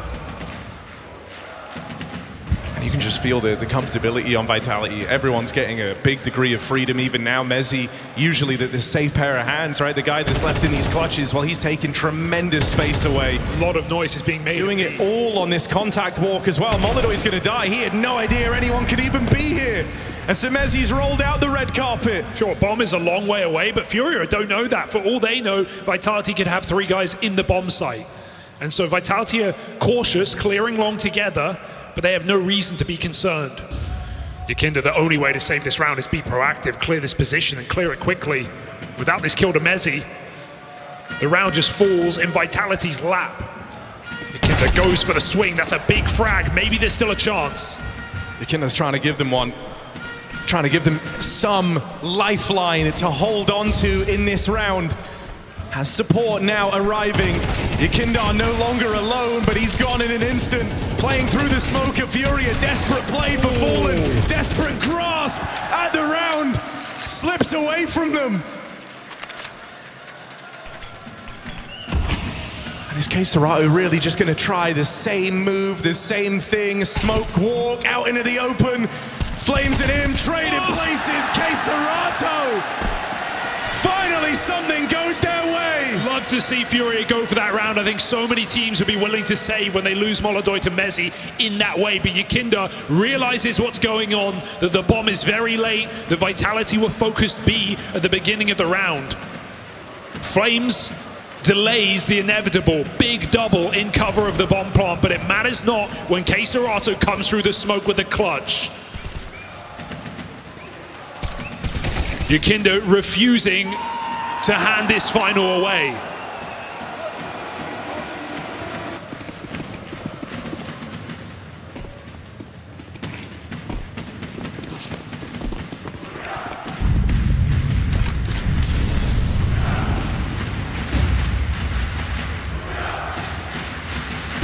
Hasn't taken much to reignite hope.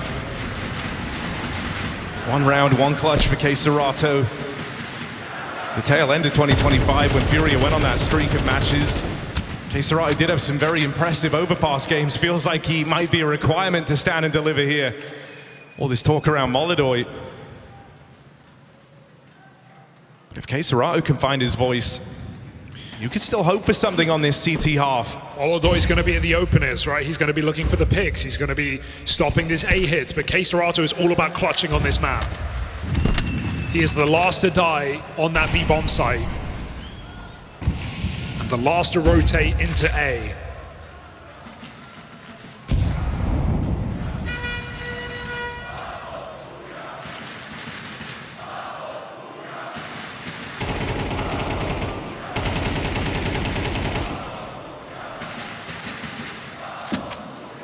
5v4. Flash, but no peek on the back of it. Fallen just lies in wait. That's the bomb now spotted. That's all the info here, but a good spray. Mezzi and Zaiwu have found a foothold. Gonna be down to Yuri and Molodoi with the cover to try and shut this one down. All of FURIA arrive. They'll play into the site. Vitality come looking, and they've spotted Yuri out of the barrels. Yakindar up and over. Molodoi spotted in the heavens. Will answer the call. And so baby steps on your way to coming back in this final, but it had to start somewhere. 2 rounds back-to-back, breaking the money of Vitality. Yeah, Vitality right now laughing it off, a bit of team damage, not going to plan, walking dry out B. But make no mistake about it, that Queso Auto clutch has reignited FURIA's hopes. And they've broken Vitality's money for the moment.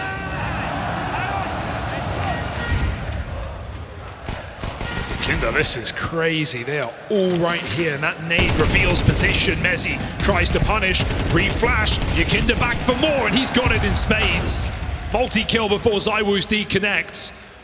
Molodoi punish as well. And Vitality's pistols should be put to bed. Whoa, Molodoi's low on health and still taking fights. It's a good sign. Just nice to see them getting out from, you know, under the thumb of the Vitality game plan. You felt so restricted on some of these previous maps. You lost a lot of the confidence. You weren't the team making moves anymore. Seems like FURIA have said, look, if we are going to go out, if this is how it ends, we're going out on our terms. It's a very strong T side, but it would feel wasted if FURIA were to break back in with a strong CT half. 5 is already quote-unquote enough. But momentum makes all the difference here for FURIA. Vitality looking to cut back in. 4 buy, no orb. Post timeout. Seeing those smiles quick to fade from Vitality as they recognize this is becoming a harder game by the round. As Xtaz said after the last map, happy, but the job's not done. Oh, he's ready for the boost. He's seen these tricks before. Just a different player stepping up and providing these entries every time. Sometimes it's Yakindar roaming, Molodoi now throwing his name into the conversation. Another 5v4 for FURIA. It's a very fun A-side setup. These two together.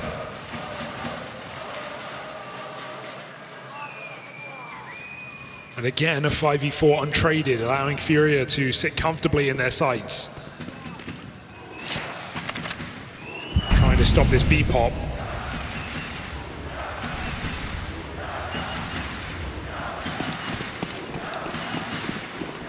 Vitality changed their mind. Yeah, this is very late in the round. A lot of squads wouldn't elect to do this. You don't have any control over towards A. Is this a Molodoi highlight waiting? It's just such a long rotation. It leaves you with very little time, and you have to really believe that every angle you run into is going to be clear. Vitality have believed that the entire way, running knife out to try and get here on a solid time limit. He didn't see them. Yakindar's just missed that info on the jump. They're now closing in over towards long. Molodoi doesn't know it, but he's getting pincered right now. They are right here and ready to go. In come Vitality. You get one step, you get one warning, one chance to try and shut this down. Yuri and Yakindar scrapping, holding on, and Robs won't have the time. FURIA piece it together. The streak continues.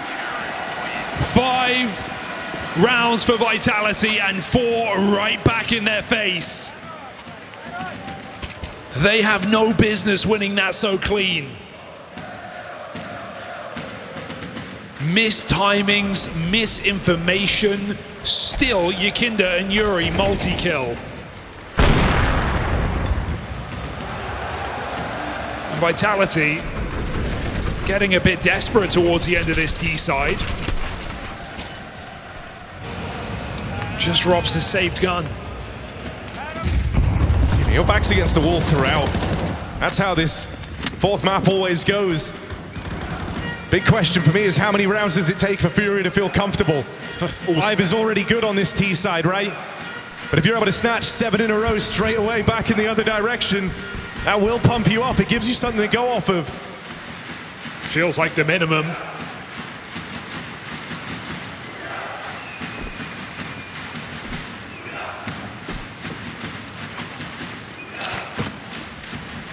They're ready for a B play here. Fallen's got the right read. He's got 4 players down towards this lower end of the map, and so Vitality might give them exactly what they're hoping for. Straight into K-Serato. Run and gun with a Tech 9. He gets out after 1. Bomb dropped, Fallen multi. Shut them down. 5 rounds for FURIA. You called them baby steps, but now they're taking in their stride. Recovering the half. And it starts with that K-Serato clutch. From there, you've made each round cleaner than the last. Molidoid shrunk down into that seat earlier on. He wasn't enjoying his time on Nuke, but finally seeing some of that signature FURIA showmanship again as they're on their way to recovering this half. Vitality, some disrespect. Oh, now. This is a change. Going in quick. Are you ready for the up-tempo B here? K-Serato certainly isn't in danger of getting caught out here. There's the flash. That's the one signal you get. The rest of FURIA are out of position. K-Serato's got to be a one-man army. Has to leave them in good shape if they want to win this round, and he gets nothing done. Crazy call to make, but while they do it, FURIA are 4 middle, fighting for fountain control. Every single player but K-Serato, and even he not ready. Catches a whiff of Rops on short. It's too little and it is too late. Vitality run through the monster smoke and steal a 6th round, or do they? On the upside, with all these rounds being so damn clean, you feel like you have nothing to lose if you're FURIA. You're going to have the AWP in the next. You're going to have full rifles, so you get to give a round like this a try. Just got to run. Already half gone. Beautiful. Flames, they have no idea. They don't even know. Flames picks them apart before the retake even happens. You're considering trying something very unlikely, and Flames ruins the day.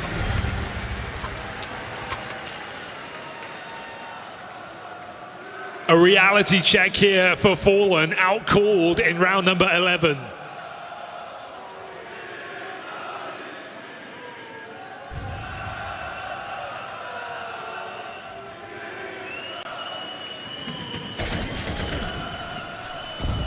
Vitality break just back in like that.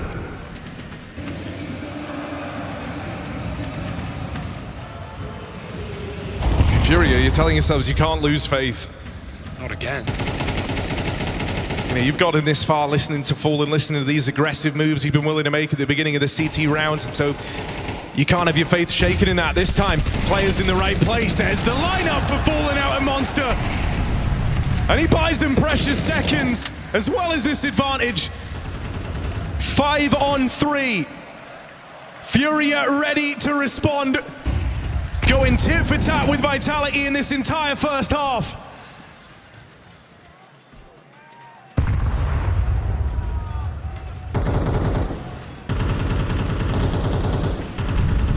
Who's been so patient, hoping that someone gets curious, someone plays for the info, gives him a fight that maybe they shouldn't. And that fight is coming his way. Yakindar, never one to shy away from an engagement, ends up giving one to the ZywOo Orb. Play out through the monster tunnel. K-Serato and Fallen, danger of getting lined up here. Fallen will block.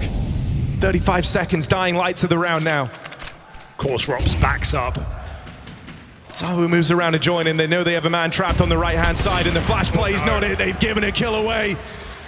2 versus 4 in this one, and Vitality try and change things with seconds on the clock. This is a last-second change of heart. Molidoid in place to deny. 1 kill on the bomb will stop this round in its tracks. Missed shot, they get in, but he nails it the second time around.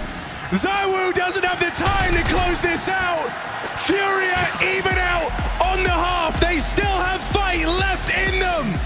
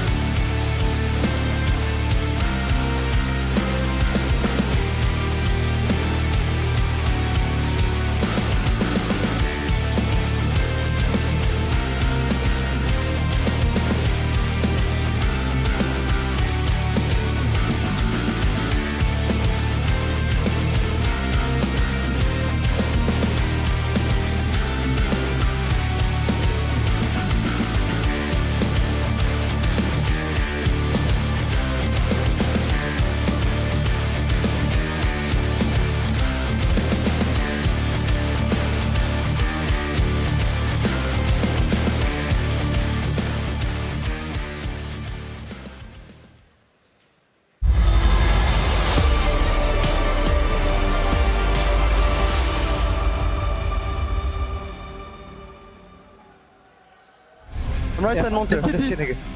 Yeah, you Can you want hit shit? I'll actually, yeah. I need to default. I'm playing close. But I can't come close to you, shot. Yeah.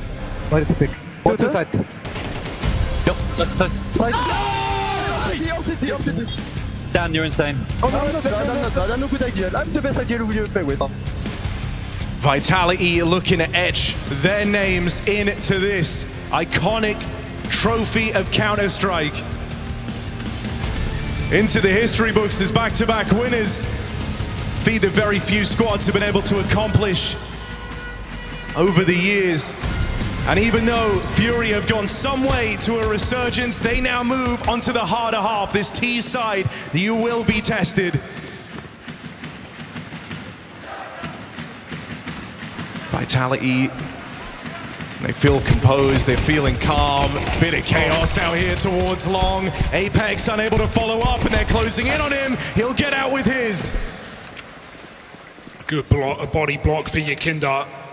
Wastes Mezzi's ammo and time, puts things in a 3-on-3. Rob's, of course, nestled into an uncomfortable position, but he's going to hold for a flank.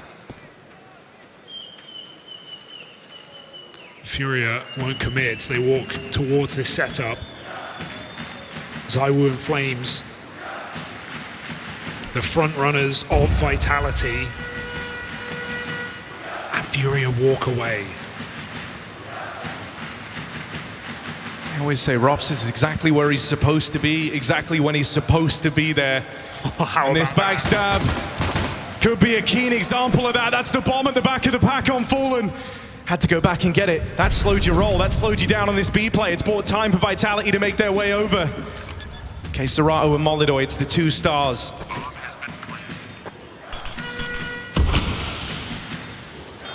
Never allowed to feel too comfortable. Assemble what setup you can. Trust in this P250 to pick them off. And then Serato to clutch up close. Oh, Molidoy lives up to his end of the bargain. Can't secure the second. That's where Serato is meant to spring to life, and they pull through. They don't crumble. They're going nowhere. FURIA with a pistol to start this second half. A very difficult recovery in that B-bomb site with all the info for Vitality. But FURIA are not done believing. Fallen has a legacy to defend. 13 best of 5s in a row. The last time he lost at this very event back in 2016. For a guy like Fallen, you know, he's been around so long, been at the cornerstone of Brazilian Counter-Strike so long, you assume there's nothing this guy hasn't done. You know, this is the one outlier on that record, never getting the trophy here. So a chance to even strengthen that legacy in the twilight years of his career. And it never gets easy, right? He lost back in 2016 to Fnatic on the back of a 6-tournament win streak. And now facing Vitality, the world's best in this final. You've got to earn it. Got to hold strong against this force. Vitality have a funny way of making these work. As he goes 1 for 1. Rotates now arrives. Smokes are good just to lock him out of it. But all of a sudden, in comes a bloodthirsting ZywOo. Big kill. Stems the bleeding. He's inspired Apex to try his hand at the same play.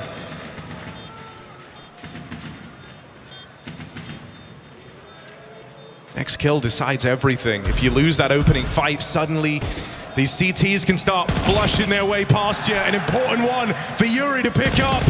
Shadow spotted on the next, and Yuri's a rock. Rops can't play. And so FURIA will get to build upon this lead.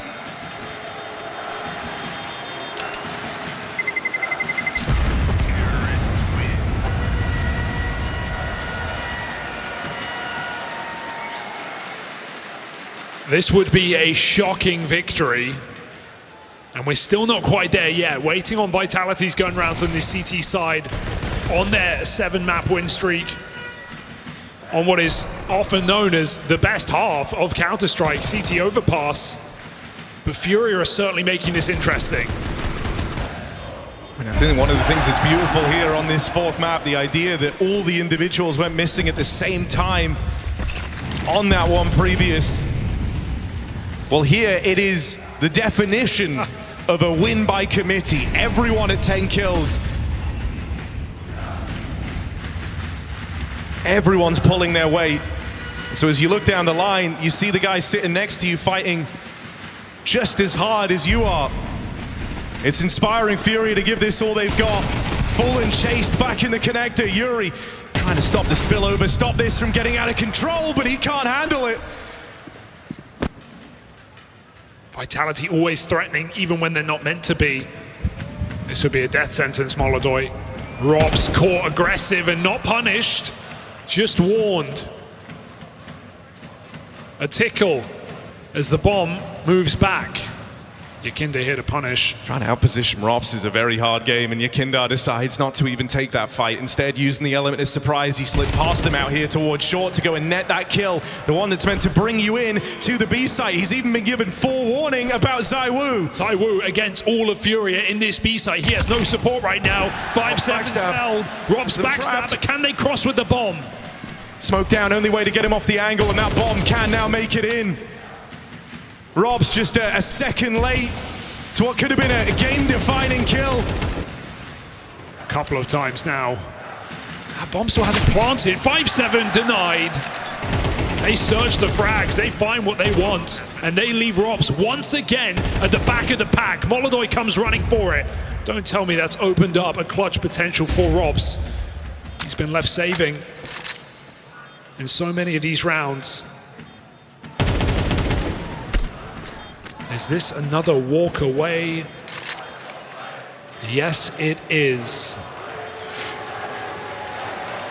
Robs wants nothing to do with it. And you might be telling yourself it's the CT side, right? This is the lesser of two evils. It's the one where you're meant to find all your success. The pressure that Vitality are dealing with right now is if their first rifle round isn't perfect, this can spiral. That's often how these streaks get assembled on the T-halves. It's exactly what Vitality did to FURIA in the first half of play. It is feeling very worrying right now, just with how these rounds are going through. I know we haven't seen a full buy here from Vitality on this CT half, but FURIA sit 4 rounds away from making this a 5-map affair.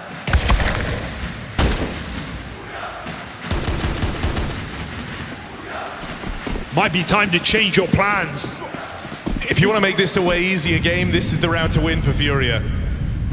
If you don't want it to be a grind, if you want it to just be a comfortable bit of distance between you and Vitality, don't let this one through. They have a lot of map control already early in the round. Taking con, taking water. Pushing back Vitality from middle. ZywOo's AWP, Robs' rifle, await FURIA.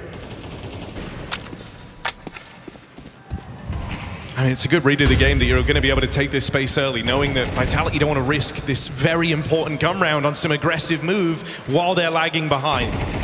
Now, that will change if this game closes up. But for now, FURIA get to experience calling from the front. They've got the gap. Long taken. No nades needed. No announcement here. Ralta contains them. Deep smoke creates confusion. This could go A, this could go B. It's undecided, and entry might just make the difference here for FURIA. Good damage on the spam. Rob's playing the fade. It all comes down to this. Flames has hit a perfect timing on this backstab. And so if Robs is able to really divert attention, is he able to withstand this? Flames could do that much more damage. He could wreak havoc. They're not able to deal with him. They can't contain him. They can't stop him. Flames bulldozes through FURIA. And round awash, round done. That's how Vitality break back through. On a mad dash from Flames, playing the perfect timing. All the risks, all the rewards. Full stack in the sight, Flames walks behind them. The last player you expect to shoot you in the back. And Flames crushes FURIA. Giving Vitality that chance at a comeback.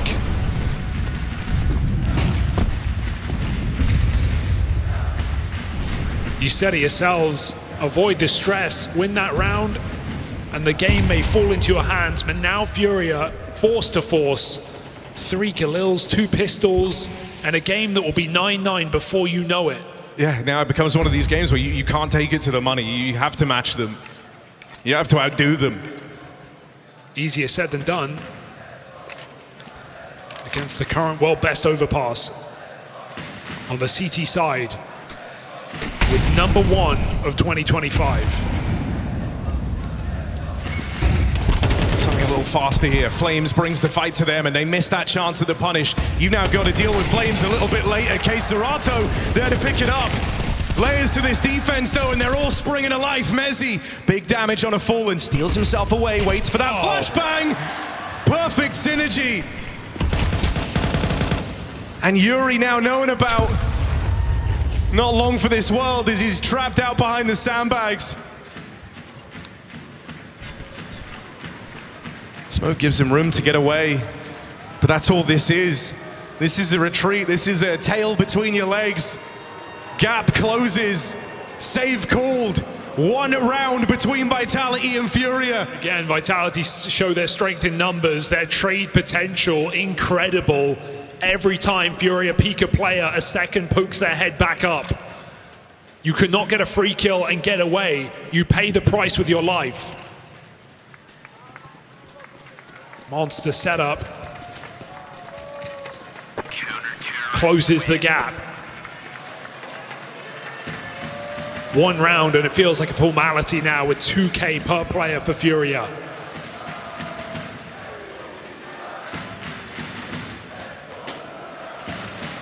The prospect of fighting for the championship, fighting for the trophy on a 5th map of Anubis starting to dwindle.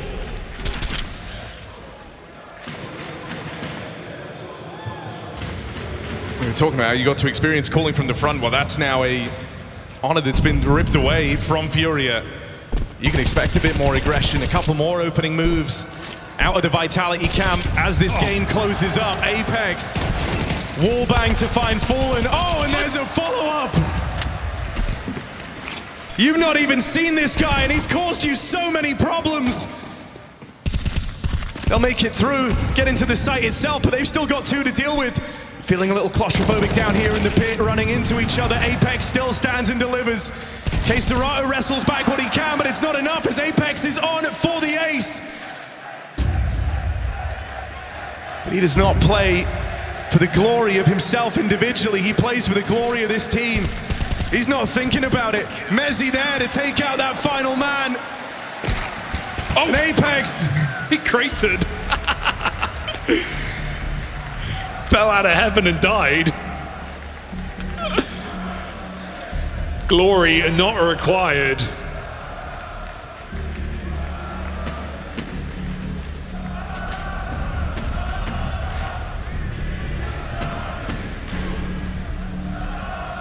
But from a 9-6 lead to an even game to a FURIA timeout, it is now or it is never.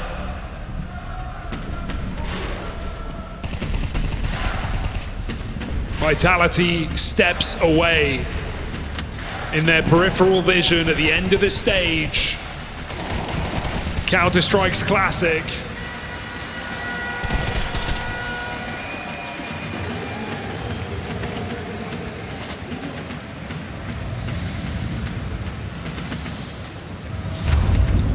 Flames making another aggressive move here as they're really trying to put the squeeze on FURIA in the tail end of this series.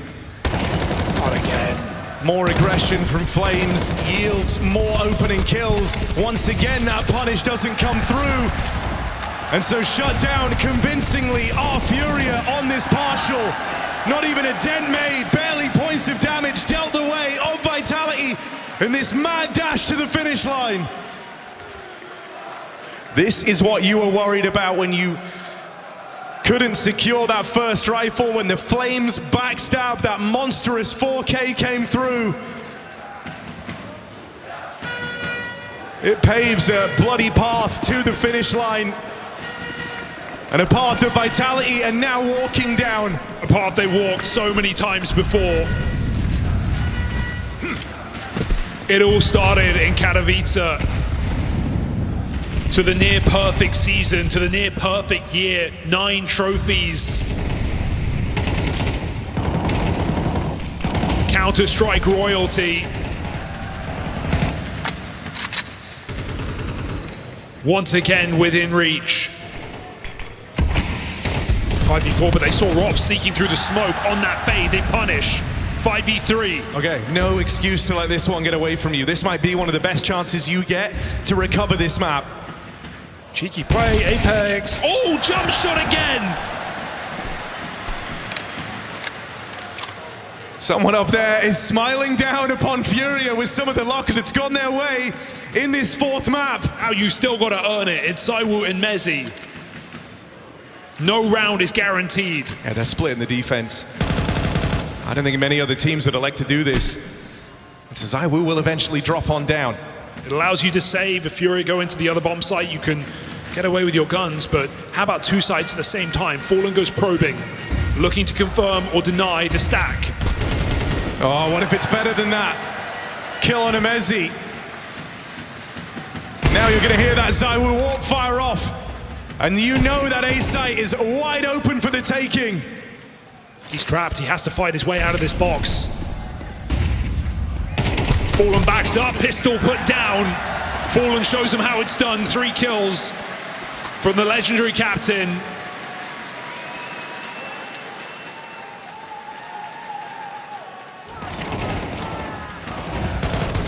FURIA, after back-to-back contact plays through the short smoke and just getting shut down, finally find a solution. I mean, there's something about this tournament, about this trophy. Maybe it's because it's one that all these older boys remember watching others lift. But it really does seem to bring the best out of them. Fallen and Apex both hitting very hard, both at 14 kills apiece in map 4. Oh, and spam from Fallen as he moves in a pole position. Another advantage for FURIA to work with. Taking down their top performer of Flames. Extinguished in this B site.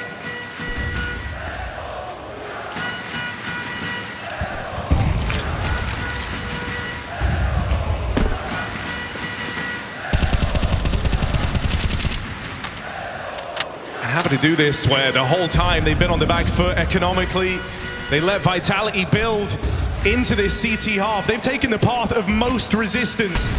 It would only make a win here that much more impressive if they're able to get it. Still an if. Zywoo in mid.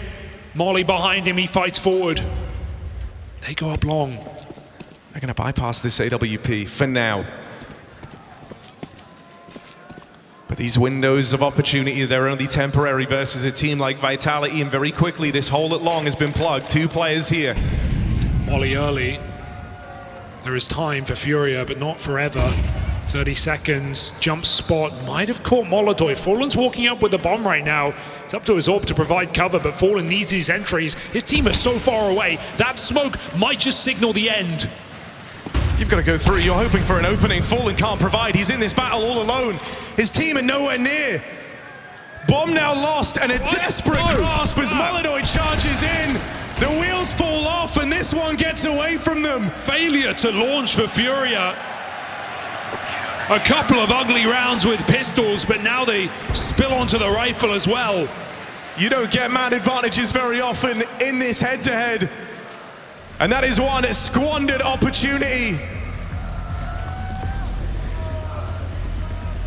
Fallen sent to the wolves.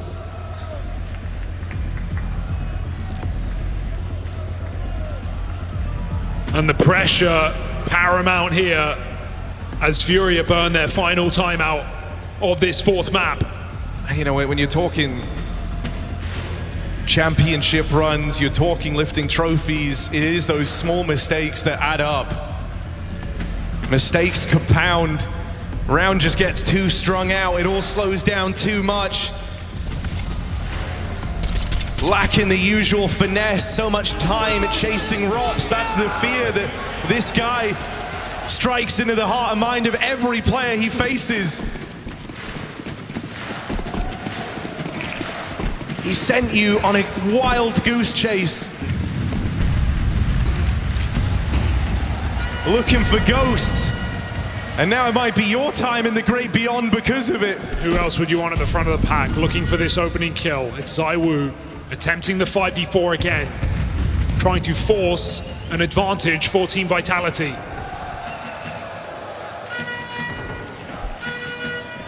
This is not the angle you expect to see an AWP in, but ZywOo has his back covered.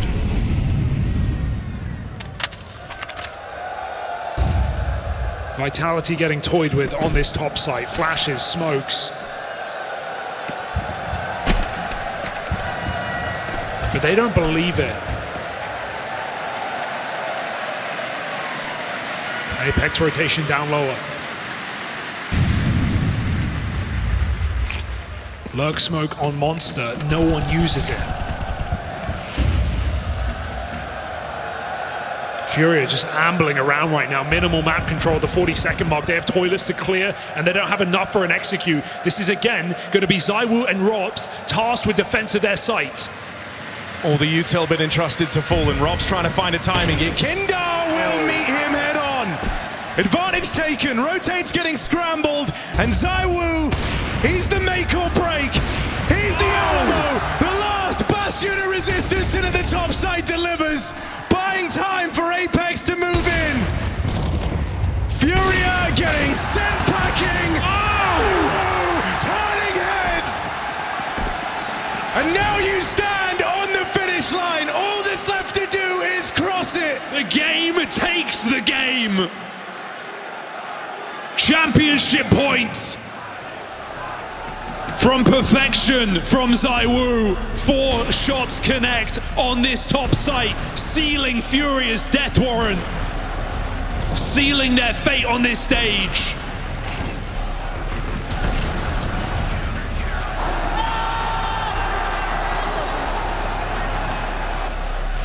ZywOo stands tall.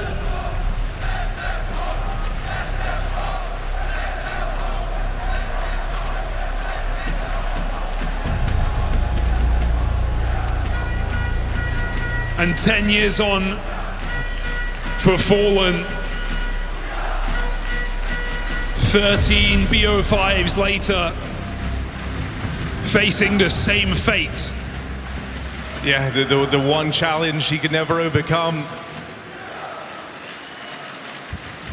The one trophy, the one tournament he never got to leave a mark on might have been, well, we got our first proper look at Fallen and what his boys could bring to the table all those years ago.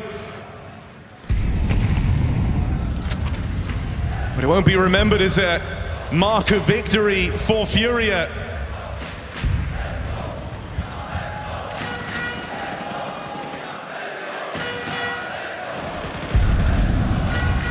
And you know the next peak can cost you everything.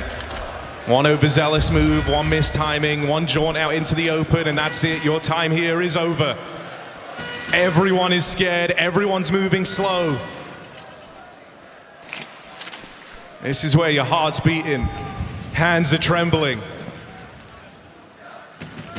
Because your world is about to come crushing down around you. They walk the walk right in.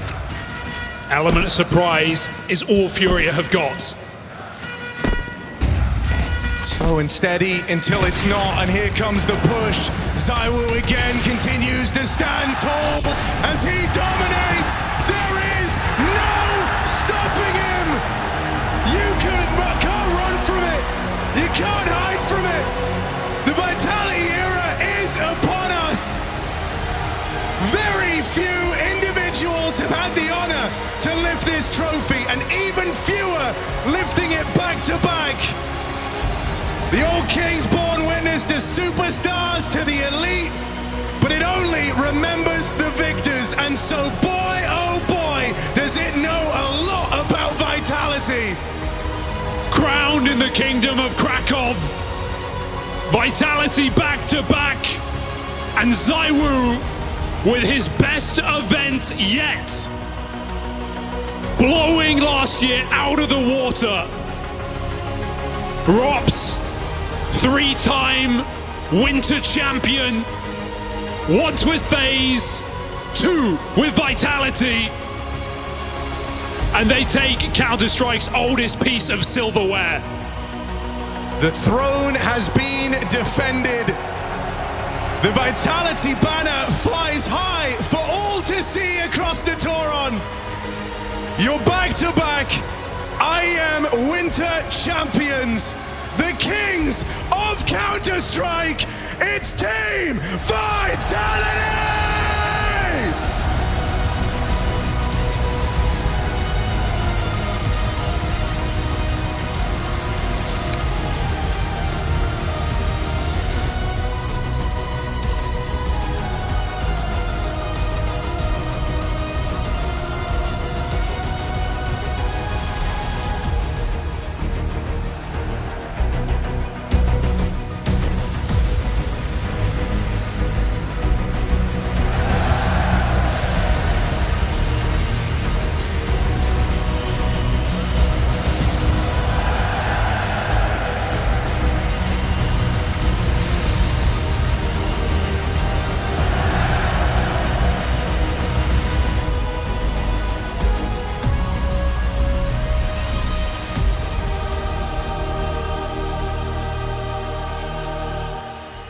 Well, as the confetti falls down here on the stage, the trophy's been lifted, this classic trophy. First off, congratulations. It's another moment on this unbelievable journey you have been on. Congratulations. Thank you, back to back, even though that's not Katowice, that's Krakow. I'm really proud of our boys. I mean, ZywOo showed that he's the best player in the world today and this event. If whoever is against that, fuck yourself. I do have to say, they made you work for that third map, didn't they? It was in the balance right till the end. No, it was amazing. I felt like he didn't miss anything. He was moving everywhere. That was such a joy to play with him today. I think it's the best performance he ever done in the big tournaments, and yeah, it was a good one. That's some honor considering the performances that you and ZywOo and the rest of the team have had. Let's just talk about this trophy. Fair enough, the same trophy, you've retained it. It's only been done twice before over this 20-year history. It was a year ago that I was chatting to you. Different arena, but same trophy. What has that year been like? Because it's been, from the outside, unbelievable to watch. Well, yeah, I think this amazing team is making history without a doubt. It's been so many big trophies together. We closer from the second Grand Slam ever. So yeah, I mean, I'm speechless once again. My team is amazing. We keep winning. We lost that Mirage. We shouldn't never have lost it. And we keep just playing amazingly well all together. And I'm really proud of my boys today. When you did lose Mirage, which, as you say, they came back, they fought for it. I know you were disappointed. What do you say to the team?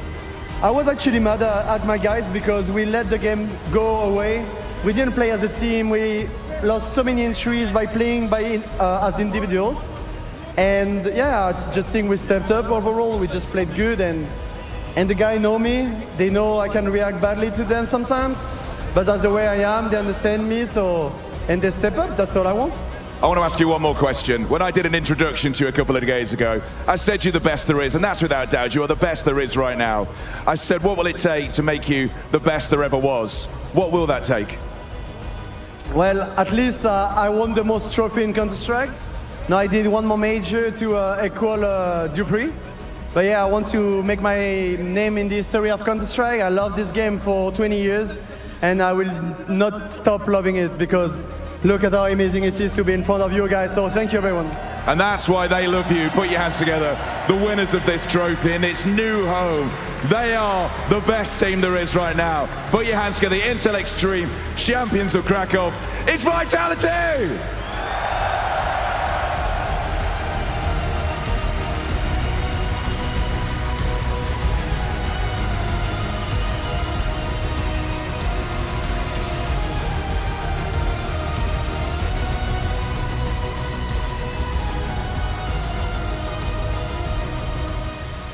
It's Vitality's era, and we are still living in it. Their reign of terror by no means over. In fact, even more dominant form from ZywOo than he showed throughout the entirety of last year, where it all started in 2025, hoisting Counter-Strike's Classic in Katowice, now totaling 10 trophies as they defend it in 2026. Absolutely incredible from Vitality. Such a dominant grand final. ZywOo had his most dominant LAN, matched his performance at ESL Pro League Season 19, and obviously at a tournament of this caliber, it's a completely different story in a big arena. I mean, we're talking about a game where he has double the kills from Robs. It's like, that's just the luxury that Vitality has as a lineup. That's why ZywOo is without a doubt the best player in the world, and that's why Vitality, the strength of their team, where even one of their stars can go missing almost completely and they still make it look effortless. And that is just what makes them so good. You know, one thing is just how good ZywOo is and how he just turns games around by himself. The amount of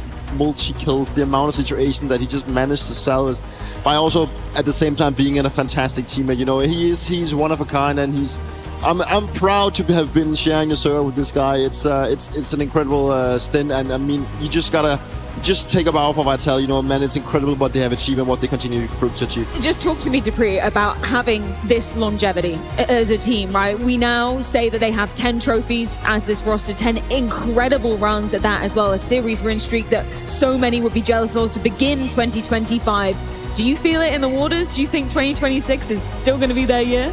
I mean, as this was probably the starting case, but I can nailing this one and, you know, getting even closer to the ESL Grand Slam, you know, that is a really good step in the right direction.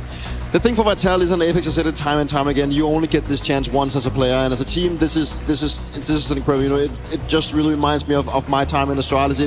It is really a team that is functioning in so many different ways. In the improvements the team just constantly makes, and that they just continue to be this dominant, is something that is very hard to replicate. And talking about your time in Astralis, people maybe forget, you know, Astralis didn't fall apart. They didn't necessarily, you know, get surpassed by other teams. It took a global pandemic for that team to get dethroned, really, in a way. And it might just take an even more catastrophic global event for Vitality to be dethroned. I hope that's not going to happen, though. I hope not so, too. We've also got to give it to Flamesy. I mean, obviously, ZywOo is the front runner in every category, but talk about showing up on stage today as well and being that secondary supportive star to ZywOo. Again, the strength of the team. Anyone can step up, and if someone has a slightly slower day, a teammate will make up for it, right? ZywOo, I think, definitely was crucial on Inferno. That's where it could have maybe gotten close there. 1-0 down in the grand final, right? And he comes up with an absolutely carry performance. From that point on, you know, it didn't seem like FURIA was really able to find a way to put up a fight even, you know. Unfortunately for them, you know, people will look at stats and whatnot. I don't really think it matters for FURIA. I think just as a team, they weren't there today. You know, their players just didn't have a lot of opportunities on the server. Tell me about this legacy that Vitality are forging on this very trophy. Only 2 other teams before them have gone back-to-back, and it's been 10 years since Fnatic managed to do that as well. It's incredible. It is definitely, you know, winning trophies back-to-back, you know, that cements your history. Well, we need to cement our DHL MVP, and of course, that could be none other than ZywOo, a legendary performance starting 2026 as he ended 2025. Another stage, another trophy, and of course, another MVP to his name. As we were just talking about, part of only 3 teams to go back-to-back at the Intel Extreme Masters Winter Championship, and he cements it with his best ever arena rating of 1.59. So, let's hear from him. Do you know, I just said to ZywOo just now, I said, hey, what a performance, and you said? I still don't believe it. Well, you should believe it. You've been so well for so long now. Talk us through what it felt like to play in that final. Feeling amazing, to be honest. I mean, also to play with this team, to have this confidence back, to know what we're capable of with this team as well. So that's an amazing feeling. Thank you guys for this night. It's been amazing, and I love that. And I think what's amazing to see, and I said this to Apex, you all seem to have a smile on your face at all times. You seem to really like each other. Of course, that's the goal. We spend most of the time together. We are a family, so we need to love our teammates, our staff, so that's the goal of the team. And on a personal level, the last 365 days from where we were the last time you lifted this trophy, what's it been like for you? amazing to be honest. Like I couldn't believe that. So obviously it's amazing, and just want to thanks my teammates, thanks everyone to support me, the fans, and that's it. Well, I think you were very much a unanimous decision for this. This is the MVP, the DHL MVP trophy. This is for just the grand final. Your MVP, DHL MVP, ZywOo.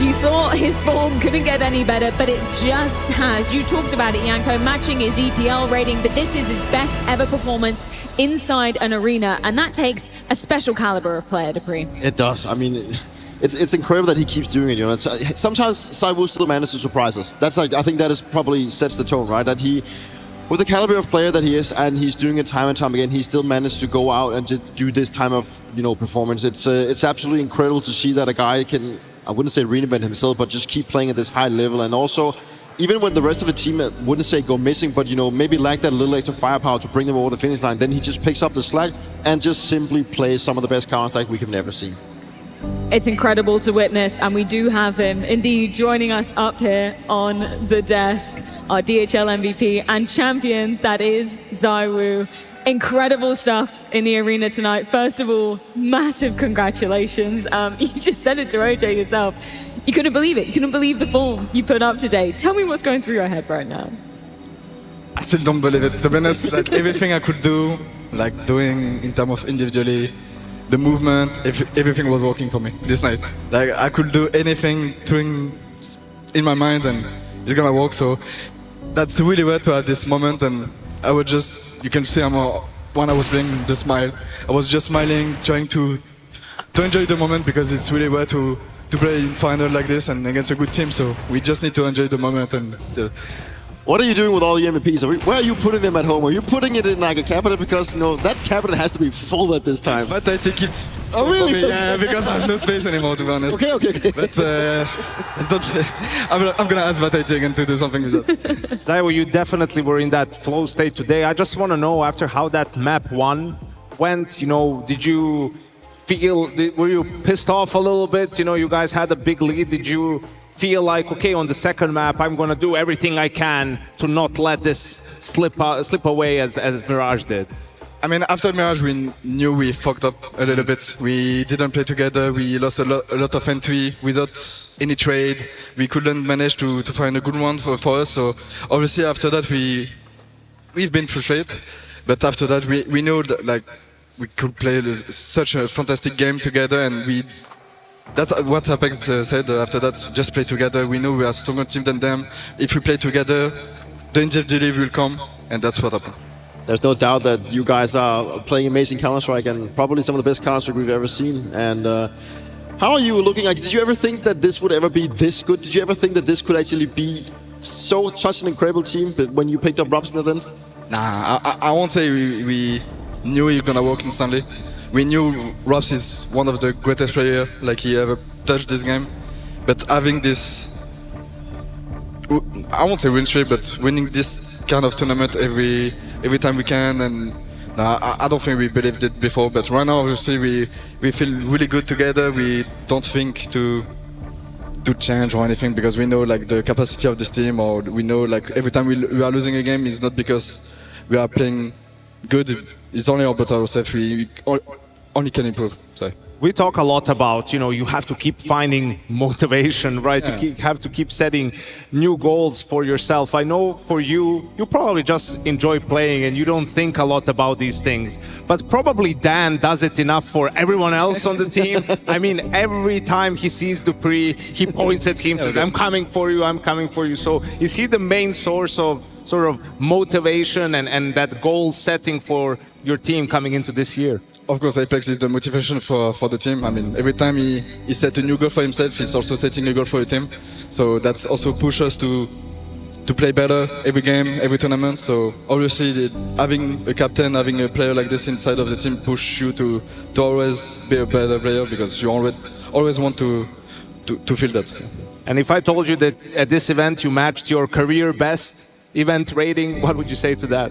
I don't know. To be honest, I don't know what rating I have. Even before starting this final, that's not really something I care about because you don't know what can happen. You can have bad game, shit game, or good game. That's performance right there. Right there. That's performance. You take notes at home, please. I'm no mathematician, Dupree, but I know we were counting in a calendar year, right? 10 trophies, but it's been 364 days since you last listed the Katowice trophy. So you're 10 for 10 now, technically. Is that all right, Dupree? They're coming. Well, I mean, like, yeah, they're coming. But then again, if there's anyone that should be allowed to be coming that close, it should be this. Zawu, just reflecting upon this past year, right? Because we always talk about Katowice being the catalyst for an incredible year for Vitality. What have you learned as an individual in the past year?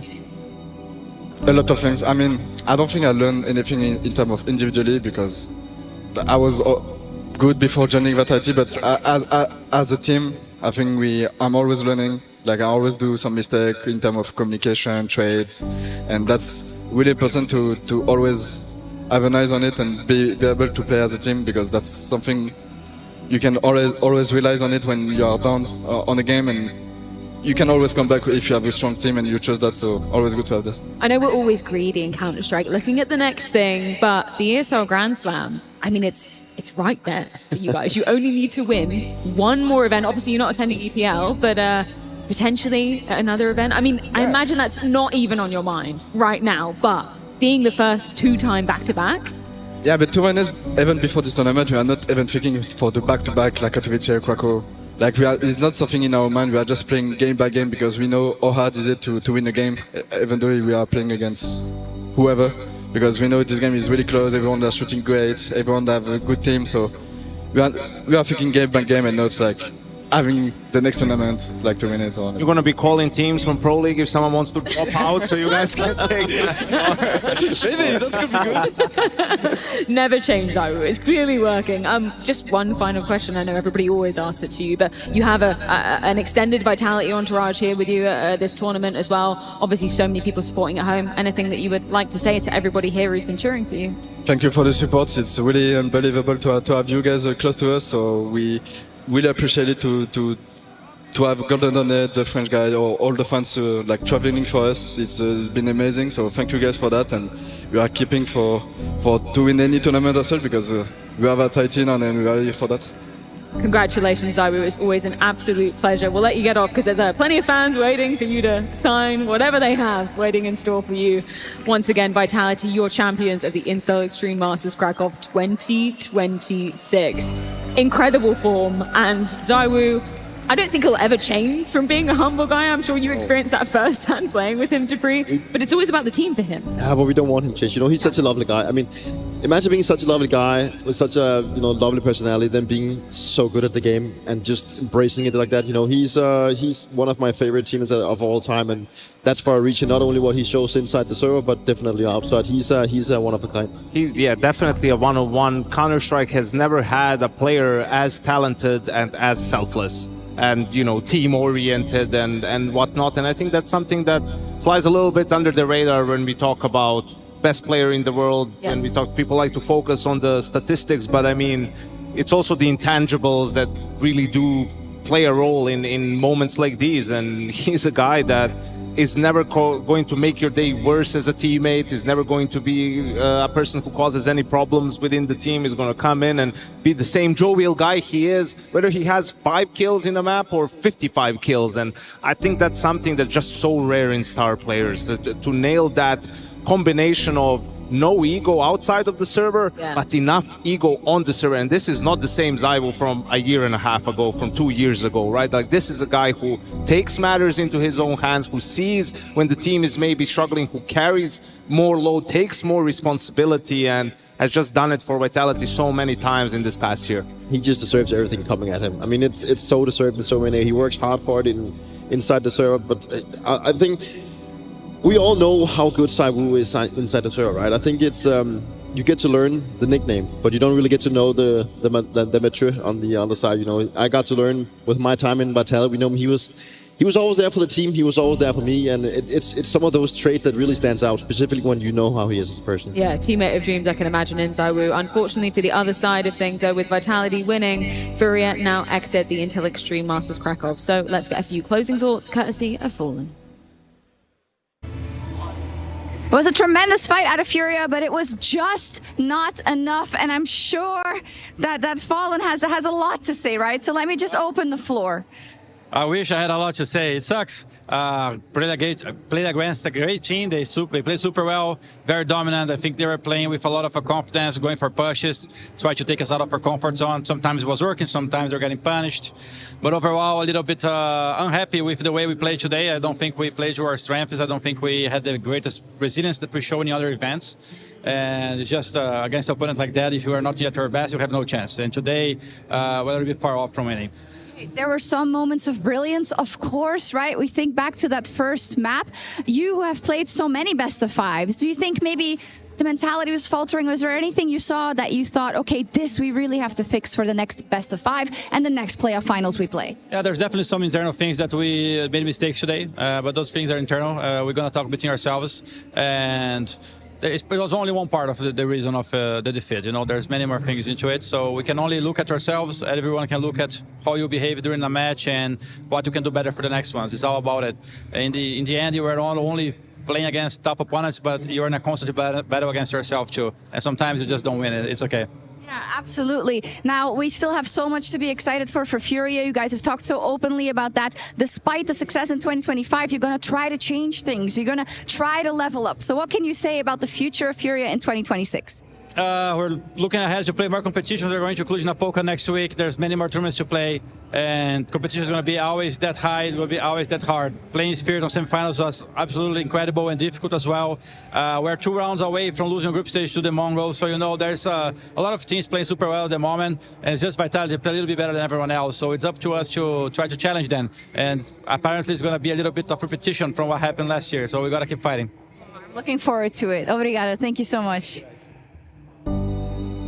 You just simply cannot love Fallen, right? Even humble, eloquent in defeat. I mean, he's been in this situation so many times, and he said to us just yesterday, Peter, it feels like a win for him to just be here, for him to just have this team around him. And that's what I want to see more of for FURIA and Fallen heading into 2026. I really think Fallen is just so grateful to be here, and he said himself that, you know, he's coming to an end of his career. He knows he's not going to be playing for maybe in the next 3-5 years.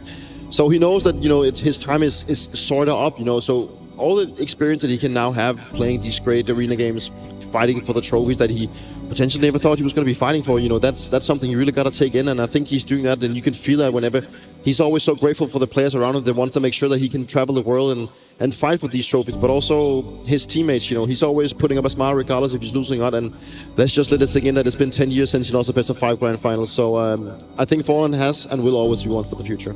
Yeah, FURIA just unfortunately not up to the task today. You know, we were painting this as a banger and one for the ages, but it didn't turn out to be so. You know, they really struggled, especially on T-side. Outside of that pistol round and conversion on Overpass, they haven't won consecutive T-side rounds this whole game. Oof. And that's just not going to be something you're going to get away with against a team of Vitality's caliber. They even did on one map, but that was unfortunately it for this final.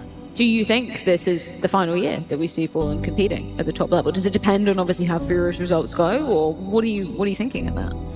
I think so. I think regardless of the results, I think if FURIA is the #1 team at the end of this year, that's just Fallen going out on a high. You know, he's talked a lot about, a lot of his life has been around Fallen, and Gabriel has had to take a step back for that. Yes. But at some point, you know, Gabriel will have to become a main character, and I'm just hoping that FURIA can continue where they left off last year and be a contender and show us some exciting Counter-Strike, because I think we'll all be better off for it. I can definitely relate to that, you know, that you do sometimes have to let your nickname, you know, pave the way for you, but then you have to leave your own personality behind. That's what I had to do last summer as well when I decided to hang up the MOUZ and decide to retire, you know. And I think for Fallen, he can be proud of whatever happens, right? Whatever happens with him and wherever he's going to go, he's going to find success because the brand and the name that he's created for himself is definitely up there. And it's just been a complete honor to have him competing and also be able to compete against him for so many years. 100%. I know I cried when you retired, but I'm going to cry equally as hard when Fallen decides to do that. So I hope it's not anytime soon. But smiles as we look on forward to the rest of the calendar year. Of course, this was only the first stop for the Intel Extreme Masters, but next on the list, Janko is going to be ESL Pro League. Now, there are a few tickets remaining, so make sure you're getting your hands on those if you want to be with us in Stockholm. We always have fun at EPL. Maybe there's going to be a little few differences here and there, some exciting things. I can't confirm or deny anything right now, but playoffs, if you want to join us there, it's a good time, right? Yeah, it's an interesting mix. Online now for the groups, but we'll have the crowd back for the actual playoffs, and we'll have the LAN portion of it happening. So yeah, Pro League is always fun for us. Different sort of a broadcast, different sort of an approach, but yeah, still going to be a good tournament. It's always an absolute pleasure to join you, Janko. Dupree, it has been an honor to have you back for one of the trophies that you lifted twice in your career. I know it was an emotional trophy walkout for you. It was just such an honor to have you do that. So I just want to say thank you so much for joining us. Thank you to everybody at home who tuned in for the duration of the event as well. And last, but by no means least, thank you to the entire production squad for putting on a fantastic event once again as we open up a new chapter of the Intel Extreme Masters Winter Championships here in Krakow. Now they are done in Krakow. FURIA makes sure of it with a flawless CT half. I haven't seen a game like that in a long time. Vitality going through the motions, looking damn good. From top to bottom, they dominate.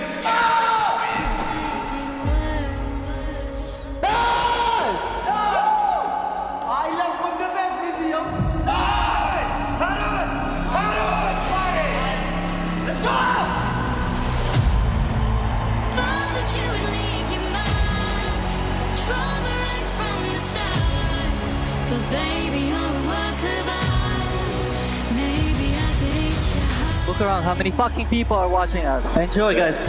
Flames in a good position, but going to need to get a lot from it. There's the lineup. Pressure on for Fallen. That shot missing. Going to do it with the rifle. Flames just a one-man army.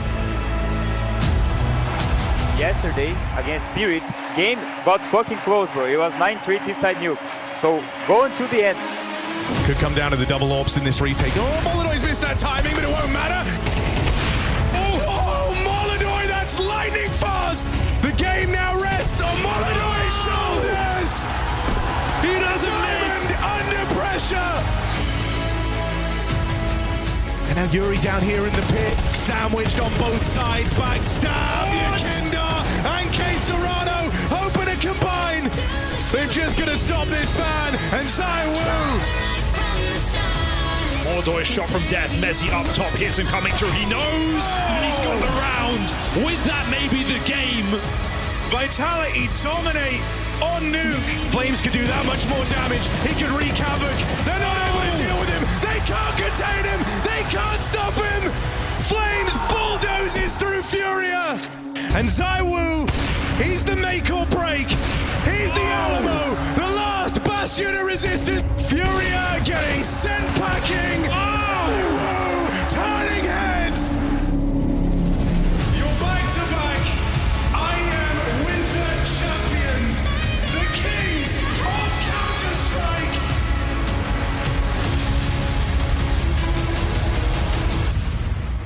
Maybe I could eat you high.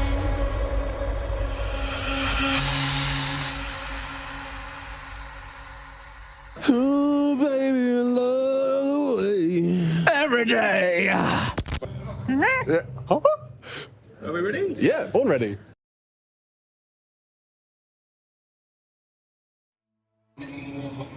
Messi, congratulations! Thank you very much. How was it? It was a grueling, well, 4-mapper in the end. Should have probably been 3, but I mean, we like to make it exciting in the end. I think Mirage should have gone our way, but No, I'm just happy we closed that out in the end. I think the way we played, the way we bounced back after the first map, yeah, super happy. Tell me a little bit about that, right? Because that was a horrible way to lose the first map, but to bounce back as such, who did what? No, I think yeah, in the first map we kind of identified straight away that we played a bit too chaotic in the late rounds, not making good plans together, and we said after this map that we just need to be a bit more calm, make sure that even when we got the lead, we make good plans together, communicate a bit more, and that's what we tried to do in the next few maps, and it worked out. I think, yeah, Mirage, we were just the first map of a best of 5 can sometimes be a little bit crazy, and that's what it was. First of many? Yeah, I mean, it's a good start to the year. I'm happy that we got the back-to-back in Krakow, well, in Poland. It's always cool, so yeah, hopefully for more. Awesome. Congrats. Thank you.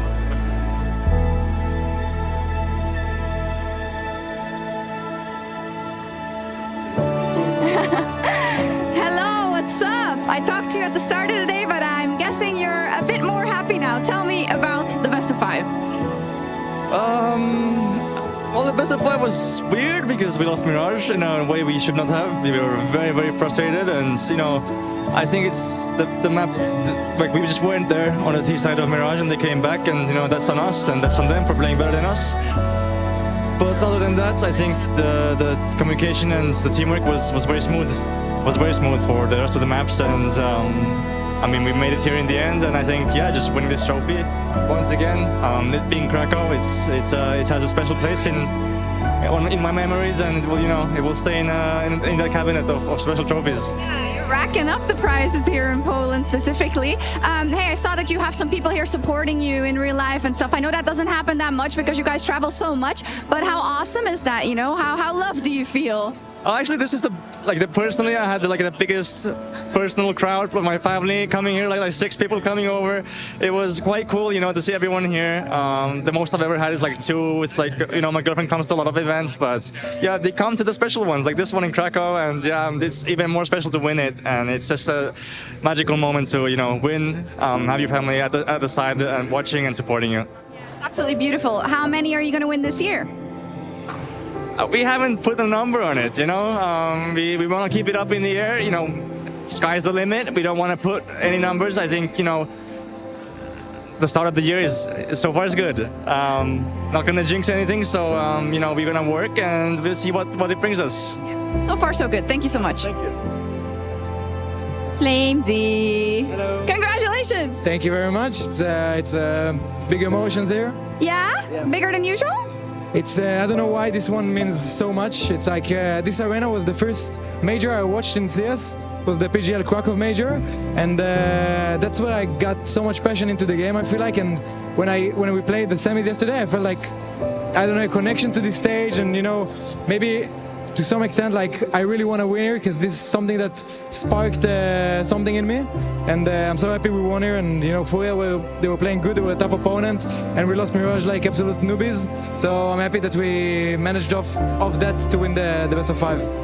It goes so fast for you guys. You go from tournament to tournament, from victory to victory. Do you have ever chance to stand still? And because you were just talking about watching the major here way back when, do you ever have time to realize that you became the person that you always wanted to be on the stage? I think it will take some time to swallow it a bit, but we have an event in 3 days, I think. So we're gonna finish that one. Then we have some days off to kind of enjoy the time, and that's what we're gonna do. Probably like a small vacation, take time off.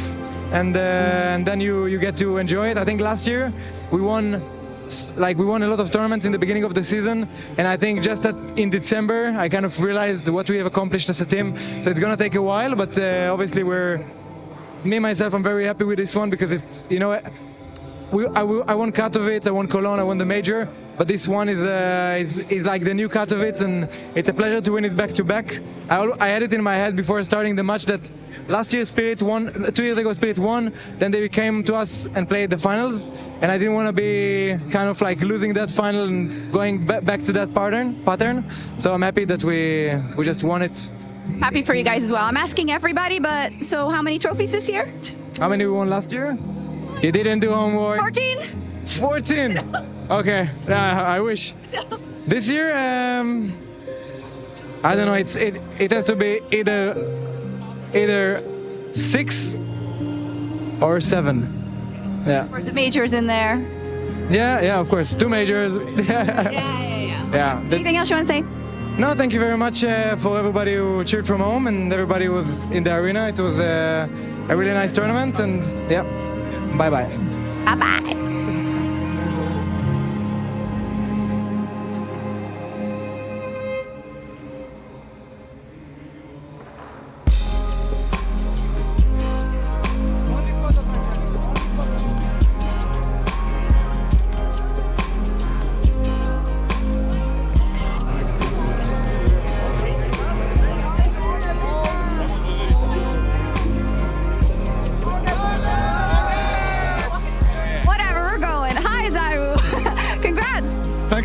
Thank you. Was it a difficult final? It was. We could feel if we are making any mistake, we are going a bit down, they can take the map, so whoa. And yeah, that was our feeling, because you can see on Mirage, we were up 9-3 and they still managed to have a good comeback, and because we take the game a bit too easy, so always dangerous to play against FURIA when they're like this. Hey, tell me a bit about playing versus Molotov. I'll try to shield you from that spotlight, because he's really exciting to watch, right? Of course, he's no ZywOo yet, but what do you think about him? I mean, you can see he's a shiny player. He can make the difference whenever he wants, and that's what he's making also like he's a good upper.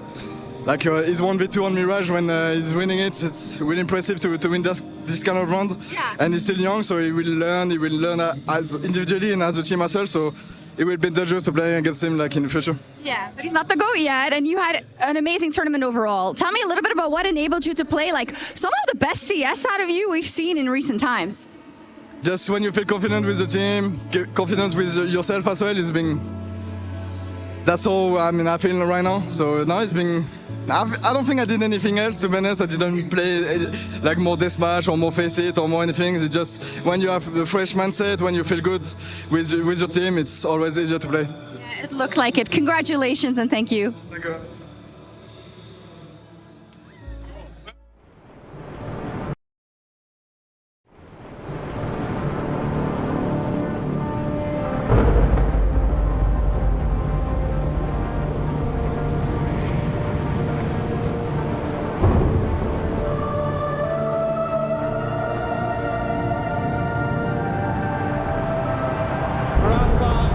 Making history. Absolutely phenomenal. And Ace is the champion of the Intel Extreme Masters World Finals. Storm's still not quite done. MC is going to take this fight, though. 3 seconds left.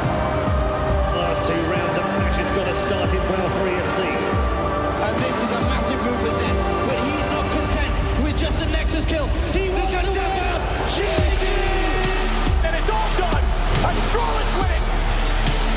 Unbelievable Rogue with a 4-0 victory over Classic. And they did it again in the grand finals. It's MOUZ! Give it up for your Intel Extreme Masters World Champion!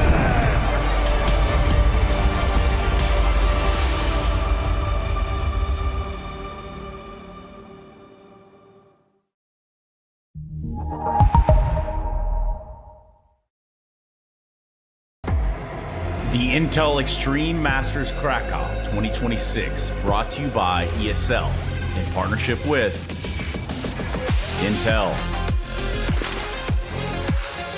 Acer Predator, DHL, ZywOo, and the City of Krakow.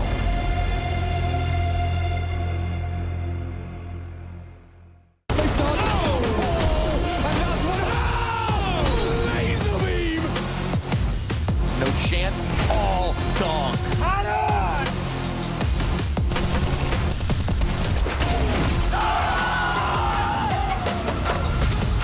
Opening fight here and no utility to do it. Brokey going for more. Brokey wants it all.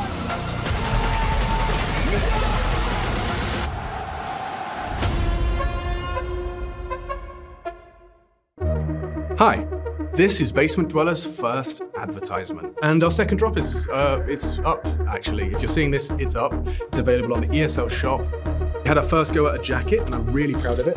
I've always had an interest in clothes, but, seeing behind the scenes how the sausage is made has been a lot of fun. And if you like the clothes, Tell me, if you hate the clothes, tell me, but try them before you slag them off. I think they're really comfy. So yeah, that's my advert. I'm gonna try again. I'm gonna record another one.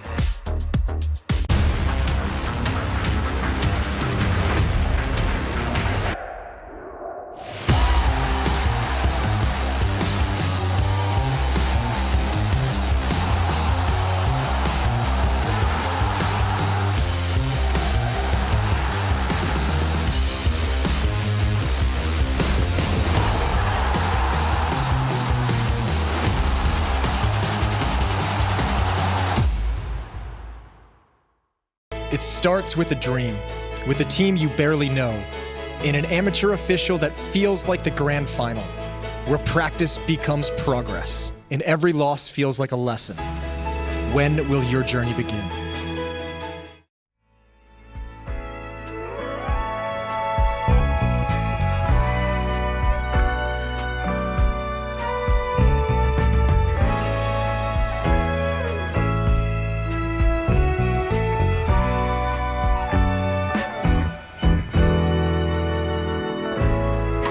Baby, don't talk at me.